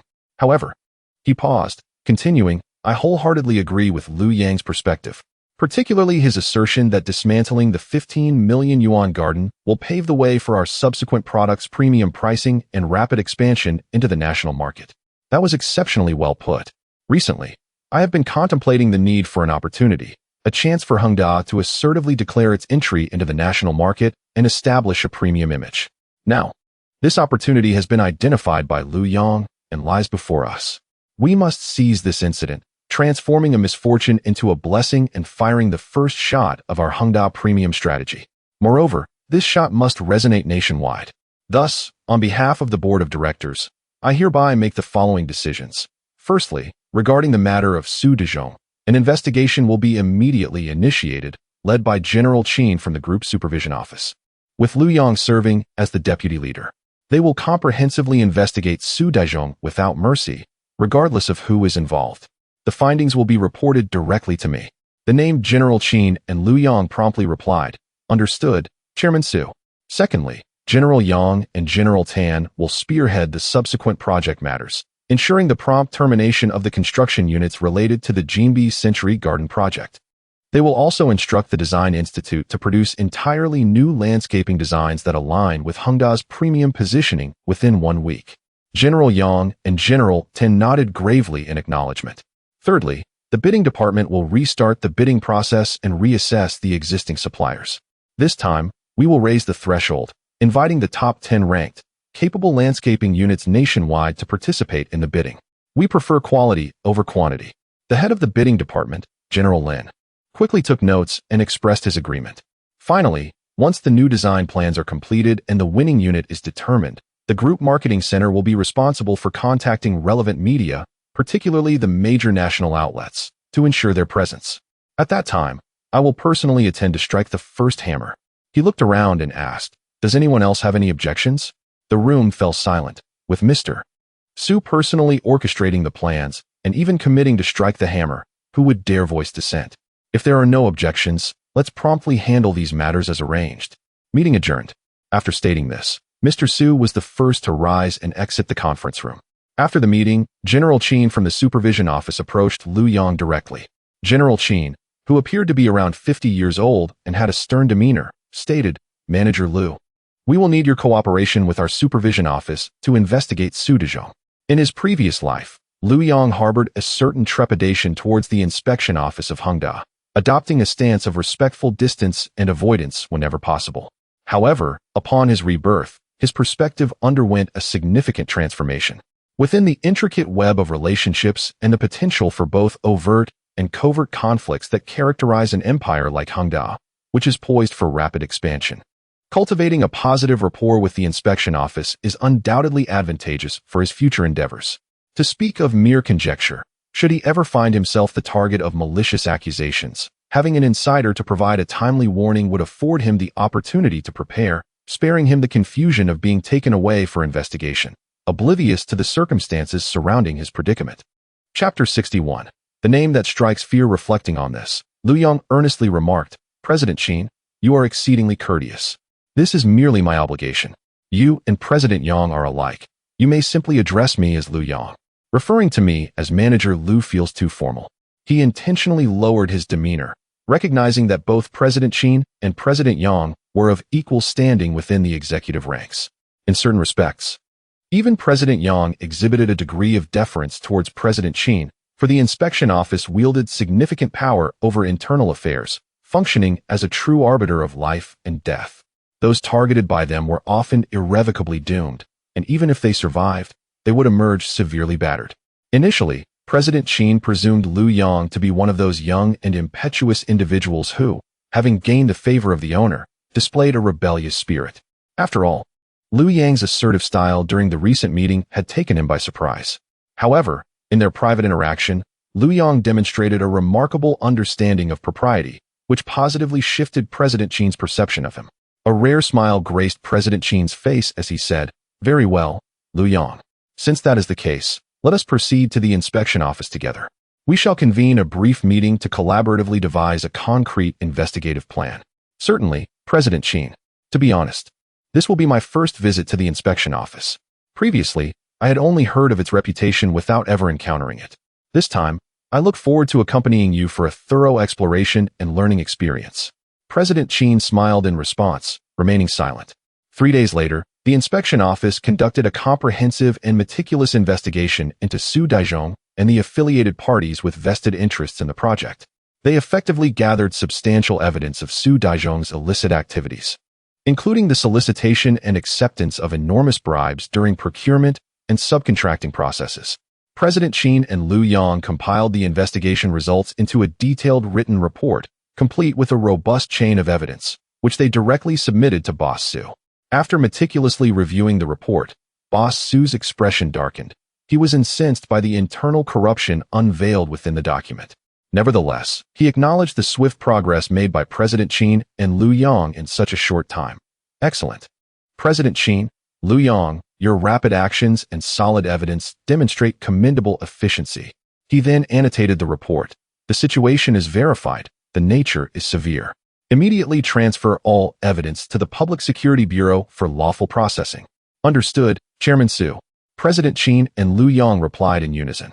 On the same day, Hengda Group officially reported the case to the Public Security Bureau. Given the incontrovertible evidence and the substantial amounts involved, the Bureau took the matter seriously, promptly initiating a case and deciding to apprehend the suspect, Su Dezhong. Lu Yong accompanied President Qin and the officers from the Public Security Bureau as they drove to the Jinbi Century Garden project site.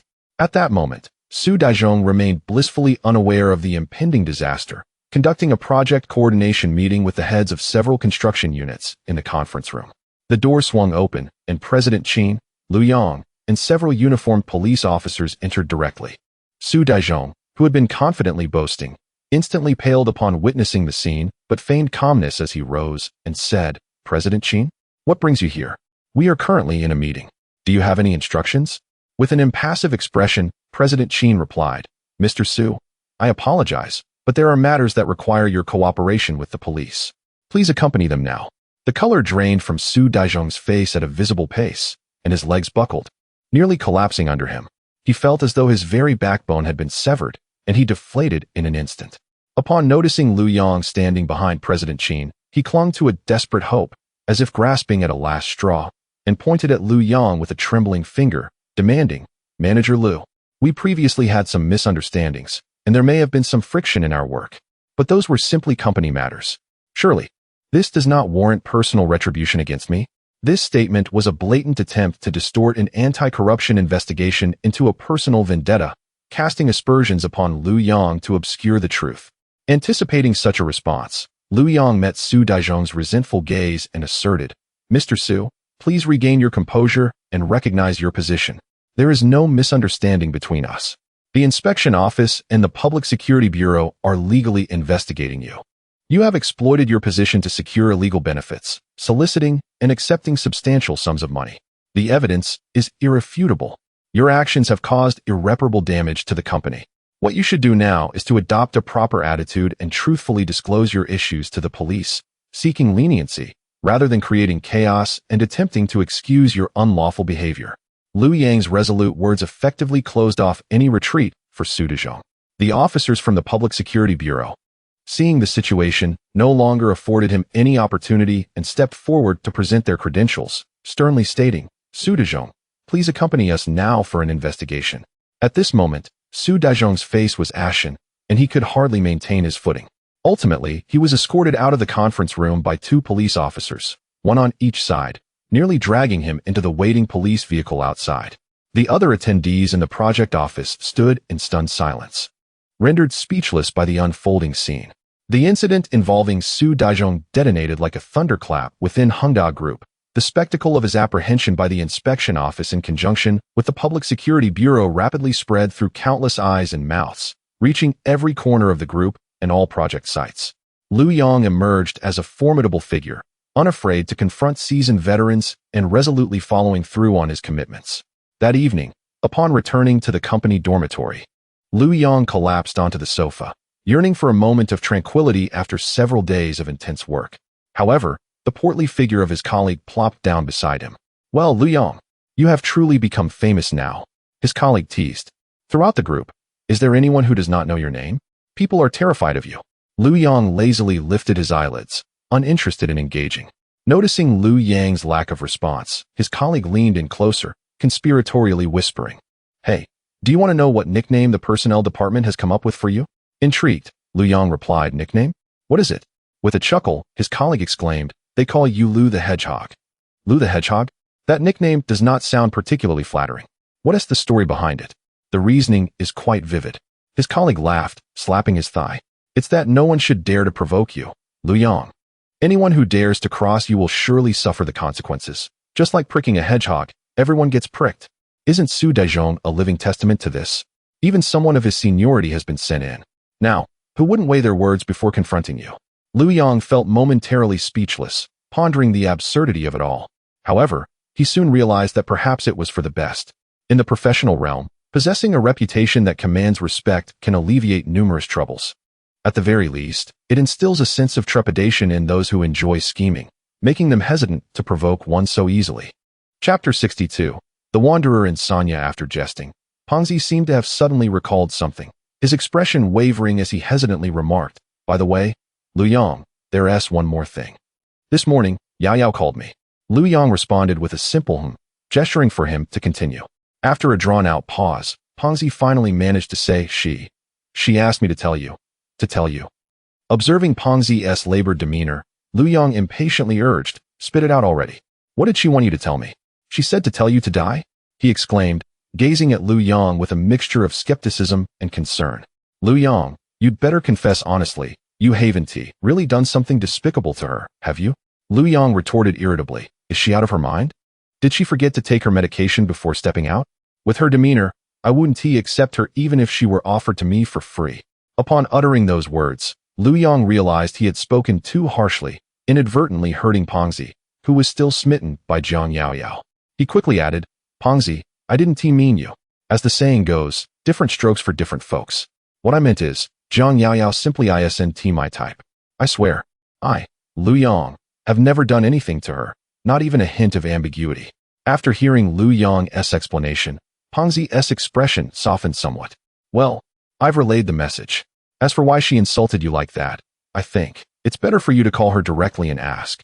"All right, I understand."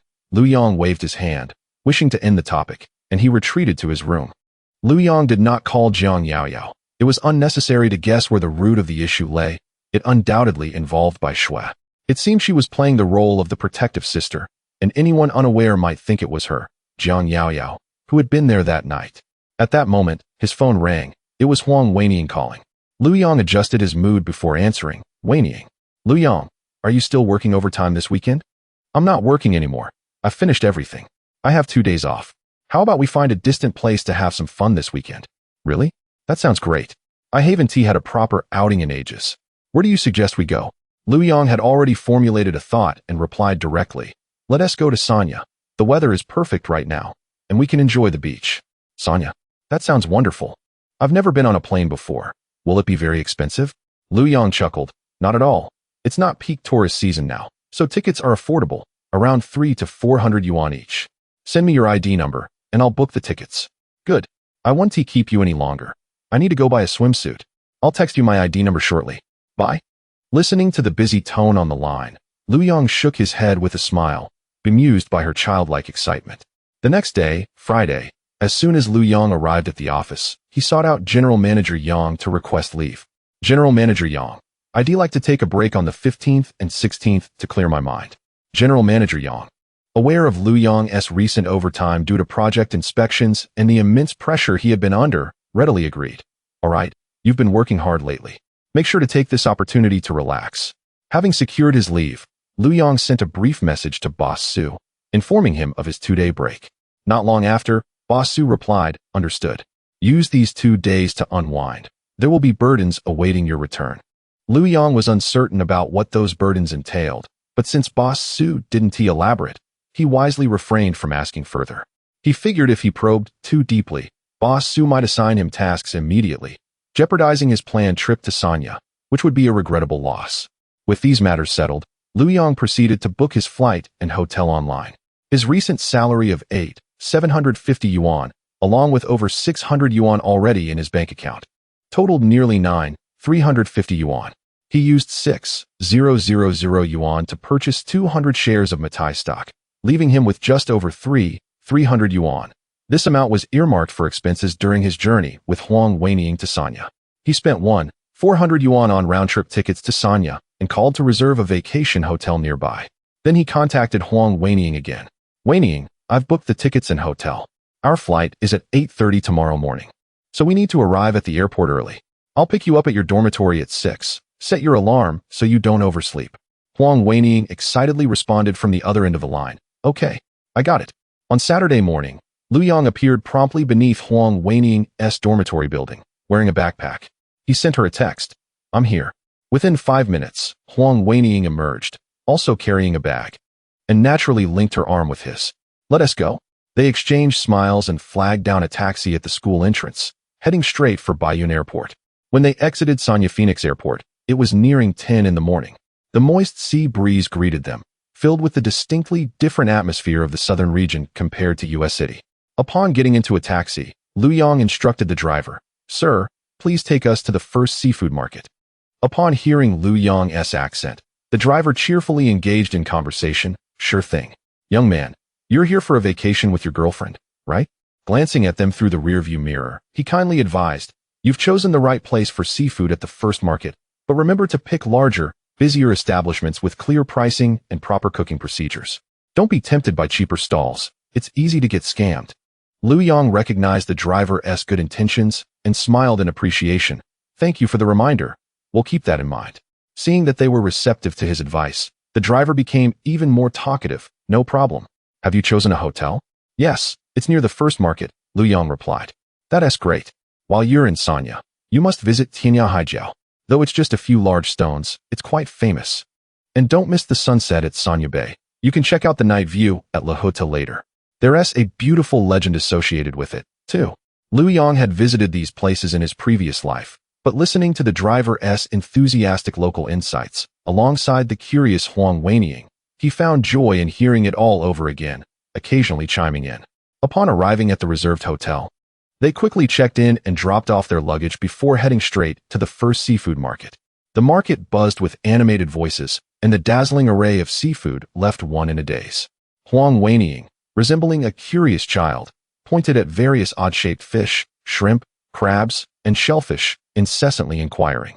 Lu Yang, adeptly selecting large shrimp, crabs, and a few abalones, then sought out a seemingly pristine processing shop. The sumptuous seafood feast left both of them thoroughly satisfied. In the afternoon, they ventured to Tianya Haijiao, strolling hand in hand along the sandy shores of Sanya Bay. As dusk approached, they ascended the Lu Hui Tu to gaze upon the enchanting nightscape of Sanya, later indulging in the vibrant pedestrian street.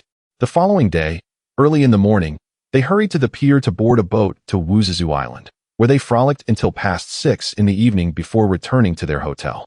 Upon entering the room, Huang Weining promptly removed her shoes and collapsed onto the bed, lamenting, "I can't go on, Lu Yang. I simply cannot walk any further. Please bring me something to eat for dinner."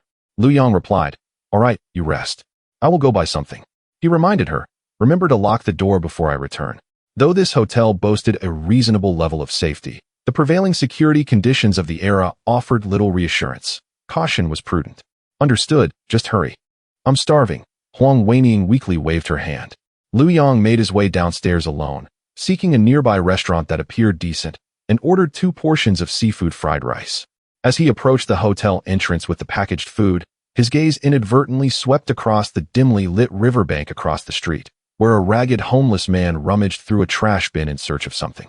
Chapter 63. Maximizing benefits. Upon catching sight of the silhouette of a homeless man rummaging through a trash bin by the riverbank, Lu Yang felt his heart race intensely. According to news reports from his past life, this individual was to be discovered in this vicinity the following evening. Lu Yang surmised that the man had been lingering here for several days, merely encountering Lu Yang by chance. To ascertain his identity, Lu Yang discreetly stationed himself at the entrance of the hotel, meticulously observing the figure across the street for an extended period. The man appeared disheveled, his clothes in tatters, and he seemed considerably more emaciated and haggard than in the wanted poster. However, Lu Yang was entirely certain of his identity. Thus, Lu Yang swiftly extracted his mobile phone and dialed the emergency services. "Hello, I would like to report a crime. I am at the riverside across from Yang Building, and I have spotted an individual who strongly resembles the wanted criminal Ma Jiajue. Yes, the very same Ma Jiajue from Yanda University.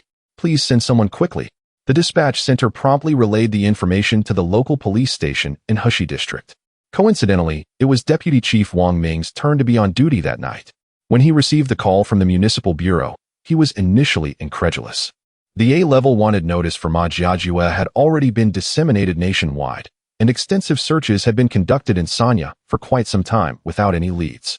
Could it be that an ordinary tourist had stumbled upon him? Yet, Wang Ming reconsidered. What if it were true? If he managed to capture him, it would not only be a remarkable achievement, but also a service to the community. He could not afford to be negligent and drove directly to the location mentioned by the caller, deliberately turning off the police lights to avoid alarming the suspect. Across the street, Lu Yang noticed the homeless man seemed to be preparing to leave.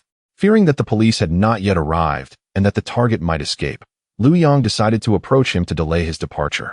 Holding 2 takeout boxes of seafood rice, he pretended to be discarding trash. When he was within a meter of the homeless man, Lu Yang paused and spoke in a casual tone. "Hey there, are you looking for something to eat?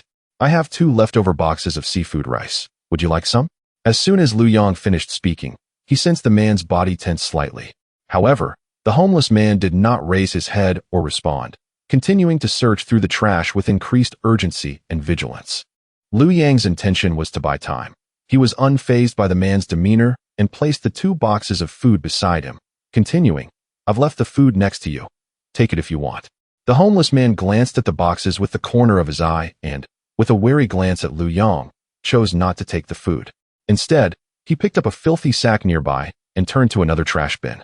At that moment, Deputy Chief Wang arrived in the vicinity, having spotted the 2 figures at the riverside from a distance. He immediately recognized the potential connection to the report and parked his car to approach the scene. Lu Yang saw a uniformed officer approaching and breathed a sigh of relief, hastening to meet him. Deputy Chief Wang confirmed Lu Yang's identity. "Young man, were you the one who made the report?" Lu Yang nodded, pointing towards the homeless man. "Yes. I reported it. That is Ma Jiajue. You can take him back to the station to verify his identity." Upon hearing the name Ma Jiajue, Deputy Chief Wang approached the homeless man and asked, "Could you please show me your identification?" Ma Jiajue visibly flinched but remained silent, keeping his head down as he attempted to walk away with the sack. In an instant, Deputy Chief Wang lunged forward, tackling Ma Jiajue to the ground. Lu Yang, eager to assist, inadvertently tripped and fell, landing awkwardly and injuring his nose in the process. By the time he regained his footing, Deputy Chief Wang had successfully subdued the still struggling Ma Jiajue and placed him in handcuffs. At that moment, Ma Jiajue lay on the ground, his disheveled hair and grimy face obscuring his features. Deputy Chief Wang found it difficult to identify him and squatted down to inquire, "Where are you from? What is your name?" Ma Jiajue emitted incoherent sounds, flailing his limbs in an attempt to feign madness to evade capture. Wang wasted no time and immediately called for backup to assist him. Meanwhile, onlookers had gathered, drawn by the commotion. Lu Yang suddenly remembered Huang Weiniang, who was still in their hotel room. He quickly called her, "Weiniang, there has been an unexpected situation. Please bring our luggage down to the riverside across from the hotel. I believe we may need to change our accommodation for the night." Huang Weiniang, perplexed yet sensing the seriousness in Lu Yang's tone, hurried to comply. When she arrived at the riverbank, carrying the two backpacks, her face turned pale upon seeing Lu Yang's swollen nose and blood-stained clothes. When she learned that Lu Yang had captured the nationally wanted Ma Jiajue, she instinctively threw herself into his arms, tears streaming down her face as her body trembled. Lu Yang understood that she was likely terrified. After all, the name Ma Jiajue had haunted the nation like a nightmare, inciting fear, particularly among university students. This shock was overwhelming for her. He gently patted her back, reassuring her, "It is all right, it is all right. Do not be afraid. He has already been apprehended. I have sustained only minor injuries in the process."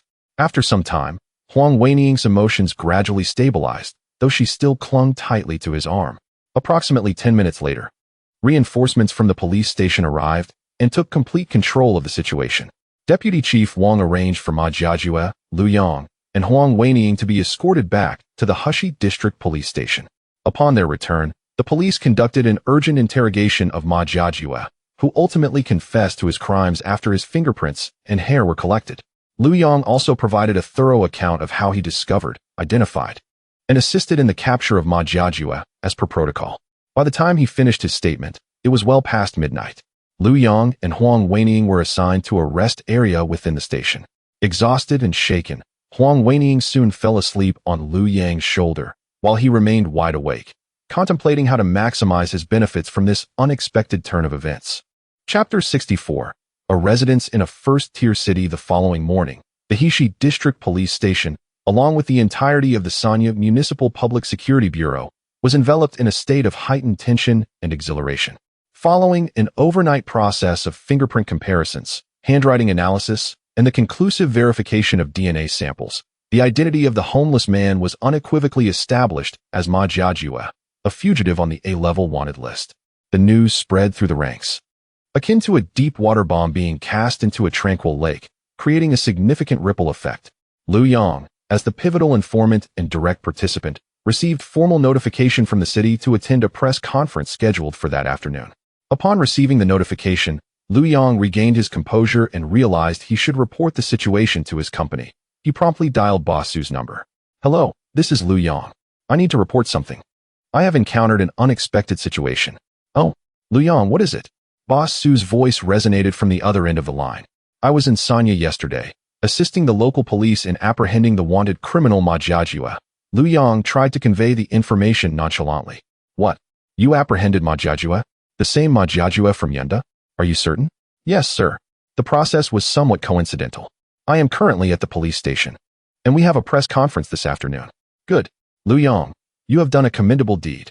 You must fully cooperate with the local government and public security authorities. Should you require any support or encounter any procedural issues, feel free to have the company intervene. You need not worry about matters on our end." "Understood, sir. Thank you." Subsequently, he called General Manager Yang to briefly explain the situation. Yang, taken aback yet filled with praise, urged him to focus on handling matters in Sanya without concern for work-related issues. As for informing his parents, Lu Yang hesitated and ultimately decided against it. Revealing such news would only serve to increase their worry from afar without any benefit. At 2:30 in the afternoon, the press conference organized by the Sanya municipal government commenced punctually within the premises of the Public Security Bureau. Cameras were set up, and over 20 mainstream media outlets attended, including reporters from CCTV.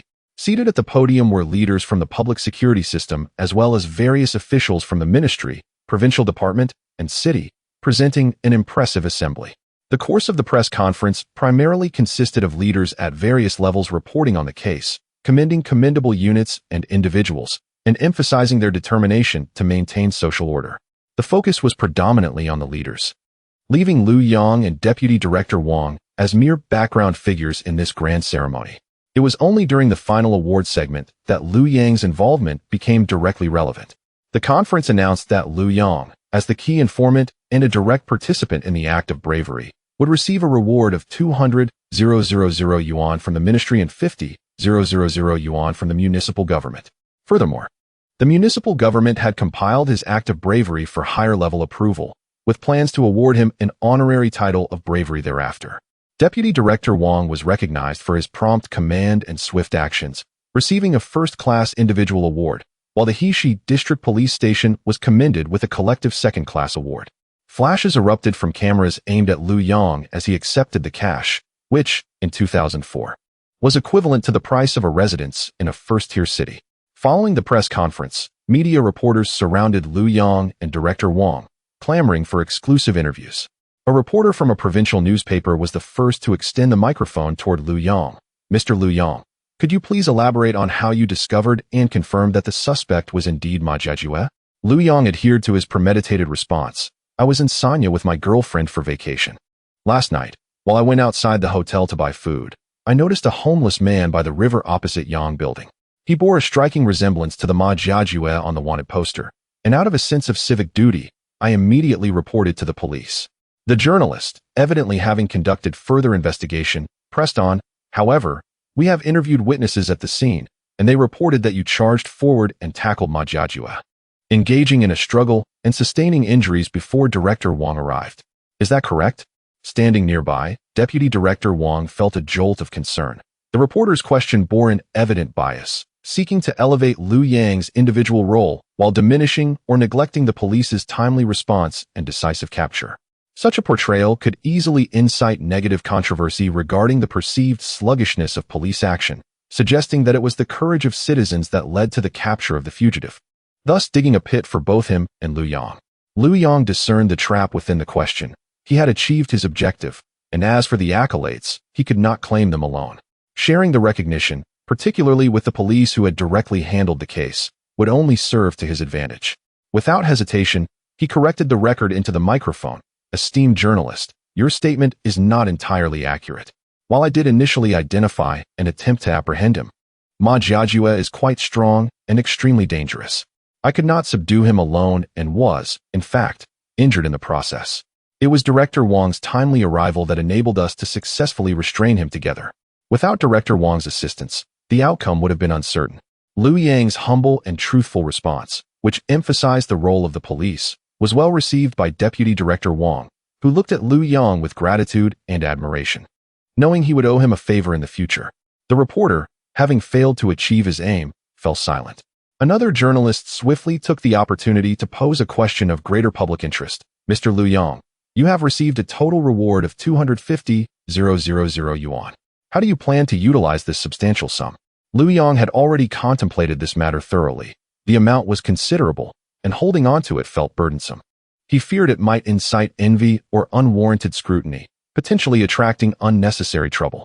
Rather than allowing this to linger, he resolved to address it proactively, thereby earning greater social goodwill. After a moment of reflection, he made a shocking decision that astonished all journalists and staff present. I plan to divide this sum into two parts. The 200,000 yuan awarded by the ministry, I intend to donate entirely to the families of the 4 victims. They have lost their children and are the ones suffering the most from this incident. I hope this contribution can alleviate their burdens to some extent and serve as my token of empathy. A wave of gasps and murmurs swept through the crowd. 200,000 yuan. And he was willing to donate it just like that? Liu Yang continued, stating that the remaining 50,000 yuan was a reward from the municipal government, which he intended to send back to his hometown to assist his parents in building a new house. The primary concern was that their current home had fallen into disrepair over the years, posing significant safety risks, and he had long been anxious about their well-being. His decision can be deemed exemplary. By donating the majority of his prize money, he demonstrated a noble character and profound compassion. Furthermore, by citing the dilapidated condition of his childhood home, he skillfully crafted an image of his family as a vulnerable group in need of assistance. The stark contrast of someone from a less fortunate background who is willing to donate a substantial portion of unexpected wealth to families of victims in greater need undoubtedly fosters empathy and goodwill among the populace. Chapter 65. A minor scrape indeed. Scarcely had he finished speaking when several astute reporters present began to make discreet phone calls, notifying their branches or partner media outlets in Liu Yang's hometown to investigate the veracity of the housing situation there. The depth and topicality of the news were thus assured. At that moment, a reporter from CCTV took the microphone, her question evidently more sophisticated and profound. Mr. Liu, we hold your donation to the victims' families in high regard. We wish to understand what motivated you to make this decision. As you mentioned earlier, your family's financial situation does not seem particularly affluent. Why did you not choose to use this money to first improve your own family's living conditions? Liu Yang silently praised her. Here it comes. It is indeed the central media at work. The level of this question is far superior to that of certain provincial stations merely seeking sensationalism. This is precisely the platform he needed, one that would allow him to express his values and gratitude fully. First and foremost, whether during my undergraduate studies at Higongda or now as a graduate student at Jiangcheng Kuji de Shui, the leaders and faculty of these institutions have extended immense support to me, imparting invaluable lessons on the essence of humanity. I believe, in comparison to my personal family's enhancement, the 4 families who have lost their children endure a suffering and an uncertain future that necessitate this financial assistance far more than I do. He paused momentarily before continuing to articulate his values. Especially after I began working at Evergrande Real Estate last year, the corporate culture there has profoundly instilled in me the importance of social responsibility, the need to express gratitude to society, and the obligation to give back. Then he emphasized his point. My boss, who is also my graduate advisor, Professor Su, continually reminds me not to forget my roots and to remain true to my original aspirations. Lastly, he raised the banner of political correctness. Furthermore, as a member of the Communist Party, I regularly participate in training and learning organized by the party committee, which further cultivates my awareness and sense of responsibility. I believe that utilizing this money in a manner that aids those in greater need holds far greater significance than spending it to improve my own living conditions. Liu Yang spoke with the rapidity of a machine gun, ensuring that he acknowledged every institution and elevated each principal, school, company, boss, mentor, and party organization, leaving nothing unmentioned. The reporters present, particularly the seasoned veterans, sensed that Liu Yang's response seemed meticulously prepared, carrying hints of self-promotion for himself and his organization. Yet, every word he uttered stood on a moral high ground, creating an eerie sense of discomfort that left them unable to pinpoint any fault. Observing the journalist's expressions, aware that he was essentially promoting himself, yet feeling powerless to challenge it, Liu Yang felt a subtle smile form within. This press conference not only garnered him fame and fortune, but also enabled him to orchestrate a flawless and free nationwide image promotion for both himself and Hongda. It was a deal worth every effort. As the press conference and media interviews concluded amidst a flurry of flashing lights and accolades, the subsequent procedural matters proceeded remarkably smoothly. In the presence of representatives from the relevant departments, Liu Yang solemnly handed over the freshly received 20,000 yuan in cash, still sealed by the bank, to a representative dispatched by the Yun Province Public Security Bureau. Please assist in conveying this sum to the families of the victims. I hope this small gesture can provide them with some comfort. The representative from the Yun Province Public Security Bureau grasped Liu Yang's hand firmly. Comrade Liu Yang, on behalf of the Yun Province Public Security Bureau and the families of the 4 victims, I extend our heartfelt gratitude. Rest assured, this money will be delivered intact to each family, along with your heartfelt sentiments. As he watched the 20,000 yuan being taken away, some might ponder whether Liu Yang's extensive efforts, which nearly cost him his life, were in vain since he ultimately donated most of his substantial prize. Liu Yang could confidently affirm, it was not in vain. What he gained far exceeded the mere 20,000 yuan, the immense social reputation, the potential, intangible political capital, and networking resources these constituted the true treasures. As for how to recover the lost cash, Liu Yang harbored no concerns. His impassioned and comprehensive statements during the interview were not made in vain. attributing his success to the school, company, mentor, and party organization. Such understanding and perspective would inevitably yield extraordinary returns. The media's efficiency was indeed astonishing. Just as Liu Yang and Huang Waning returned to the guest house arranged for them by the municipal government, before they could catch their breath, Liu Yang's father's phone call came through.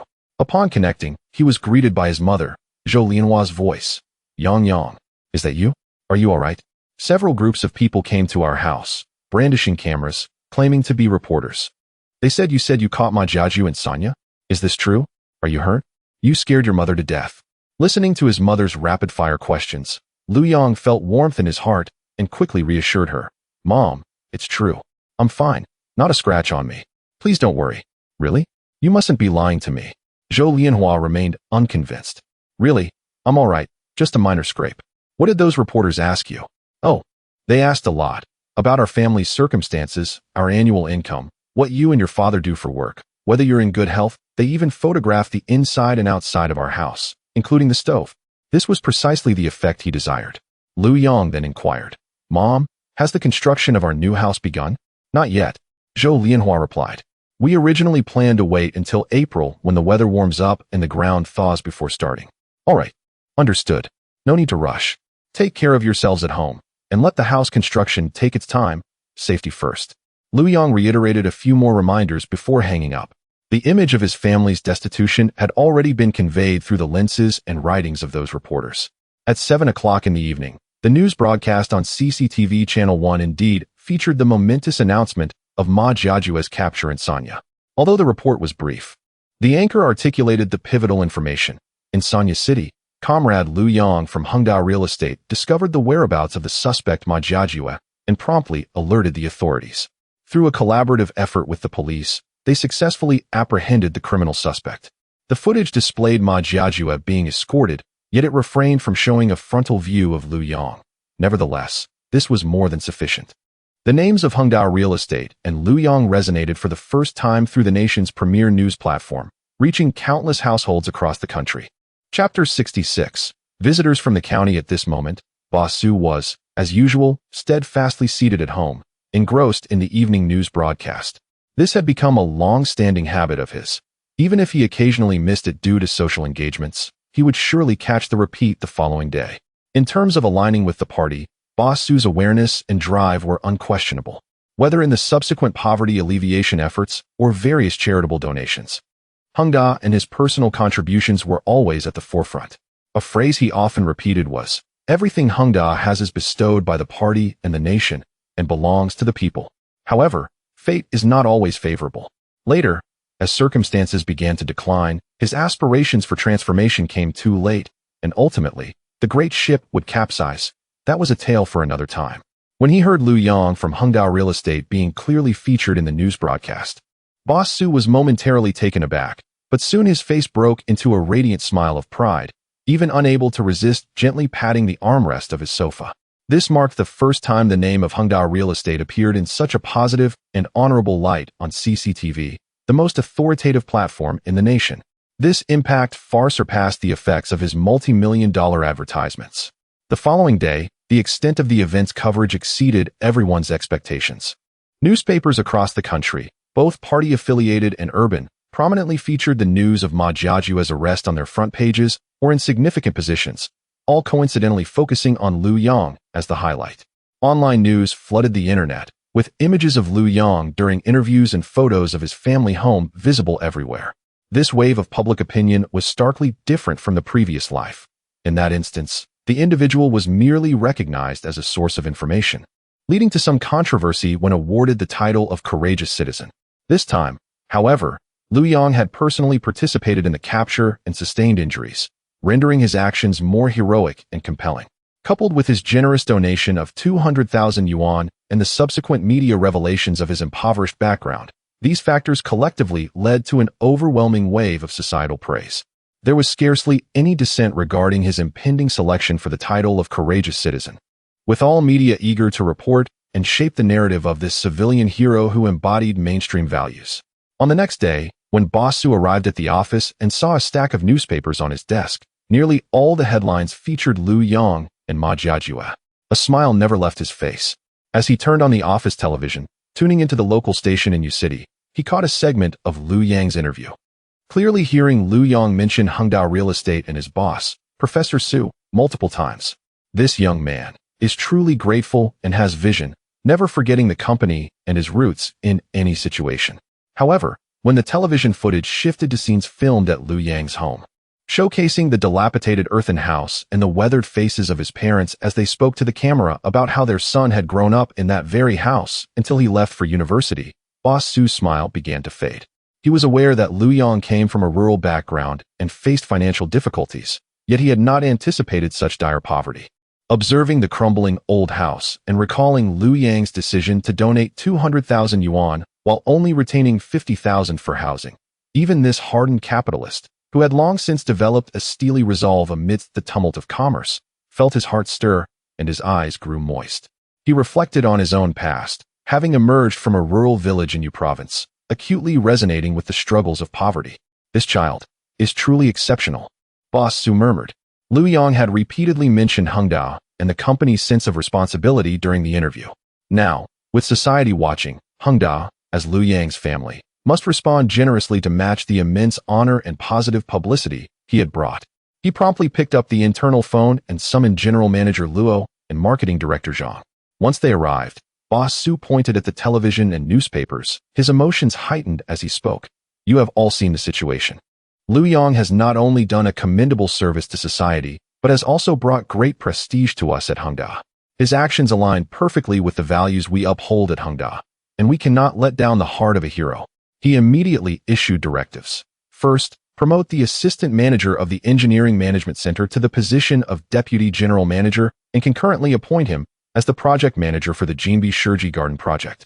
Second, adjust Liu Yang's salary grade directly to level 11.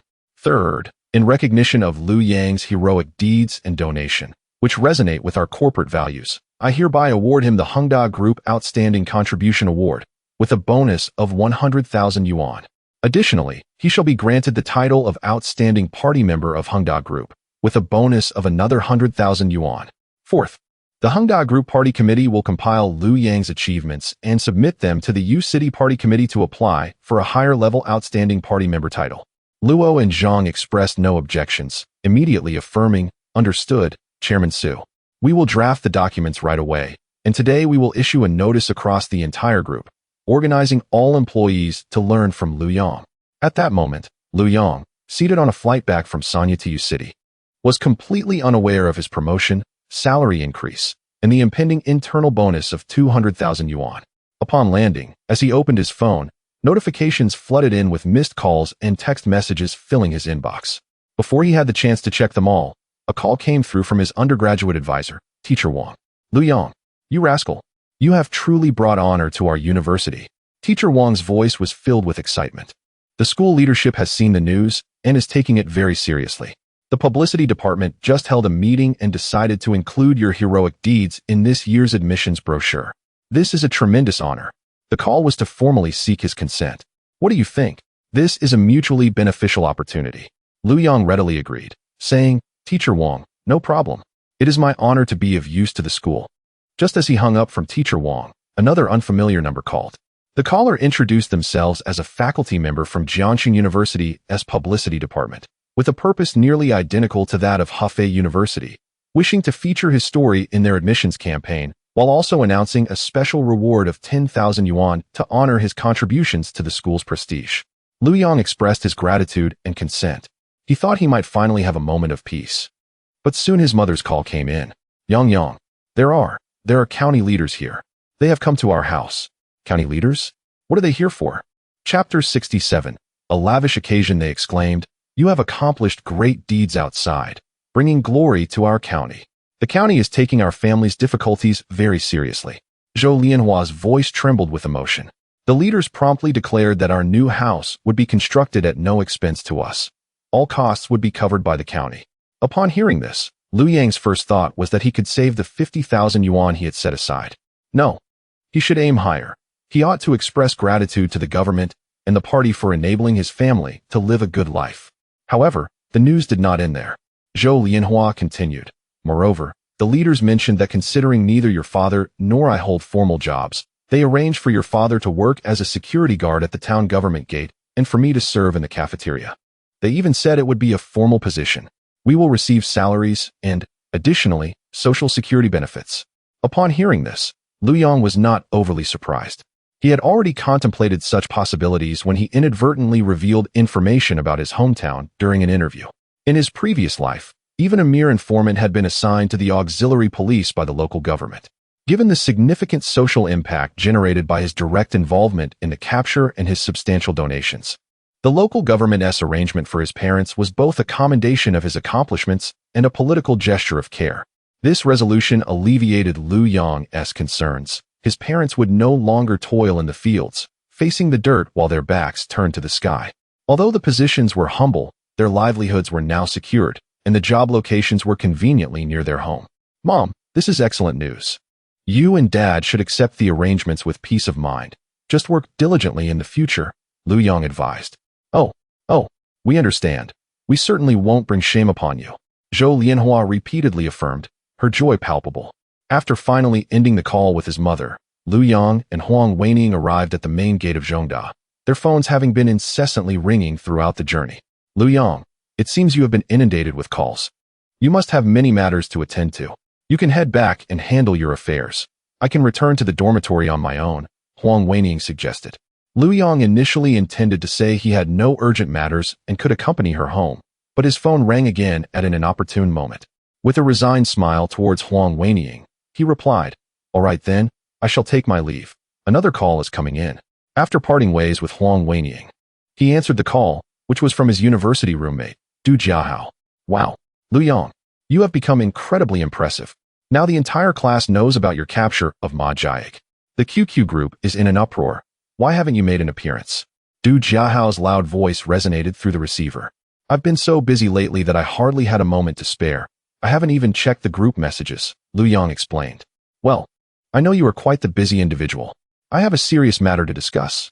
I am getting married during the National Day holiday, and I would like you to be my best man. I've already informed the others in the dormitory," Du Jiahao continued. Lu Yong chuckled and replied, "Absolutely. Congratulations. Being your best man is no problem. I'm at your service." After hanging up with Du Jiahao, the world seemed to finally quiet down. From the moment he disembarked from the plane, his phone had been ringing incessantly. However, Lu Yong was unaware that, thousands of miles away in Xuanzhou, Bai Shui was seated at her computer, watching clips of Lu Yong's interview. At that moment, Jiang Yaoyao returned on her electric tricycle, parking it, and noticing the packages in the office had already been prepared. She scolded Bai Shui. "How many times have I told you? These packages should wait for me to return and pack them together. Just focus on your customer service." Bai Shui, startled, quickly closed the webpage and poured a cup of water for Jiang Yaoyao, saying, "It's all right. Yaoyao, please drink some water and take a break." Jiang Yaoyao accepted the cup and gulped down a large sip. "You are aware of Lu Yang's situation, right?" He is fortunate not to have been harmed by that criminal." Mid-sentence, Jiang Yaoyao realized she had misspoken and hastily covered her mouth, exclaiming, "Oops, my bad. Bai Shui, you aren't upset, are you?" "That was not my intention." Bai Shui shook her head. "Why would I be upset? After all, you did say you would support me in the future." Jiang Yaoyao, relieved that Bai Shui took no offense, felt her anger resurface when thinking of Lu Yong. "Yes, I will support you both. That scoundrel Lu Yong, parading around with his girlfriend, flaunting his success. I wonder what is wrong with that girl for falling for someone like him." "Yaoyao, please refrain from speaking like that," Bai Shui gently interjected. Seeing Bai Shui's expression, Jiang Yaoyao opened her mouth, but ultimately swallowed her harsher words, opting for silence.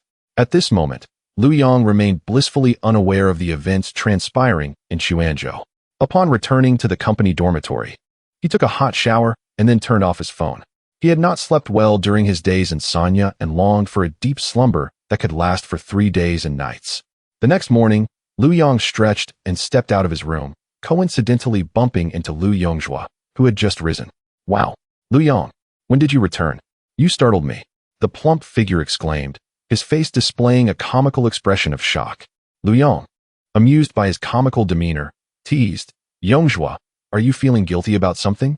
Did you sneak off to take a shower again last night?" Yongzhua, as if having stepped on a tail, quickly rebutted, "I did not. You cannot slander me. Besides, I was brought along by you on my first visit." He hastily changed the subject. By the way, the group has issued a statement regarding you.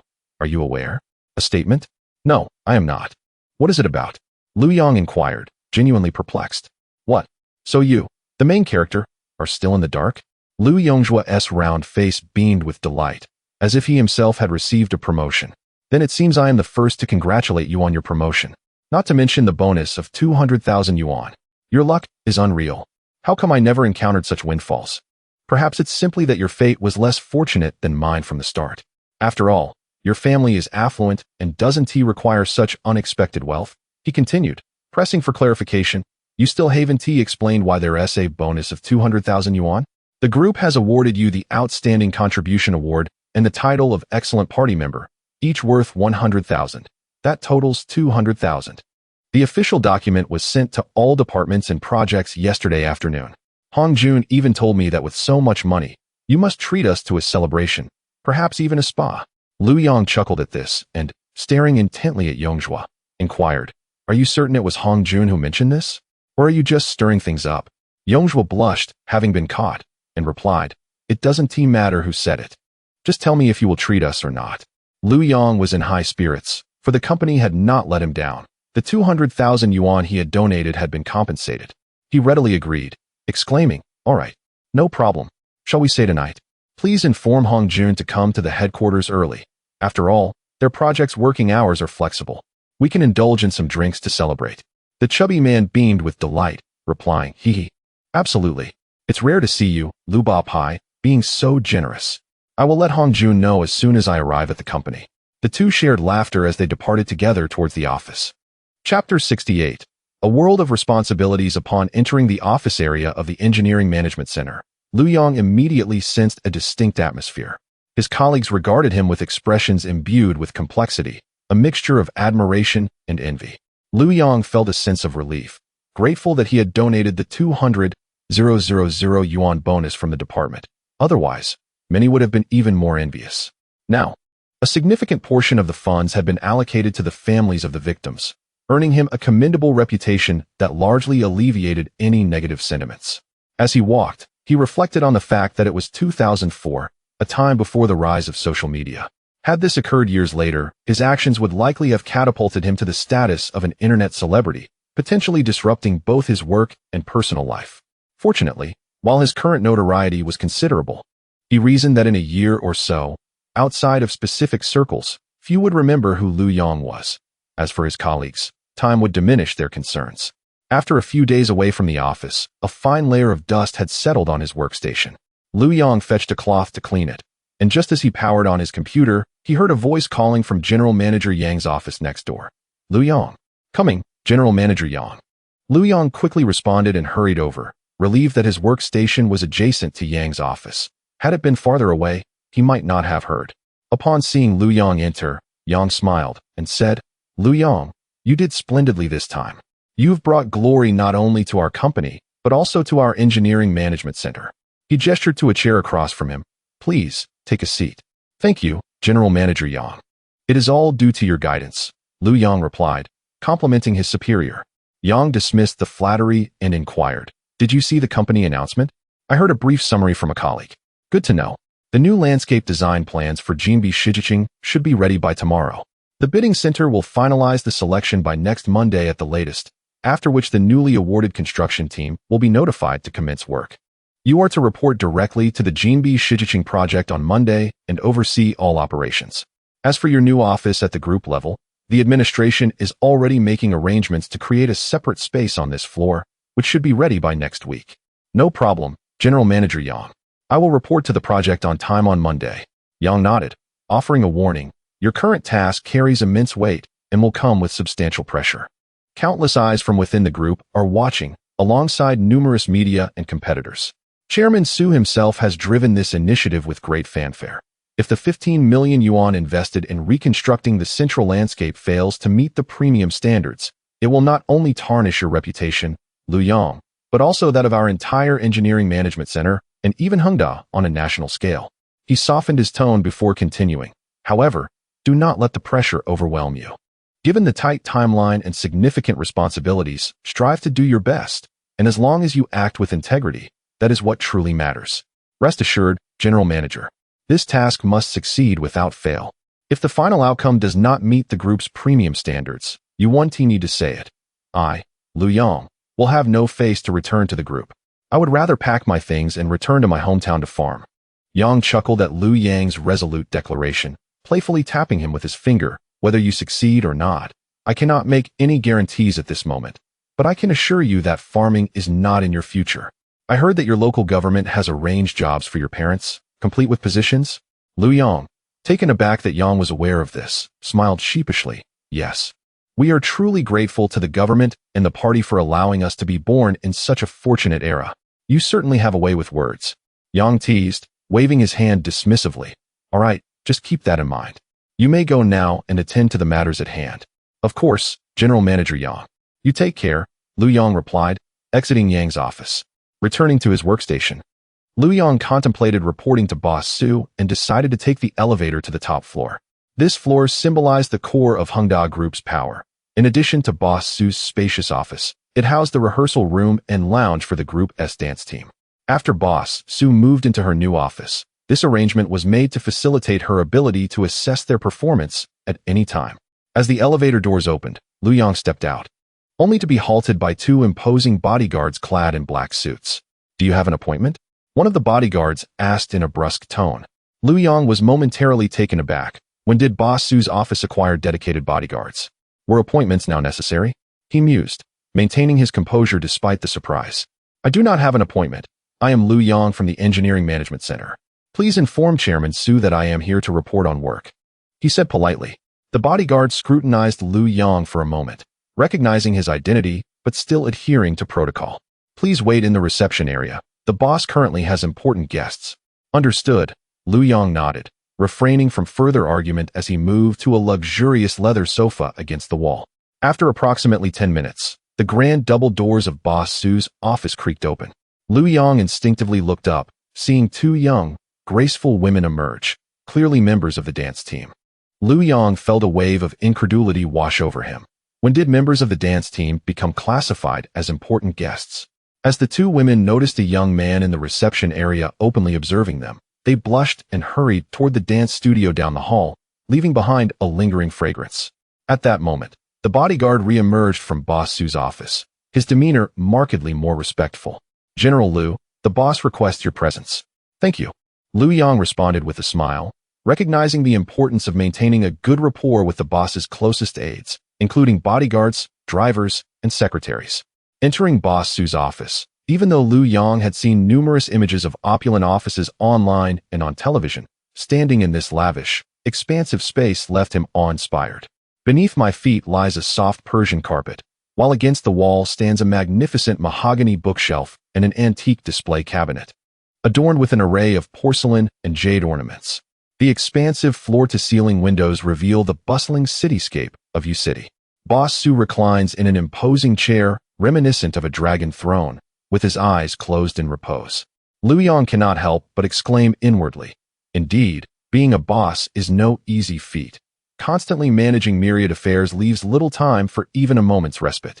My gratitude extends to Fanxia Chao de Kuai, the nearly flawless Madame Viper, the delightful Xiao Zhongyu Wanzi, the culinary enthusiast Xian Huangqing who relishes boiled dough pockets, the whimsically named Mr. Chiu, who delights in flowers symbolizing prosperity, the pancake connoisseur Lu Tiangang, the bookish professional, and the esteemed Shunzhua Xianren of the capital's hotels, for the gifts bestowed without inquiry.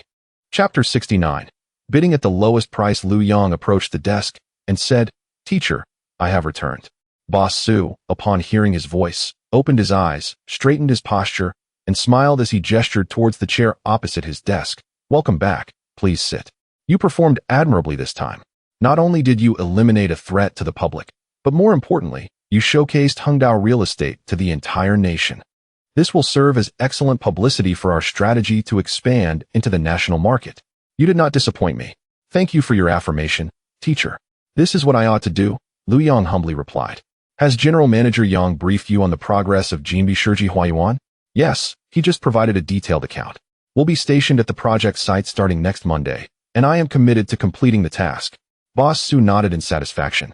Good, your assurance gives me peace of mind.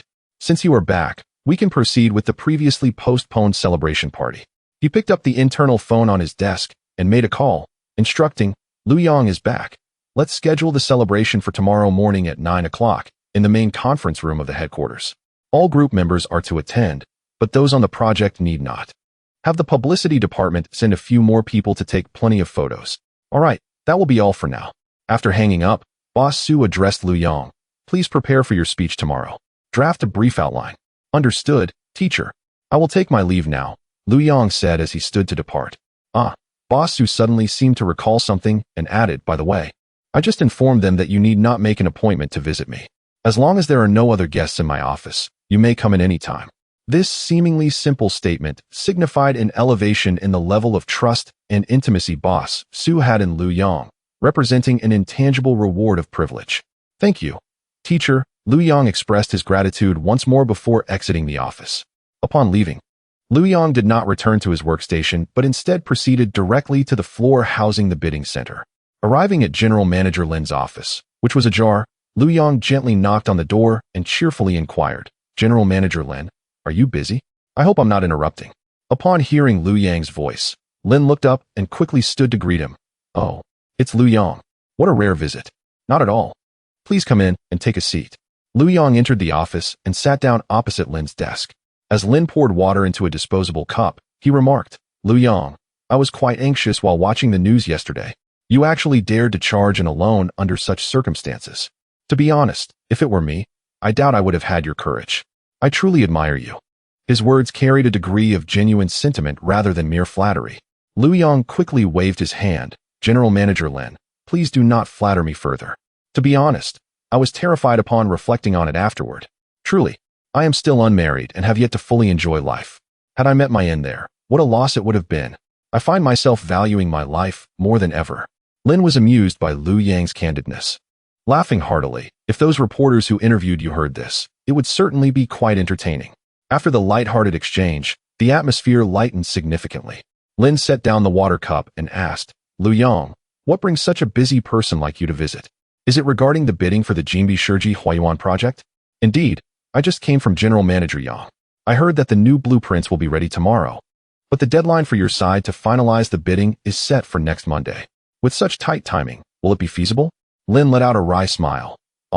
Don't even mention it. The leadership has set a hard deadline. We must push through, even if time is short.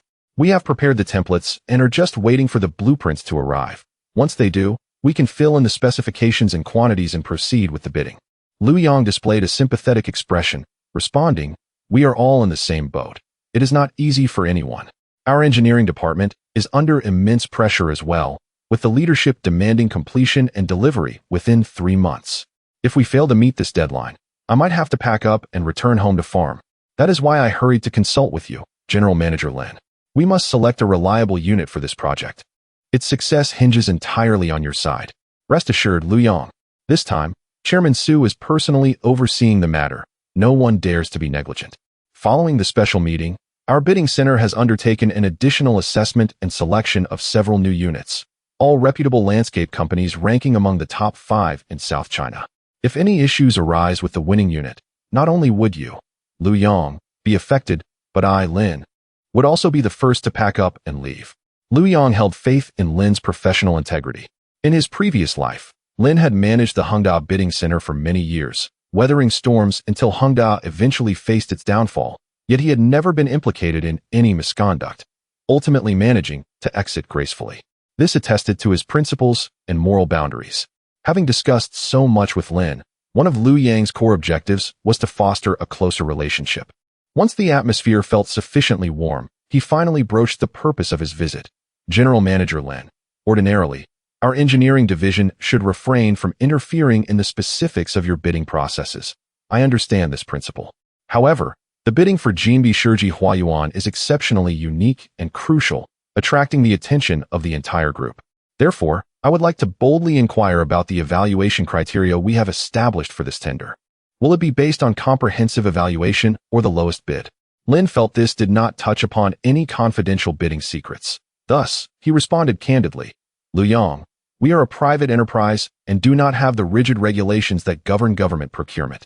According to our bidding center's guidelines, Comprehensive evaluation methods are typically reserved for design-related tenders. For construction tenders, it is strictly prohibited unless the construction process is particularly complex, such as deep foundation pits, which require special approval for proposal submissions. Therefore, under current regulations, the Central Landscape Engineering for Jinbi Shiji Huayuan can only adopt the lowest bid principle. Liu Yang pressed further, General Manager Lin, could we submit a report to Manager Tan for special consideration to switch to a comprehensive evaluation method? Liu Yang, this not only requires Manager Tan's approval, but must also be sanctioned by Chairman Su. How about this? Let us both visit Manager Tan's office now and present this idea to him in person. If Manager Tan agrees, I will immediately submit the report. What do you think? Chapter 70. Special considerations. The reason he was willing to accompany Liu Yang was twofold. On one hand, it was Liu Yang's first time seeking him out specifically for work-related matters, and he did not wish to directly rebuff the young man's intentions. More importantly, Liu Yang was currently the rising star of Evergrande Real Estate, highly regarded by Chairman Su, with an unlimited future ahead of him. There was no need to offend him over a request that was well within procedural norms. Very well, then I shall trouble you, General Manager Lin, to accompany me on this trip. I suspect that General Manager Tan is still upset with me for challenging him at the last special meeting. This presents a perfect opportunity to apologize in person, haha. General Manager Lin observed Liu Yang's adaptable demeanor and felt a twinge of envy. It was evident that anyone who could attain such a position at such a young age was far from ordinary. With Liu Yang's polished and sophisticated approach to interpersonal relations, one could easily mistake him for a seasoned veteran who had been navigating the workplace for over a decade, rather than a fresh graduate of less than a year. The two men rose and made their way to General Manager Tan's office. Upon entering, they found Tan engrossed in his computer screen. Hearing their approach, he looked up and greeted them with a teasing tone. Isn't this our company's great hero returning? What brings you here today? General Manager Tan, please spare me the jests. I have come specifically to offer my sincerest apologies. Liu Yang replied. At the last special meeting, I let my youthful exuberance get the better of me and spoke out of turn. I hope you can overlook my indiscretion and not take it to heart. Liu Yang felt compelled to lower his head. After all, Tan was a true heavyweight in the industry. His future development at the group headquarters or potential assignments to regional offices would greatly depend on Tan's support. Tan waved his hand dismissively. My capacity for forgiveness is not as limited as you might think. At the last meeting, everyone's intentions were aligned with the interests of the company. Disagreements are an inevitable part of the process. Indeed, General Manager Tan, your magnanimity is commendable. Otherwise, I would not dare to speak so freely in your presence. Liu Yang quickly flattered. Tan chuckled lightly and waved a finger at him, clearly unimpressed by his flattery. He cut to the chase. If you have something to say, then say it. You don't visit my office without reason, do you? Surely, your visit is not merely to apologize. As always, you are astute, General Manager Tan. I just had a discussion with General Manager Lin regarding the bidding for the central landscape of the Jinbi Shiji Huayuan project. I was wondering if we could make a special exception to adopt a comprehensive evaluation method for the tender. Tan did not immediately decline. Instead, he leaned back slightly and asked, what are your reasons for advocating the comprehensive evaluation method? After all, there has never been a precedent for this in our group's construction tenders. General Manager, I believe that landscape construction differs fundamentally from other civil engineering and installation works. Landscape architecture must ultimately yield a tangible outcome. In simpler terms, the landscape serves as the facade of our residential project and is the most sensitive and immediate area of perception for the new homeowners. He gauged Tan's reaction before continuing. For projects that directly influence the aesthetic appeal and quality of the development, I believe we should adopt a mindset akin to that used in design tenders, rather than solely focusing on price. The comprehensive capabilities of the construction unit, particularly their craftsmanship and attention to detail, directly dictate the final visual outcome. Identical materials can yield vastly different results depending on the laying techniques, joint sizes, and precision of alignment. The overall effect could be drastically different. Especially when it comes to edge finishing and the care of plant selections, those details are critical. A unit that wins the bid with a low price may very well cut corners in these less visible yet perceptible areas to reduce costs, or may simply lack the necessary technical expertise. Liu Yang's arguments, grounded in professional and project-specific needs, resonated with Tan internally. However, as the highest authority on cost control within the group, Tan had his own considerations. He posed two crucial questions to Lu Yong. Tell me, if we adopt the comprehensive evaluation method, how will you effectively control costs? And how can we ensure the fairness and integrity of the bidding process, eliminating the potential for manipulation and corruption? This is different from design bidding. Design comes with proposals. Experts can generally discern quality.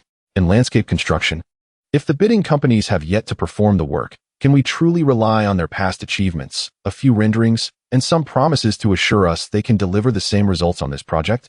If all projects within the group, especially during our future national expansion, were to adopt this model, we might see costs spiral out of control. Who will bear this responsibility? Tan's series of probing questions struck at the heart of the matter, momentarily leaving Lu Yong speechless. He had focused solely on selecting a quality unit to ensure results, yet had overlooked the complexities involved in establishing a procurement mechanism that guarantees quality, controls costs, and ensures fairness within the vast corporate structure and national expansion strategy. Nevertheless, Lu Yong was not entirely disheartened. General Manager Tan, you raise valid concerns regarding long-term and overarching issues, which I admittedly did not fully consider. I came here today solely for the Jinbi Shiji Huayuan project. This project is unique. It must succeed without fail. As for how to handle other projects nationwide, that is beyond my purview. I will leave that to you and the other leaders to ponder.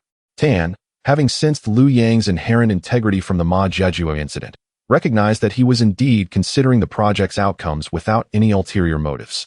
I understand that everyone is under considerable pressure regarding this project. You do not want a unit that merely underbids and lacks capability to win the tender. I can empathize with that sentiment. He noticed Lu Yong preparing to interject, but continued. However, you must remember that we are a private enterprise. The owner prioritizes profit above all else. Although low-bid winners may present the issues you mentioned, it is crucial to understand that not every low-bidding construction unit is problematic. The majority can fulfill their obligations satisfactorily. To put it bluntly, even if the winning unit has some shortcomings, as long as they operate within the contract framework, the issues are typically manageable. However, if we adopt the comprehensive evaluation method and the lowest bid does not win, any subsequent issues or even mere doubts about the bidding process could lead to risks and repercussions that only the owner would be willing to shoulder.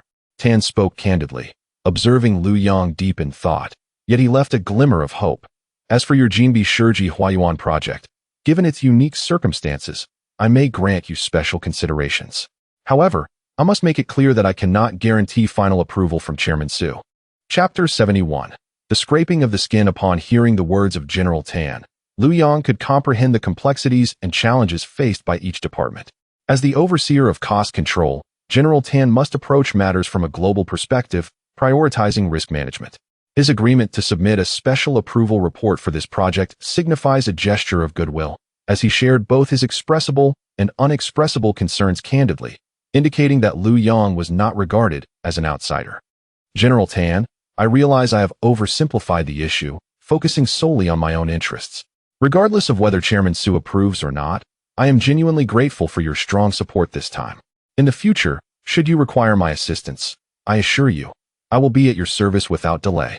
In response, General Tan chuckled and turned to General Lin, saying, General Lin, did you hear that? Lu Yong has pledged this himself. If he reneges later, we shall pay him a visit together. Absolutely. General Lin laughed in agreement, and the atmosphere in the office lightened considerably. Let us proceed with this arrangement. After you return, General Lin, please expedite the submission of the approval report through the urgent process to ensure it reaches the boss for approval without delay, so as not to hinder the subsequent bidding. Understood, General Tan. I will arrange for the drafting immediately. General Lin eagerly replied. Once Lu Yong exited General Tan's office, he returned to his workstation. He had exerted all possible efforts regarding the bidding process. Now, it rested in Chairman Su's hands. At this moment, he had a more pressing matter to address, preparing the speech for the upcoming celebration. Though the speech appeared straightforward, striking the right tone proved to be a challenging task. It must neither sound overly grandiose, which would suggest a petty triumph, nor be too mundane, risking embarrassment in front of colleagues from the entire group. Lu Yong opened his computer and searched for templates of speeches from various award ceremonies and recognized individuals, reviewing about 7 or 8 similar pieces. He then synthesized the essence while discarding the unworthy. Crafting a speech is indeed an art. Esteemed leaders and colleagues. No, too cliché. Today, I stand here with great excitement. A bit insincere, lacking authenticity. First and foremost, I must express my gratitude to Chairman Su and the group leadership for their trust and support. This must be included and reiterated multiple times. He revised the speech repeatedly, adjusting the wording, and after several drafts, he finally settled on a version he found satisfactory as the day turned to dusk. Glancing at the time, he noted that it was already 5 o'clock. At that moment, the QQ icon flickered, revealing a message from the Hongda Trio group chat. Wang Hongjun, I am on my way from the project site and should arrive at the group in about half an hour. You all can start wrapping up for the day. Lu Yang, I have a speech to memorize. Half an hour is certainly not enough. How about this? You come up and sit for a while I finish. Wang Hongjun, I think I'll pass. It might be awkward if I run into any leaders. I'll wait for you downstairs. At this moment, the rotund Lu Yongzhua chimed in. Don't mind him. Let us head to the restaurant and order without waiting for him. Wang Hongjun responded with a no emoji. By the time Lu Yang arrived at their usual small restaurant, it was nearly 6:30. The tea on the table had been nearly depleted. Upon spotting Lu Yang, the rotund one immediately launched into a tirade. Lu Yang, it seems your stature is growing larger by the day. We rarely see you working late, yet when it comes to treating, you have so many excuses. You've kept us waiting here for nearly an hour. Lu Yang, uninterested in banter, pulled out a chair and sat down, responding curtly. Spare me the chatter. Tomorrow, the group is hosting an award ceremony, and I have to speak on stage. Do you think I have time to memorize a script? The rotund one, taken aback, quickly shifted his attention to Wang Hongjun, seeking an ally. Look at him. Just look at that smug face. Had I known, we should have eaten first without waiting for him. Wang Hongjun, being a straightforward person, chuckled and intervened. All right, enough bickering. Let us hurry and order. I'm starving. He had spent the entire afternoon at the project site and was ravenous. Upon hearing this, the rotund one perked up, grabbed the menu, and began to peruse it with great seriousness, his pen moving swiftly across the selections. Lu Yang, seated opposite, did not need to lean in. He could tell from the names of the dishes and the rotund one's writing speed that he had ordered at least 6 substantial dishes. Damn, Lu Yang silently cursed, realizing this rotund fellow was truly treating him like a cash cow. However, considering the impending 20,000 bonus and his recent promotion, he tolerated it. The only solace was that he wouldn't need to order alcohol. Wang Hongjun had generously brought 2 bottles of Wuliangye from the project site, declaring, to celebrate our hero Lu, we must indulge in something good. The 3 of them found that 2 bottles of liquor were just right. After the rotund one contentedly placed the order and handed the menu to the waiter, he leaned in conspiratorially towards Lu Yang and Wang Hongjun, saying, Hey, do you two know what our HR department has been busy with lately? Wang Hongjun lifted his teacup for a sip, playfully engaging. What is going on? You sound so mysterious. Lu Yang, unimpressed by the rotund one's teasing, interjected, whatever it is, I'm sure it's not anything significant. Uffed. Wang Hongjun, mid-sip, sputtered and coughed, wiping his mouth and laughing, cough, cough. Lu Yang, you truly have a way with words. It's just as you said, nothing significant.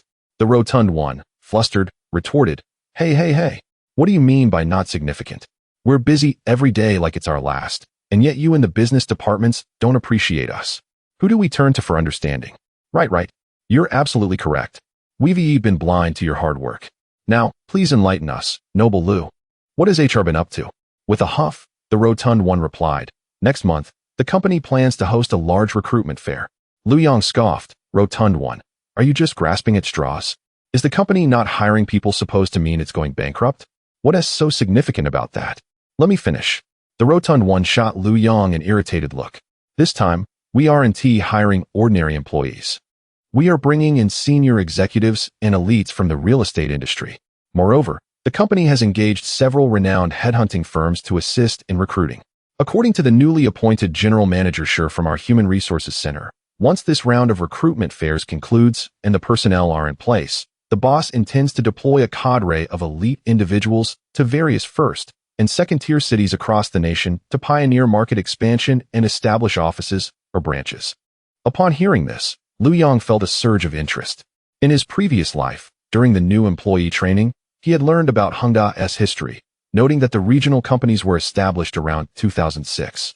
Could it be that in this life, due to his presence, Boss Su has expedited the nationwide expansion plan? It seems unlikely. He was aware he lacked such influence. It is probable that the individuals dispatched this year are merely the vanguard, tasked with scouting and preliminary preparations. He must seek an opportunity to gauge Boss Su's sentiments. If the news is indeed accurate, he might be able to vie for a position as one of the initial pioneers. By leveraging foresight, securing 1 or 2 prime plots of land before 2006, and subsequently establishing Hengda's first regional company, this would undoubtedly yield a substantial achievement and credentials. Contemplating this, Lu Yong's gaze towards the chubby man transformed, and he personally poured a cup of tea for him, exclaiming, "You've done well. This information is immensely valuable. In light of such worthwhile intelligence, I shall grant you the privilege of a back massage tonight." Upon hearing this, the chubby man's eyes sparkled with excitement. Lu Hero, could you arrange for 2 massage therapists? I am rather large, and fear one might struggle to manage. Lu Yong retorted with disdain, "Get lost. With that bulk of yours, I fear the therapist might end up rubbing your skin off." Regarding the numerous comments suggesting I am exonerating Boss Su, I wish to clarify a few points. 1. I have worked at Hengda for nearly a decade and consider myself a victim, as Hengda still owes me 100,000 in investment funds. 2.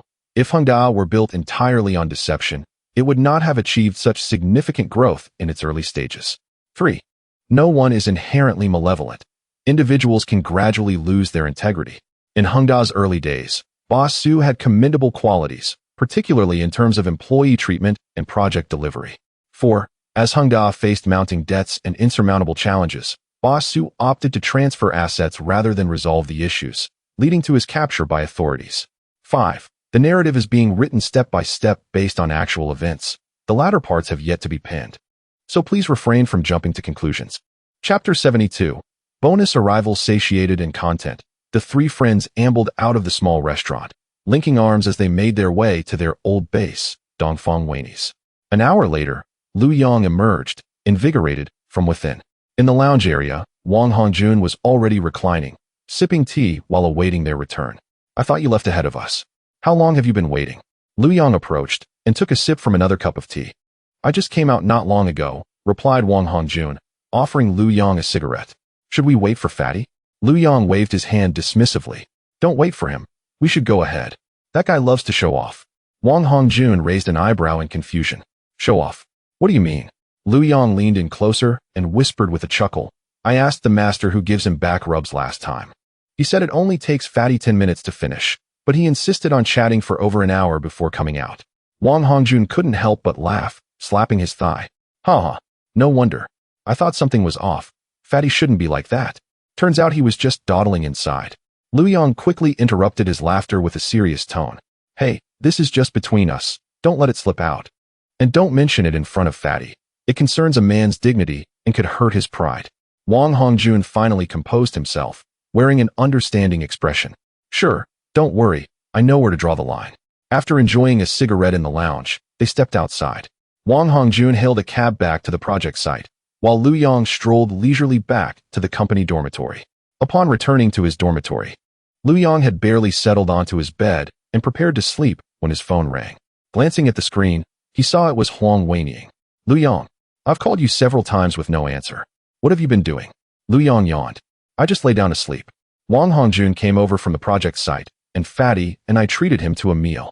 We had a bit too much to drink. Then we went to the bathhouse, and I just got back. "What is up?" "Really? Just eating and bathing." She sounded incredulous. You can call Wang Hongjun to verify. He should still be on his way back to the project. Determined to defend himself and curb her tendency to check up on him, he thought it best not to allow her to develop the habit of acting like a detective. "Wait, Huang Weiniang. Do we lack even this basic trust between us?" There was a moment of silence on the other end, as if she realized she had overstepped, but she did not relent. "Humph. Who told you not to answer your phone? You deserve it." She quickly shifted the topic. "Are you coming to Zhongda this weekend?" Hearing her abrupt change in topic, Lu Yong sighed inwardly. He felt utterly unskilled in handling women. Rebirth did not grant him omnipotence. Yet, he understood from his previous life a stark truth. Money is the ultimate asset for a man in this society, the foundation of dignity and choice. As long as he held the reins of financial power, why would he fear her departure?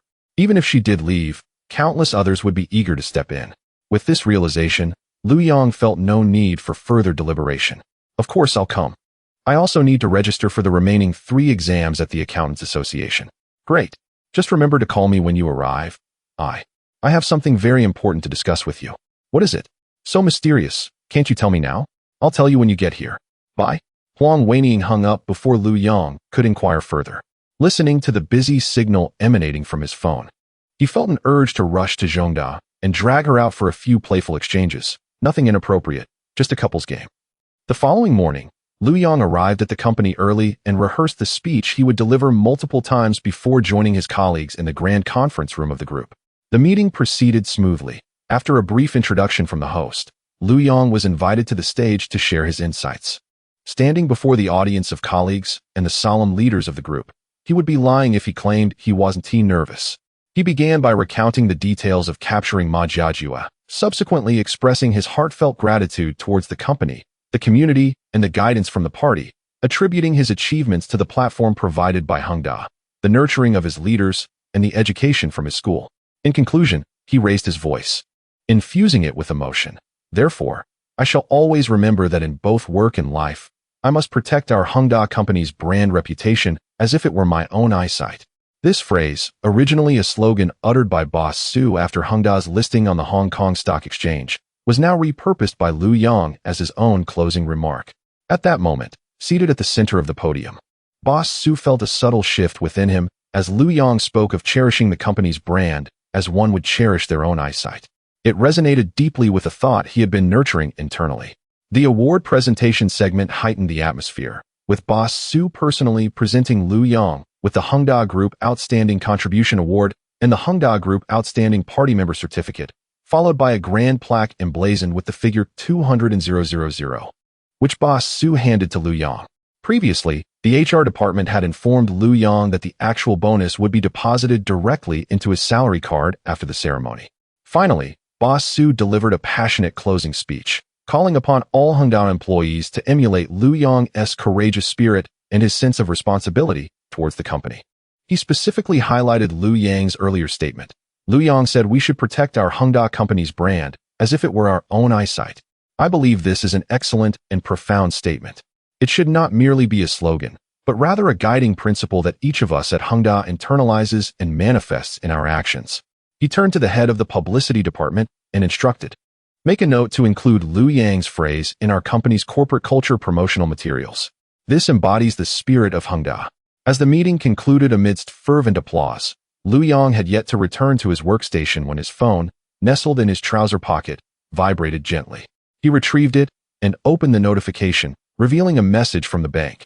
Your account ending in 8848 has received a deposit of 200,000 RMB on March 18th at 10:30, with a current balance of 260,000 30 renminbi.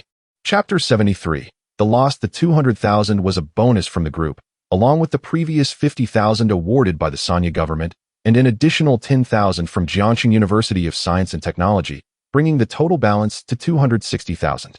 After returning from Sanya, there was still over 900 left, which Lu Yong withdrew entirely last night.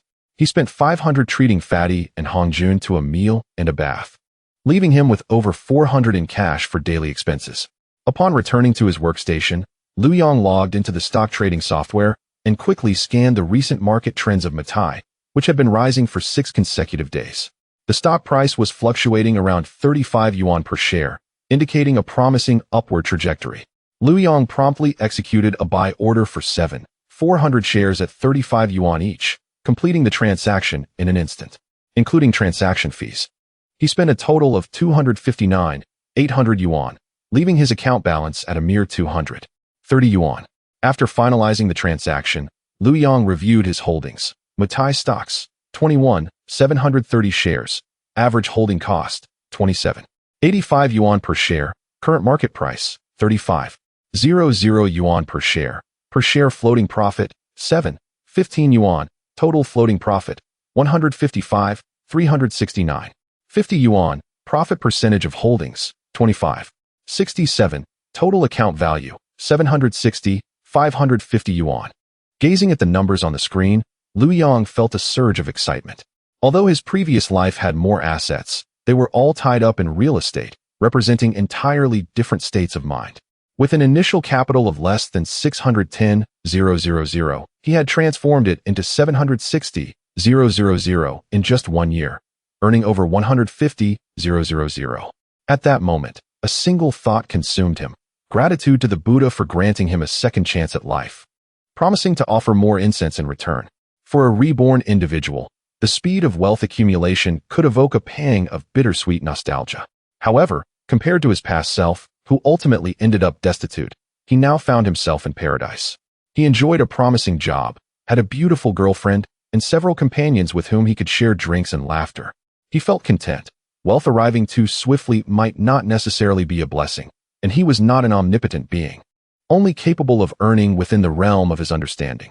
On Saturday morning, Lu Yang, equipped with his ID and diploma, visited the registration point for the CPA Association.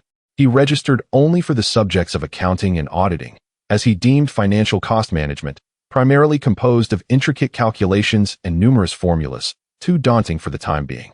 He decided to focus on it next year. The total registration fee for the 2 courses came to 120 yuan. When Lu Yang handed over his bank card, he distinctly felt the unusual gaze of the fee collector, as if questioning why he needed to swipe for such a small amount. Lu Yang felt a bit embarrassed, primarily because he had only over 400 in cash left, which he needed to reserve for weekend expenses. Fortunately, he would soon be stationed at the Jinbi Century Garden project, where meals would be covered, allowing him to save significantly. After registering, Lu Yang took the bus to Zhongda to meet Huang Weining, reminding himself to be frugal where necessary. Standing beneath the camphor tree outside the female dormitory, Lu Yang smoked while calling Huang Weining. "Weining, I'm here, right beneath your dormitory. Okay, just wait for me."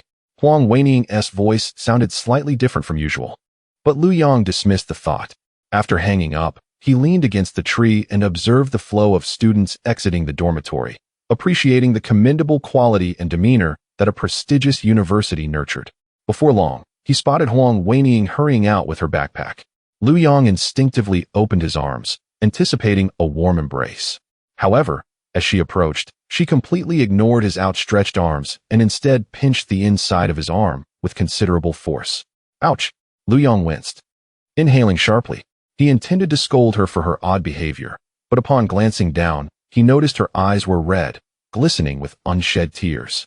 This startled him, and a sudden realization struck him. Could it be that the events from last night had been exposed? Had Fatty or Hongjun let something slip? His mind raced through the possibilities, trying to ascertain where the misstep had occurred. Amidst his turmoil, Huang Weining's trembling voice broke through. "Lu Yang, it's all your fault. My relative's haven't tea even arrived yet." Initially, Lu Yang was puzzled. Why was she blaming him for her relatives not showing up? He was unfamiliar with them. But before he could voice his confusion, he was met with a murderous glare from Huang Weining. In a flash, he understood. "You could have just said, Aunt, this shouldn't be an issue. It hasn't been that long, has it? Did you perhaps mistake the dates? How could you be so foolish?" Huang Weining was both anxious and furious. "Lu Yang, do you not want to take responsibility?"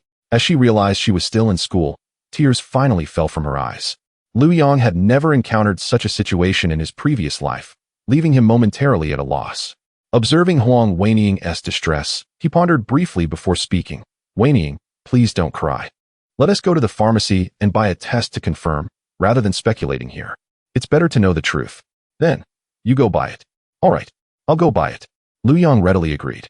Having spent years trying to conceive in his past life, he had used countless tests, yet had never seen 2 lines appear. This time, however, a flicker of anticipation arose within him. At the pharmacy, Lu Yang braved the peculiar stares of the staff and bought the test. To facilitate the process, he rented a room nearby. Once inside, Lu Yang adeptly explained to Huang Weining how to use the test. Watching his fluid motions, she squinted and asked, "Lu Yang, how come you're so familiar with this? You seem to handle it so effortlessly." Lu Yang felt a pang of anxiety, but maintained his composure.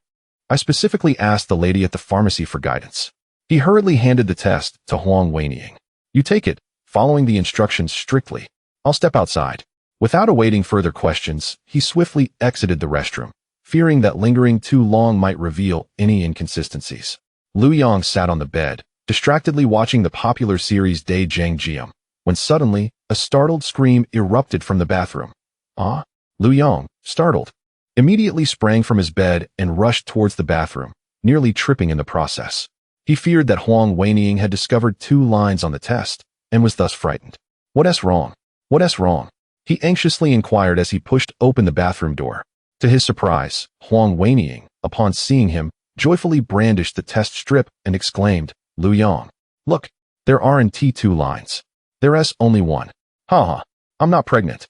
Observing Huang Weining's exuberant demeanor, which seemed as if she could leap with joy, should have been a moment of relief. Yet, inexplicably, Lu Yang felt a fleeting sense of disappointment, a feeling that came swiftly and vanished just as quickly, leaving even him perplexed. Chapter 74 Invitation to Tinder. You see, I told you that your worries were unfounded. What a false alarm. Are you happy now? Humph. Huang Weining glared at him, remarking that it was still his fault. Without him, she wouldn't have been so anxious. Lu Yang, observing her exasperated demeanor, felt it necessary to teach her a lesson and promptly swept her off her feet, carrying her back to the room. Just as Lu Yang was poised to impart some wisdom, Huang Weining suddenly pushed against him, her expression shifting to one of peculiar concern. Wait a moment. Lu Yang, my relative, seems to have really arrived. Lu Yang's movements came to an abrupt halt, and he fell heavily to the side, staring at the ceiling with an expression of utter desolation. In the evening, as Lu Yang escorted Huang Weining back to her dormitory, he said, "Weining, starting next week, I will be stationed at the Jin by Shiji Huayuan project. There's a lot to manage over there, and I may not be able to see you for about 2 weeks." Huang Weining smiled and replied, "Oh, as long as everything is fine on your end, I am perfectly fine." Upon reaching the dormitory entrance, Huang Weining seemed to remember something and said, "By the way, Lu Yang, my cousin from my aunt's side is coming over from Jin City next week for a training selection at our school. Would you like to meet him?" "Sure. If your cousin is coming, as his future uncle, I must host him properly. Should I invite Peng Zi and Hong Jun as well? I guarantee he will have a great time." Before he could finish his sentence, Huang Weining delivered a gentle kick to his calf. "No need. My cousin is rather introverted and doesn't enjoy large gatherings. Just the 3 of us having a meal will suffice. Then you can witness what a true scholar looks like." Before Lu Yang could inquire further about this academic prodigy's illustrious achievements, Huang Weining turned and dashed into the dormitory. Lu Yang watched her cheerful figure and smiled helplessly. As he approached the school gate, his phone rang. It was Lin, the director of the bidding center. "Director Lin, what instructions do you have?" "Director Lu, how could I possibly give instructions? I called to ask if you will be at the company on Monday." "Monday?" Lu Yang replied. "Director Lin, I will be reporting directly to the Jin by Shiji Huayuan project on Monday. Is there something you need?" "Well," Director Lin explained, "at 9 o'clock on Monday morning, we will hold the technical bid evaluation meeting for the central landscape engineering of the Jin by Shiji Huayuan project, and we also need to interview the project managers of the shortlisted units. Both of these processes require the project leader's participation and scoring." "I see. Now I understand. All right. I will return to the group on Monday morning, attend the evaluation and interviews, and then head to the project. Thank you for your support, Director Lu." "You're too polite, Director Lin," Lu Yang chuckled. "You are assisting me, and I am counting on you to expedite the bidding process so that the construction unit can start work earlier." Director Lin laughed in response. "Certainly, we will do our utmost to cooperate and ensure that your construction is not delayed. Let us leave it at that. See you on Monday." "All right, Director Lin." On Monday morning, the conference room of the group's bidding center was conducting the technical bid evaluation and project manager interviews for the central landscape of the Jin by Shiji Huayuan project, with Lu Yang participating throughout as the deputy general manager of the engineering management center and project leader. In private enterprises, such tenders are mostly conducted through invitation, and those selected are generally among the more reputable units in the South China region. Thus, the technical proposals and construction organization designs submitted by each unit were largely comparable. Unlike public tenders in state-owned enterprises or government projects, where the strength of bidding units can vary greatly, the scores given by the judges were very close throughout the morning. Lu Yang focused his evaluations on 2 key aspects. First, the past performance of the bidding units, particularly the completed effects and industry reputation. Second, the experience and capabilities of the project managers themselves. During the interview segment, he emphasized asking each project manager about the scale of the projects they had independently managed, the challenges they faced, and their solutions.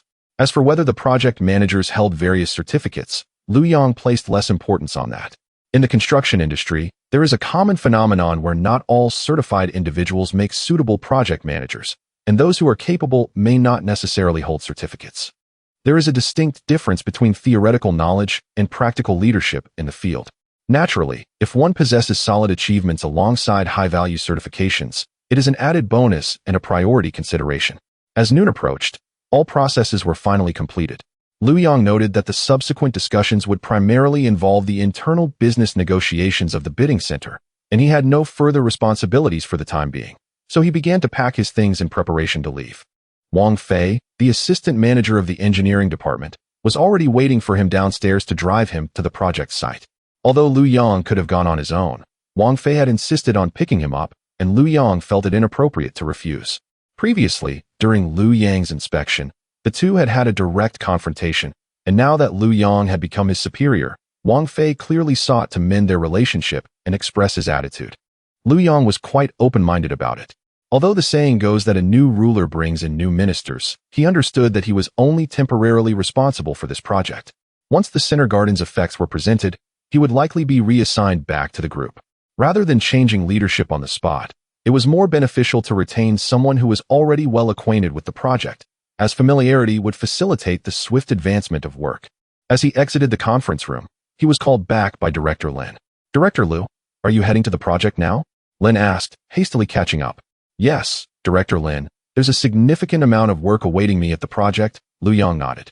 Director Lin explained, "Director Liu, as you have seen, we just finished the technical bid and interviews. This afternoon, we must quickly engage in business negotiations with the shortlisted units. It seems unlikely that we will determine the winning unit today. Even if we can reach a decision, it will probably be quite late, considering the timeline for their entry." Liu Yang immediately grasped Director Lin's implication. It would be considered efficient if the bidding center could finalize the winning unit today. Expecting the construction unit to commence work today was utterly unrealistic. He understood the processes and challenges faced by the bidding department. If he were to forcefully demand that a decision be made today and notify the entry, it would not only be impractical, but could also damage relationships. Should this escalate to General Manager Tan or Boss Su, it would reflect poorly on everyone involved. "All right, Director Lin, I understand your position. It suffices to finalize the winning unit today. Once confirmed, please notify our project team at the earliest convenience so that we can aim for the winning unit to commence work tomorrow." Seeing Liu Yang so agreeable, Director Lin immediately assured him, "Rest assured, Director Liu, we will definitely finalize the unit for you today." Chapter 75. Hosting the Jean Bishur Ji Hua Yuan project. After some contemplation, Liu Yang decided to add a suggestion to Lin Zong, stating that, theoretically, he should not interfere with their specific operations. However, he recommended that during the afternoon's business negotiations, they strive to limit the number of rounds of negotiation. Ideally, the price should be settled in one round.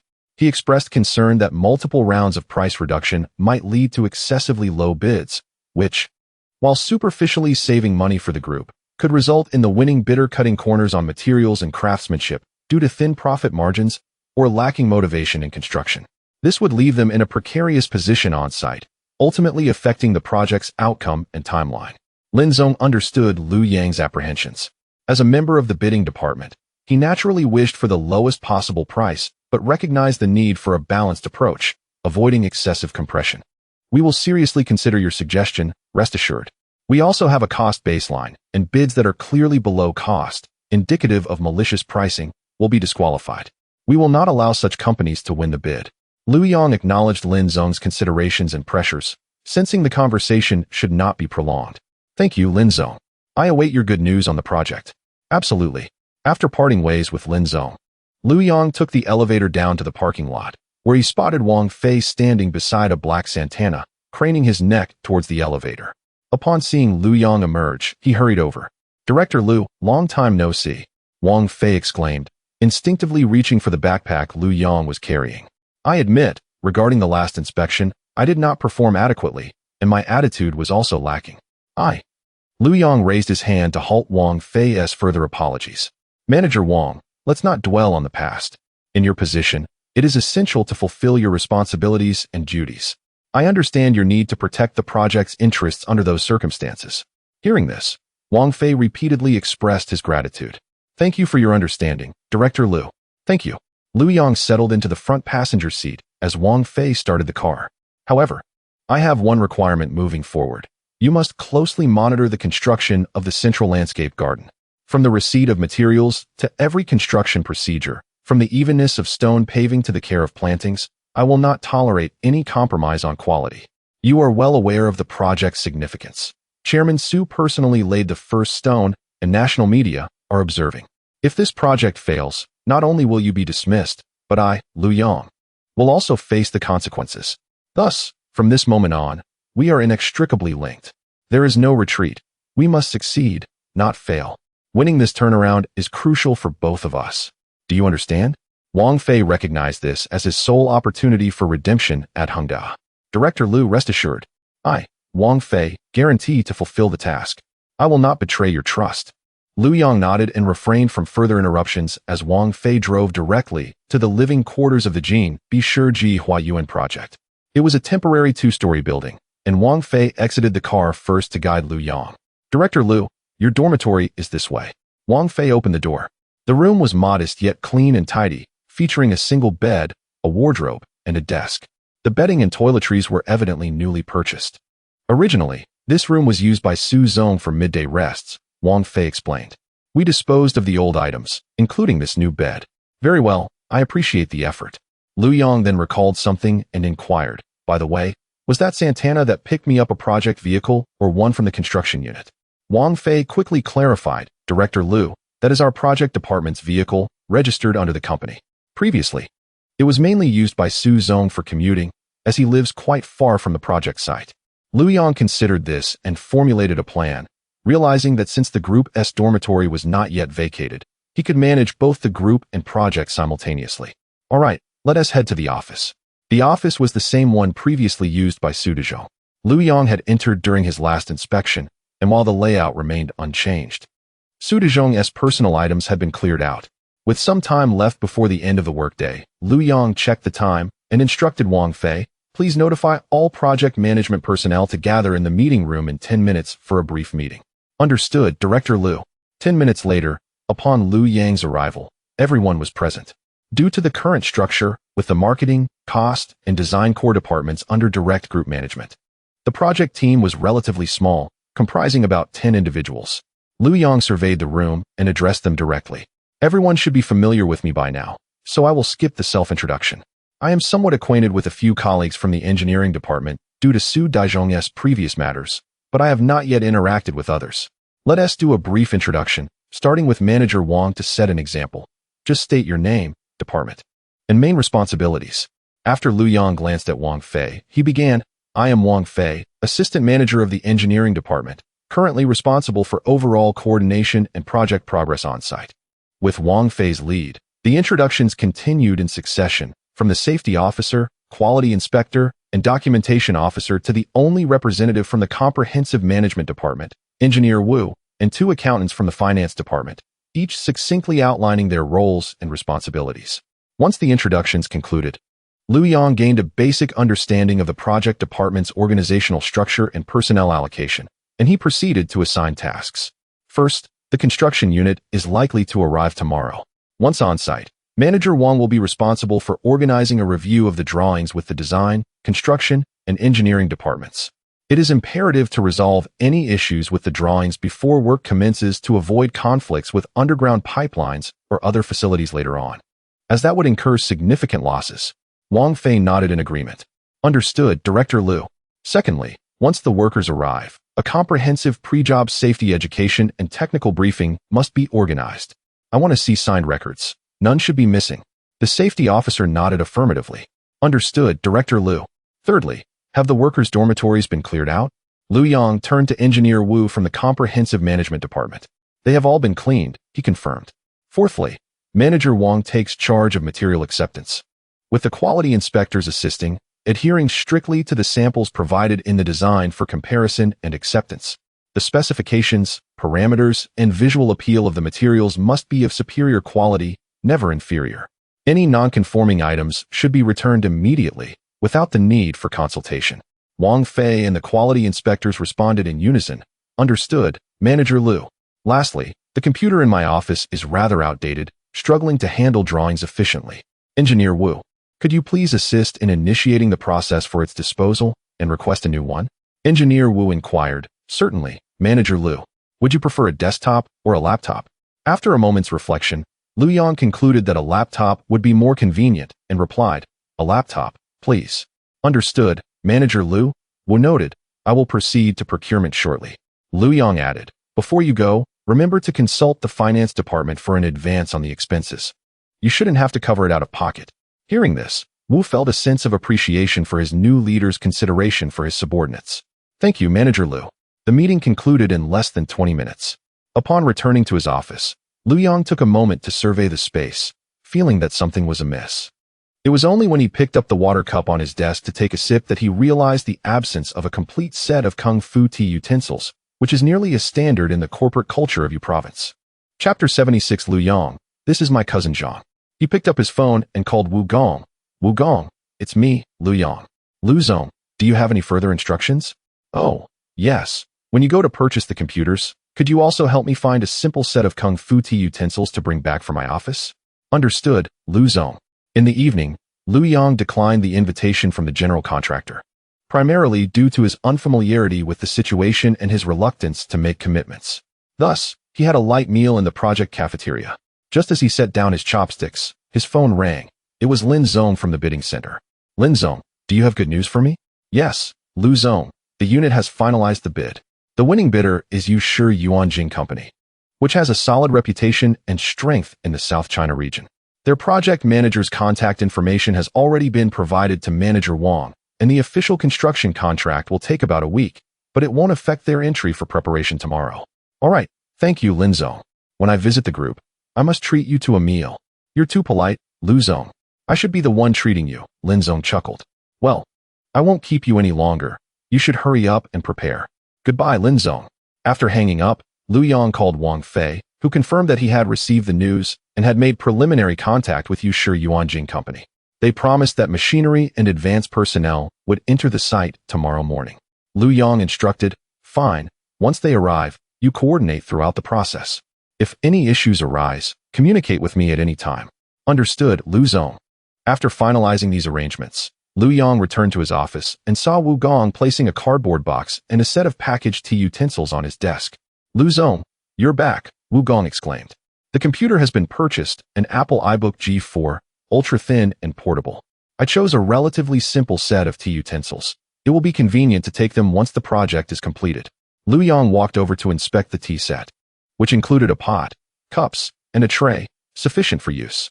All right, just leave it here. Thank you, Wu Gong. I appreciate you staying late. It's nothing, Liu Zong. It's my duty, Wu Gong waved his hand. If there is nothing else, I'll head home now. Take care on your way. After Wu Gong left, Liu Yang unwrapped the laptop, booted it up, and checked the specifications. A 14-inch 1.2 GHz G4, 256 MB RAM, 60 GB hard drive. With such specifications, it was considered a high-end business laptop for 2004. However, Liu Yang did not inquire about the specific price, as it would be reimbursed through project expenses and would not come out of his pocket, though it likely would not be less than 10,000. In the following days, as the construction personnel and machinery from Yushi Yuanjing Company arrived at the Jinbi Shiji Huayuan project site, the central garden area became bustling with activity, and Liu Yang quickly entered a state of round-the-clock vigilance. By day, he donned a white safety helmet to inspect the site, addressing various on-site conflicts as they arose. After work, he attended the daily meetings of the engineering department, which included all specialized construction workers, the project manager from Yushi Yuanjing, and the main team leaders. The meetings primarily reviewed the day's construction progress, coordinated solutions to issues that arose, and clarified the following day's tasks and resource needs. Liu Yang typically sat in a prominent position, speaking little but asserting his requirements at critical junctures or making decisive calls on contentious matters.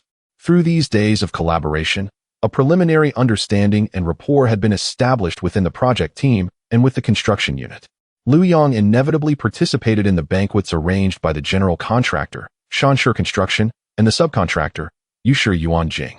In this society where personal connections matter, completely refusing such occasions seemed impolite, making it difficult to conduct work.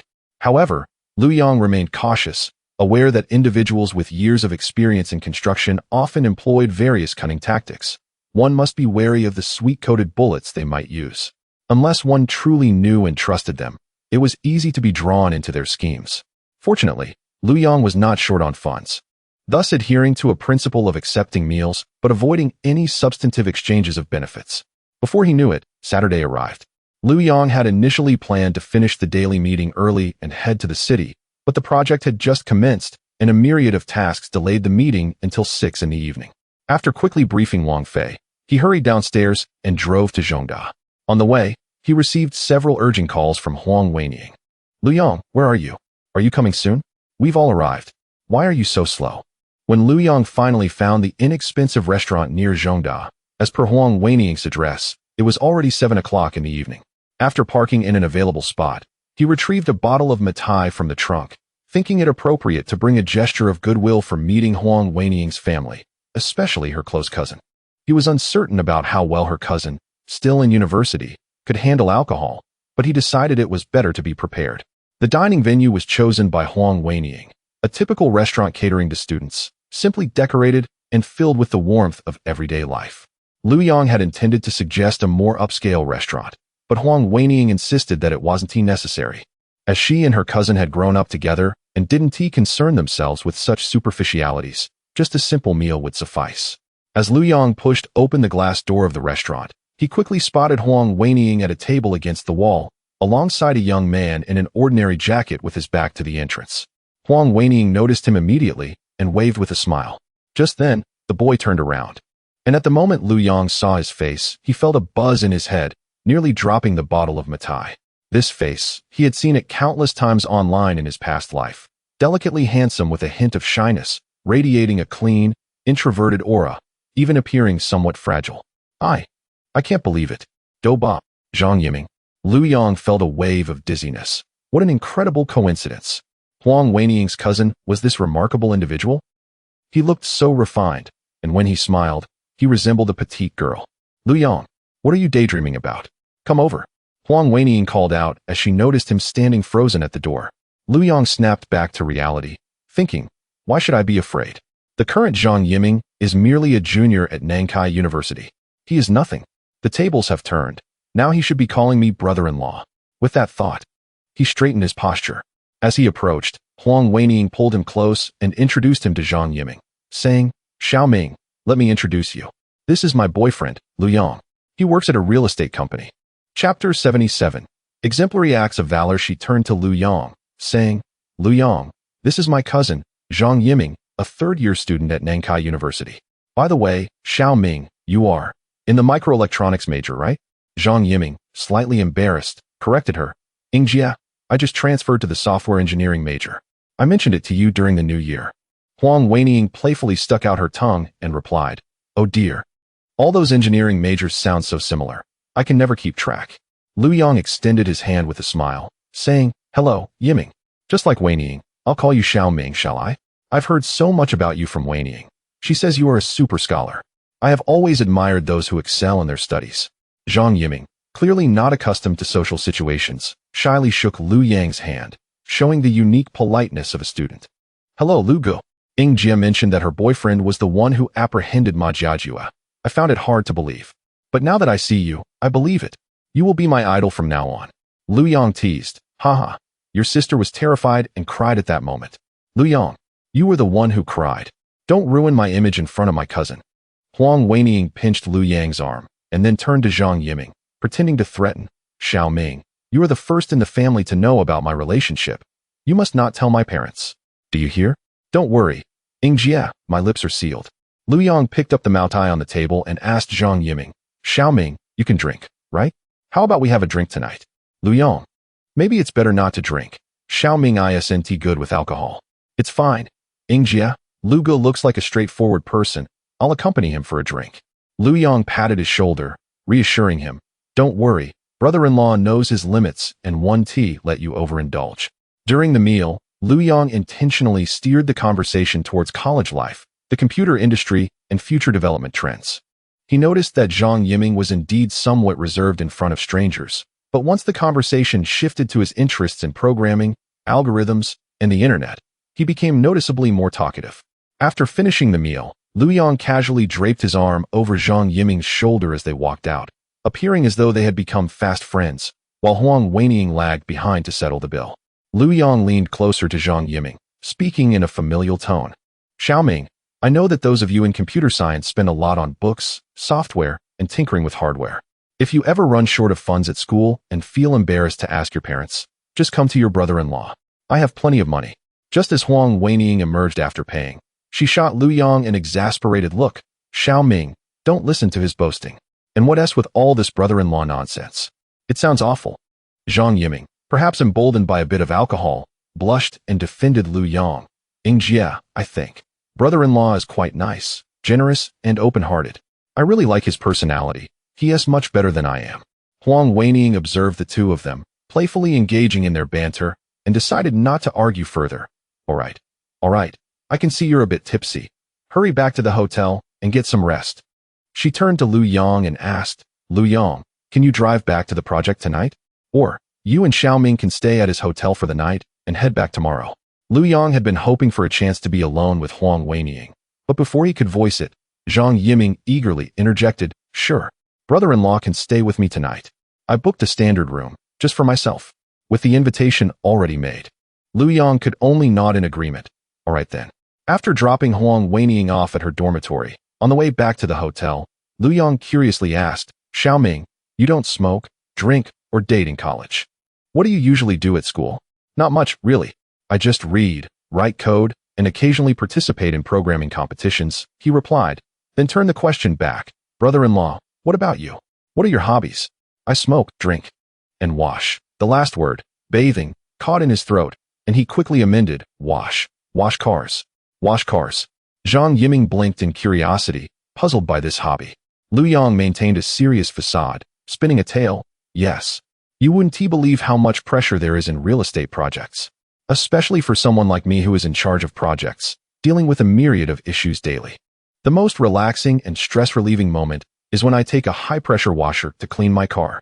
Especially after a day at the construction site when it's all muddy, it feels incredibly satisfying and therapeutic. Zhang Yiming nodded, half understanding. Oh, I see. Lu Yong secretly exhaled in relief, thinking to himself, that was close. Upon arriving at the hotel room, Zhang Yiming felt a pang of regret and kindly reminded Lu Yong, brother-in-law, you really need to take care of your foot odor. Jie has always been particularly cleanliness conscious. She will definitely be put off by this. Okay, I'll take care of it later. Lu Yong laughed off the comment, but inwardly thought, what do you know? Your sister is already immune to it. Nonetheless, he pondered asking Wang Hongjun to send over some effective ointment for foot fungus. The next morning, Lu Yong noticed that Zhang Yiming was still asleep, so he left a note and departed from the hotel, driving back to the project. On the way back, Lu Yong felt a whirlwind of emotions, a sense of indescribable excitement, as if he had stumbled upon a hidden treasure trove of boundless wealth, even though it would be another 8 years before he could establish a company like ByteDance. First, he needed to level up in both academics and society. He had to accumulate more capital and connections. He felt that the path of his rebirth had become broader and more promising. On April 19th, Lu Yong stood in the central landscape square, where stone paving was about to commence, alongside Wang Fei and the project manager from U-City Landscaping Company, meticulously confirming the details of the paving scheme and edge treatment against the blueprint. At that moment, his phone rang. The caller ID displayed Director Wang Ming from Sanya. Hello, Director Wang. Long time no see. What made you think of calling me? Lu Yong, my friend. It's been a while since we last contacted each other. I'm calling with some good news. The provincial and municipal authorities have approved your commendation for acts of valor. You have been recognized as an exemplary individual for acts of valor in Xiong Province and a valorous citizen in Sanya. Please come tomorrow to attend the award ceremony and collect your certificate and prize. Lu Yong cast a glance at Wang Fei and the project manager in the distance, then turned back to observe the bustling construction site. With a hint of difficulty in his voice, he remarked, Director Wang, I am truly grateful for your notification. However, I currently find myself in U-City, and the demands of the project are particularly overwhelming, leaving me unable to spare the time. Might I kindly ask if you could assist me by collecting the certificate and prize on my behalf? Chapter 78. Safety Incident. Lu Yong, this may not be feasible. The commendation ceremony tomorrow is of great significance, with leaders from the provincial department and municipal bureau in attendance. as well as several media outlets and television stations ready to capture the event. How can the protagonist be absent? It is merely a day. Our bureau will arrange round-trip tickets for you in advance. You can take the morning flight and return after the meeting in the afternoon, which won't take up too much of your time. The other party has already taken the initiative to purchase the tickets, and further refusal would appear ungrateful. Although the project is indeed busy, taking a day off should not pose a significant issue. With this in mind, Lu Yong readily agreed, saying, "All right, Director Wong, I will follow your arrangements. I appreciate your assistance. I will definitely arrive on time tomorrow." "Excellent. We have a deal then. I will send you the flight information shortly. See you tomorrow." "See you tomorrow, Director Wong." After hanging up, Lu Yong returned to Wang Fei and the others, briefly explaining, "There is a matter in Sanya. I must fly there for a day tomorrow. Please keep a close watch on the work at the site, adhering strictly to the plans and timelines we established. Feel free to call me anytime if you have uncertainties." Wang Fei nodded earnestly, understood. Lu Zong, rest assured, I will keep a close eye. Having arranged his work, Lu Yong called Yang Zong to request a leave of absence. Yang Zong naturally had no objections, only reminding him to travel safely and return quickly. The next morning, as dawn broke, Lu Yong drove to Billionaire Airport, boarding the flight to Sanya that had been arranged by the Sanya Municipal Bureau. After a flight of over an hour, he once again set foot on the land of Sanya. Upon exiting the arrival area, Lu Yong spotted Wang Ming among the crowd waiting to greet him. "Director Wang, it is too much trouble for you to come personally to pick me up." Wang Ming smiled and clapped Lu Yong on the shoulder. "No need for such politeness between us. Let us go, the car is outside." The two exchanged pleasantries as they made their way to the parking lot. Once in the car, Lu Yong noticed Wang Ming's shoulder insignia was different from the last time and inquired, "Director Wang, have you been promoted?" Wang Ming started the car, laughing as he replied, "Thanks to you, my brother. After the last case, I was awarded first-class merit and just transferred to the Municipal Bureau's Criminal Investigation Team as the deputy team leader." Lu Yong immediately congratulated him.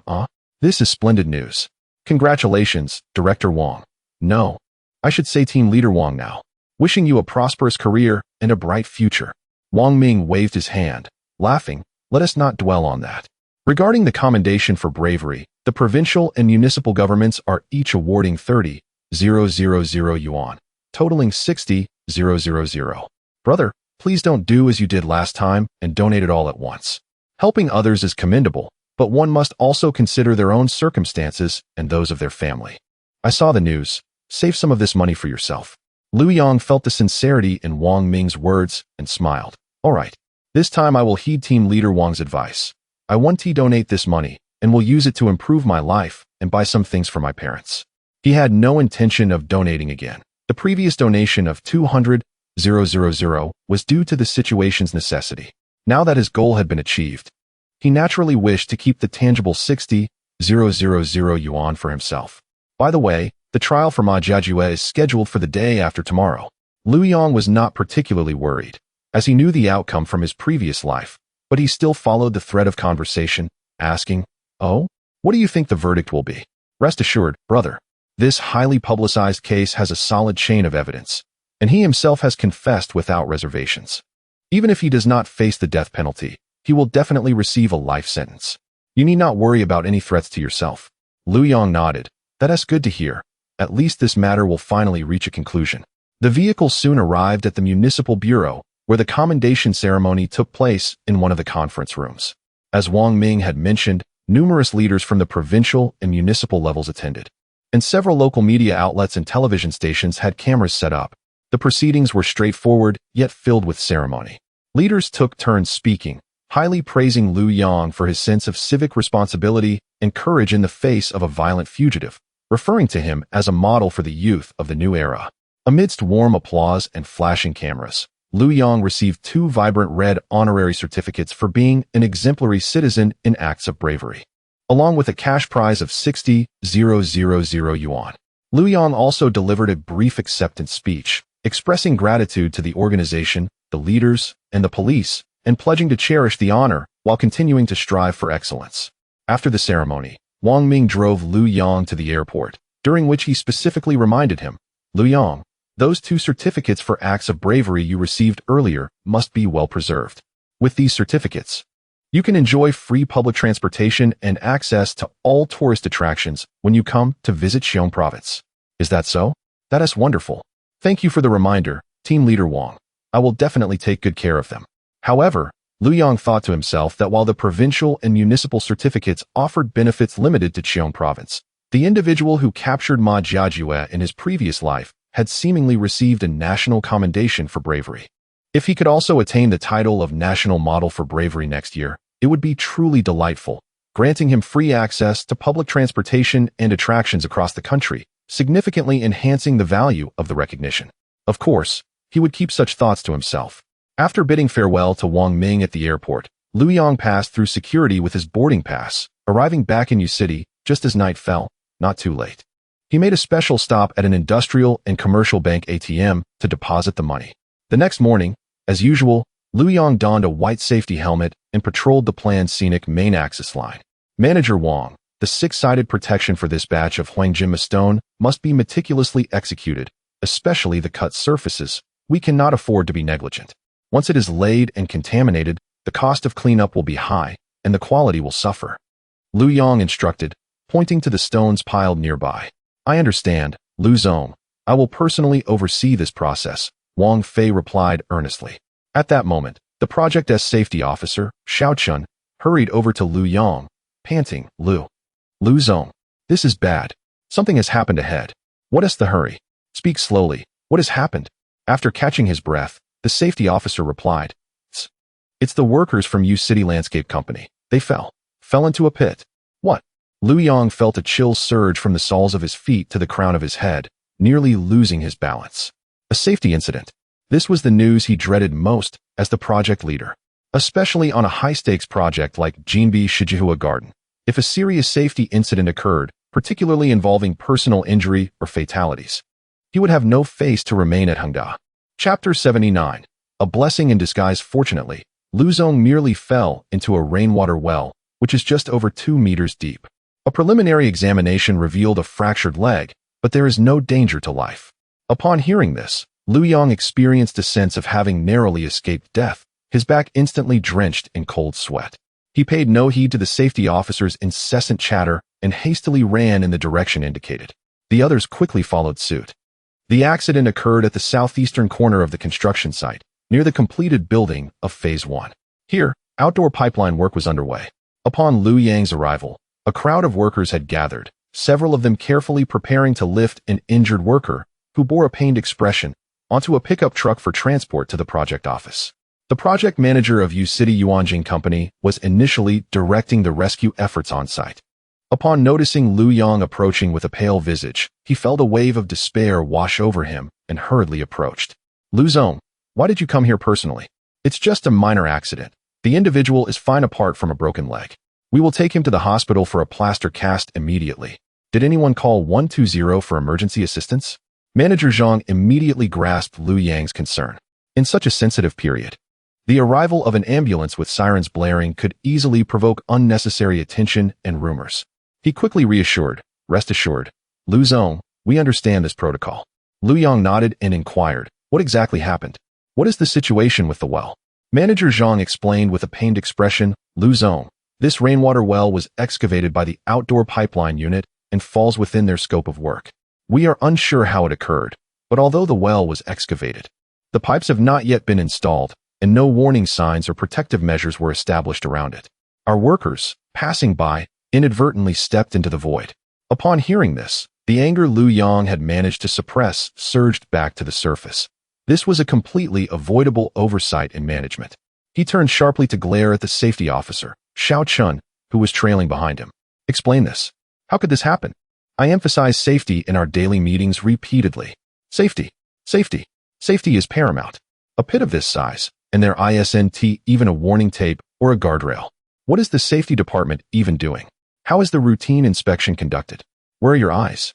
He pointed vehemently at the well, exclaiming, if this were not just a 2-meter deep rainwater well, but rather a 5 or 6 meter deep sewage pit, or a septic tank, would anyone still have their life intact? That could lead to fatalities. Do you understand the gravity of this? Can you even fulfill your duties? If you cannot, then submit your resignation immediately. I will approve it on the spot. Since taking over the Jinbi Shijihuayuan project, Liu Yang had maintained strict standards, but most of the time he dealt with matters as they arose, occasionally lightening the mood with jokes. This was the first time he had publicly expressed such fury. The workers and management surrounding him were taken aback by his sudden outburst, and silence enveloped the area, save for the noise of machinery. Xiao Chun, a young man in his 20s, who was actually a few years older than Liu Yang, stood there pale-faced and speechless, head bowed in fear. At that moment, the project manager from the outdoor pipeline unit arrived, having heard the commotion. He happened upon Liu Yang reprimanding the safety officer and, aware of his own culpability, approached with trepidation. "Liu Zong, I apologize. It is entirely our fault. Please do not let this distress you."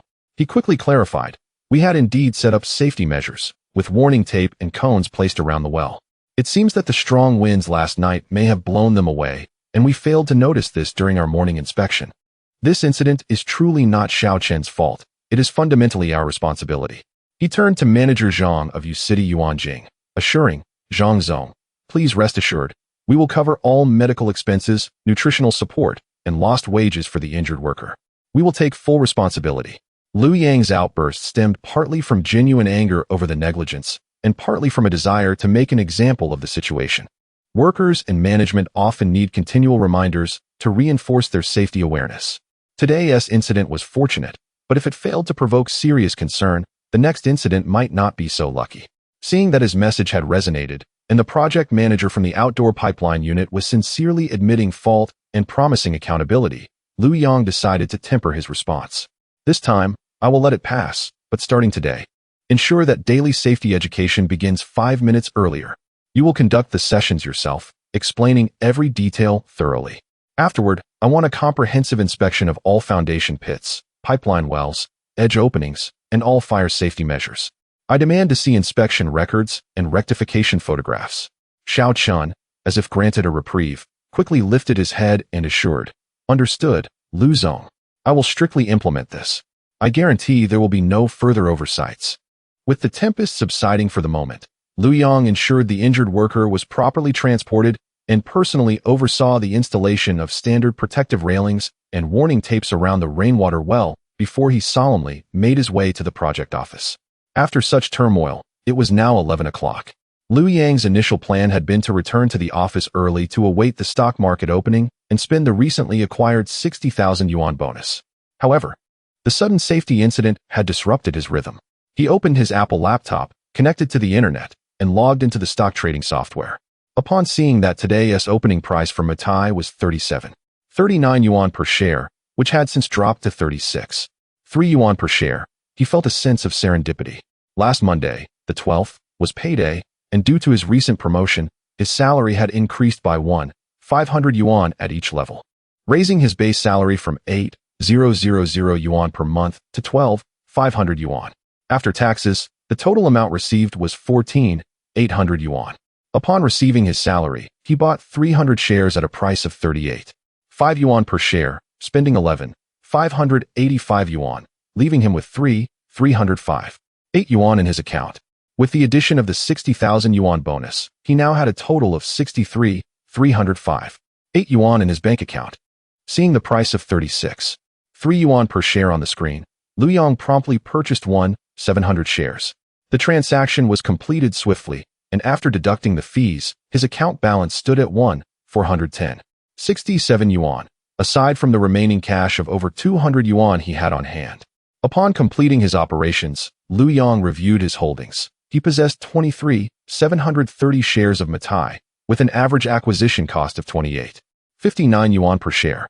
The current market price stood at 36.3 yuan per share, resulting in a per-share floating profit of 7.71 yuan. The overall floating profit from his holdings amounted to 182,821.35 yuan, reflecting a profit ratio of 26.94. The total market value of his account reached 861,399 yuan. Gazing at the substantial value of his stock account, Liu Yang felt a sense of reassurance. As long as he firmly held onto these shares, he possessed the confidence to make a resurgence.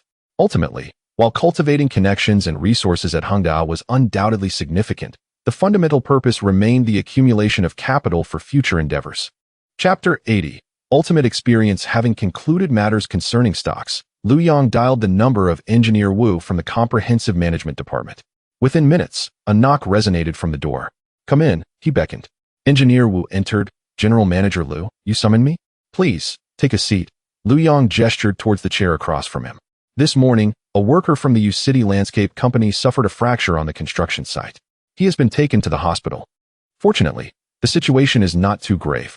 Tomorrow morning, I would like you to visit the hospital on behalf of our project department. In addition to purchasing some fruits and nutritional supplements, please arrange to withdraw 1,000 yuan in cash from the finance department to present as a token from our side. Understanding Lu Yang's intention to prevent any escalation of the situation or miscommunication, Wu nodded affirmatively. "Understood, General Manager Lu. I will draft the application and proceed with the necessary processes." "Very well, that's all for now. You may return to your tasks." Lu Yang waved him off. "Thank you, General Manager," Wu replied as he exited. The office fell silent once more. Lu Yang rose and approached the tea station, plugging in the electric kettle to prepare a cup of tea guanyin to calm his nerves. He listened as the kettle began to emit a soft hum, soon boiling. Steam rising and bubbling sounds escaping from the spout. Lost in contemplation while gazing at the scalding water, his phone on the coffee table chimed, drawing his attention. A glance at the screen revealed it was a call from his mother, Zhou Lianhua. "Hello, Mom," he answered. "Ah, Yang, are you still at work? I hope I'm not interrupting anything." "Not at all. I just finished up some tasks. Is there something you needed to discuss?" "Nothing of great importance. Just wanted to inform you that the engineering team dispatched by the county has arrived, and our old mud house was demolished this morning." Lu Yang felt an overwhelming sense of joy for his parents, realizing that the misfortunes of his past life would no longer haunt them. "That's excellent news. Out with the old, in with the new. Your father and I believe the same." Initially, the official from the county mentioned they would construct a 2-story house for us to exude a sense of grandeur. "After discussing it with your father, we declined. In our village, there are only about a dozen 2-story houses, and those were built with personal funds. Ours would be funded by the government, even if it was through your achievements." We feared it might attract unnecessary gossip.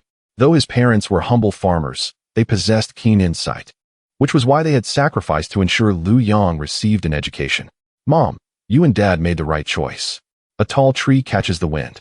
If we had built a 2-story house, perhaps no one would have said anything initially, but over time, envy would surely breed rumors."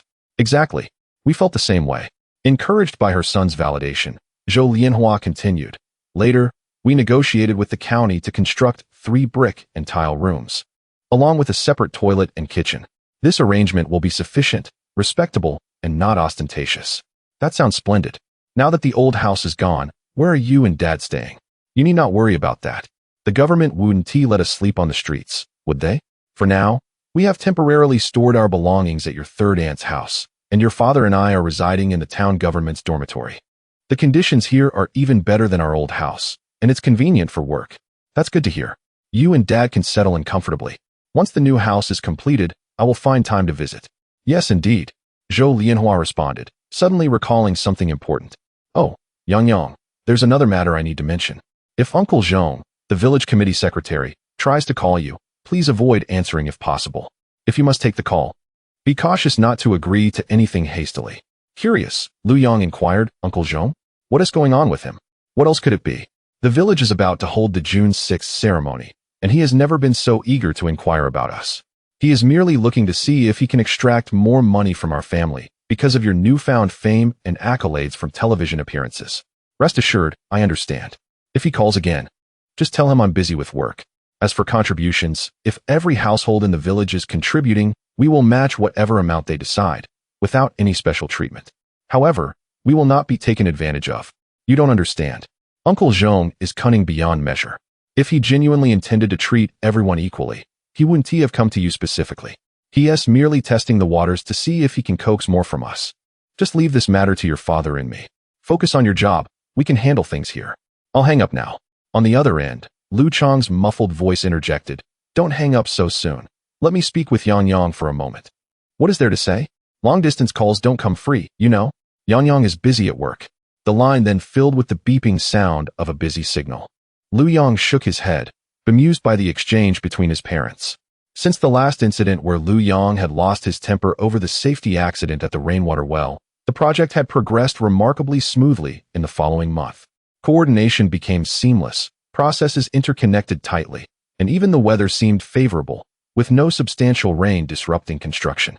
Time swiftly passed to June 8th.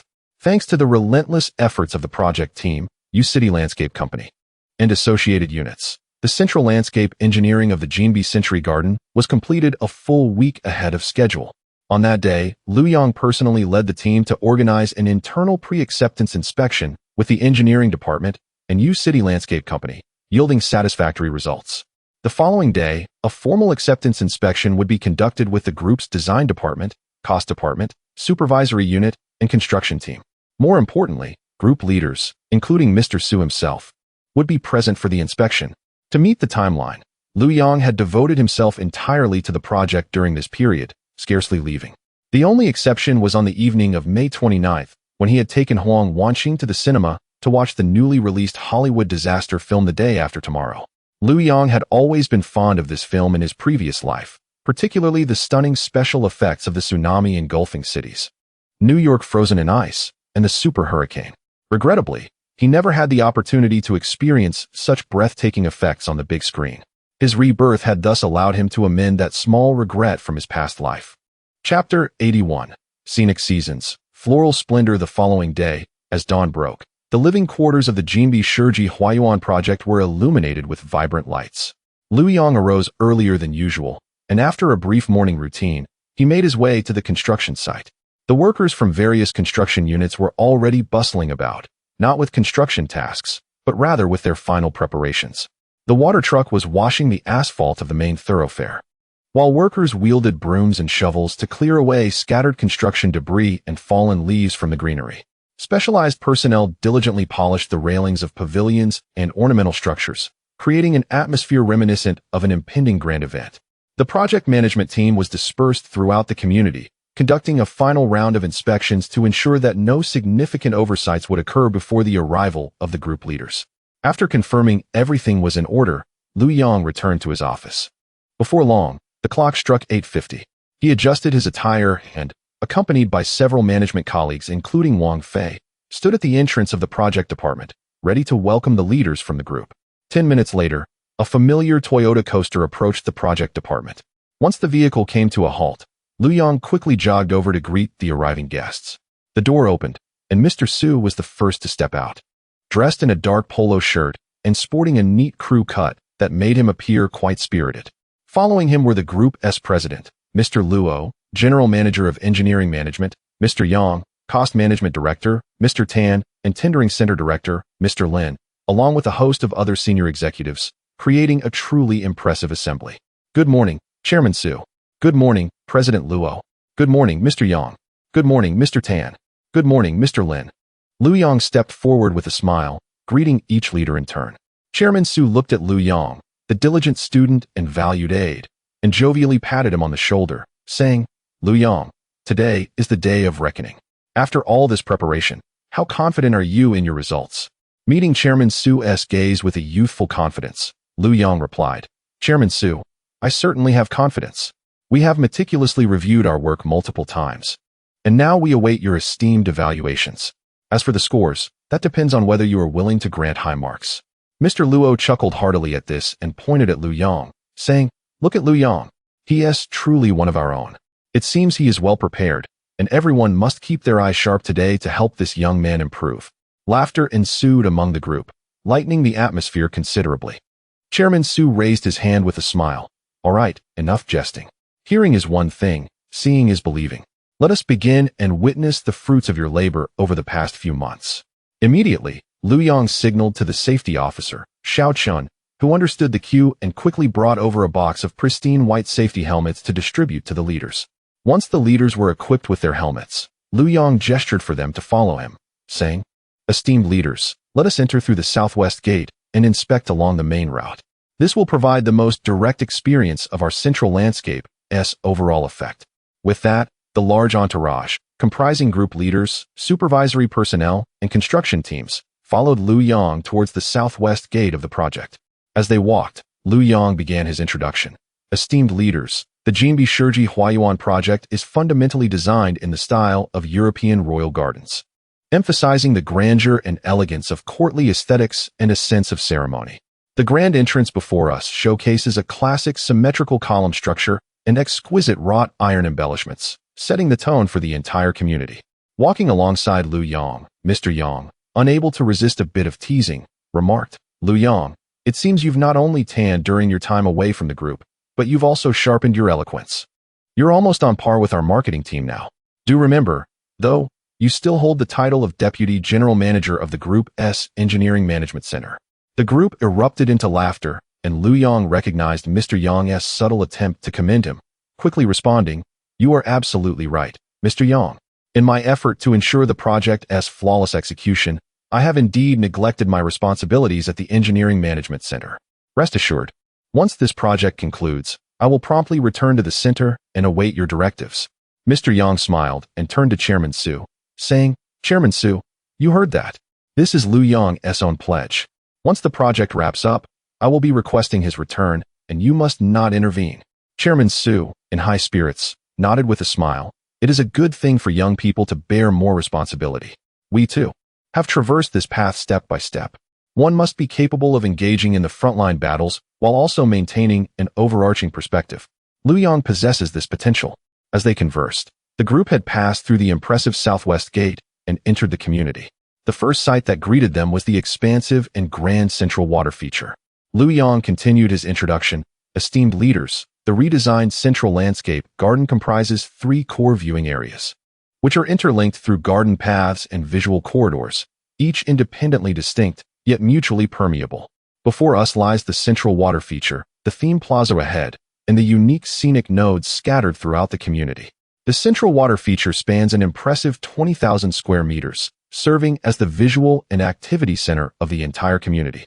The broad water surface shimmered under the sunlight, with a musical fountain at its center, flanked by cascading rock waterfalls, and the pool's edge adorned with meticulously crafted granite copings, characterized by smooth lines and exquisite workmanship. Surrounding the water feature were lush greenery and towering palm-like plants, perfectly enhancing the exotic charm of the European garden. As they moved forward, they reached the theme plaza area, where Lu Yang elaborated on the paving techniques, material selections, and nighttime lighting effects. In addition to these core areas, we have designed distinctive landscapes throughout the community, such as a hedge maze suitable for children, a golden palm swimming pool reminiscent of luxury resorts, and sunlit lawns for residents' leisure activities. Overall, we strive to create a touristic experience where every step within the community reveals a different vista. The group proceeded along the winding garden paths, captivated by Lu Yang's detailed and thorough presentation. The enhancement of greenery stands as a prominent feature of our recent improvements. In comparison to the old garden prior to its demolition, the overall greenery coverage has risen from 30 to an impressive 45. We have meticulously implemented a multi-tiered greening system, with towering trees forming the structural framework, mid-level shrubs enriching the layers, and ground cover plants and lawns filling the foundation, thereby ensuring a picturesque landscape throughout all 4 seasons and an abundance of blossoms in 3 of them. Chapter 82. The Big Pot Dish. Upon reaching a flourishing camphor tree, Lu Yang bent down and scooped a handful of soil from the roots to present to the leaders. "Esteemed leaders, this is the specially modified planting soil we have prepared, a blend of nutrient-rich soil, river sand, and organic fertilizer. Its excellent aeration and moisture retention capabilities ensure a seedling survival rate exceeding 95. This is precisely why you can observe how well these seedlings have thrived shortly after transplantation." Mr. Su and the others scrutinized the soil in Lu Yang's hand, then looked up to survey the verdant seedlings around them, nodding in approval. After a meticulous, even fastidious, inspection throughout the morning, every aspect, from the construction techniques of the hard landscape, the evenness of stone paving, the meticulous handling of details, to the varieties, specifications, planting density, and overall growth of the greenery, met and even surpassed the newly established high-quality project acceptance standards set by Hongda Group. A look of satisfaction graced the faces of the leaders, particularly Mr. Su, whose smile had scarcely faded since entering the project department. Lu Yang, both his student and the one he had personally selected for this critical task, was proving Mr. Su's discerning eye for talent. Of course, the acceptance process concluded smoothly, and by the time they returned to the project department, it was nearly noon. Lu Yang addressed the leaders. "Chairman Su, esteemed leaders, lunchtime is approaching, and our cafeteria has prepared a simple meal. While it may not rival the nearby restaurants, the ingredients were delivered fresh this morning, ensuring cleanliness and hygiene. Our chefs are from the project department, and their culinary skills are quite commendable. If you don't mind, would you care to enjoy a meal with us? Mr. Su, clearly in high spirits, waved his hand enthusiastically. Absolutely. I haven't dined in the project cafeteria for quite some time. I'm eager to sample your fare and experience the life of frontline workers. With that, the group, guided by Lu Yong, made their way to the cafeteria in the living quarters of the project department. The cafeteria had been thoroughly cleaned the previous evening, with stainless steel serving counters and dining tables gleaming brightly, almost reflecting images. The air was filled with the enticing aroma of cooked dishes. Lu Yong arranged for Mr. Su, General Manager Luo, General Manager Yang, and Vice President Tan, among others, to sit at one table. Then he discreetly prepared to slide over to sit with General Manager Lin at another table. However, as he was about to take a seat, he heard Mr. Su call out, "Lu Yong, where do you think you're going? You are the star of the day. Come sit beside me." Understanding that declining in such a setting would be inappropriate, Lu Yong steeled himself and walked over amidst the smiling gazes of the esteemed leaders, taking a seat beside Mr. Su. Soon, the cafeteria staff brought large pitchers of warm barley tea to each table. Lu Yong took on the role of a server, pouring a cup for Mr. Su first. Then for General Manager Luo, General Manager Yang, and Vice President Tan, all the while cheerfully saying, "Esteemed leaders, you've worked hard this morning. Please enjoy our project department's special barley tea to quench your thirst and stimulate your appetite." The leaders smiled as they accepted their cups and began to drink. Then, the main event unfolded. The cafeteria chef brought forth a steaming pot of hearty stew in a basin the size of a wash basin.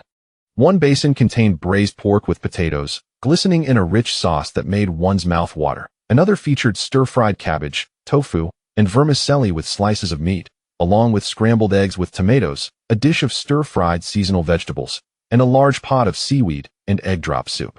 The staple fare included northeast rice and fluffy steamed buns.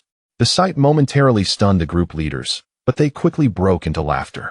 Lu Yong hastily explained, "Chairman Su, esteemed leaders, do not be misled by the rustic appearance. The flavor is absolutely delightful." This was a deliberate arrangement on his part, as he understood these leaders well. Exotic delicacies had long lost their novelty for them. Rather, this hearty fare, rich with the essence of everyday life and collective memories, would undoubtedly stir their appetites and resonate with them. Indeed, Mr. Su was the first to take up his serving chopsticks.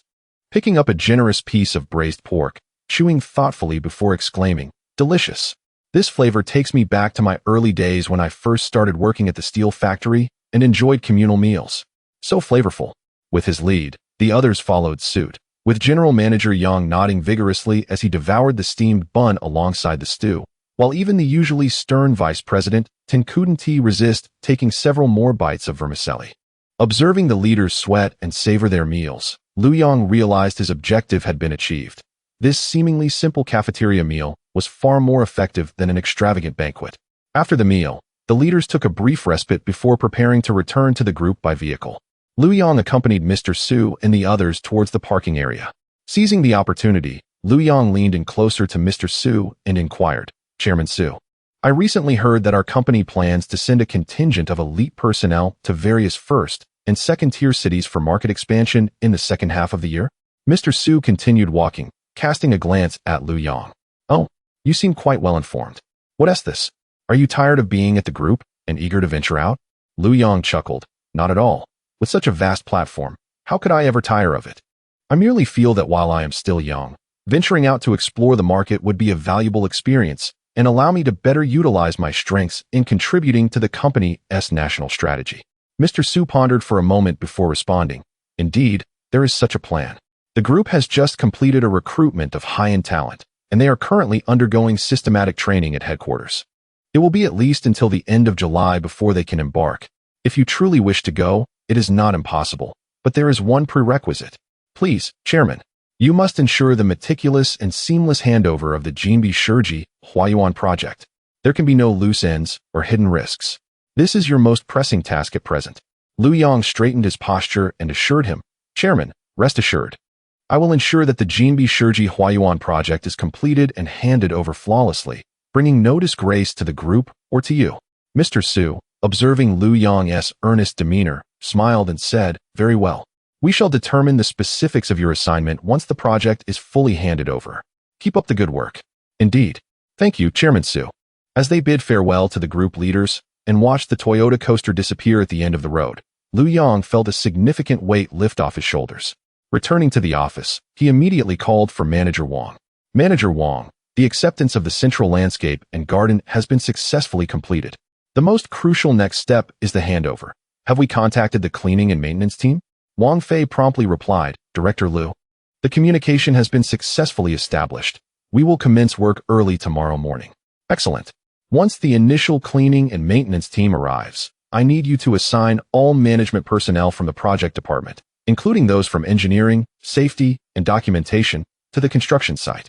They should be divided into sectors, ensuring that each unit undergoes a thorough inspection. The doors, windows, walls, and floors must be meticulously examined.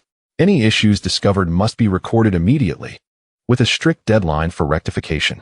Lu Yong then emphasized, "Please remind the cleaning team to pay special attention during the cleaning process to protect the completed works, particularly the doors, windows, glass, and hardware. Should any damage or contamination occur due to their negligence, they shall bear full responsibility for all losses. Our aim is to complete all rectifications and initial cleaning by mid-July, achieving the standards for handover." "Understood, Director Lu. Rest assured that once the team arrives tomorrow, I will diligently implement your directives." Chapter 83. The Hong Kong Island Talent Program. On the morning of the 16th, the temperature in Yu City soared to 32 degrees, transforming the construction site of the Jinbi Century Garden into a veritable steam room. As Lu Yong emerged from the inspected building, he felt as though he had just undergone a sauna treatment. His shirt was drenched, and the hair beneath his safety helmet clung to his forehead in a damp mess. "This unbearable weather," Lu Yong muttered softly to himself. Unlike the previous landscaping tasks, the preliminary cleaning and pre-delivery inspections were meticulous, conducted building by building, room by room. Lu Yong had been immersed in the inspection of building number 1 since 8:30 in the morning, beginning from the top floor and working his way down. He meticulously checked every detail, including the integrity of window seals, the absence of scratches on the glass, and the walls for any signs of hollow spots or cracks. Every detail was crucial. Any issues discovered were promptly photographed, documented with room numbers and specific locations, and communicated to the responsible parties for rectification within a stipulated time frame. By midday, the 3 inspectors had only completed the full inspection of building number 1, and Lu Yong estimated he had walked at least 30,000 steps that day. Upon returning to the project office, he found the cafeteria was already serving lunch. He managed to eat a few bites before heading back to the office, where the clock showed 12. Lu Yong instinctively logged into QQ as he turned on his computer, and a pop-up news alert caught his attention. Penguin officially listed on the Hong Kong Stock Exchange today. Without hesitation, he clicked on it. The news was succinct. On June 16, 2004. The sound of the gong resonated through the Central Trading Plaza in Hong Kong, with stock code 00700 officially listed. Tencent Holdings debuted at an issue price of 3.7 Hong Kong dollars per share, and during the day's trading, its stock showed a robust performance, closing at 4.15 Hong Kong dollars, an increase of 12.16 from the issue price, with a market capitalization of approximately 6.2 billion Hong Kong dollars. As Lu Yong gazed at the concise text on the screen and the accompanying image of the youthful Ma Huateng celebrating in the trading hall, he felt a mix of envy and resignation. Penguin, the future titan of the internet, a colossal entity whose market value once approached $1 trillion. While he may not have been privy to the specifics of stock price fluctuations, he understood that starting from this 6.2 billion Hong Kong dollars, Penguin's market value would swell over 1,000-fold in the coming decade. What a terrifying myth of wealth creation. Who could resist such temptation? However, he felt powerless, merely a bystander. In this day and age, it was exceedingly difficult for mainland residents to purchase Hong Kong stocks. Various policy restrictions, foreign exchange controls, and stringent account opening thresholds posed significant obstacles. Even if he had the funds, finding a purchasing channel would be a challenge. Nevertheless, Lu Yong quickly adjusted his mindset. While he envied Penguin, he reminded himself that his own investments were not to be underestimated. Before the financial crisis, the growth of Matai had undoubtedly outpaced that of newly listed Penguin.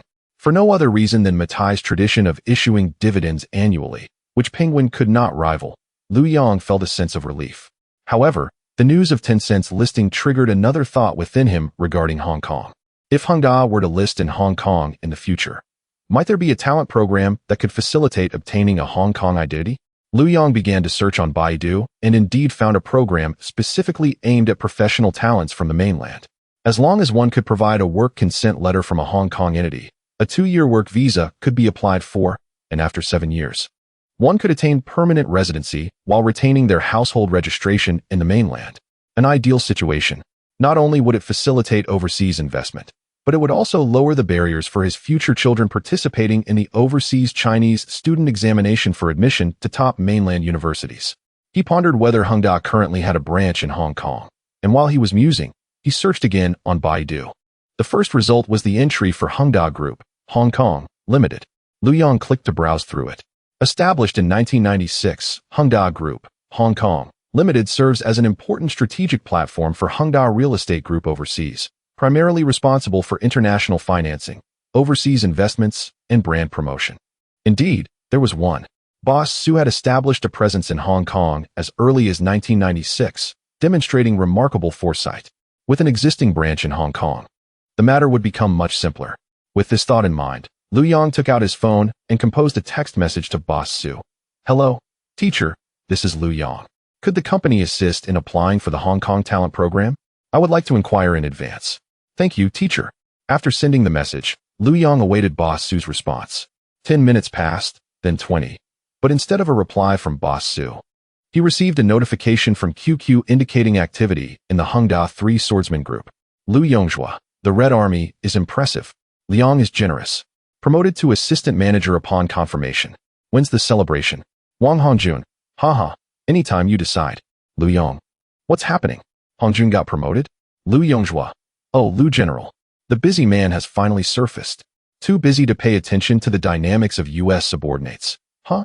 Lu Yong was amused by the fat man's sarcastic tone and playfully retorted. Lu Yong. Fatty, stop being so sarcastic. Don't think I don't know that the new HR manager, Sure, is also preparing to promote you? If it weren't for the fact that Sure was a man, I might suspect there was something more between you two. As soon as he said this, the group fell silent for a few seconds. And then the fat man jumped up as if someone had stepped on his tail. Lu Yongjua. Who's spreading rumors about me outside? Is it certain I'm getting promoted? Don't say such things. If it doesn't happen, where will I put my face? Seeing the fat man's reaction, Lu Yong knew his guess was likely accurate. Although the fat man had not climbed the ranks as swiftly as Lu Yong in a past life, mainly due to Lu Yong, his capabilities were indisputable, and it seemed manager Sure had recognized this. Lu Yong, it's all good. I believe in your charm. Oh no, your communication and coordination skills and professionalism. Lu Yongjua. Haha. In terms of charm, you are my master, the favored one in front of Chairman Su. I can only look up to you. Wang Hongjun. All right. You two are evenly matched. Let us get back to business. Let us set the celebration for tonight. There will be a lot of work at the project by the end of the month, and if we delay, we might not have time. Lu Yongjua. I don't mind. It depends on Lu General's schedule. After contemplating for a moment, Lu Yong realized he had no pressing matters that evening and replied, I'm fine with it. Let us meet at the usual place. Wang Hongjun. It's settled then. Usual place, 6:30. Fatty, since you live nearby, go ahead and reserve a seat. Lu Yongjua. Got it. Chapter 84. The banana people having settled the dinner arrangements, Wang Hongjun suddenly sent another message. Wang Hongjun. By the way, Lu Yong, how are you preparing the materials for the assistant engineer evaluation? They are due next Monday. Lu Yong was taken aback upon reading the message. Lu Yong, when was this decided? No one from the company has informed me. Confused, Fatty. Can't your HR department do their job? Why aren't notifications sent out properly?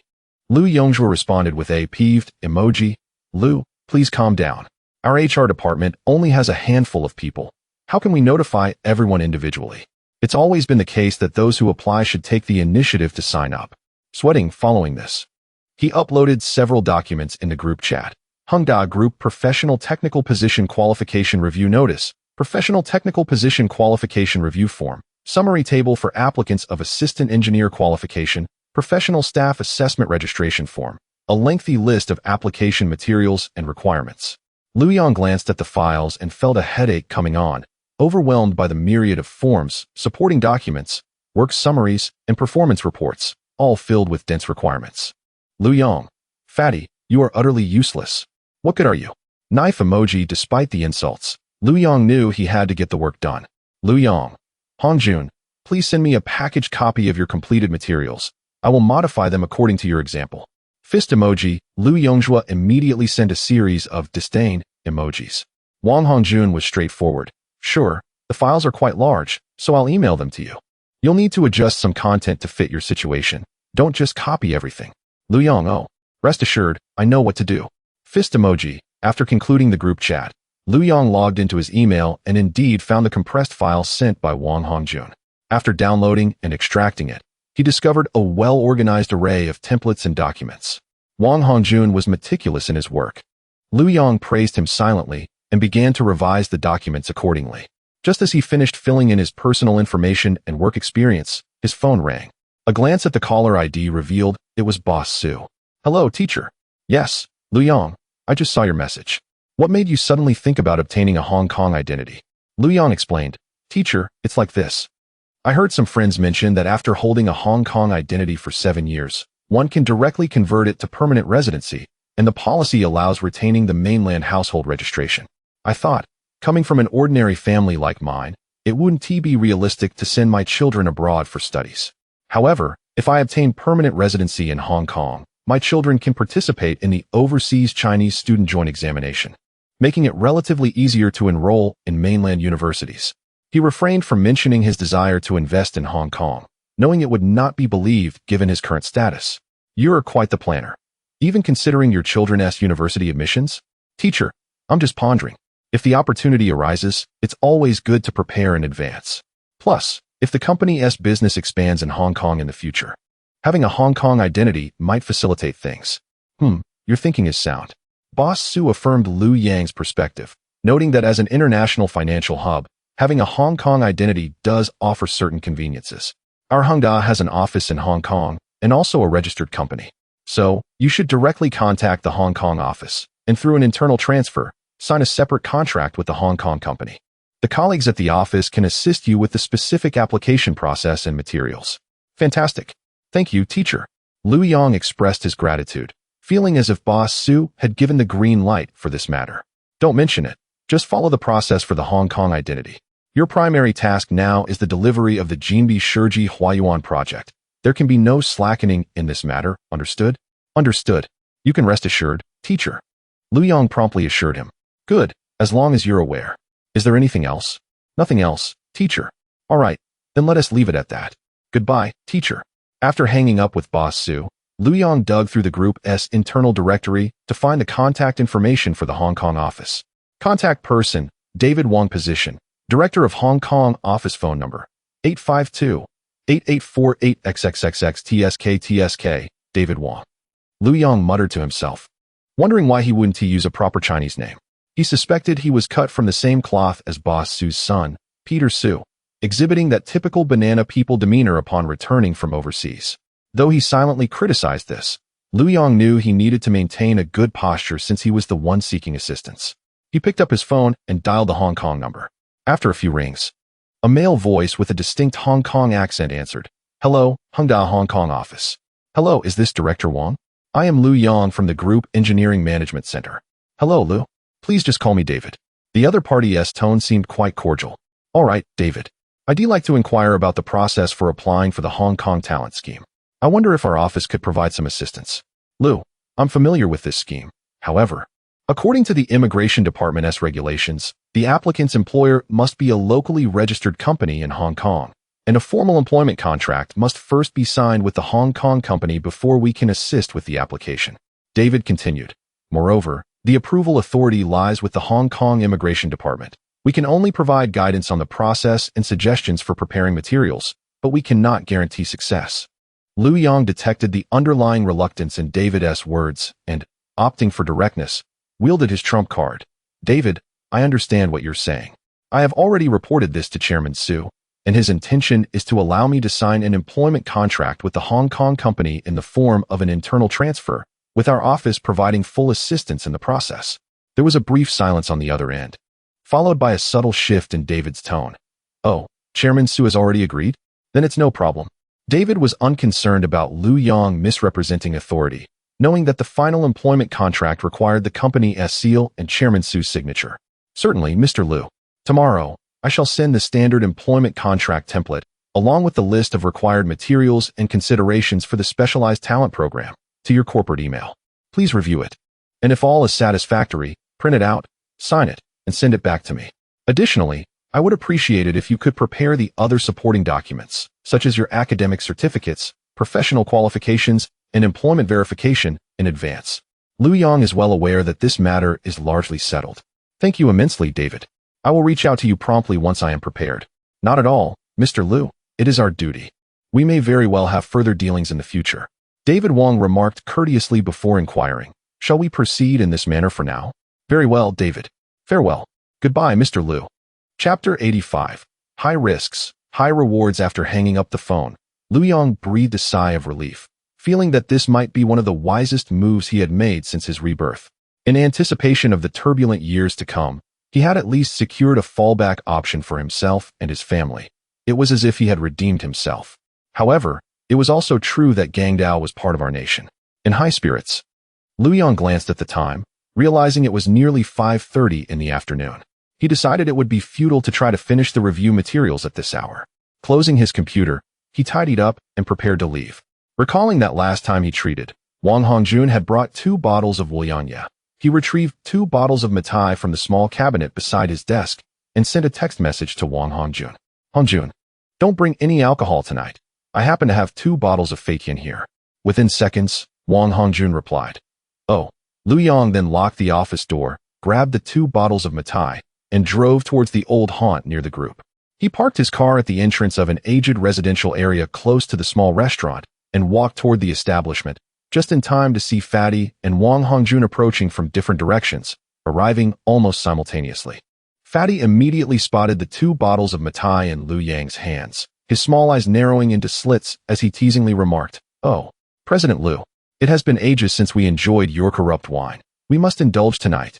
Lu Yong, looking at Fatty's face that was begging for a scolding, playfully draped an arm over his shoulder and retorted, Fatty, your mouth is getting increasingly troublesome. What do you mean by corrupt wine? Didn't you consume enough of it before? If you're so brave, don't drink tonight and just watch us. That won't do. Fatty shook his head vigorously like a rattle drum. Not only will I drink, but I'll do so with a critical eye, to deeply experience the extravagant lifestyle of the bourgeoisie, so that we may better uphold our proletarian revolutionary essence. As he spoke, he reached for the bag containing the Matai. Come on, President Lu, let me bear this burden of willpower corruption. Lu Yong chuckled while handing him the bag. Get lost. You're full of nonsense. Wang Hongjun stood by, laughing at their banter, and the 3 of them entered the small restaurant in high spirits. The proprietress clearly recognized them and warmly led them to a quiet table against the wall. Once seated, Fatty expertly ordered several signature dishes: braised pork, sauerkraut fish, stir-fried beef, dry pot fatty intestines, a vegetable dish, and a tomato and egg soup. As the complimentary fried peanuts and smashed cucumbers were served, Fatty could hardly contain himself and opened a bottle of Matai. Come on, let's raise a glass. To celebrate Comrade Hongjuan's promotion, Fatty filled the glasses in front of the 3 of them. And to wish you, Fatty, a swift elevation from the sea of suffering, Lu Yong added with a smile. And to President Lu for a smooth project acceptance and early delivery. Wang Hongjun raised his glass. Cheers. The 3 clinked their glasses and downed their drinks, the fiery sensation of the high-proof liquor coursing from their throats to their stomachs, quickly transforming into warmth and elation. While the alcohol hadn't yet taken effect and their minds remained clear, Lu Yong grabbed a few peanuts and remarked, Fatty, didn't you mention last time that the group plans to send a batch of people to 1st and 2nd-tier cities to expand the market in the second half of the year? Fatty, with a piece of smashed cucumber poised to enter his mouth, nodded in acknowledgement. Yes, why do you ask? What is your interest in that? Suddenly, a thought struck him, and his eyes widened as he looked at Lu Yong. Lu Yong, you won't actually be considering it, will you? Lu Yong nodded, pouring more liquor into the glasses of Fatty and Wang Hongjun. Last time Boss Su came for the project acceptance, I casually mentioned it to him. What? Fatty nearly dropped his chopsticks in shock. Lu Yong, have you lost your mind from drinking? Staying at the headquarters is much better. You're close to the leaders, and if you achieve something, it's easier to be noticed. Wouldn't you get promoted and receive a raise faster than going down there? Going to the field, supposedly to expand the market, is nothing but hard labor. Starting from scratch in unfamiliar territory, building relationships, acquiring land, navigating approvals, forming teams. Which of these is easy? You might end up returning after a few years, covered in dirt, only to find your position taken. Fatty's perspective indeed reflected a common sentiment. The headquarters represented stability, authority, and a rapid promotion pathway, while being dispatched to the field, especially during the exploration phase, signified risk and an uncertain future. To outsiders, Lu Yong, as a favored individual before Boss Su, had just accomplished significant feats and excelled in crucial projects, with a bright future ahead. Voluntarily seeking to venture into the wilderness seemed like self-imposed hardship, even foolishness. In Lu Yang's previous life, Hengda's national expansion indeed commenced in 2004. But the actual project implementations and regional company establishments did not occur until 2006 or even 2007. Furthermore, this was soon followed by the global financial crisis in 2008, during which property sales plummeted, forcing many projects to lower prices for sales, resulting in immense pressure for cash flow. More critically, the group's planned listing in Hong Kong for financing in 2008 was halted due to the financial crisis, leading to a tense cash flow situation that nearly resulted in collapse. Ultimately, it was Boss Su's exceptional courage and resourcefulness that secured investments and endorsements through various negotiations in Guangdong, allowing them to successfully list in 2009 and weather the storm. Naturally, Lu Yong could not articulate all this, but he had his own comprehensive considerations. Fatty, Lu Yong raised his glass and shook it. Have you ever seen someone get drunk on Matai? Most likely. They've consumed counterfeit liquor. I am quite clear-headed. He set down his glass and continued. Staying at headquarters and following the routine may seem appealing, but have you considered that for the group to truly grow, national expansion is inevitable? Going down now makes you a pioneer, a trailblazer. Though it may be tough and exhausting, the opportunities are also the greatest. Once everything is in order and the regional company framework is established, will there still be a chance to hold on to a position and voice like this? He decided to present a more tangible allure. And do you know what the greatest attraction of being a senior executive in a regional company is? Both Fatty and Wang Hongjun shook their heads. The project bonus pool. Especially during the exploratory phase, at least 1 to 2 of the net profit is allocated as project bonuses for the entire executive team. You might not grasp it, so let me provide a simple example.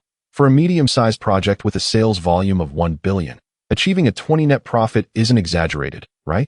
That amounts to 200 million, and at a 1 bonus rate, that's 2 million. That's how one could does it. Upon hearing the figure of 2 million in bonuses, Wang Hongjun and Fatty were visibly moved. Lu Yong continued, however, at the headquarters. To attain a 6-figure annual income, you must at least be at the level of vice president. How many years of experience and how many promotions would that require? For me, going down is the faster path. The risks are significant, but so are the rewards. I ask you both. Chapter 86. Dividends. Lu Yong raised his glass once more, proclaiming, "If I truly descend into oblivion, would you two be willing to accompany me?" The dining table fell silent for a few seconds, with only the voices from the adjacent table and the sounds of stir-frying wafting in from the kitchen.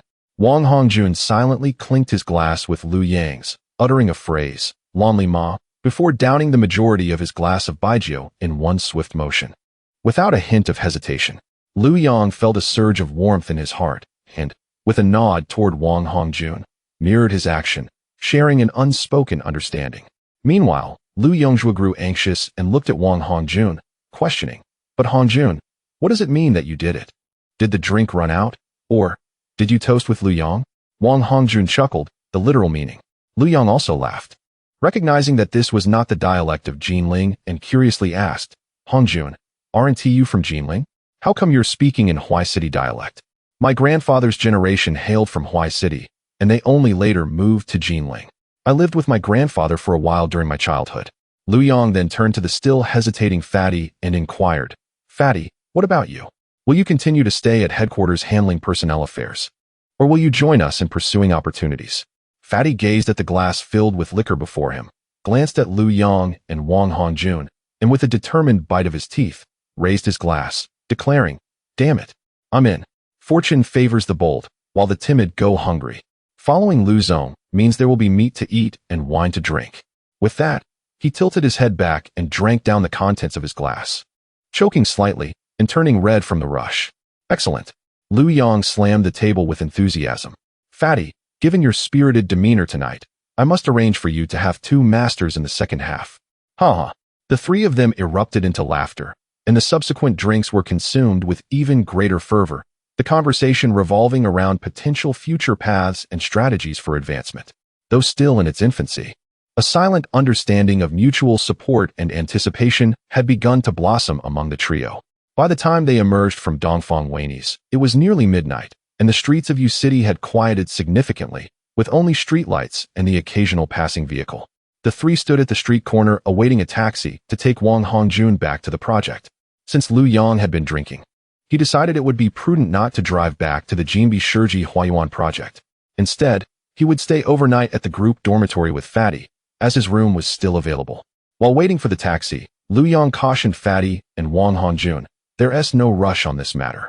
I first need to ensure the project is thoroughly delivered. Until then, please refrain from divulging any information externally to avoid complications. Just wait for my signal." Wang Hongjun and Fatty nodded in understanding. When the taxi arrived, Lu Yong and Fatty watched Wang Hongjun depart before they strolled back to the dormitory side by side. The following morning, Lu Yong hastened back to the project department, which was in the final sprint phase before delivery. If anything were to go awry in his absence as the project leader, the consequences would be dire.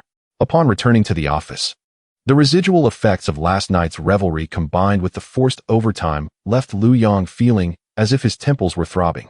He summoned Wang Fei to inquire about the worksite situation from last night and this morning, feeling a sense of relief upon learning that there were no unexpected developments.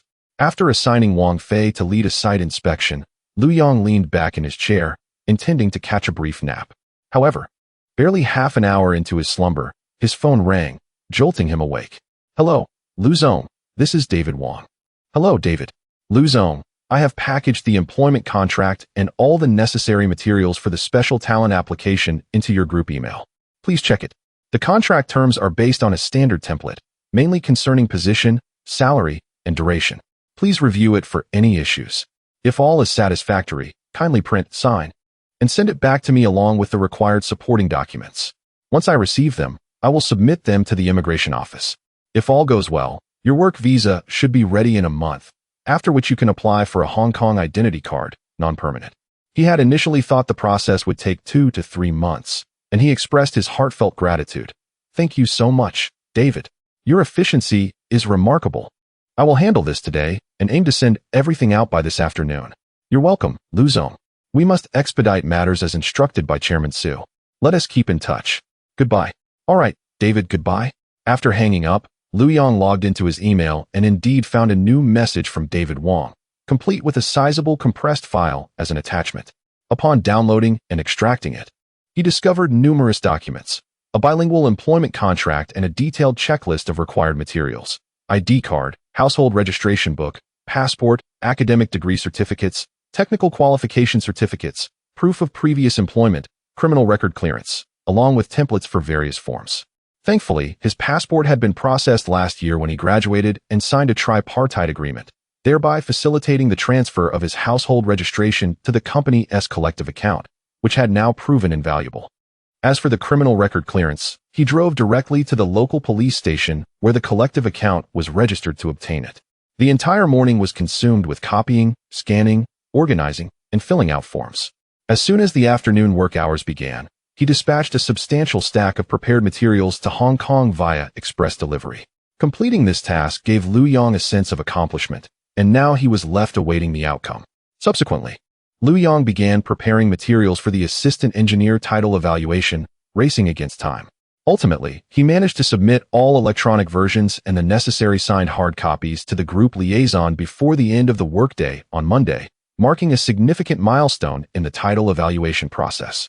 The next evaluation would be for the intermediate engineer title for years down the line.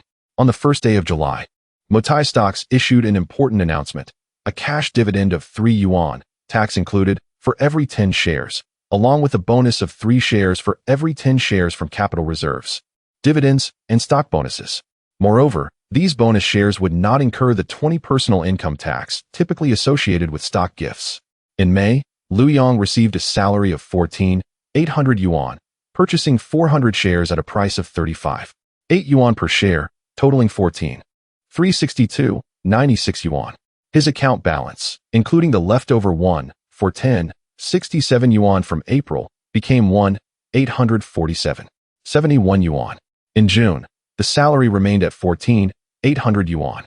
Purchasing 400 shares at the price of 34.1 yuan per share incurred an expenditure of 13,680.92 yuan. With a balance of 1,847.71 yuan remaining from May, the total funds available became 2,966.79 yuan. Consequently, on the date of the equity distribution registration, he held a total of 24,530 shares of Matai. According to the plan of converting every 10 shares into 3 additional shares and distributing 3 yuan, the allocation of bonus shares amounted to 7,359 shares, 24,530 shares 10-3. The cash dividend was calculated as 7,359 yuan before tax from the same number of shares, and after deducting a 20% personal income tax, the actual amount received was 5,887.2 yuan, 7,359, 1-0, 20. The dividends and bonus shares were credited swiftly, resulting in Lu Yang's available funds totaling 8,853.99 yuan, composed of the original balance of 2,966.79 yuan and the cash dividend of 5,887.2 yuan. Following the ex-dividend adjustment, the stock price of Matai naturally declined.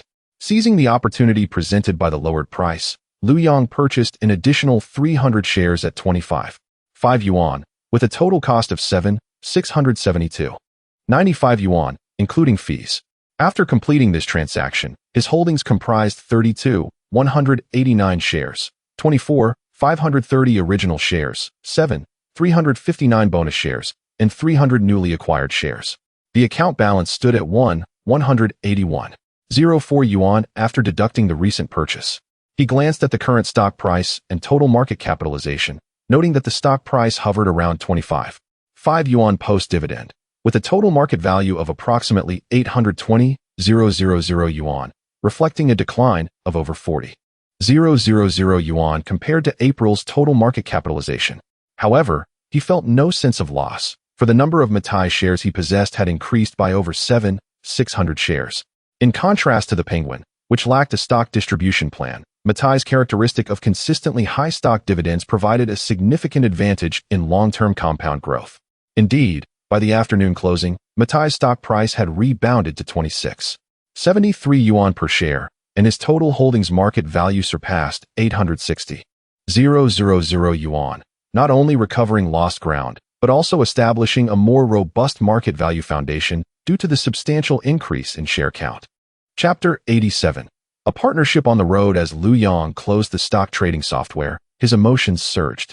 He was preparing to brew a pot of kung fu tea to soothe his throat when a call came in from the Human Resources Center. "Hello, Mr. Lu. This is Li Hui from the Compensation and Benefits Department of the Human Resources Center." The youthful voice on the other end continued, "I apologize for the interruption. Due to the early completion of the special acceptance for the Jinbi Shiji Huayuan Project Center's landscape gardening, Chairman Su has approved a special project bonus of 50,000 yuan. We require you to devise a bonus distribution plan and submit it to us by the end of tomorrow." "Understood, Li Gong. I will ensure the plan is sent over by the end of the day tomorrow," Lu Yong replied. "Thank you for your hard work, Mr. Lu. I won't take up more of your time," she said before hanging up. Leaning back in his chair, Lu Yong contemplated the distribution of this bonus. In this era, the performance evaluation system was far less structured than it would be over a decade later, especially for such temporary and special rewards, which were largely at the discretion of the project leader. Determining a distribution method that reflects fairness while also motivating the team required some finesse. As the project leader, he bore the greatest pressure and responsibility, and thus, it was an unspoken rule in the industry that he should take the lion's share.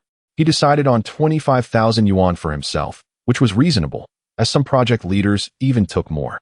For the remaining 25,000 yuan, he opted for a straightforward yet effective approach that would minimize conflict, dividing it equally among all management personnel based on their total monthly salary for June. The formula was simple: Individual bonus, 25,000 total June salaries of the team individual June salary. This method, in essence, meant sharing the spoils. Those with higher salaries would receive slightly more, while those with lower salaries would still benefit, allowing everyone to partake in the rewards according to their current income ratios. While this approach might not accurately reflect individual contributions and could be perceived as unfair to those who excelled, it was the most effective way to maintain morale during the project's final sprint, ensuring that internal conflicts over bonus distribution did not arise. After all, the project was not yet complete, and the team needed to remain cohesive. However, for the annual bonuses, a more rigorous evaluation mechanism would be necessary to distinguish between A, B, and C levels, genuinely rewarding those who worked diligently. Thus, Liu Yang pulled up the salary details for all management personnel from the project department for June and quickly calculated each person's distribution amount. In the end, every individual would receive an additional month's salary, which was enough to bring some joy in this era. He prepared the distribution table with a brief explanation and sent it to Li Hui at the Human Resources Center before the end of the day, achieving such efficiency that it surprised her. Once this task was complete, Liu Yang pondered whether he should visit Zhongda to submit his assignment the following day when his phone rang. What a coincidence! Liu Yang answered cheerfully, "Hello, Waning. I was just thinking of calling you when you called me. Is this a case of mutual understanding?" On the other end, Huang Waning was evidently unimpressed by his banter. "Liu Yang, spare me your antics. Do I not know you? If I hadn't called, you would have never thought to reach out to me. Always caught up in your projects. What a joke."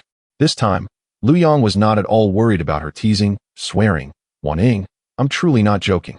I was just considering that tomorrow is Friday, and I should visit our director to sincerely reflect on my recent lack of attention. To deceive you would be beneath me." "Enough of that." Huang Waning interrupted disdainfully. "You've played the fool so many times, and you still have the audacity to say that? Last time you said you'd come over the weekend, but then you had project matters. The time before that, you fell asleep while on the phone." Liu Yang noted that her tongue had grown sharper since their first meeting, and he decided to switch tactics. "Comrade Huang Waning, I see you're feeling a bit cheeky, aren't you? Rest assured, tomorrow night, you'll discover why flowers bloom so brilliantly." "Humph. Who are you trying to scare? I'm not one to be easily intimidated." "Oh, there are indeed some brave souls. Just remember to keep that bravado until the end. Don't come crying for mercy later." "You rogue." Huang Waning spat, quickly changing the subject. "I'm not going to waste time with you. The day after tomorrow, school starts for summer vacation, and our dorm is planning a dinner tomorrow night. Wang Hongjun and Tang Man will be there too. Are you coming?" "Absolutely. I must attend. How could I, as a significant other, miss a gathering in my fiancée's dorm?" Liu Yang replied without hesitation. "What time is it?" "We're set for 6 o'clock tomorrow evening. Can you leave work a bit early? Traffic from your project area will be terrible during the weekend rush hour." Liu Yang considered it and thought it feasible. "All right, I'll try to leave by around 5. I should make it in time." "Where is it?" "At the Daimei hot pot near the east gate of our school. You know, the self-service hot pot we went to once before." "Got it. I'll head straight there once I arrive." "Make sure you leave early. Don't be late," Huang Waning reminded him once more. "Don't worry. You sound just like my mother with all this nagging," Liu Yang chuckled. After chatting a bit more, they ended the call. Setting down his phone, Liu Yang realized it was already past 6, so he hurried to the cafeteria. As expected, the cafeteria was nearly empty, with only a few large stainless steel dishes left, some of which had already been cleared away. The cafeteria lady was busy wiping down the counter. Seeing this, Liu Yang was about to turn around and find something to eat outside when he heard, "Hey, Mr. Liu."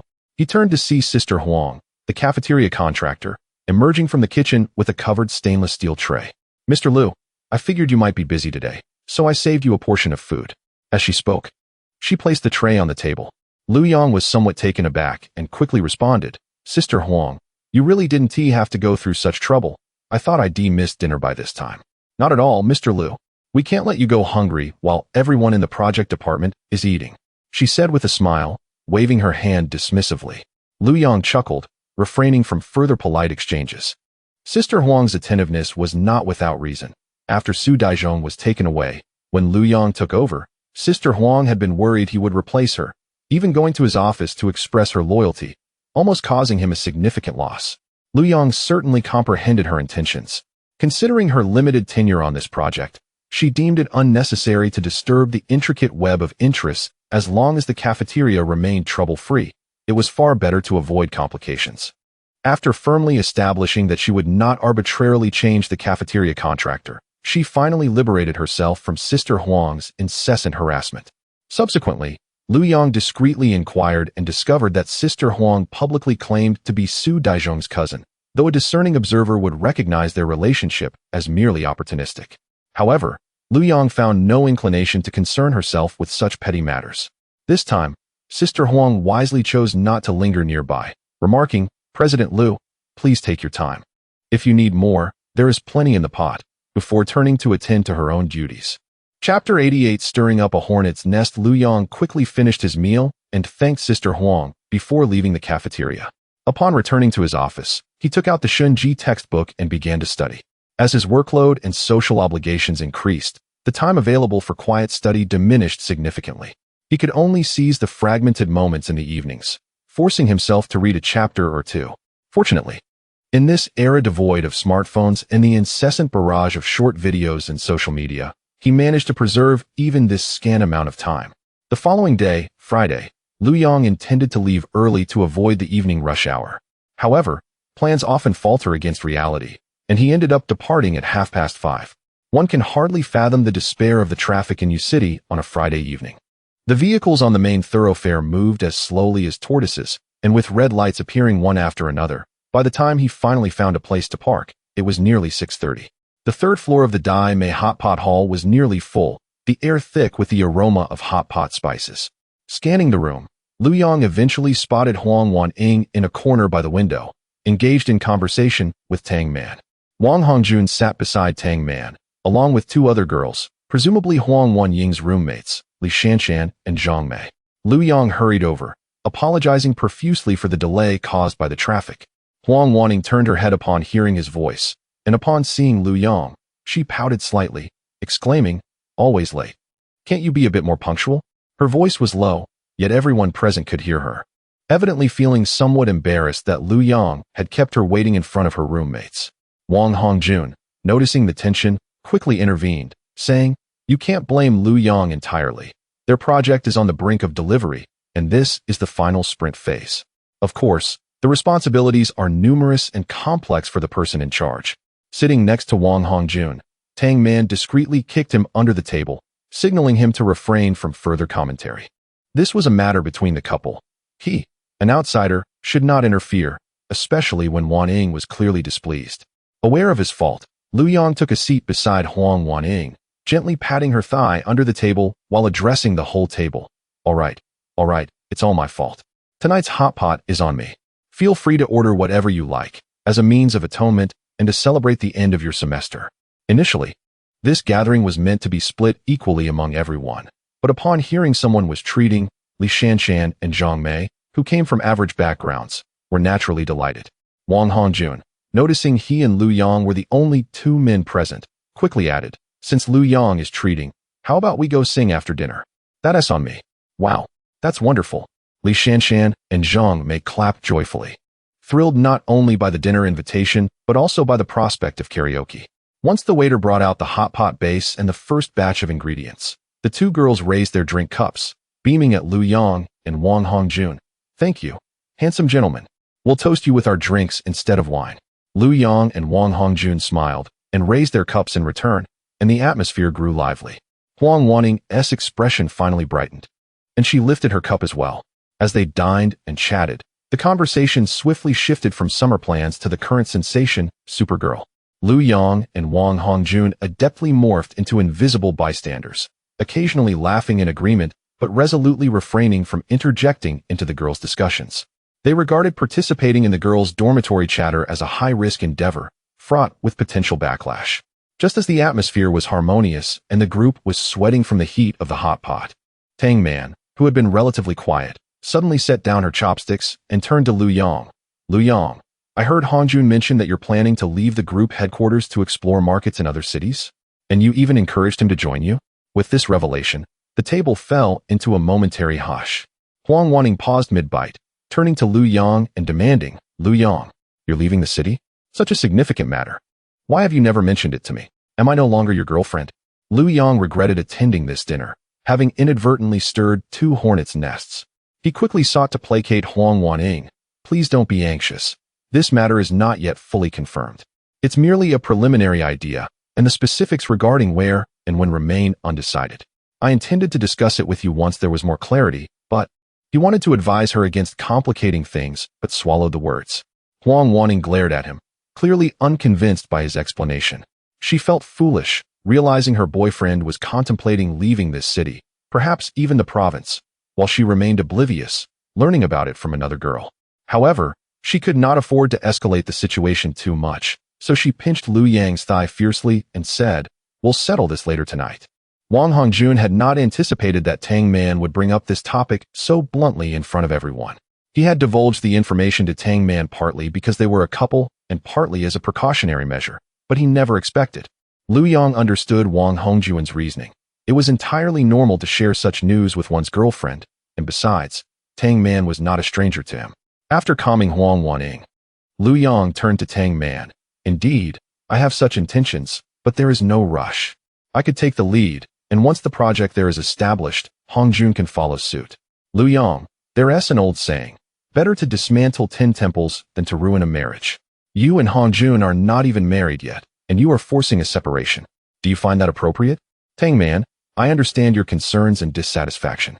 But when you chose to be with Hongjun, you should have known that in our line of work, we are essentially nomads.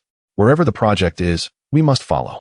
Right now, Hongjun's project is in U City, but what about the next one? The one after that? Can you guarantee that he will always be in U City or in a city you find acceptable?" He noticed Tang Man's lips move, but did not give her the chance to retort. Continuing, instead of passively waiting for the day the company assigns him elsewhere, why not seize the opportunity to proactively choose a place with greater developmental potential now? At this moment, Huang Waning, still grappling with her emotions, quietly mumbled, "But you hold a position in the group, don't you? Why must you run out?" Liu Yang felt a surge of frustration and nearly rolled his eyes. "My dear, you are undermining your man. Can't you see he is trying to cleverly negotiate with Tang Man?" Chapter 89. The harsh and realistic truth. Tang Man seemed to have absorbed Huang Wanying's words, falling into silence for a few moments before asking, "So where do you plan to go? Do you have a target city in mind?" This question had indeed occupied Liu Yang's thoughts for quite some time. Initially, he contemplated returning to his hometown, the provincial capital Jinling. "Not to worry, I only learned it wasn't the case until I reached university." Or to Face City, where he had worked for several years in his previous life. He was relatively familiar with both places. However, he quickly dismissed these ideas, realizing that rebirth had only granted him professional skills, and in both cities he possessed no resources or network whatsoever, starting entirely from scratch, with a failure probability exceeding 90%. Later, he considered Wu City. First and foremost, Boss Su had attended university there and is now a professor at Jiangxing University of Science and Technology, providing him access to numerous vital connections. Moreover, during the last few business dinners he attended with Boss Su, he had met several local leaders from the housing and planning systems.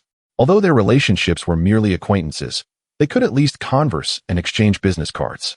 Additionally, should he encounter insurmountable challenges, he could appropriately invoke Boss Su's name. While the other party might not necessarily show him favor, the reputation of Boss Su at Hengda still held some weight in Wu City, which was certainly preferable to navigating an entirely unfamiliar territory without guidance. Thus, Liu Yang turned to Tang Man and replied, "For the time being, my plan is to go to Wu City. My graduate school is located there, so I am somewhat familiar with the area. And Wu City has experienced rapid development in recent years, offering significant market potential." Wu City? Upon hearing this name, Tang Man was momentarily taken aback, instinctively glancing at Wang Hongjun, her eyes seemingly inquiring. "Did you tell him?" Wang Hongjun, perplexed by Tang Man's gaze, completely failed to grasp its meaning and responded to Liu Yang. "What a coincidence. Tang Man's maternal family is from Wu City, and her uncle is the deputy director of the Wu City Housing Bureau." As soon as he finished speaking, he was met with a sharp kick, even harder than the previous one, causing him to wince. Tang Man felt a mixture of anger and helplessness.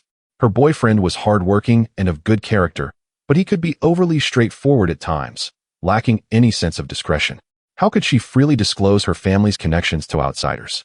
Wang Hongjun, having realized he might have misspoken, quickly ceased discussing Tang Man's family situation, especially her uncle's position. He smiled at Liu Yang and then returned to his meal, avoiding further eye contact with Tang Man. In that moment, Lu Yong became increasingly convinced of a harsh and realistic truth. In today's society, particularly in the real estate industry, which requires extensive resource integration and administrative approvals, without the aid of benefactors or crucial connections, even the most capable individuals may find themselves struggling to make progress, or their efforts may yield minimal results. In his previous life, the self-made entrepreneur, De Chongzi, renowned for his rags-to-riches narrative, possessed top-notch skills, insight, and determination. However, without the immeasurable support, protection, and resource connections provided by his ex-wife's family, who held positions in government ministries, his company might have been torn apart before it even took off. This is the stark reality. The more wealth one possesses before they have built a strong enough barrier to protect themselves, the quicker they may meet their downfall. One requires an umbrella or a roof under which they can temporarily seek refuge, unless they are content to remain a modest businessman with a bit of money. Tang Man's uncle could very well serve as the shelter that Wang Hongjun once found while ascending to the position of regional company leader in his previous life. Even indirect and limited support would far surpass the experience of others who venture into unfamiliar territory completely unprepared. Feigning ignorance of Tang Man's subtle gestures, Lu Yong continued the conversation. Oh, that is indeed quite fortuitous. If I do go to Wu City, I might need to trouble Hongjun and you for assistance. Tang Man glanced at Lu Yong, but did not respond immediately. Instead, she silently dipped a piece of beef into the sauce. The atmosphere at the table became somewhat delicate. Huang Wanning appeared to sense the shift and lowered her head to fiddle with her food. Li Shanshan and Zhang Mei exchanged glances, wisely opting to focus on their meals, avoiding involvement in such a topic. Lu Yong understood that some matters were best left briefly mentioned, and he cheerfully called out to everyone, "Come on, the meat is overcooked. Let's eat. Shanshan, Mei, make sure to eat plenty. If it's not enough, we can order more. We must ensure we are well fed tonight." Wang Hongjun quickly chimed in. Yes, eat up. We still need to go karaoke later. With Lu Yong and Wang Hongjun's efforts, the atmosphere at the table gradually revitalized. After the meal, Lu Yong settled the bill, and the group promptly moved to the adjacent Halle DTV. Lu Yang's singing could be described as barely in tune, with his emotions relying entirely on volume. He initially intended to follow Wang Hongjun's lead as an audience member, but Huang Wanning had other plans, insisting on pulling him up to sing Gxinairen. As the nostalgic melody filled the room, Lu Yong held the microphone, reading the rolling lyrics on the screen. Let my love accompany you until forever. Both in this life and the last, he felt an overwhelming sense of embarrassment, forcing himself to comply with Huang Wanning, especially when singing the lines about the present and the distant future. He nearly dug his toes into the floor. By the end of the song, Lu Yong felt as though he had been subjected to public humiliation, wishing he could vanish into the ground. After finishing, it was already late at night, but thankfully, there was no curfew at the dormitory due to the holiday the following day. Li Shanshan and Zhang Mei headed back to their dorm together. To maintain a semblance of modesty, Huang Wanning and Tang Man cleverly parted ways at the TV entrance, one claiming to head towards the west gate and the other towards the south gate. Unaware that Lu Yong and Wang Hongjun were already comrades in arms, yet at that moment, they could only play along, following them separately. Lu Yong draped his arm around Huang Wanying's shoulder, leisurely walking in the direction she had indicated towards the west gate, but in reality, they took a small detour towards a hotel near the south gate of the school. Upon entering the room, Huang Wanning tossed her backpack onto a chair, turned around, and pushed Lu Yong, who was about to change into slippers, onto the bed, sitting atop him. She looked down from her elevated position and said, Lu Yong, do you know what you did wrong? Caught off guard by this sudden turn of events, Lu Yong raised his hands in a gesture of surrender and replied, Auntie, I know I was wrong, truly. Wrong about what? Huang Wanning relentlessly poked his chest. About not discussing matters regarding going to another city with you. I should have consulted you sooner. Humph, that was your own admission. If you dare to keep things from me again, I will. What will you do? Lu Yong found her exaggerated manner somewhat adorable and raised an eyebrow in inquiry. I will bite you. Huang Wanning spoke with fierce determination, and then, without hesitation, sank her teeth into his chest. The pain was not particularly severe. She had not truly exerted her strength. However, the predicament lay in the fact that a small tuft of his chest hair was firmly caught between her teeth. The moment was indescribably bittersweet, leaving Lu Yong gritting his teeth in discomfort. In a swift motion, Lu Yong executed a somewhat awkward maneuver, flipping their positions and pinning Huang whinnying beneath him. He enunciated each word with precision. So, you enjoy biting, do you? Very well. Today, I shall indulge your whim. Chapter 90. A harmonious parting. Early the next morning, before 7 o'clock, Lu Yong was awakened by the persistent ringing of his alarm clock. He stretched his sore back and turned to see Huang Wanning curled up in the blanket, still soundly asleep. Lu Yong gently nudged her. Wanning, wake up. I need to return to the project. You should get up as well. You can sleep in the dormitory later. From beneath the covers came a muffled mumble. You go ahead. I'll sleep a little longer. I'll get there on my own. No way, Lu Yong insisted, tugging at the blanket. I cannot leave you alone in the hotel. It makes me uneasy. Get up, and I'll escort you back to the dormitory so you can sleep. Reluctantly, Huang Wanning sat up, disturbed by his persistence. As Lu Yong dressed, he urged her, hurry up and get ready. I'll go downstairs to buy some breakfast and wait for you in the car. Don't dawdle. All right, I know.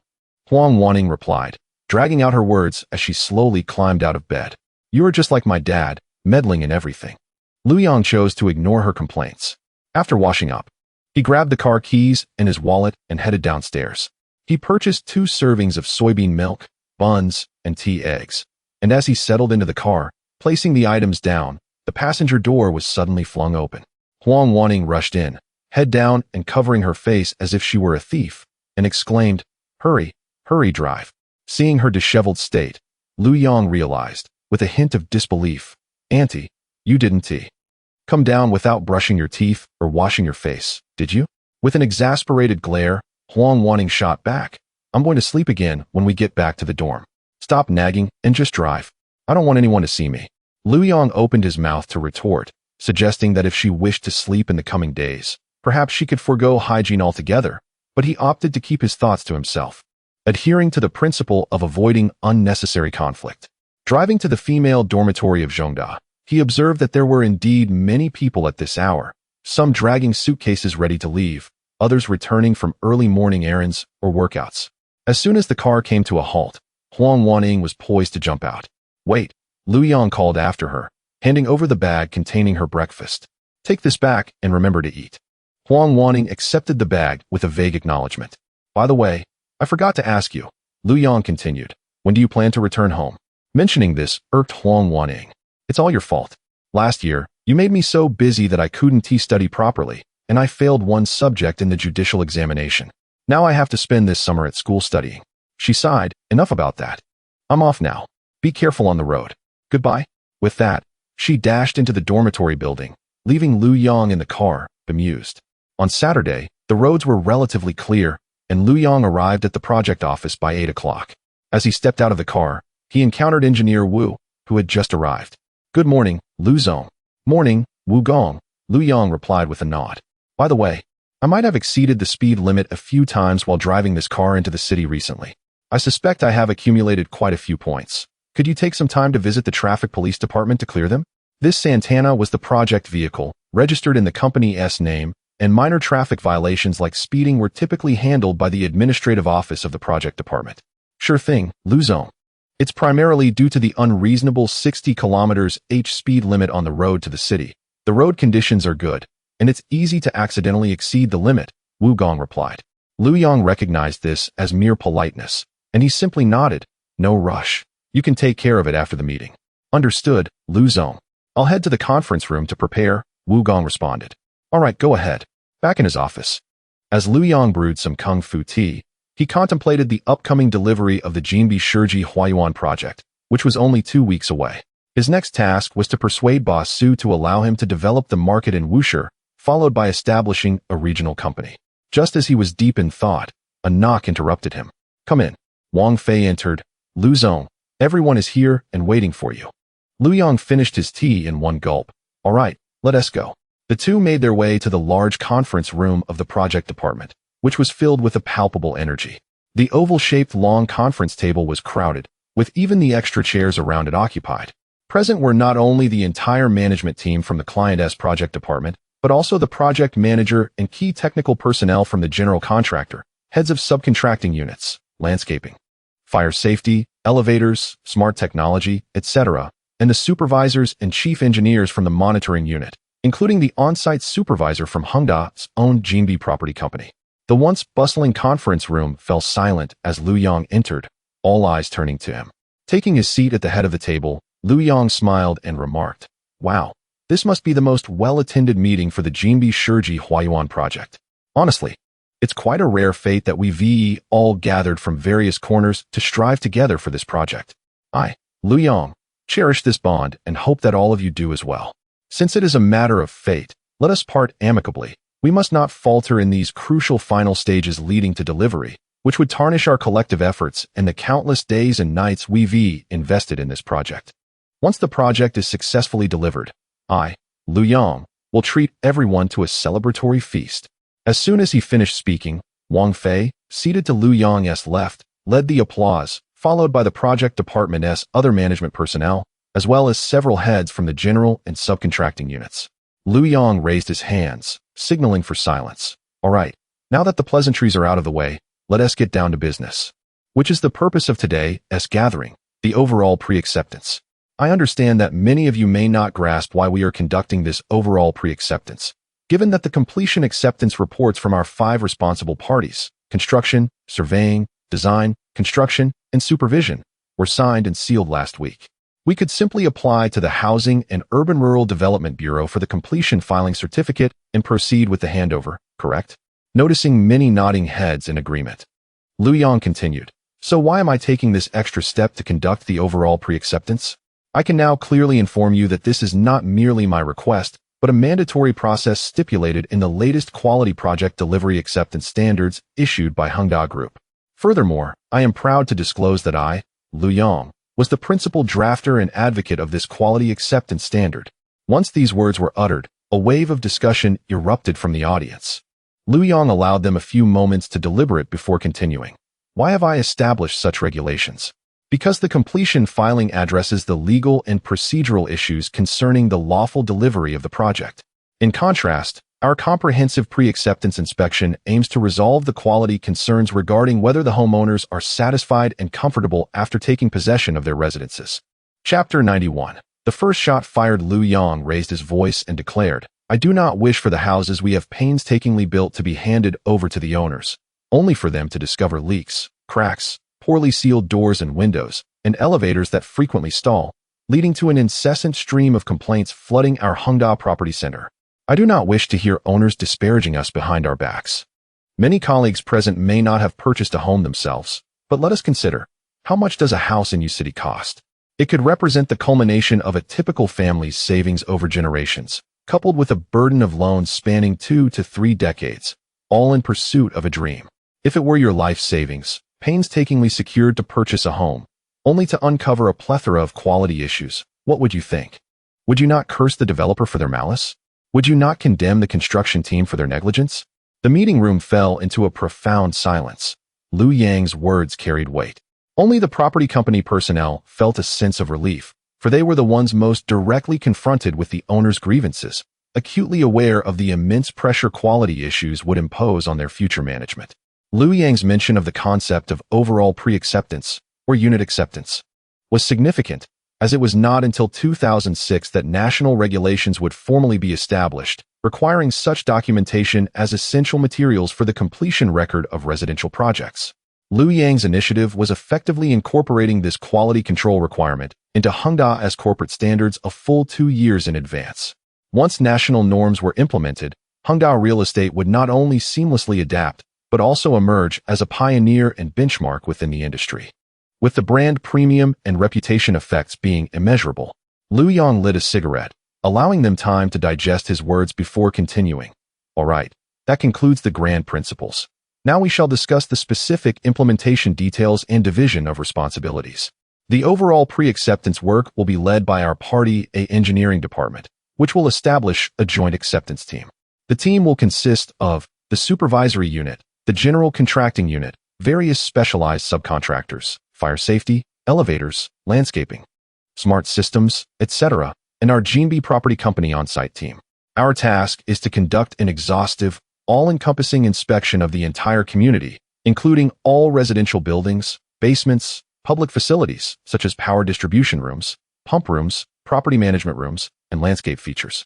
The focal points of inspection will include, but are not limited to, Whether the elevators operate smoothly, the effectiveness of fire safety facilities, the normal functioning of water and electricity supply systems, the seamless operation of access control and monitoring systems, the integrity of public area decorations, the tightness and leak-proof nature of doors and windows, the presence of voids or cracks in walls and floors, and the clarity and completeness of signage, and so forth. Do not worry about remembering everything. After the meeting, Manager Wong will distribute the detailed overall pre-acceptance record form to each of you, so you can check each item against the list. Liu Yang extinguished the remainder of his cigarette and added, I give you 3 days to complete the entire inspection, documenting all issues clearly, followed by 7 days for concentrated rectification. By next Monday at the latest, all issues must be resolved.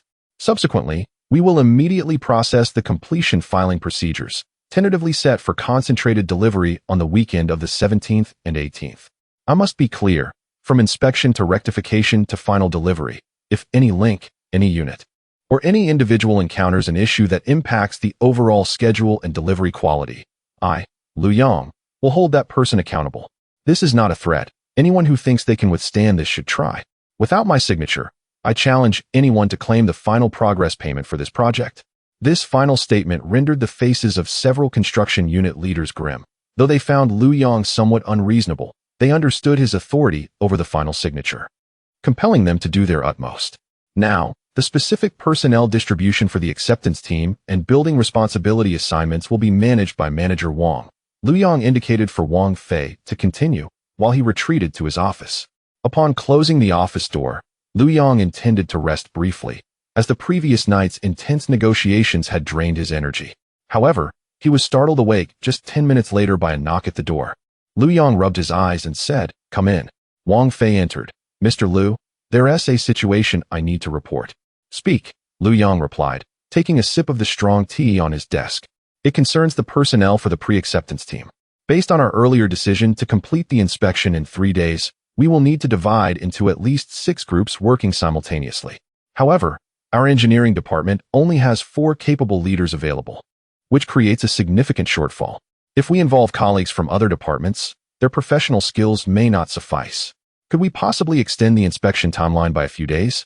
Liu Yang shook his head emphatically. No, the timeline is fixed. We cannot delay even a single day. Wang Fei was left speechless, his expression growing more troubled. He recognized the urgency, but was constrained by the staffing issue. Liu Yang understood that merely imposing a task without providing a solution was insufficient. After a moment of contemplation, he said, All right, Wang Fei, you go ahead and ensure that all other preparations are in place. I will find a solution for the personnel issue. Understood, Mr. Liu. I will proceed to arrange other matters. Once Wang Fei departed, Liu Yang promptly dialed Boss Su's number. Hello, the voice on the other end responded. Hello, this is Liu Yang. Are you available? I need to report and seek your guidance on a matter. Go ahead, Boss Su replied. Today marks the formal initiation of the overall pre-acceptance process for the Jinbi Shizhe Weiyuan project. This is the first project to comprehensively implement our new boutique project delivery acceptance standards following their issuance by Hongda. I wanted to emphasize the importance and benchmark significance of this matter. I believe it presents an excellent opportunity for our group's Engineering Management Center colleagues, as the architects of these standards, to be present on site. This would allow them to supervise and guide our acceptance work, ensuring adherence to the standards, while also gaining first-hand experience to identify any areas for optimization in the implementation process. This is invaluable for our future efforts in promoting these standards across the group and establishing Hongda's reputation for premium deliveries. Liu Yang paused, allowing Boss Su a moment to absorb this information before revealing his ultimate intention. Thus, I would like to request, if we could have colleagues from the Engineering Management Center come to our project site to guide the work for 2 days. We will fully cooperate to strive towards making this project a benchmark case for executing the new standards. After a few seconds, Boss Su's voice emerged. The overall pre-acceptance is starting today? That was quite prompt. Your idea is commendable. Indeed, the first shot of the new standards must be fired, and it must be executed splendidly. Chapter 92, Unexpected Joy. However, merely dispatching personnel from the Engineering Management Center would still be insufficient. Not only must the Engineering Management Center send representatives, but all other ongoing projects within the U-City area that are not overly burdened with tasks should also send individuals for on-site observation and learning.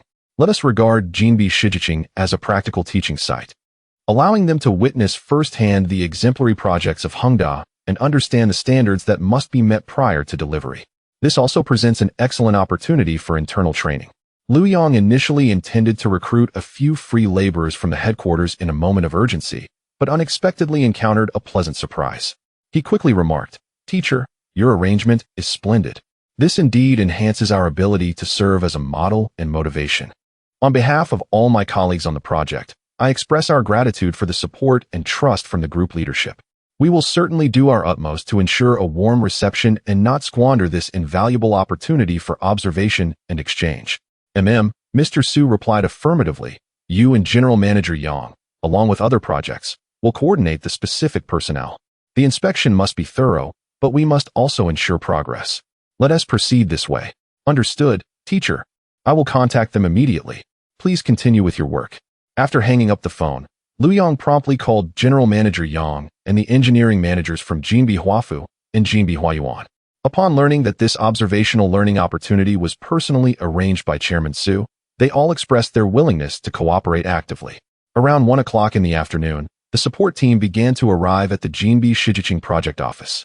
2 representatives from the Engineering Management Center and 1 each from Jinbi Huafu and Jinbi Huayuan arrived. Liu Yang introduced the 4 to Wang Fei.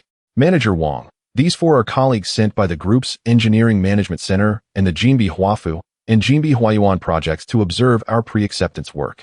He then turned to the 4 individuals. "Everyone, this is Wang Fei, the assistant manager of our engineering department, who is responsible for the organization and on-site coordination of the pre-acceptance process. For the next few days, I ask each of you to diligently follow Manager Wang's unified arrangements, delving into each acceptance group. I hope you will provide invaluable feedback to help us refine our processes." Wang Fei, looking at the 4 free laborers before him, quickly stepped forward to shake hands. "Welcome, welcome. It is truly wonderful to have you here. Now we have ample manpower. Manager Wang, I leave the personnel arrangements to you. Please group and pair them according to the actual situation and each colleague's area of expertise as soon as possible." "Understood, Liu General Manager." "Rest assured," Wang Fei responded confidently. With the support from the group, the overall pre-acceptance work for the Jinbi Shijiqing project progressed remarkably smoothly. The core members from the Engineering Management Center and other projects not only possessed solid professional skills, but also carried a sense of mission for observation and establishing benchmarks. They worked with exceptional diligence and meticulousness, thoroughly inspecting every building, unit, and room, meticulously cross-referencing the acceptance checklist. The identified issues were documented and photographed for record-keeping, with responsibilities assigned to individuals. The acceptance team convened daily review meetings to track progress on rectifications, while Wang Fei diligently followed up with each construction unit to ensure timely corrections.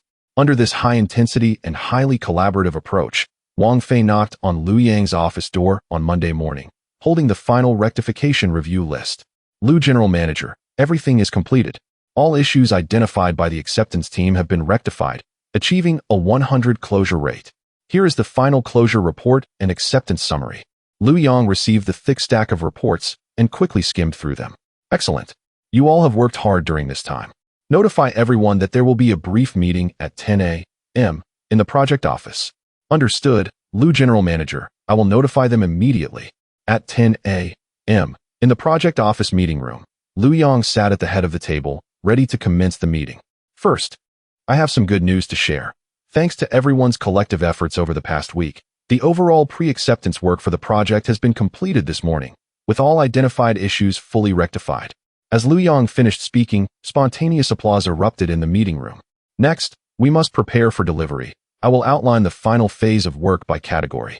He looked at Wang Fei and stated, "First and foremost, the most urgent task is to secure the completion filing certificate.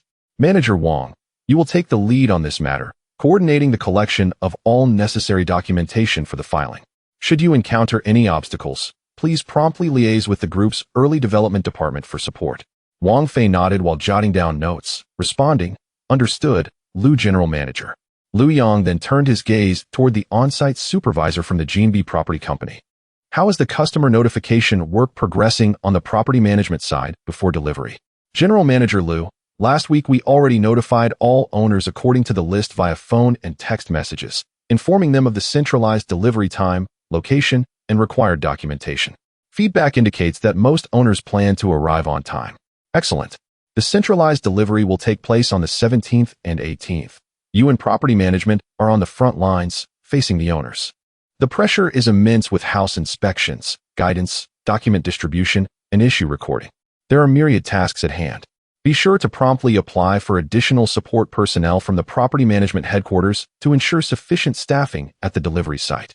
Liu Yang emphasized critical documents such as the Property Rights Handling Guide, Residential Quality Assurance Certificate, Residential User Manual, and each household's actual measured area report and area adjustment forms must be meticulously packaged by unit to prevent any errors. The property supervisor nodded vigorously. Rest assured, General Manager Liu. We have verified and repackaged these documents 3 to 4 times to ensure everything is flawless. We have also requested additional personnel from the company, and they are expected to arrive before Friday for on-site rehearsals. Turning his attention to the finance side, Liu Yang addressed the project finance manager. There are 2 main areas to focus on. First, the collection and refund of area adjustment fees, particularly regarding refunds, which must be handled promptly. We cannot afford delays that lead to owner complaints. Owners arrive joyfully to receive their homes. If delays occur over a few $1,000s in refunds, it can instantly ruin all goodwill. They will be frustrated, and subsequent complaints will be even more troublesome for you. Second, the collection of advance property fees and the issuance of invoices must be handled meticulously to avoid mistakes. Understood, General Manager Liu. We have already initiated the refund process internally to ensure that eligible refunds can be confirmed on-site, and we have prepared sufficient invoices and receipts. Liu Yang nodded and turned his attention to the engineering department. The engineering department's task is to collaborate effectively with property management. During the delivery period, there must be a colleague or technician familiar with the situation from our engineering department or the general contracting unit on standby in each building and unit. Any minor issues raised by the homeowners during the inspection should be promptly addressed and resolved on-site, while those requiring more time must be clearly documented with a commitment to a rectification deadline. Understood, Mr. Liu. The Comprehensive Management Department. Liu Yang continued to direct his gaze towards Engineer Wu. Your task is to ensure logistical support.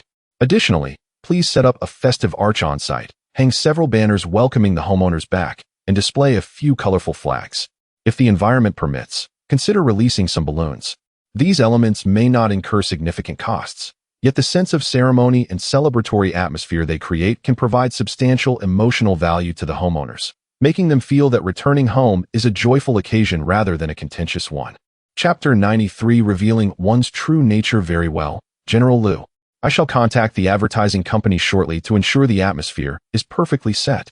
His response was particularly resounding, and Liu Yang was quite pleased with him. Last time, he had swiftly handled a traffic violation at the police station and even returned with a full tank of gas.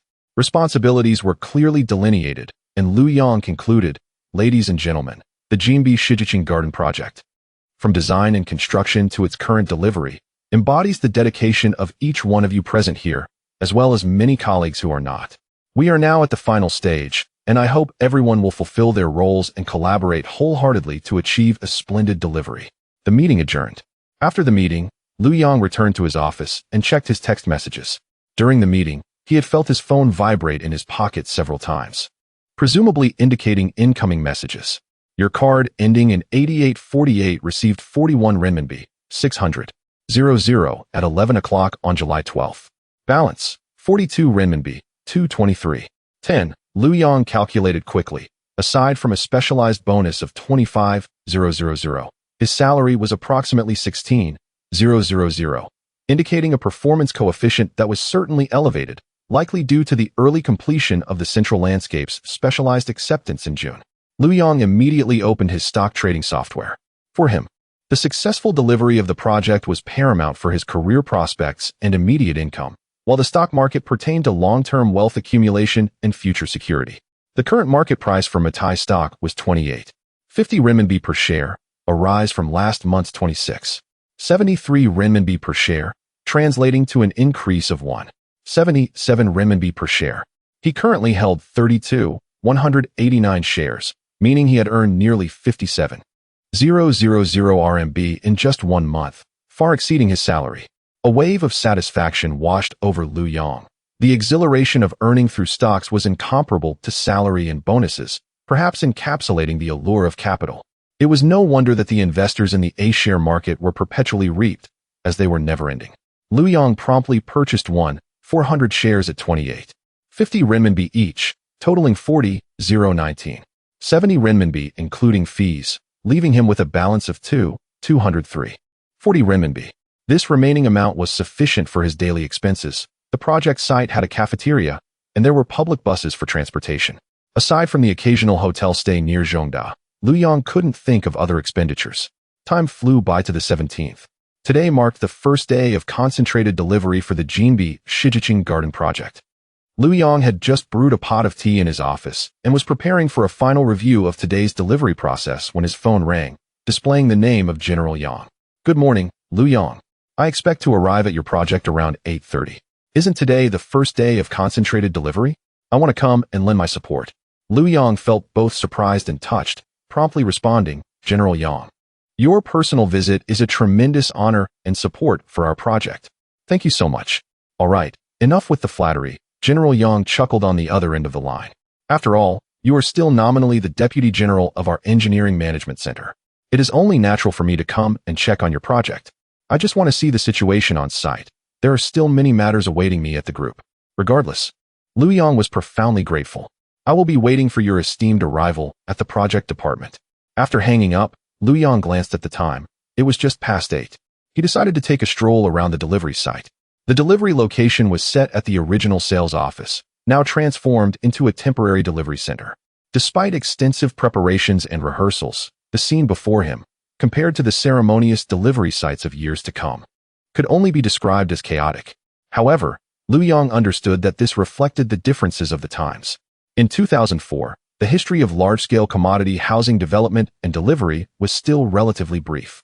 Owners were more concerned with the quality of the houses themselves, and their expectations for soft service experiences during the delivery process were far less stringent than they would later become. For many, simply receiving the keys on time, having a quality house, and a beautiful community environment sufficed, resulting in this somewhat simplistic consumer psychology and the early service levels of the industry. Never mind, my presence here might hinder their problem-solving, Lu Yong thought, and after observing for a while, returned to the entrance of the project department. Leaning against the doorpost, he lit a cigarette, inhaling and exhaling smoke while awaiting General Yang. Around 8:25, a black Audi A6 slowly approached. Parking in the open space in front of the project department, Lu Yong immediately extinguished his cigarette and hurried over. General Yang, welcome. Thank you for your efforts on the way. General Yang was dressed in a light gray polo shirt and casual trousers, appearing less formal than at the group. He appraised Lu Yong. Not bad. Lu Yong, your hair looks quite stylish today. Did you use gel? Lu Yong was about to modestly deny it when General Yang changed his tone. It's a pity about that hairstyle. Lu Yong swallowed his words, realizing General Yang was joking. He replied with a smile, General Yang, you say that, but alas, God is fair. He bestowed upon me extraordinary talent, while taking away my striking looks. Otherwise, how would others survive? Haha. General Yang burst into laughter at Lu Yang's shameless and humorous remark. Pointing at him, I see you are becoming increasingly glib and brazen. When you interviewed at the group last year, you were so proper and reserved, answering only when asked. I even told Chairman Su that this young Lu seemed like a genuinely honest person. It appears I was mistaken. Lu Yang chuckled in response. General Yang, you are wronging me. Psychologically, I am a classic case of pseudo-introversion. I tend to speak less around strangers or acquaintances, but I become particularly talkative with familiar people, and the more familiar I become, the more I reveal my true self. General Yang laughed even harder, evidently appreciating Lu Yang's revelation that he spoke more as their relationship deepened, indicating that Lu Yang had begun to regard him as a trustworthy ally. Enough of the banter. General Yang waved his hand, looking towards the delivery center. Come, lead me to the site. I want to experience the atmosphere of our Hongda boutique project delivery. Certainly, General Yang, please follow me. Lu Yang stepped aside to lead the way, accompanying General Yang towards the delivery center at the sales office. As he approached the entrance, the clamor of voices could already be heard, and upon stepping into the hall, he was greeted by a cacophony of chatter. Yang stood at the doorway, surveying the scene without a hint of discontent. Instead, He nodded in approval, exclaiming, "Quite impressive." The crowd adds a lively atmosphere. This is what a delivery should feel like. Lu Yong, standing nearby, felt somewhat bewildered, muttering to himself, "Is this what you consider lively?" Chapter 94. Regional Bias. This is undoubtedly a somewhat chaotic prelude. However, from the perspective of the leadership, a larger number of people signifies heightened attention towards the project and a greater willingness among homeowners to collect their properties, which is a positive development. As for the disorganization in the process, it appears trivial. Lu Yong quickly chimed in, stating that the reputation of Jinbi Shiji Huayuan has indeed made a significant impact. It is reported that in the surrounding second-hand housing market, the prices of our community are the most resilient, surpassing other developments by several hundred yuan per square meter during the same period. Naturally, homeowners are eager to collect their properties. President Yang nodded and continued to observe for a while. Concerned about potential unforeseen negative situations, Lu Yang remarked, "President Yang, with so many people here, we cannot offer any substantial assistance. In fact, we may hinder their work. How about we head to my office for a cup of tea?" "Sounds good. Last time was in a hurry, so this time I can try your fine tea." With that, the two turned and left the delivery center, making their way to the project department. On the way, Lu Yang casually mentioned, "President Yang, I still have an unopened jar of tea guanyin in my office. If it suits your taste, feel free to take it when you leave."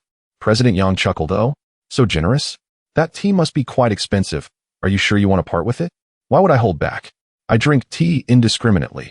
Even the finest tea would be wasted on me. However, in your hands, it would finally meet someone who appreciates it." "But," Lu Yang added with a hint of jest, "President, should you take my tea, do remember to think kindly of me in the future." President Yang was amused by his blatant bribery and request for reciprocity, chuckling, "You make a valid point. One is soft when fed. It seems I must assign you some more challenging tasks after this project is delivered to make up for your thoughtful gift of tea."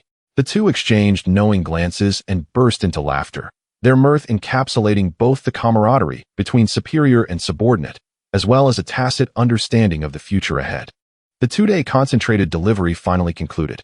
Although there were minor hiccups along the way, thanks to the project team and various construction units' prompt responses and efforts, all issues were addressed and resolved in a timely manner, preventing any escalation into a collective incident that could disrupt the overall situation. Overall, the delivery was smooth, and the homeowner's satisfaction exceeded expectations. On Sunday evening, Lu Yang fulfilled his earlier promise by treating all management personnel from the project department, as well as project managers from the general and subcontracting units, to a delightful dinner at a respectable Huayan cuisine restaurant nearby, filling 2 large tables with over 20 individuals. Colleagues from the project department, from Wang Fei to various professional engineers, took turns toasting Lu Yang, expressing their gratitude for his leadership during this period. The construction personnel were particularly enthusiastic, as Lu Yang had never intentionally made things difficult for them for personal gain. Regardless of whether their words were mere formalities or heartfelt sentiments, Lu Yang welcomed them all.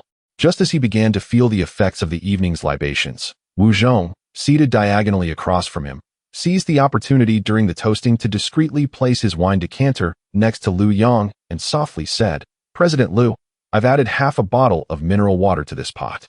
Lu Yang maintained his composure, merely acknowledging Wu Zhong with an approving glance while raising his glass. Well done, he thought. This awareness and resourcefulness would prevent him from being carried home this evening. With this logistical support, Lu Yang drank with greater ease, remaining spirited without losing his composure. As the evening drew to a close, Lu Yang prepared to call the waiter for the bill, only to be approached by Manager Zhang from U City Landscape Company, who cheerfully said, "President Lu, I've already taken care of the bill. Today, you are the star. How could we let you spend your money? Consider it our company's gratitude for your support during this time." Lu Yang did not insist, chuckling as he patted Manager Zhang on the shoulder. "Manager Zhang, you are too kind. Thank you very much. Our collaboration has been delightful, and I look forward to future opportunities to work together. After all, there is plenty of time ahead." "Indeed. President Lu, there is plenty of time ahead. Whenever you need us at U City Landscape, just let us know. We will do our utmost." After exchanging a few more pleasantries, Lu Yang saw Manager Zhang and several other construction unit leaders to the entrance of the restaurant, bidding them farewell as they departed. He then returned to the lobby to retrieve his backpack and laptop, preparing to head back to the group's dormitory. as he was scheduled to report on the project delivery situation to Boss Su at the group headquarters the following morning and discuss matters regarding Wuxia. The group dormitory was conveniently located near the headquarters. Just as Lu Yang was hailing a taxi at the roadside, a familiar black Santana pulled up beside him. "President Lu, hop in. I'll take you back to the group dormitory," Wu Gong said. Lu Yang glanced into the car and inquired, "Wu Gong, have you been drinking tonight? Are you sure you can drive? Don't push yourself." "Rest assured, President Lu, I've only had 2 small cups, both during toasts to you. I'm completely fine now. I know you have important matters tomorrow, so I saved my faculties for you," Wu Zhong replied. Lu Yang then opened the door and slid into the passenger seat, fastening his seatbelt while asking, "No wonder I didn't see you much in the latter part of the evening. You sneaked off to get your car from the project site, didn't you?" Wu Zhong, keeping his eyes on the road, responded with a smile, "President Lu, please don't call me Wu Gong. It sounds too formal. Just call me Xiao Wu or directly Wu Zhong. My parents named me hoping I would be loyal and reliable." "All right, Wu Zhong. I remember you graduated from Shenzhen University, correct? Have you bought a house and settled down in U City?" "President Lu, you might find it amusing, but yes, I graduated from Shenzhen University, but in U City, many graduates share the same background. It's been 5 years since I graduated, and I still haven't bought a house. The property prices in U City have surged too quickly these past 2 years. Saving for a down payment on a salary is quite challenging. As for marriage, that is even more difficult. Without a house or a car, which girl would want to be with me? Last year during the Spring Festival, someone introduced me to a girl, and we dated for a while, but it didn't work out. She thought I had no roots in U City and couldn't envision a future." Lu Yang nodded. Having been through similar experiences himself, perhaps it's for the best. It indicates she has a narrow perspective and failed to recognize your potential. "Where's your hometown?" "Xinxing. We are. Sigh, still too poor. Otherwise, who would want to venture so far to work? I hardly get to return home throughout the year." Lu Yang chuckled. "I'm in a worse position than you. I'm from Anhui Province. People often say our province is the homeland of beggars." Upon hearing this, Wu Zhong chuckled and self-deprecatingly remarked, "Ha ha, General Lu, I have indeed heard such a saying before. However, our He province takes it a step further. There is a popular adage that goes, among 1 billion people, 900 million are deceivers. The people of He province are the head coaches in this regard. When venturing outside, we sometimes hesitate to boldly declare our origins, lest we find ourselves on guard." A silence enveloped the carriage for a few moments, as 2 young men hailing from disparate provinces, yet both burdened by the stigmas of regional prejudice, experienced an inexplicable resonance in that moment. It was a shared sentiment among early wanderers, tinged with a hint of bittersweet nostalgia. Chapter 95. The distinctive culture of Jiangcheng. Alas, there is no remedy. Lu Yang sighed, lamenting the plight of poverty. Perhaps in the future, as the nation's economy flourishes and regional disparities diminish, the cacophony of local dialects will gradually fade. Wu Zhong, however, appeared less optimistic. "Even if the economy improves, I wonder what it will mean for our rural hometown. Those who are meant to work will still have to leave, and those who farm will likely continue to do so, with no clear end in sight." Lu Yang chose not to delve into this grand topic any further. His intention in conversing with Wu Zhong was quite specific. "Wu Zhong, let me stress, if the group were to establish a new regional company elsewhere, perhaps venturing into Wu City to explore new markets, would you be willing to accompany me?" The reason for his inquiry stemmed from his admiration for Wu Zhong. Over time, Lu Yang had observed that this young man was meticulous in his work, quick-witted, and possessed a strong execution capability, not to mention an acute sense of discernment. Although the tasks in the comprehensive management department appeared mundane, they truly tested one's coordination, service, and adaptability, qualities essential for the early stages of a regional company. What was even more encouraging was Wu Zhong's willingness to align himself with Lu Yang. On Wu Zhong's part, ever since Lu Yang took over the project, he had been contemplating how to attach himself to this seemingly boundless opportunity. He had not anticipated such a delightful surprise arriving so swiftly, tightening his grip on the steering wheel. "Manager Lu, I am willing. Of course I am," he exclaimed. "Xinshe is very close to Wu City, just a few hours by train. I even visited Wu City a few times with my father when I was young." Seeing his exuberant reaction, Lu Yang, concerned that Wu Zhong might become too excited and lose control of the vehicle, quickly cautioned, calm down. Keep your eyes on the road. Safety comes first." "My apologies, Manager Lu." Wu Zhong realized he had overstepped in his excitement and hurried back to his question, "When are we? Approximately, when will we be going?" "The exact date has yet to be finalized, but it should be soon, probably by the end of the month," Lu Yang replied, providing a rough time frame before adding, "However, this matter is not yet set in stone. It ultimately depends on the group's decision and whether Chairman Su approves it. So, please keep this conversation confidential, including from our colleagues in the project department, until I give you formal notice. Is that understood?" "Understood. Rest assured, Manager Lu, I am very discreet. I won't say a word to anyone." Lu Yang nodded, choosing not to elaborate further, leaning back in his seat to rest his eyes. Meanwhile, Wu Zhong's heart raced with excitement at the prospect of going to Wu City alongside Manager Lu to explore new markets. This was an extraordinary opportunity that had seemingly fallen from the heavens. He silently resolved to seize it with both hands. Upon arriving at the dormitory, Lu Yang exited the vehicle, but not before reiterating to Wu Zhong, "Drive carefully on your way back. Pay attention to safety, and send me a text when you arrive." "Certainly, Manager Lu. Have a good rest." Wu Zhong nodded repeatedly. Watching Lu Yang enter the dormitory, Wu Zhong exhaled deeply, not leaving immediately, but sitting quietly in the car for a moment before finally driving back to the project department. Lu Yang, with his backpack and computer bag in tow, returned to his dormitory. As he turned to close the door, reaching for the switch on the wall, the bathroom door unexpectedly swung open, and a large, rotund figure emerged without warning. "Wow!" The simultaneous exclamations echoed through the air as Lu Yongzhua, startled by the sudden appearance, nearly lost his composure, uttering a classic curse as his ample flesh quivered. Lu Yang, equally startled, was momentarily taken aback. Once he recognized the figure, Lu Yang could not help but chuckle in exasperation, pointing at the hefty man and reproaching, "You, why on earth are you not dressed after your shower? You nearly scared me to death." Realizing the shock had worn off, Lu Yongzhua looked down, suddenly aware of his state, and hurried back to his room, covering himself. Lu Yang, with a playful voice, called out, "Yongzhua, you're not bringing a woman back while I'm gone, are you?" From his room, a frustrated shout came, "Lu Yang, you old fool, do you think I'm like you?" Lu Yang ceased his teasing, bringing his backpack and computer bag into his room. When Yongzhua finally emerged, he was fully dressed, looking rather glum as he leaned against Lu Yang's door. Lu Yang cast a glance at him, sidestepping to squeeze past. "Hey, suck in your belly. You are blocking the way." Yongzhua remained still, instead following Lu Yang to the kitchen doorway. Observing Lu Yang retrieve a can of cold cola from the fridge, he cautiously inquired, "Lu Yang, didn't your project conclude? Are you planning to move back for an extended stay?" Lu Yang popped open the can and took a sip, glancing at Yongzhua with a teasing smirk. "What's this? Are you worried that I might intrude upon your little paradise with a woman? Get lost," Yongzhua retorted, slipping back into his northeastern dialect out of irritation. "Who the hell has a little paradise?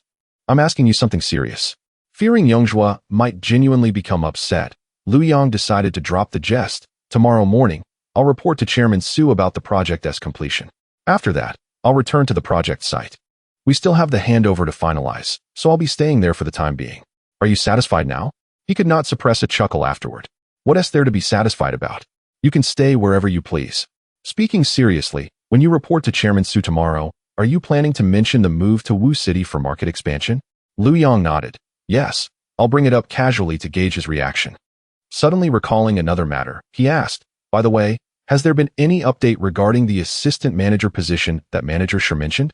Upon hearing this, Yongzhua beamed with delight. "Almost there. I expect the official notice by the end of the month." "That is excellent. Having a formal title as assistant manager before heading to Wu City will lend credibility when overseeing personnel matters. Otherwise, a mere specialist would struggle to command respect." Yongzhua's eyes sparkled at this prospect. "That is fantastic. If it goes through, once we arrive in Wu City, I'll treat you to the finest spa. We should experience the distinctive culture of Jiangqing."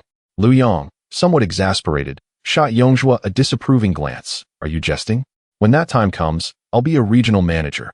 How could I frequently visit such places? Consider the implications." Yongzhua pouted in response, "TCH. You really can be pretentious. You used to go more often than anyone else." "What did you say?" Chapter 96 Rebuilding 20 Hengda. "Nothing. Nothing at all." The chubby man quickly waved his hand. "Mr. Lu, your vision is indeed profound, and your foresight remarkable. Well, it's getting late. I shall take my leave and rest, as I have work tomorrow." Without waiting for Lu Yang's response, he swiftly retreated to his room and closed the door behind him. Lu Yong shook his head in amusement at the tightly shut door, finished the remaining cola, and also headed to bed, pondering whether to shower now or leave it for the morning. The next day, before 8 o'clock, Lu Yong arrived at the headquarters of the group, deliberately dressed in a dark casual suit, his hair impeccably styled. He took the elevator straight to the top floor.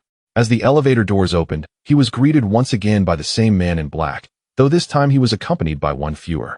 Unlike their previous formal encounter, this time the man greeted Lu Yong. "Good morning, Mr. Lu. The boss hasn't arrived yet. It might take a while. Would you like to take a seat on the sofa over there?" Lu Yong politely nodded in response. "Thank you."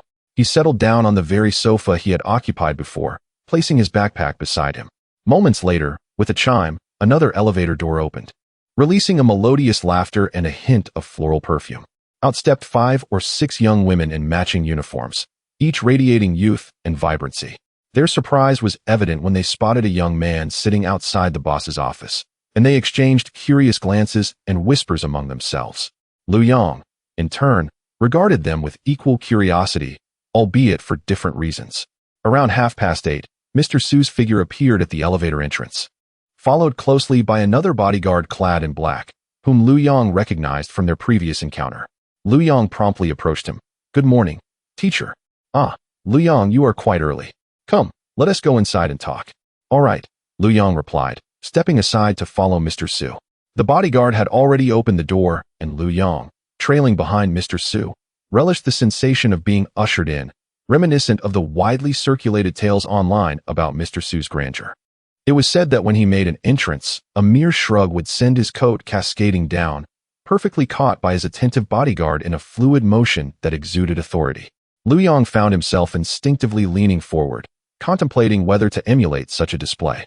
However, today, Mr. Su was wearing his coat, which thwarted Lu Yang's intentions. Yet, when Mr. Su reached his desk and removed his coat, Lu Yong was quick to take it, carefully hanging it on the nearby wooden coat rack. Fortunately, the chubby man was absent. Otherwise, he would have surely faced ridicule. At that moment, a waitress donned in a cheapao entered, placing a freshly brewed cup of tea before Mr. Su, and then poured another cup for herself before retreating. After taking a sip of his tea, Mr. Su glanced at Lu Yong with a smile.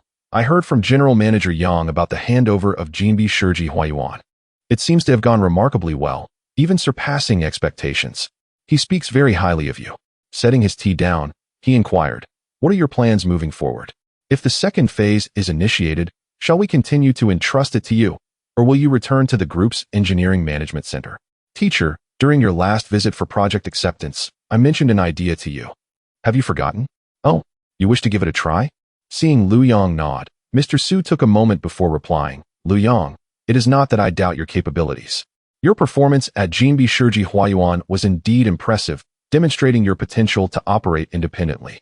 However," he continued, shifting his tone, "executing a specific project and managing a regional company in a different city are entirely different matters. The complexities involved are far deeper than you can imagine. Given your youth and limited experience, you will not only face business challenges but also intricate local relationships, team management, financial pressures, and even unforeseen adversities. In the group, we are here to support you, but once you go out there, many matters will depend solely on you. I am concerned that encountering setbacks may undermine your confidence." Lu Yong sensed the sincerity in Mr. Su's words but felt compelled to explain, "Teacher, I understand your concerns. However, even in a new location, we will still be directly managed by the group. Should difficulties arise, I will certainly seek assistance from the group and from you without hesitation. Moreover, in the real estate industry, unlike the internet sector where investments vanish without trace, we still retain the land. At worst, project timelines may extend, and profits might be slim." Noticing Mr. Su's lingering hesitation, Lu Yong realized that conventional arguments might not suffice to sway him. Thus, he resolved to present his ultimate proposition, one he believed would resonate deeply with Mr. Su. He retrieved a document from his backpack, originally intended for his graduate thesis, and laid it before Mr. Su. The title read, "Preliminary Research on the High Turnover Development Model of Real Estate Enterprises and Prospects for Hengda's Application." Mr. Su glanced quizzically at Lu Yong before beginning to peruse the document. As he read, his expression brightened. The paper elucidated the concept of high turnover, characterized by high debt, high leverage, and a low-cost development model, meticulously detailing how standard product design, centralized procurement, rapid construction, precise marketing, and efficient cash collection can establish a swift cycle of land acquisition, project initiation, sales, and cash recovery, thereby maximizing capital efficiency and achieving exponential growth. Had it not been for the decorum of the setting, Mr. Su might have exclaimed, "You are truly a talent." Recognizing the moment was ripe, Lu Yong seized the opportunity to press on.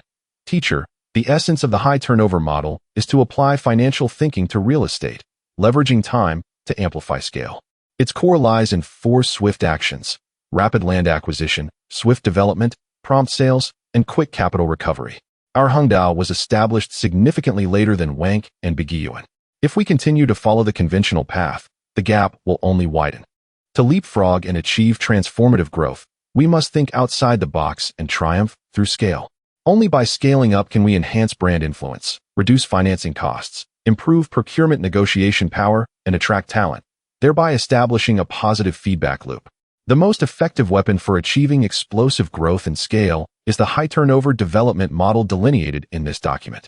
Lu Yong cast a glance at Boss Su and, with a fervently persuasive tone, proclaimed, "Teacher, I firmly believe that if we steadfastly implement this model and optimize every facet, it is entirely possible to recreate 20 more Hongda within the next 5 to 10 years.